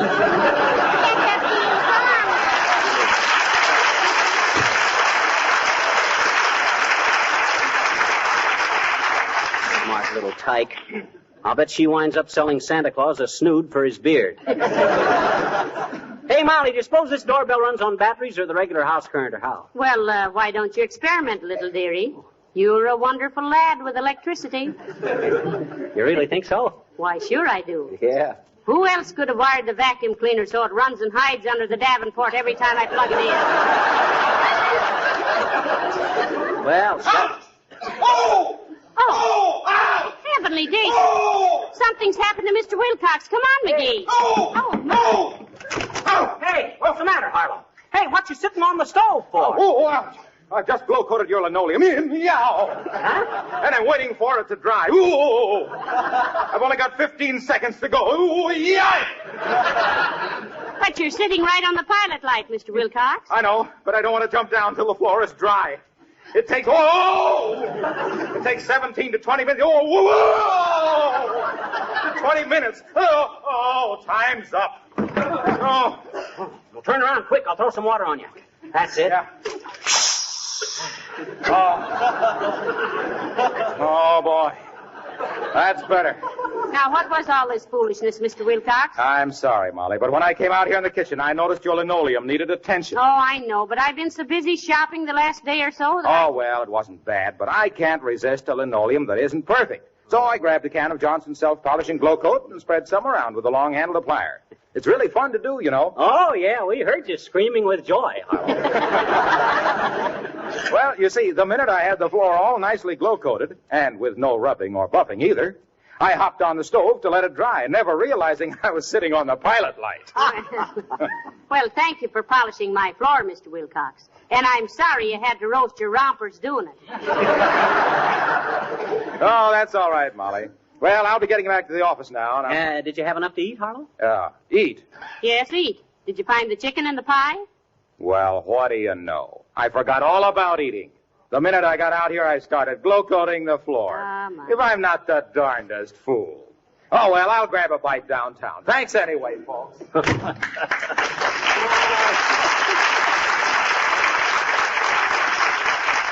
You forgot to eat. I always said it, Molly, but I never really believed it. What? He'd rather talk about glow coat than eat. Well, I still hate to think about it. Oh, dear. I'd like to get paid by the door knock, McGee. At a nickel a knuckle, I'd be rich in a week. Come in. Oh, hi, Latrivia. Good day, Mr. Mayor. How do you do, Mrs. McGee? Hello, McGee. I just dropped in... Excuse me just a minute, Latriv. Look, did you send us an electric chime doorbell for Christmas? I did not. I didn't send you anything for Christmas. You mean yet? McGee. Except for my immediate family and employees, McGee, I'm putting my Christmas budget into defense bonds and stamps. Good for you, Mr. Mayor. We've got to back up our buck privates with our private bucks. Which is an old saying I just made up. Exactly. And now, McGee, you've been hounding me for a job with the city. Oh, I wouldn't say hounding you, Latrivia. Oh, I'll admit I've been kind of scratching around, wagging my tail, but... Well, have you got something lined up for him, Mr. Mayor? I think so. Are we alone? Nobody here but us chickens, Latriv. McGee, how are you on disguises? Heavenly days, detective work? How am I on disguises? Funny you should ask that, Latrivia. Why, when I was a syndic for the old TSR Railroad... What railroad was the TSR? The Topeka, Sauganash, and Rochester. Better known to the passengers as the Two Streaks of Rust. When I was a detective on the TSR, Latrivia, I was known as the man with 1,000 faces. You had your choice of 1,000 faces and went back to your own?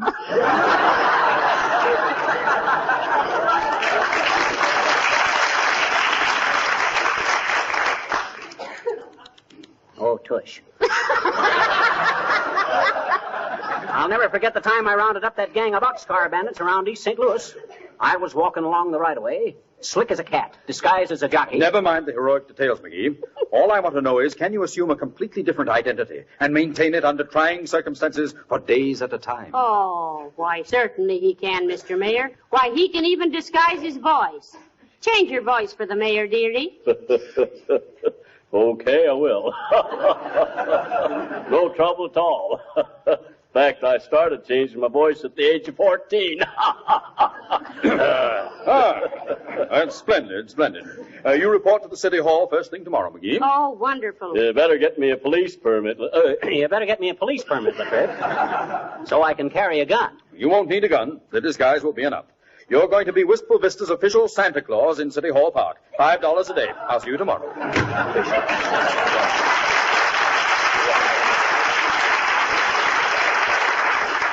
Well, man of 1,000 faces, it looks like you're holding the bag again. Why, that double-crossing political parasite. Who does he think I am? Santa Claus. I won't do it. I won't do it. He can't badger me into a beard and a bustle. No, sir. Well, here we go again. I got to hurry up and put this doorbell up. Yes, Molly. an ounce of prevention is worth 10 pounds on the door. Yeah. Come in. Merry Christmas, Mrs. McGee. Hello, little chum.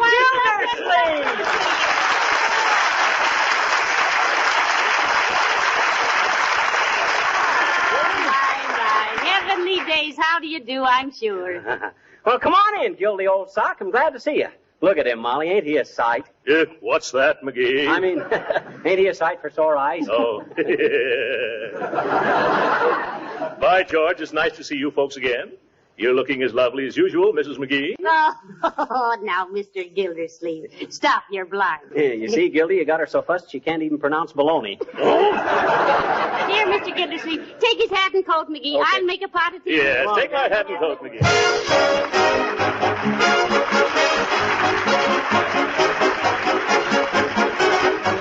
The King's Men sing What Do I Want for Christmas? Ding dong, Christmas bells. I must make a wish for Christmas while their music swells. Ding dong, all year through. If my wishes are auspicious, I'll be needing you. Oh, what do I want for Christmas? Do you really want me to tell? Well, I want you for Christmas Day and every other day as well. I never hang up my stocking beside the chimney flue. My cup is full to overflowing long as I just have you. A toy balloon is something I'd never use, but joy in June is something I can't refuse. If you want to know what I want most, if you want to know what to do, just merely say, let's name the day, for I want you. Ding-a-dong, ding-a-dong, ding-a-dong, ding. Everyone is writing, telling Santa what to bring. Why don't I just write and say, dear old Santa Claus, what do you want for Christmas? What do I want for Christmas? Oh, who ever heard of such a thing? And yet, you know, I miss the things you all have here at other seasons of the year. Valentine's and Easter eggs and firecrackers on the 4th of July and Thanksgiving turkey and mincemeat pie. But all these things don't matter at all. If it makes you happy when I come to call, that's all I need the whole year through. That's the merriest Christmas to me from you. Oh, what do we want for Christmas? Do you really want us to say? We hope old Santa has a very merry, merry Christmas day. Let's hang up all our stockings and fill them full of cheer, so Santa Claus will have a happy round trip this year. We know you're awfully busy visiting everyone alike, but though you may get dizzy visiting, never go on strike. If you want to know why we're singing and feeling the way we do, it's just because old Santa Claus we all love you.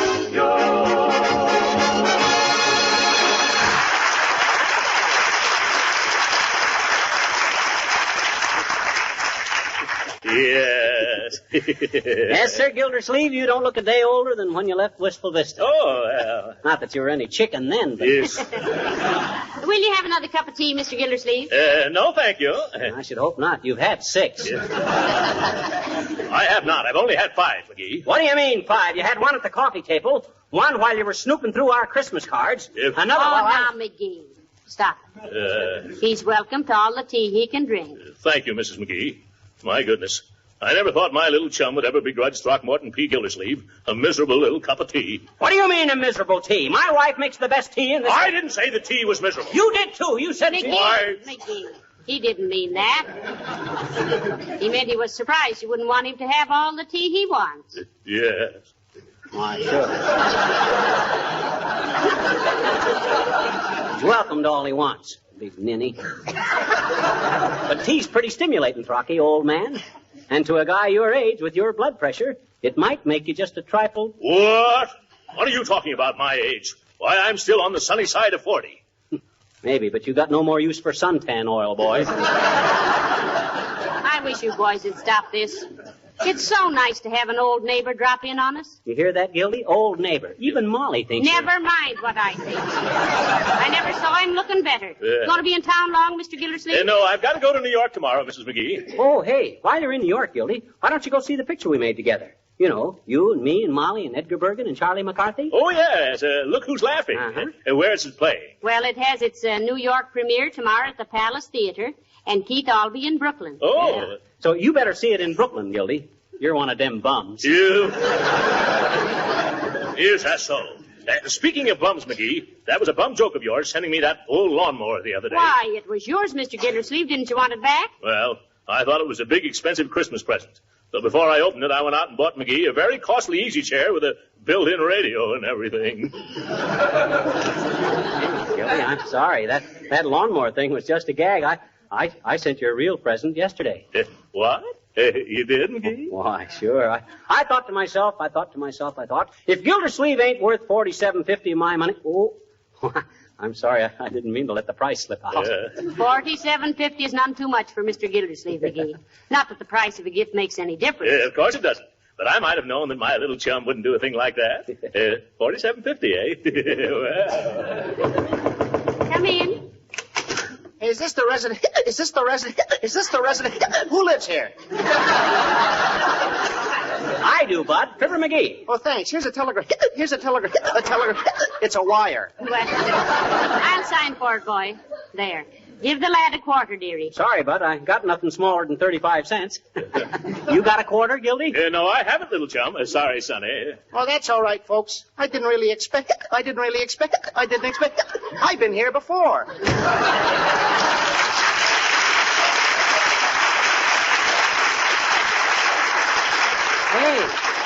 Hey, it's from Racine, Wisconsin, from the Johnson Wax Company. Oh, my, what do they say? It says, Dear Fibber and Molly, we are sending you under separate cover an electric chime doorbell. Stop. Oh, we are so tired of hearing that eternal door knocking. Stop.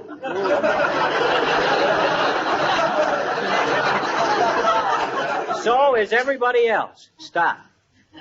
If every knock was a boost, you'd have a Crosley rating of 6,000.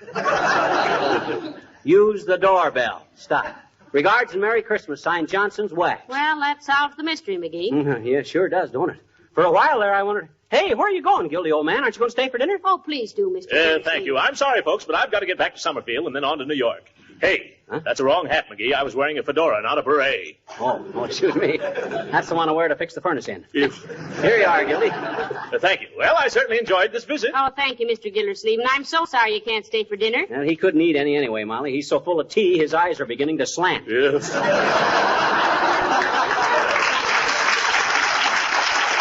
Well. Still the same old McGee, full of little smart cracks, he thinks. Well, I hope you enjoy your Christmas present, folks. I'm sure we will, Mr. Gildersleeve, and thank you very much. Yeah, and I hope you like the one I sent you, Gildy. I'm sorry I was so crude as to let the price slip out. Yes, $47.50. Well, certainly nothing to be ashamed of. Wow. Well, goodbye, folks, and Merry Christmas. Goodbye, Mr. Gildersleeve, and the same to you. So long, Crocky. Well, I'm certainly glad we found out who the doorbell was from, dearie. Me too. Hey, Molly. Yeah? What could I get Gildersleeve that would look like it cost around $47.50?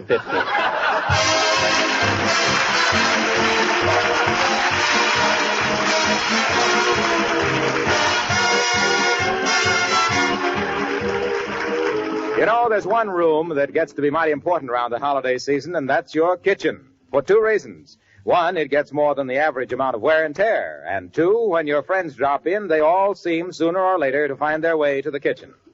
Now, what's the number one thing to do to be ready for them? Right. Give your floor a protective beauty treatment. Make it sparkle and glisten with Johnson's Self-Polishing Glow Coat. The floor polish that gives floors such a lasting luster, that makes linoleum wear indefinitely, keeps its colors as fresh and bright as new.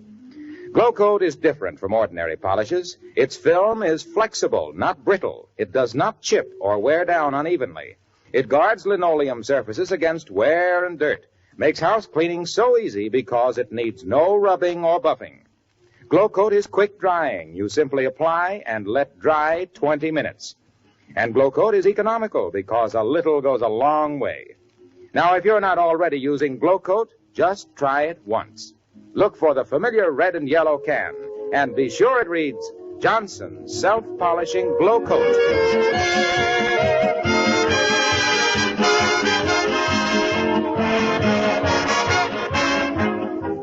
You know, Molly, it was nice to see old Gildersleeve again. Well, nobody'd think so the way you two argued that. Oh, we were just kidding. I wouldn't really fight with him. I should hope not. He's a much bigger man than you are. That's why it's so easy to get under his skin. He's got so much of it. Good night, and a Merry Christmas. Yes, and a Happy New Year, too. Good night, all.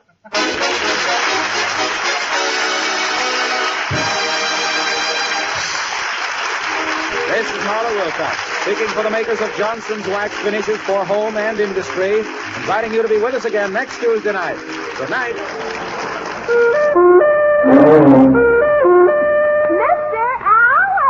Quiet, Portland. A voice like yours should be rationed. It's Texaco time with the Metropolitan Opera star, Miss Rita Stevens, Portland Hopper, the Texaco Workshop Players, Al Goodman and his orchestra, and starring Fred Allen.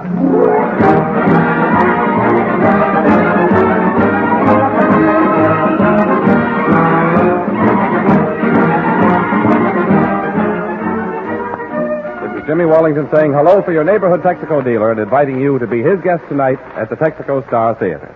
It's his way of telling you that you're welcome. Welcome to all the skilled help he can give to make your tires and car last longer. Make your tires last longer by giving them a regular Texaco checkup on pressure and conditions. Make your car last longer and run more economically by giving it systematic Texaco lubrication and maintenance. The chances are your present car may be your last car for the duration. It's in good hands when you trust it to the care of your Texaco dealer.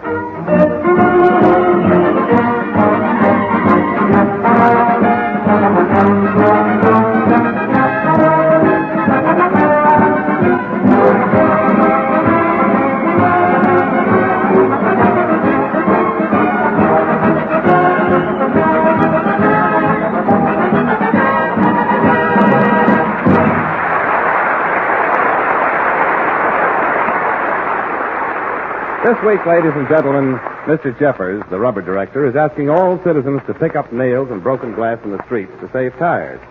We now bring you a man Mr. Jeffers can't save. He was born a flat tire, and here he is, Fred Allen.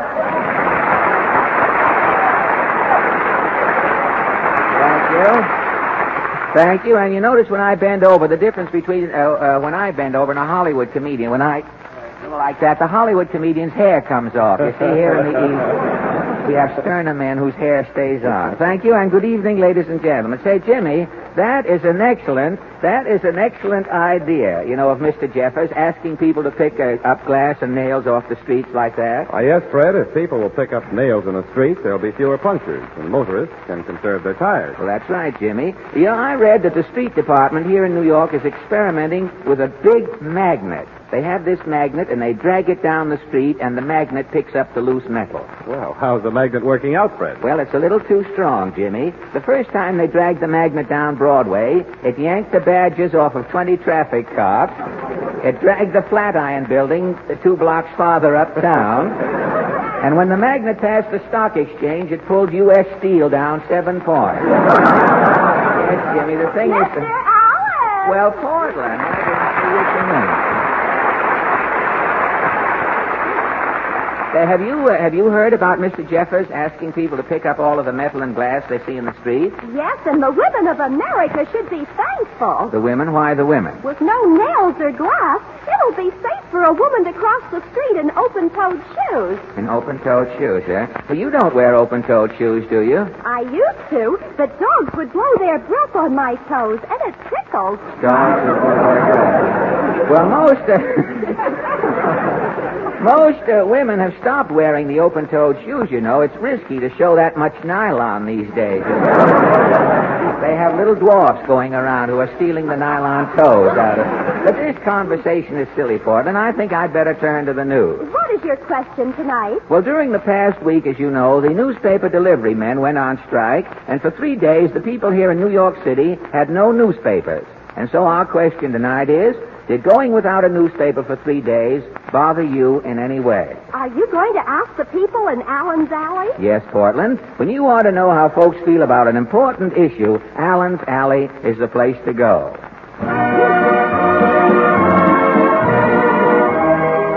Well, here we are back in Allen's Alley, Portland. Do you think John Doe is in tonight? Well, let's try this first door. This is John Doe's house. We'll find out. Oh, it's you again. What's on your mind? Well, it's the newspaper strike, Mr. Doe. Did going without a newspaper bother you in any way? I was put out of business. Really? And 200 men were thrown into the Army.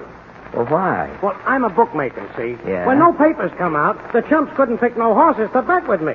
So I went out of business. Well, what about the 200 men thrown into the Army? Oh, they was the chumps I was taking bets from. Oh, you mean when you went out of business, the draft board grabbed these 200 horse players, huh? Yeah, well, they was all claiming me as a dependent. Oh, well, I hope the horse players overtake Rommel in the stretch and come in the money as we expect them to. I'll check at this next house here. No. Well, good evening, Mrs. Nussbaum. To you it is good. To me it could be only so-so. Well, tell me, did the newspaper delivery strike upset you? Upset, it says. The pipes is freezing, the canary is turning blue, and all over I am getting geese pimples. Well, how could this calamity result from the strike? Every morning to start up a fire in the fireplace, I am needing a newspaper. And with no newspaper? I am not starting a fire. The house is freezing. It was cold, huh? Cold. My dog, a water spaniel, I am having to defrost. Gosh. Goldfish in the bowl is skidding on the ice doing belly whoppers. The shower bath I'm turning on? Yeah? Is coming off an icicle 4 feet long. Well, tell me, what did you do about food? At dinner, I'm putting woolen panties on the lamb chop. When I'm pouring out the beer, it is making with a fur collar. The beer had a fur collar on it, huh? Well, you had no heat in the house at all? Only for 15 minutes every night the house is warm. Well, how come? I'm turning on the radio. Well, how could a radio set warm up your house? I am tuning in Gabriel Heater.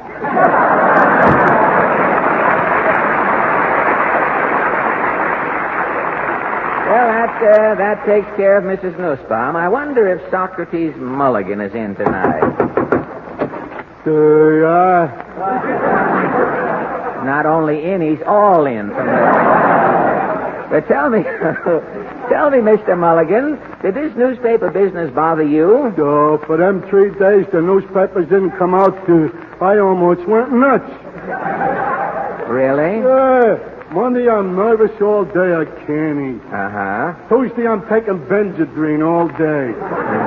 Yeah, Wednesday I got 120 fever. They got me in a straitjacket. You were in this horrible physical and mental state because there was no news? Not no news. No? No Superman. Oh!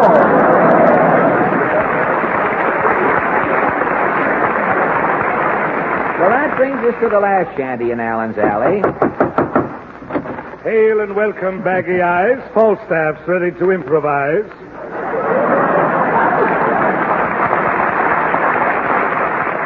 I am not here to listen to your new poems, Mr. Openshaw. A hoot for your intentions. It's the old owl coming out in you, huh? Have you heard? The night was still, all was serene, as I sat there feeling my tangerine.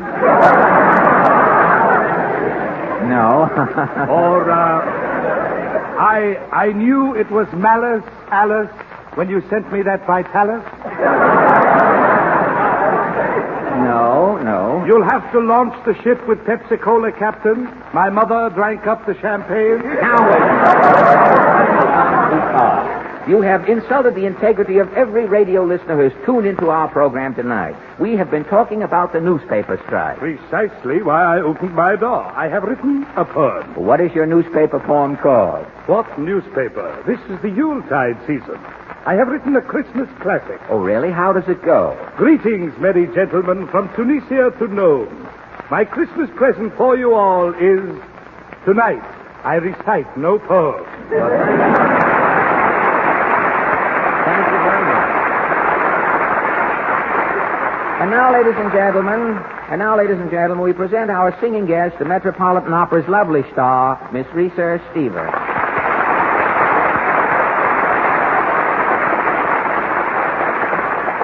Miss Stevens, I hope that coming here from the Met, you won't think our surroundings too sordid. Not at all, Fred. It's a great pleasure to join you tonight. Well, thank you. You know, when I asked you to come here, I must confess I had a selfish reason. Really? Yes, Christmas is 5 days away, Miss Stevens, but we thought that we might be early to establish a Yule atmosphere. Now, if you could lend an appropriate song to the occasion... Oh, do you think Ave Maria from the Opera Cavalleria Rusticana would do? Well, I'm sure it will, Miss Stevens. Mr. Goodman, if you will. Oh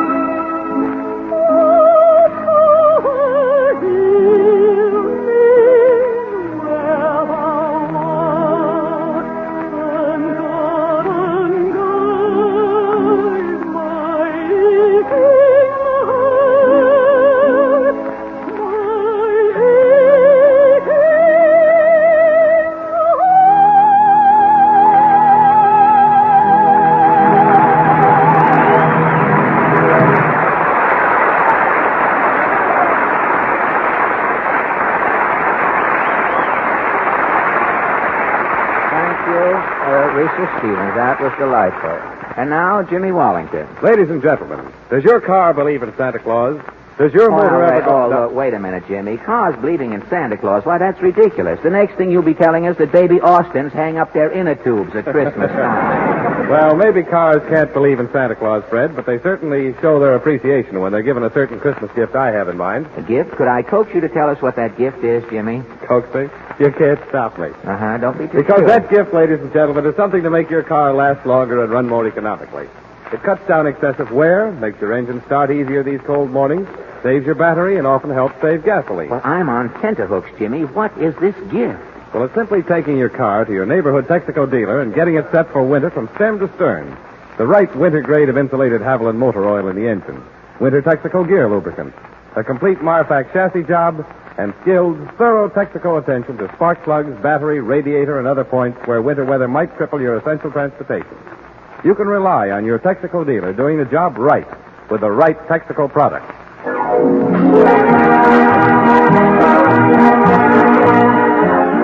That was just a short flurry of Winter Wonderland played by Al Goodman and his Makes You Want to Sit This One Out orchestra. And now yes, Portland. Mr. Allen, I hope you like the Christmas gift I got for you. Oh, Portland, a gift? Yes, I was in Cartier's yesterday. Cartier's? Why, Cartier's is the most exclusive jewelry shop on Fifth Avenue. That's the place. Well, I hope they gave you good service. They sure did. Mr. Cartier himself told me how to get to Woolworth. Oh, fine. You know, I did so much shopping at Woolworth's this Christmas, they're calling me Mr. 5x10 now. And I got a swell present for you in the fur department at Woolworth's. They have ferrets who wait on you there. And this ferret sold me a coat. It's a Russian sable. You mean it's a genuine Russian sable? Genuine Russian? Why, this sable still has a Nazi in its teeth.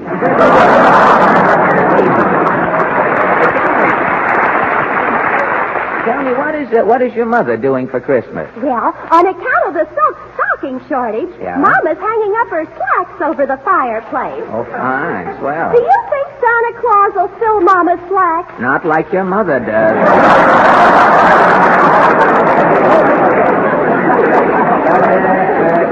Go away. You bother me. I have to make a special announcement. About our guest? No, tonight we're going to do our Christmas sketch, The Portland. what you do every Christmas? That's right, and I have to make an announcement here. Ladies and gentlemen, since radio at this season each year prevails upon Lionel Barrymore to revive Dickens' Christmas Carol, the Texaco Workshop players curtsy to tradition and wake up their cast to repeat a Christmas fable they first presented years ago. Now tonight, Santa shows his claws in a modern tale called Santa Claus Refuses to Mediate, or Jingle Bells Shall Not Ring Tonight. Overture, Maestro.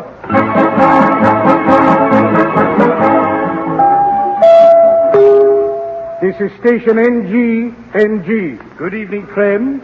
The makers of Jum Balls, the giant mothballs guaranteed to trap nearsighted moths, brings you the exciting quiz program, Take It or We Will. We interrupt this exciting quiz program, Take It or We Will, to bring you a special announcement from the Assassinated News Service. Special announcement. Santa Claus will not ride this Christmas. In a terse bulletin issued from his North Pole igloo today, Santa Claus says, quote, I am on a sit-down strike. I refuse to ride this Christmas, unquote.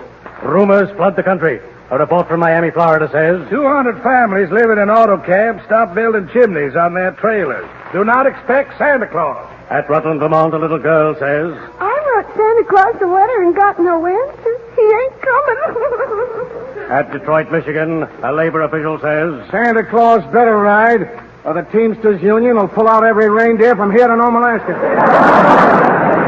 At New York City, 200,000 children hold mass meeting. Tiny spokesman says Santa Claus can't let us down. 200,000 American children have appointed me their spokesman. I'm off to see Santa Claus now. James, my scooter.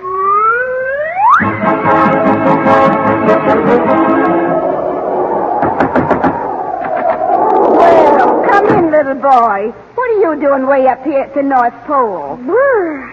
Is this Santa Claus's igloo? Yes, Sonny, I'm Mrs. Claus. Who are you? I'm Buddy Jones. Are you lost, son? No, I'm here to see why Santa Claus refuses to ride this year. I'm glad you come, son. I've been arguing with the old sunfit all week, and he refuses to budge. Where is Santa Claus now, Mrs. Claus? He's in the next room there, sulking. Can I see Santa? Won't do you no good, son, but I'll get him for you. Hey, Santa. Now, ain't no use in coaxing, Ma. I ain't a-going now.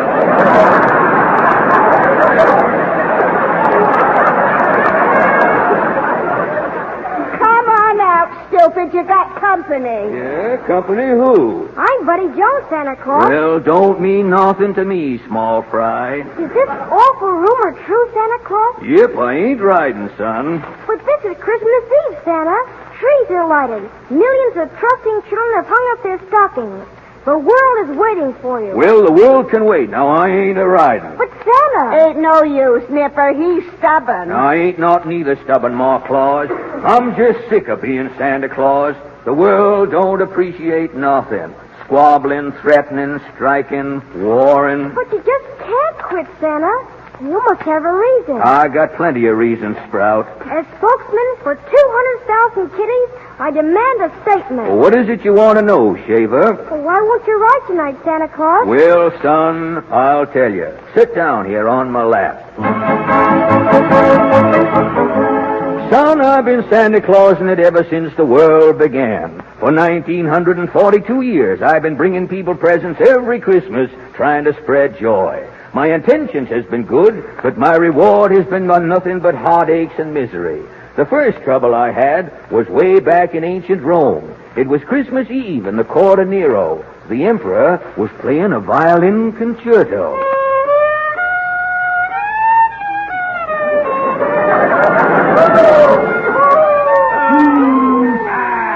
Zounds, lackeys! You dare to give Nero the pheasant? We want the happiest come here. Your Majesty is corniest. What, corniest? You rebels, stop at my pizzicato! Your music will never get Rome happier. Get happier! You dogs! Begone, hypocrites! Cranius! Nero can't get haughtiest, those swine! I'll show them! What kid? What tumbles out of my chimney? Merry Christmas, Nero! Merry Christmas! Who art thou, lumpkin, the chimney sweep? I'm Santa Claus, Nero, bearing Christmas gifts for your Majesty. Ultimus nausea. What is it, another basket of figs from the Rome stage door canteen? My gift is a trinket rare, Nero. So rare, it hasn't even been invented yet. Here. Gramercy lout, what is this tiny golden box? It's a cigarette lighter, Nero. Turn that little wheel. Oh, blood. Merry Christmas, Merry Christmas, Nero. It flames! Rome has scoffed at Nero. Nero will have his revenge. Oh, hey, watch that lighter, Nero. You're setting fire to them draperies. I can't make Rome hot with my music, huh? I'll make Rome hot another way. Revenge! Look out, Nero. Fire, fire, fire. So you see, son, if it wasn't for Santa Claus, Rome wouldn't have burned. Gosh, that was too bad, Santa. See, there I was trying to spread good cheer, and what did I get? The first hot foot in history. But that was 2,000 years ago, Santa Claus. You shouldn't hold a grudge that long. Well, Nero was just prologue to my trouble, son. A few centuries later, I set out to bring a present to Napoleon and Josephine. I'll never forget that Christmas, son. Josephine was sitting on a chaise at Davenport. Napoleon opened the door. Bonjour, ma petite. Nappy. Voilà. I am this on the way to Waterloo, especially to say au revoir. Mon lover, mon nappy wappy. 1 minute and your nappy is away. C'est la guerre. Ah, Nappy, I will be faithful. Bien, bien. If quelques man will dare to pay court to my Josephine, I will kill him. Touché. Your petite Josephine has no other boyfriend, Nappy. Je swear. Bien, mon big beefy oiseau. I have a farewell present for you, Nappy. I will fetch a wait and see, huh? Oh, bien, bien. Mademoiselle from any place, Hey, who goes there? Who is coming through the fireplace? Merry Christmas, Napoleon. Sacre bleu. You've come to woo my Josephine. Gigolo? Now, hold on. Put down that truncheon. Voilà, cochon. Take this. Oh. And this. Oh. And this. Oh, let me out. Help! Bien, bien. La, your little Josephine returns, Nappy. With the mistletoe, you sly pussycat. Oui, I forgot. It is Christmas Eve. What can be keeping Santa Claus? Santa... Mon Dieu. You are expecting the chap in the red suit? Oui, Nappy. Don't you think Santa Claus will come? Not tonight, Josephine. Yes, son, Napoleon gave me a concussion that Christmas. Running out of the castle, I fell into a moat, my ermine got wet and come to life. My collar and one cuff got away. But you can't say mad at the world because years ago one crazy Frenchman muffed you up, Santa Claus. Well, things has happened since, son. Another Christmas, I got a raw deal in a suburb of England. It was called the American Colonies. I dropped in at the house of some jockey called Paul Revere. The cottage had no chimney, so I looked in at the window. Mrs. Revere was preparing a Christmas turkey. Paul come gimping into the room. Christmas dinner ready, Effie? Yes, Paul. Pull up a chair. No. Set my plate on the mantelpiece. Can't you sit down yet, Paul Revere? That ride was last April. Through every Middlesex village and farm ain't once around Central Park, Effie. Well, you ought to try and sit down for Christmas, Paul. It'd be a nice present for your spy. Who's that? Might be a British spy, Paul. Hand me my gun, Effie. Who's there, Whig or Tory? Merry Christmas, Paul Revere. It's me, Santa Claus. So what? I've got your Christmas present, Paul. It's a cushion stuffed with fuzz from Delaware peaches. Gosh, for me to sit down? You bet. Don't let him in. I ain't sat down for 8 months, Effie. It sounds mighty tempting. It might be some enemy trick, Paul. I'm Santa Claus, honest Injun, Mrs. Revere. Open up. I got my gun, Effie. I'll open the door a crack. I told you, Paul. Look at that suit. A red coat. Take this. Oh! You see, son, the world's given old Santa plenty of trouble. Sure done you dirt, but nobody would dare abuse Santa Claus today. Well, that's where you're wrong, son. Only last week I was previewing a visit in a place called New York. I was flying over some building. I think they call it Radio City. Well, I come down the air conditioning into some office. I was just going to wish the man a Merry Christmas when he yelled... Well, what do you want, Whiskers? Well, I'm Santa Claus. We ain't auditioning today. I ain't trying to get into radio. I'm a mythical character. Being a friend of Duffy of Duffy's Tavern won't help you. Now, pick up that bag and beat it. But you've heard of Santa Claus, ain't you? Well, yeah, but you're a has-been, Santa Claus. Has-been? Radio's doing everything you used to do and doing it better. But I fly through the air. So does radio. I come down chimneys. Radio comes down the antenna. I give things away. For how many box tops? I give things away for nothing. Well, so does radio. Radio does, eh? Dr. IQ gives away vitamins. Yeah? Take it or leave it gives away pencils. Yeah? Quiz Kid give away information. Truth or Consequences gives away soap. Now, hold on, son. There's one thing I've been spreading for 1,942 years that radio ain't giving away. Oh, yeah? What's that? Santa Claus is giving goodwill. Radio is giving away 60 minutes of that stuff on a program every week. What program? The Goodwill Hour. Well, I was thrown out of Radio City. Folks don't need Santa Claus no more. Radio's giving them everything. Gee, Santa, you certainly had a lot of trouble. And that's why my spirit's broken, son. Being Santa Claus is just a pain in one century after the other. I'm giving the world back to Rand and McNally. I'm through. Please don't say that, Santa. Have pity on us kids. We'll have no toys. Santa ain't a-moving, son. This is one Christmas I'm going to enjoy in peace. What's that clock striking? It's 12 o'clock. It's midnight, eh? Well... It's Christmas Day, Santa Claus. Don't mean nothing to me. I'm taking it easy. I'm sitting right here. Won't you change your mind, Santa? I ain't getting kicked around again this Christmas. Please, Santa Claus. Please. Oh, shucks. Hush your crying, son. Hey, Ma. Yes, Santa? Where's my mittens, my bag, my reindeer, my sleigh? Santa, you ain't... Yep, I'm a-going, Ma. Honest, Santa Claus? Yep, I've changed my mind, son. Thank you, Santa. Christmas ain't Christmas without Santa Claus. I'm giving the world one more chance. Can I have a steak list for all the kitties, Santa? You bet you can, sonny. Just say, it's Merry Christmas. Hi-oh, Dunder. Hi-oh, Christmas. Merry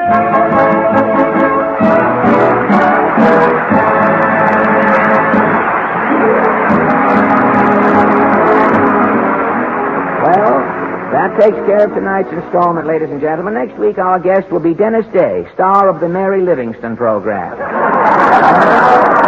Jimmy Wallington with a word from Uncle Sam. If you live where fuel oil is rationed, it's your duty to your family as well as the nation to make your allotment of fuel oil go farther. Fuel oil must be conserved. Right you are, Jimmy. This is Fred Allen, ladies and gentlemen, and since this is our last show before Christmas, all of us here in the Texaco Star Theater and all of our Texaco dealers from coast to coast wish you a Merry Christmas. Good night. Ready program presented by Lucky Strike. Quality of product is essential to continuing success. And Lucky Strike means fine tobacco. LSMFT. Yes, Lucky Strike means fine tobacco. And in a cigarette, it's the tobacco that counts. Remember what happens at the tobacco auction? At 50, American. At market after market, independent tobacco experts can see the makers of Lucky Strike consistently select and buy that fine, that light, that naturally mild tobacco. American. Lucky Strike presents The Man Who Knows, the tobacco warehouseman. Mr. Alexander Irvin, well-known tobacco warehouseman of Reidsville, North Carolina, said recently, For many seasons, I've seen the makers of Lucky Strike buy ripe, mellow tobacco. Fine tobacco you just can't beat for real smoking quality. Smoked Lucky's myself for 14 years. So for your own real, deep-down smoking enjoyment, remember, LSMFT. Lucky Strike means fine tobacco. And Lucky Strike is the ideal gift on every Christmas list. So say Merry Christmas 200 times with a carton of 200 Lucky Strike cigarettes in their beautiful holiday wrapping. And for the specials on your list, a special handsome gift box of 500 Lucky Strike cigarettes.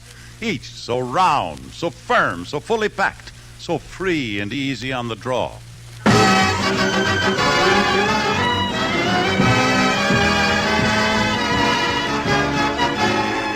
The Lucky Strike program starring Jack Benny with Mary Livingston, Phil Harris, Rochester, Dennis Day, and yours truly, Don Wilson.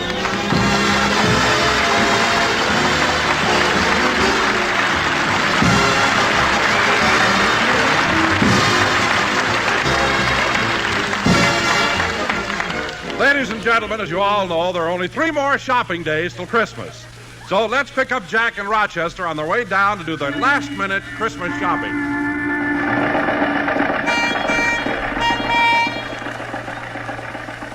Rochester, how far is it from my house to downtown? About 7 miles, boss. Oh, fine. We ought to be there about noon. Yeah, it's a good thing we started last night. Yeah. Gee, there sure is a lot of traffic this time of year, and I have so much to do. I better check over this list. Clark Gable, a half a dozen shirts. Barbara Stanwyck, 1 dozen initial handkerchiefs. Gary Cooper, 2 pair of silk pajamas. Claudette Colbert, a lace negligee. Rochester, I hope we can deliver these things by tomorrow. Yeah, you promised them they'd have their laundry back before Christmas.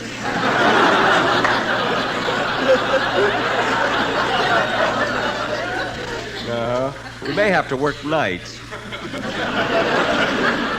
Oh, well, let's not worry about that now. Darn it, we'll never get downtown at this rate. So slow riding behind the trolley. Do you want me to cast off and hook onto a bus?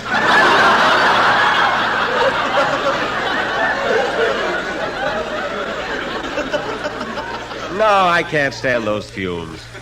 You know, Rochester, Christmas is a lot different now than it was years ago. I remember one Christmas Eve when I was a kid. The ground was covered with snow, and as I looked out the window, in the distance I could see someone dressed in red. Suddenly there came a patter of hoofbeats and a knock on the door, and the door flew open, and a man said, "The British are coming."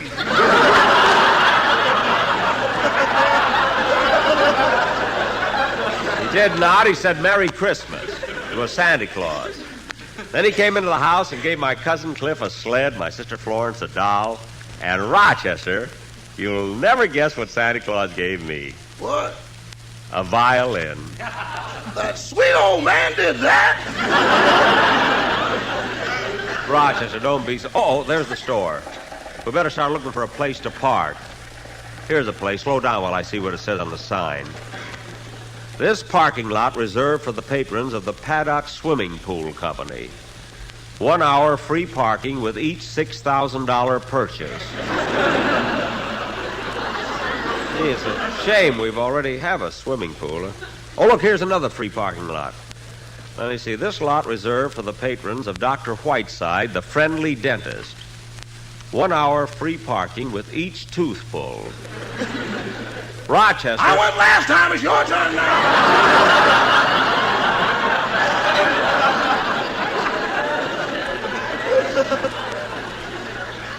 Well, never mind. Let me out and you find a place to park the car. I got to meet Miss Livingston. Okay. Gee, there's certainly a lot of people downtown today. Jack, oh, Jack. Oh, hello, Mary. Jack, I've been waiting for 15 minutes. Oh, I'm sorry. We got held up in traffic. Let's go in the store. Mary, you have my Christmas list, haven't you? Yes, here it is. What does it say? It says, Dear Jackie boy, I couldn't meet you last night because a customer spilled a chocolate soda all over my uniform. So The list is on the other side. Give it to me. Wait a minute, Jack. Who's Josephine? The little blonde car hop at Simon's Drive-In.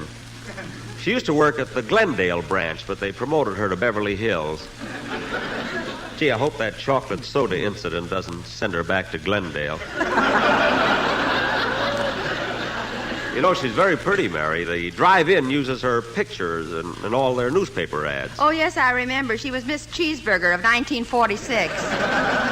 Yeah, she'd have made it this year, too, but her mustard was on crooked. Just goes to show you. Fate. A little thing like that, huh? Let me see that list, Mary. Here you are. Gee, I still have to buy a present for my old girlfriend, Gladys Abisco. I don't know what to get her. Do you think she'd like a lipstick? I don't know. She got lips. Yes. Oh, stop being so catty. I know what. I'll just send her some flowers. Now, come on, before I do any shopping, I want to open a charge account. There's the credit department over there.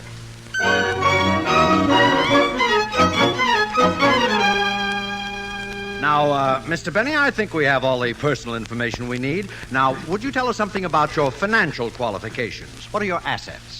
Well, I own my own home, my own car. I have 3 paid-up insurance policies. I have a radio program, and I own some stocks and bonds. I see. Now, what are your liabilities? My liabilities? The horn blows at midnight.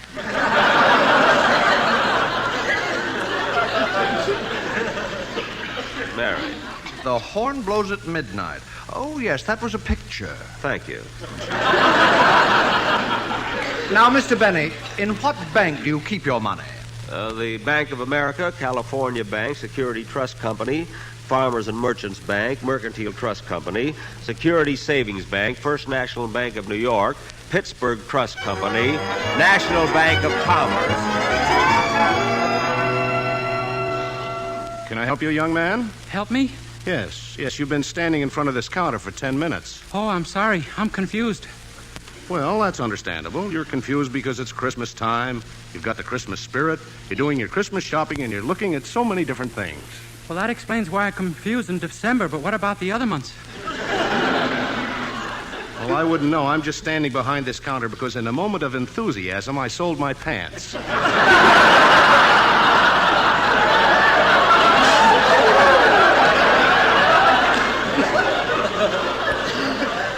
Oh, well, I'd like to get something for my parents. Oh, your mother and father, eh? Yeah, how did you know? Oh, I just figured it out. Gee whiz, I don't know what to get for my mother. You know, young man, looking at you, I can just picture your mother. You can? Yes, small, petite, gentle, a kindly smile for everyone, and spends most of the time sitting in a rocking chair knitting. That's my father. Now try and guess my mother. Oh, boy, she sure makes him toe the mark. You mean your father's afraid of your mother? Oh, everybody's afraid of my mother. When I was born, the stork left me a block away from the house. What? It's a good thing I knew the address. Gee, I wish I knew what to buy my mother for a Christmas present. Oh, I know. I'll get her one of these. What size is this one? 38. No, that'll be a little too small. What size is this one here? That's a 44. That's fine. Put some bullets in it and wrap it up. Yes, sir. Send it to Mrs. Patricia Day and put a card in it saying, "With all my love, Dennis." Yes, sir. I'll do that immediately.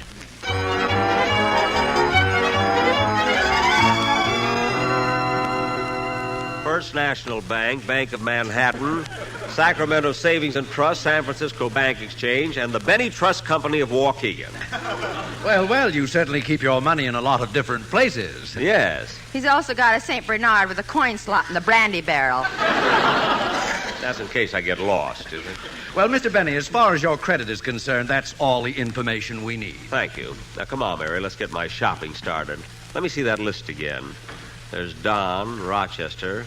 I know what to get Dennis. He told me what he wants. And it's such a silly thing. What does he want? A bulletproof vest. Say, Mary, what would be a good thing for a 9-year-old boy? I want to get something for little Stevie Kent. Stevie Kent? Isn't he the little boy who tackled you in the football game and sprained your ankle? Uh-huh. And you're buying him a present? Mary, it was an accident. He didn't mean to do it. Then why are you suing him? I'm not suing him. I dropped the case after he paid the doctor bill. Now, come on, let's try to... Benny, Mr. Jack Benny, please report to the credit department. Oh, darn it, what do they want now? Pardon me, miss. Would you mind waiting on me, please? Why, yes, sir. What can I do for you all? Well, honey, child.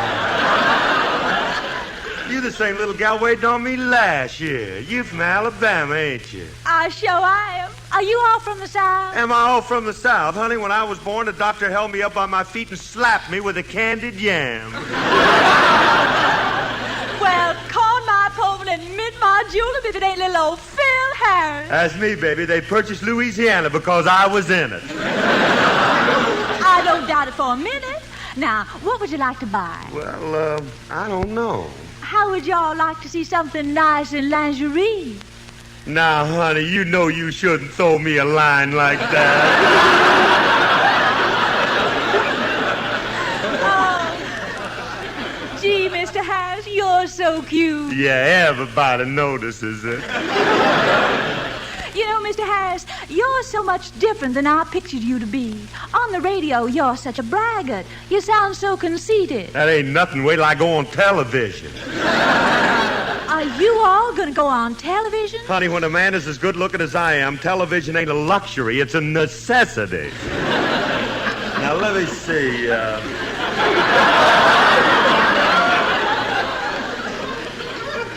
Let me see. I'm wondering, honey, what I can get for my wife. I'll tell you what. Hey, give me one of them negligees there. Why, yes, sir. Shall I wrap it as a gift? Yeah, and fix the package up so she can't peek into it. Seal it over with some of that scotch and soda tape. I'll have it wrapped up for you in 2 shakes of a possum's tail. Wait right here, Mr. Harris.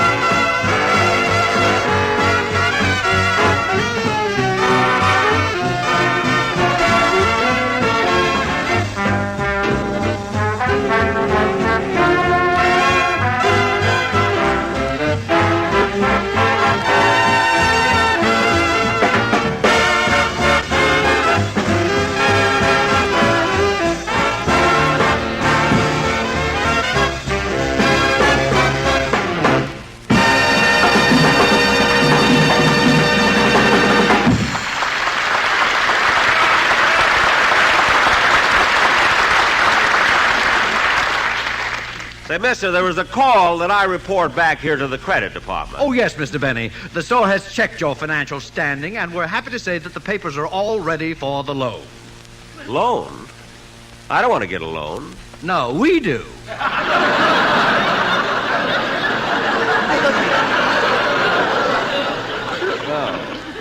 Well, how much Jack, come on. You came here to do your Christmas shopping. Oh, yes. You better call me at home, mister. Come on, Mary. I might as well buy the flowers for Gladys Zabisco first. Okay.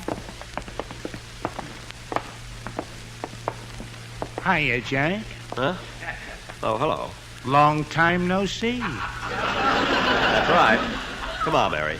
Jack, who was that? Oh, he's that racetrack tout who used to hang around Santa Anita.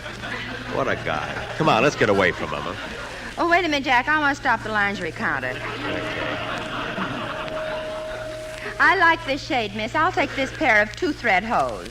You're wrong, lady. This hose is 3-thread. Oh, no, it's 2-thread. I beg your pardon, but it's 3-thread. Listen, sister, don't argue with me. Not so long ago, I was standing right where you are.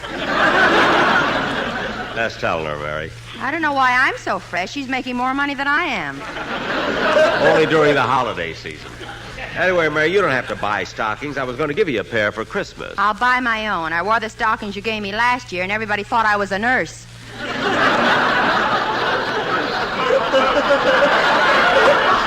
How do I know the kind you want? Now, come with me while I get the flowers. Hello, Mr. Benny. I see the Yule time is catching up with you. Oh, hello, Mr. Kitzel. Hello, are you doing your Christmas shopping? Look at these armloaded bundles, the things I am buying. Now, what's in that long, thin package? This is a present I'm sending to my brother-in-law. It's a hacksaw. A hacksaw? If he gets it in time, he'll be home for Christmas.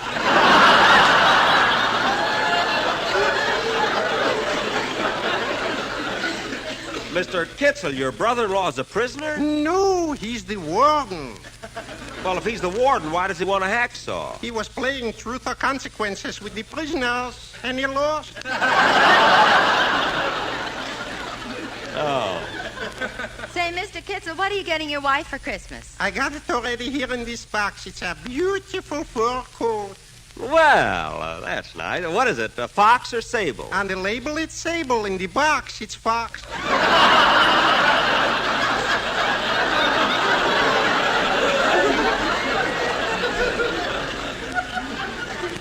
Well, don't you know what you bought? I mean, didn't you ask the salesman? For $29, I should start an argument. Well, maybe you're right. She'll probably like it anyway. Well, goodbye, Mr. Kitzel. Merry Yuletime, Mr. Benny. Merry Christmas to you, too. Merry Christmas. Say, Mary, while you're waiting for your stockings, I'm going over and pick out some flowers for Gladys. Gee, all these flowers are so beautiful. I think I'll get these roses. Yeah, they're the nicest. Hey, Jack. Jack. Uh-huh? What you doing? I'm buying flowers. What kind?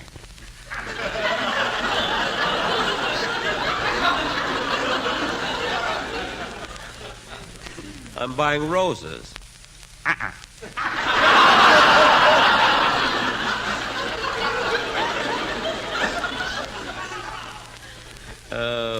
What? Take the carnations. But look, I don't want carnations. I want roses. Come here a minute. Huh? Don't be a jake. The roses are $1 a piece. That's even money. I know. The same dough on carnations will get you 6 to 1.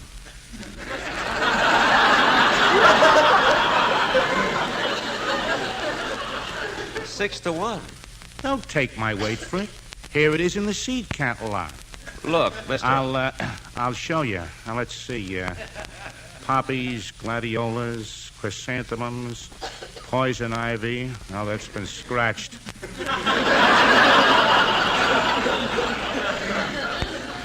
Violets, daisies, roses. Yeah, here it is, roses. Blooms early, fades in the finish. Well, look, I don't care what it says. I'm still going to buy the roses. Okay, it's your money. I wish that guy would leave me alone. Say, oh, Miss! Now, let me see. I have my rifle, cartridges, my rod and reel and hooks. Yes, sir. Now, is there anything else you need? Oh, yes, a tent. Very well. How about this one over here? Well, that looks good. Shall I have it delivered? No, just put sleeves on it. I'll wear it home. Oh, Don. Oh, hello, Jack. Hello. Doing your last-minute shopping? Yeah, I was just going over to the perfume counter to get a present for my sister Florence. Well, Jack, before you go, I want to show you something I bought you in the toy department. I gave you something like this last year, but you broke it, remember? Oh, yeah, but Don, that was last year. I'm too old for toys But, now. Jack, this is so novel. Now, just look at it. A set of toy wooden soldiers. Now, that's not for me, believe me. Well, now, just watch what happens when I wind them up. Don, people are watching. Don, you can show it to me at home. Here it goes.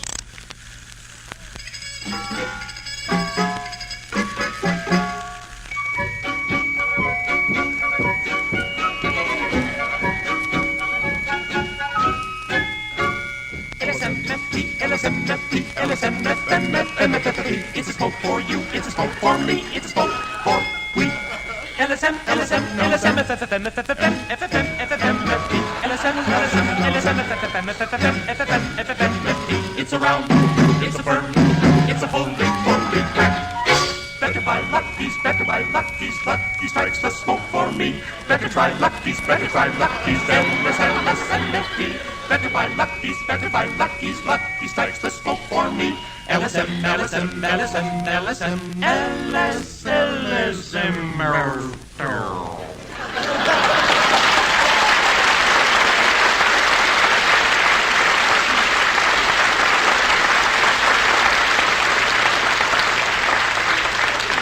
Oh, darn it, I'll have to wind them up again. Never mind, Don. Forget it. It was nice of you to think of me anyway. I'll see you later. Jack, I've been looking for you. Oh, I'm sorry, Mary. I stopped to talk to Don Wilson. Oh, say, Mary, don't let me forget to buy something for Fred Allen. Fred Allen? Yeah, I don't know what to get him. He has nothing.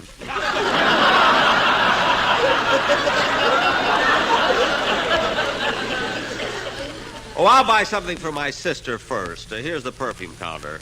Pardon me, sir. I'd like to buy some perfume. Okay, mister. What kind of perfume would you like?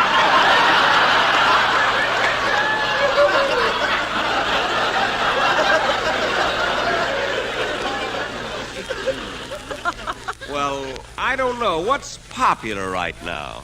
Well, here's something that's not too strong yet leaves a trail of broken hearts. Oh. It's called Avec très je t'aime beaucoup, my chérie très bien. What does that mean? I don't know. I didn't take French when I was at Harvard. Oh, well, anyway, I don't think I'd like that. What else have you got? Well, here's some other perfume called Essence of a Locker Room.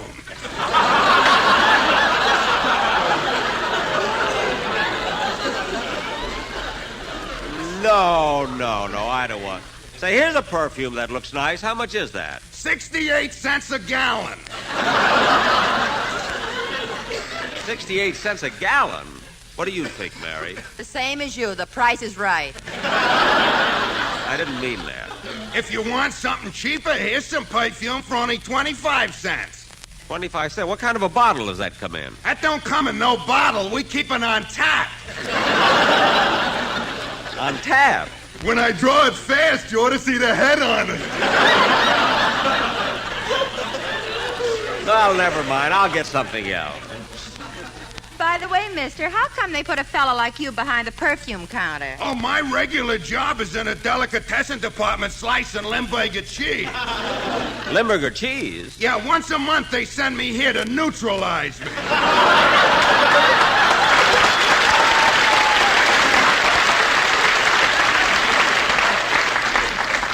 Well, you must have just come up.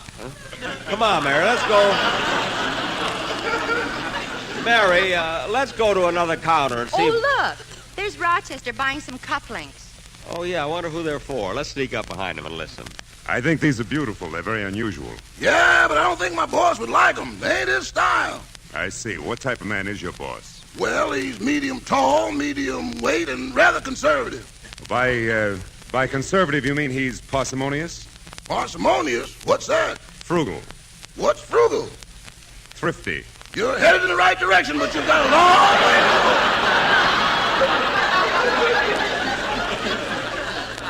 If I had those couplings already, I'd fire him. Quiet. I want to hear this. Now, let's see. Maybe he'd like something else. Why don't you buy him a nice wallet? He ain't got no use for a wallet.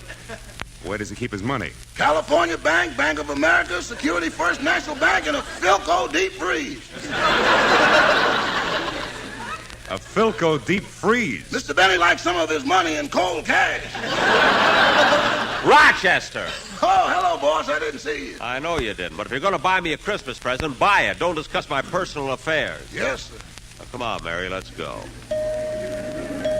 Oh, say, Mary, there's one thing I still have to get. What's that? A present for Don Wilson. I can get it right over here at this counter. Oh, clerk. Yes, sir? I was thinking of getting... Say, your face looks familiar. Didn't I wait on you last year? Yes, I believe you did. I was thinking of getting... Now I remember.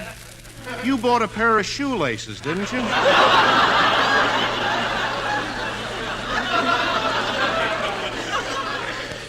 Yes, I did. Now, I was thinking of getting... You couldn't make up your mind whether to get plastic tips or metal tips. That's right. Jack, let's get out of here. Wait, Mary, I have to buy Don's present. Mister, do you happen to have... I remember how you kept coming back. First you'd get plastic tips, then you'd change to metal tips. Plastic tips, metal tips. It was a hard decision to make, you see. Now, mister, I'd like to metal tips, plastic tips, metal tips. Jack, get out quick. Wait a minute. And you came back again and again and again and again. Mister. All the other clerks went home, but I had to stay. Look, mister. But you're not going to do it to me this year. Jack. Plastic tips, metal tips, plastic tips, metal tips. Get out of here. Get out of here. Get out. But, mister. Plastic tips, metal tips, jingle all the way. Everybody else had fun, but here I had to stay. Come on, Mary, let's go. Plastic tips, metal tips, jingle all the way.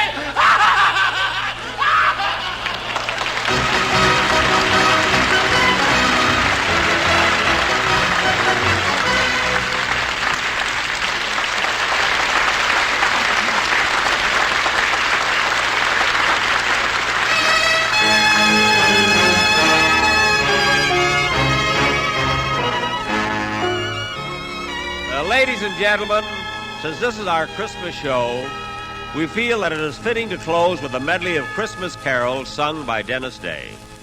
Oh, little town of Bethlehem, how still we see thee lie above thy deep and dreamless sleep.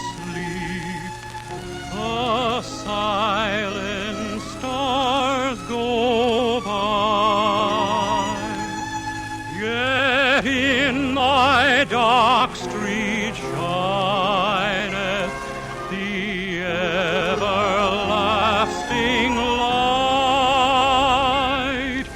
The hopes and fears of all the years are met in thee tonight.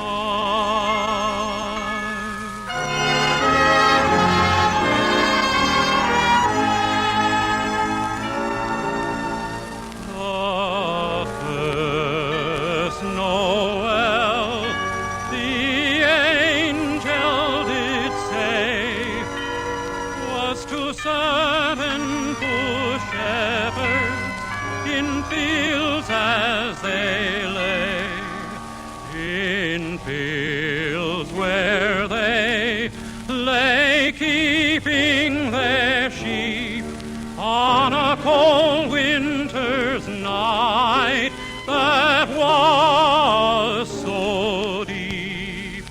Noel, Noel, Noel, Noel, born is the King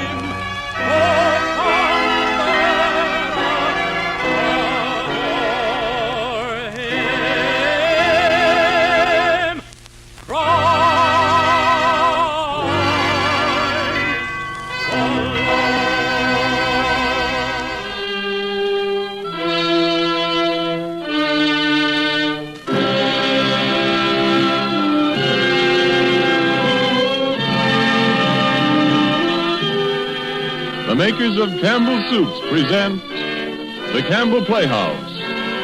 Orson Welles, producer.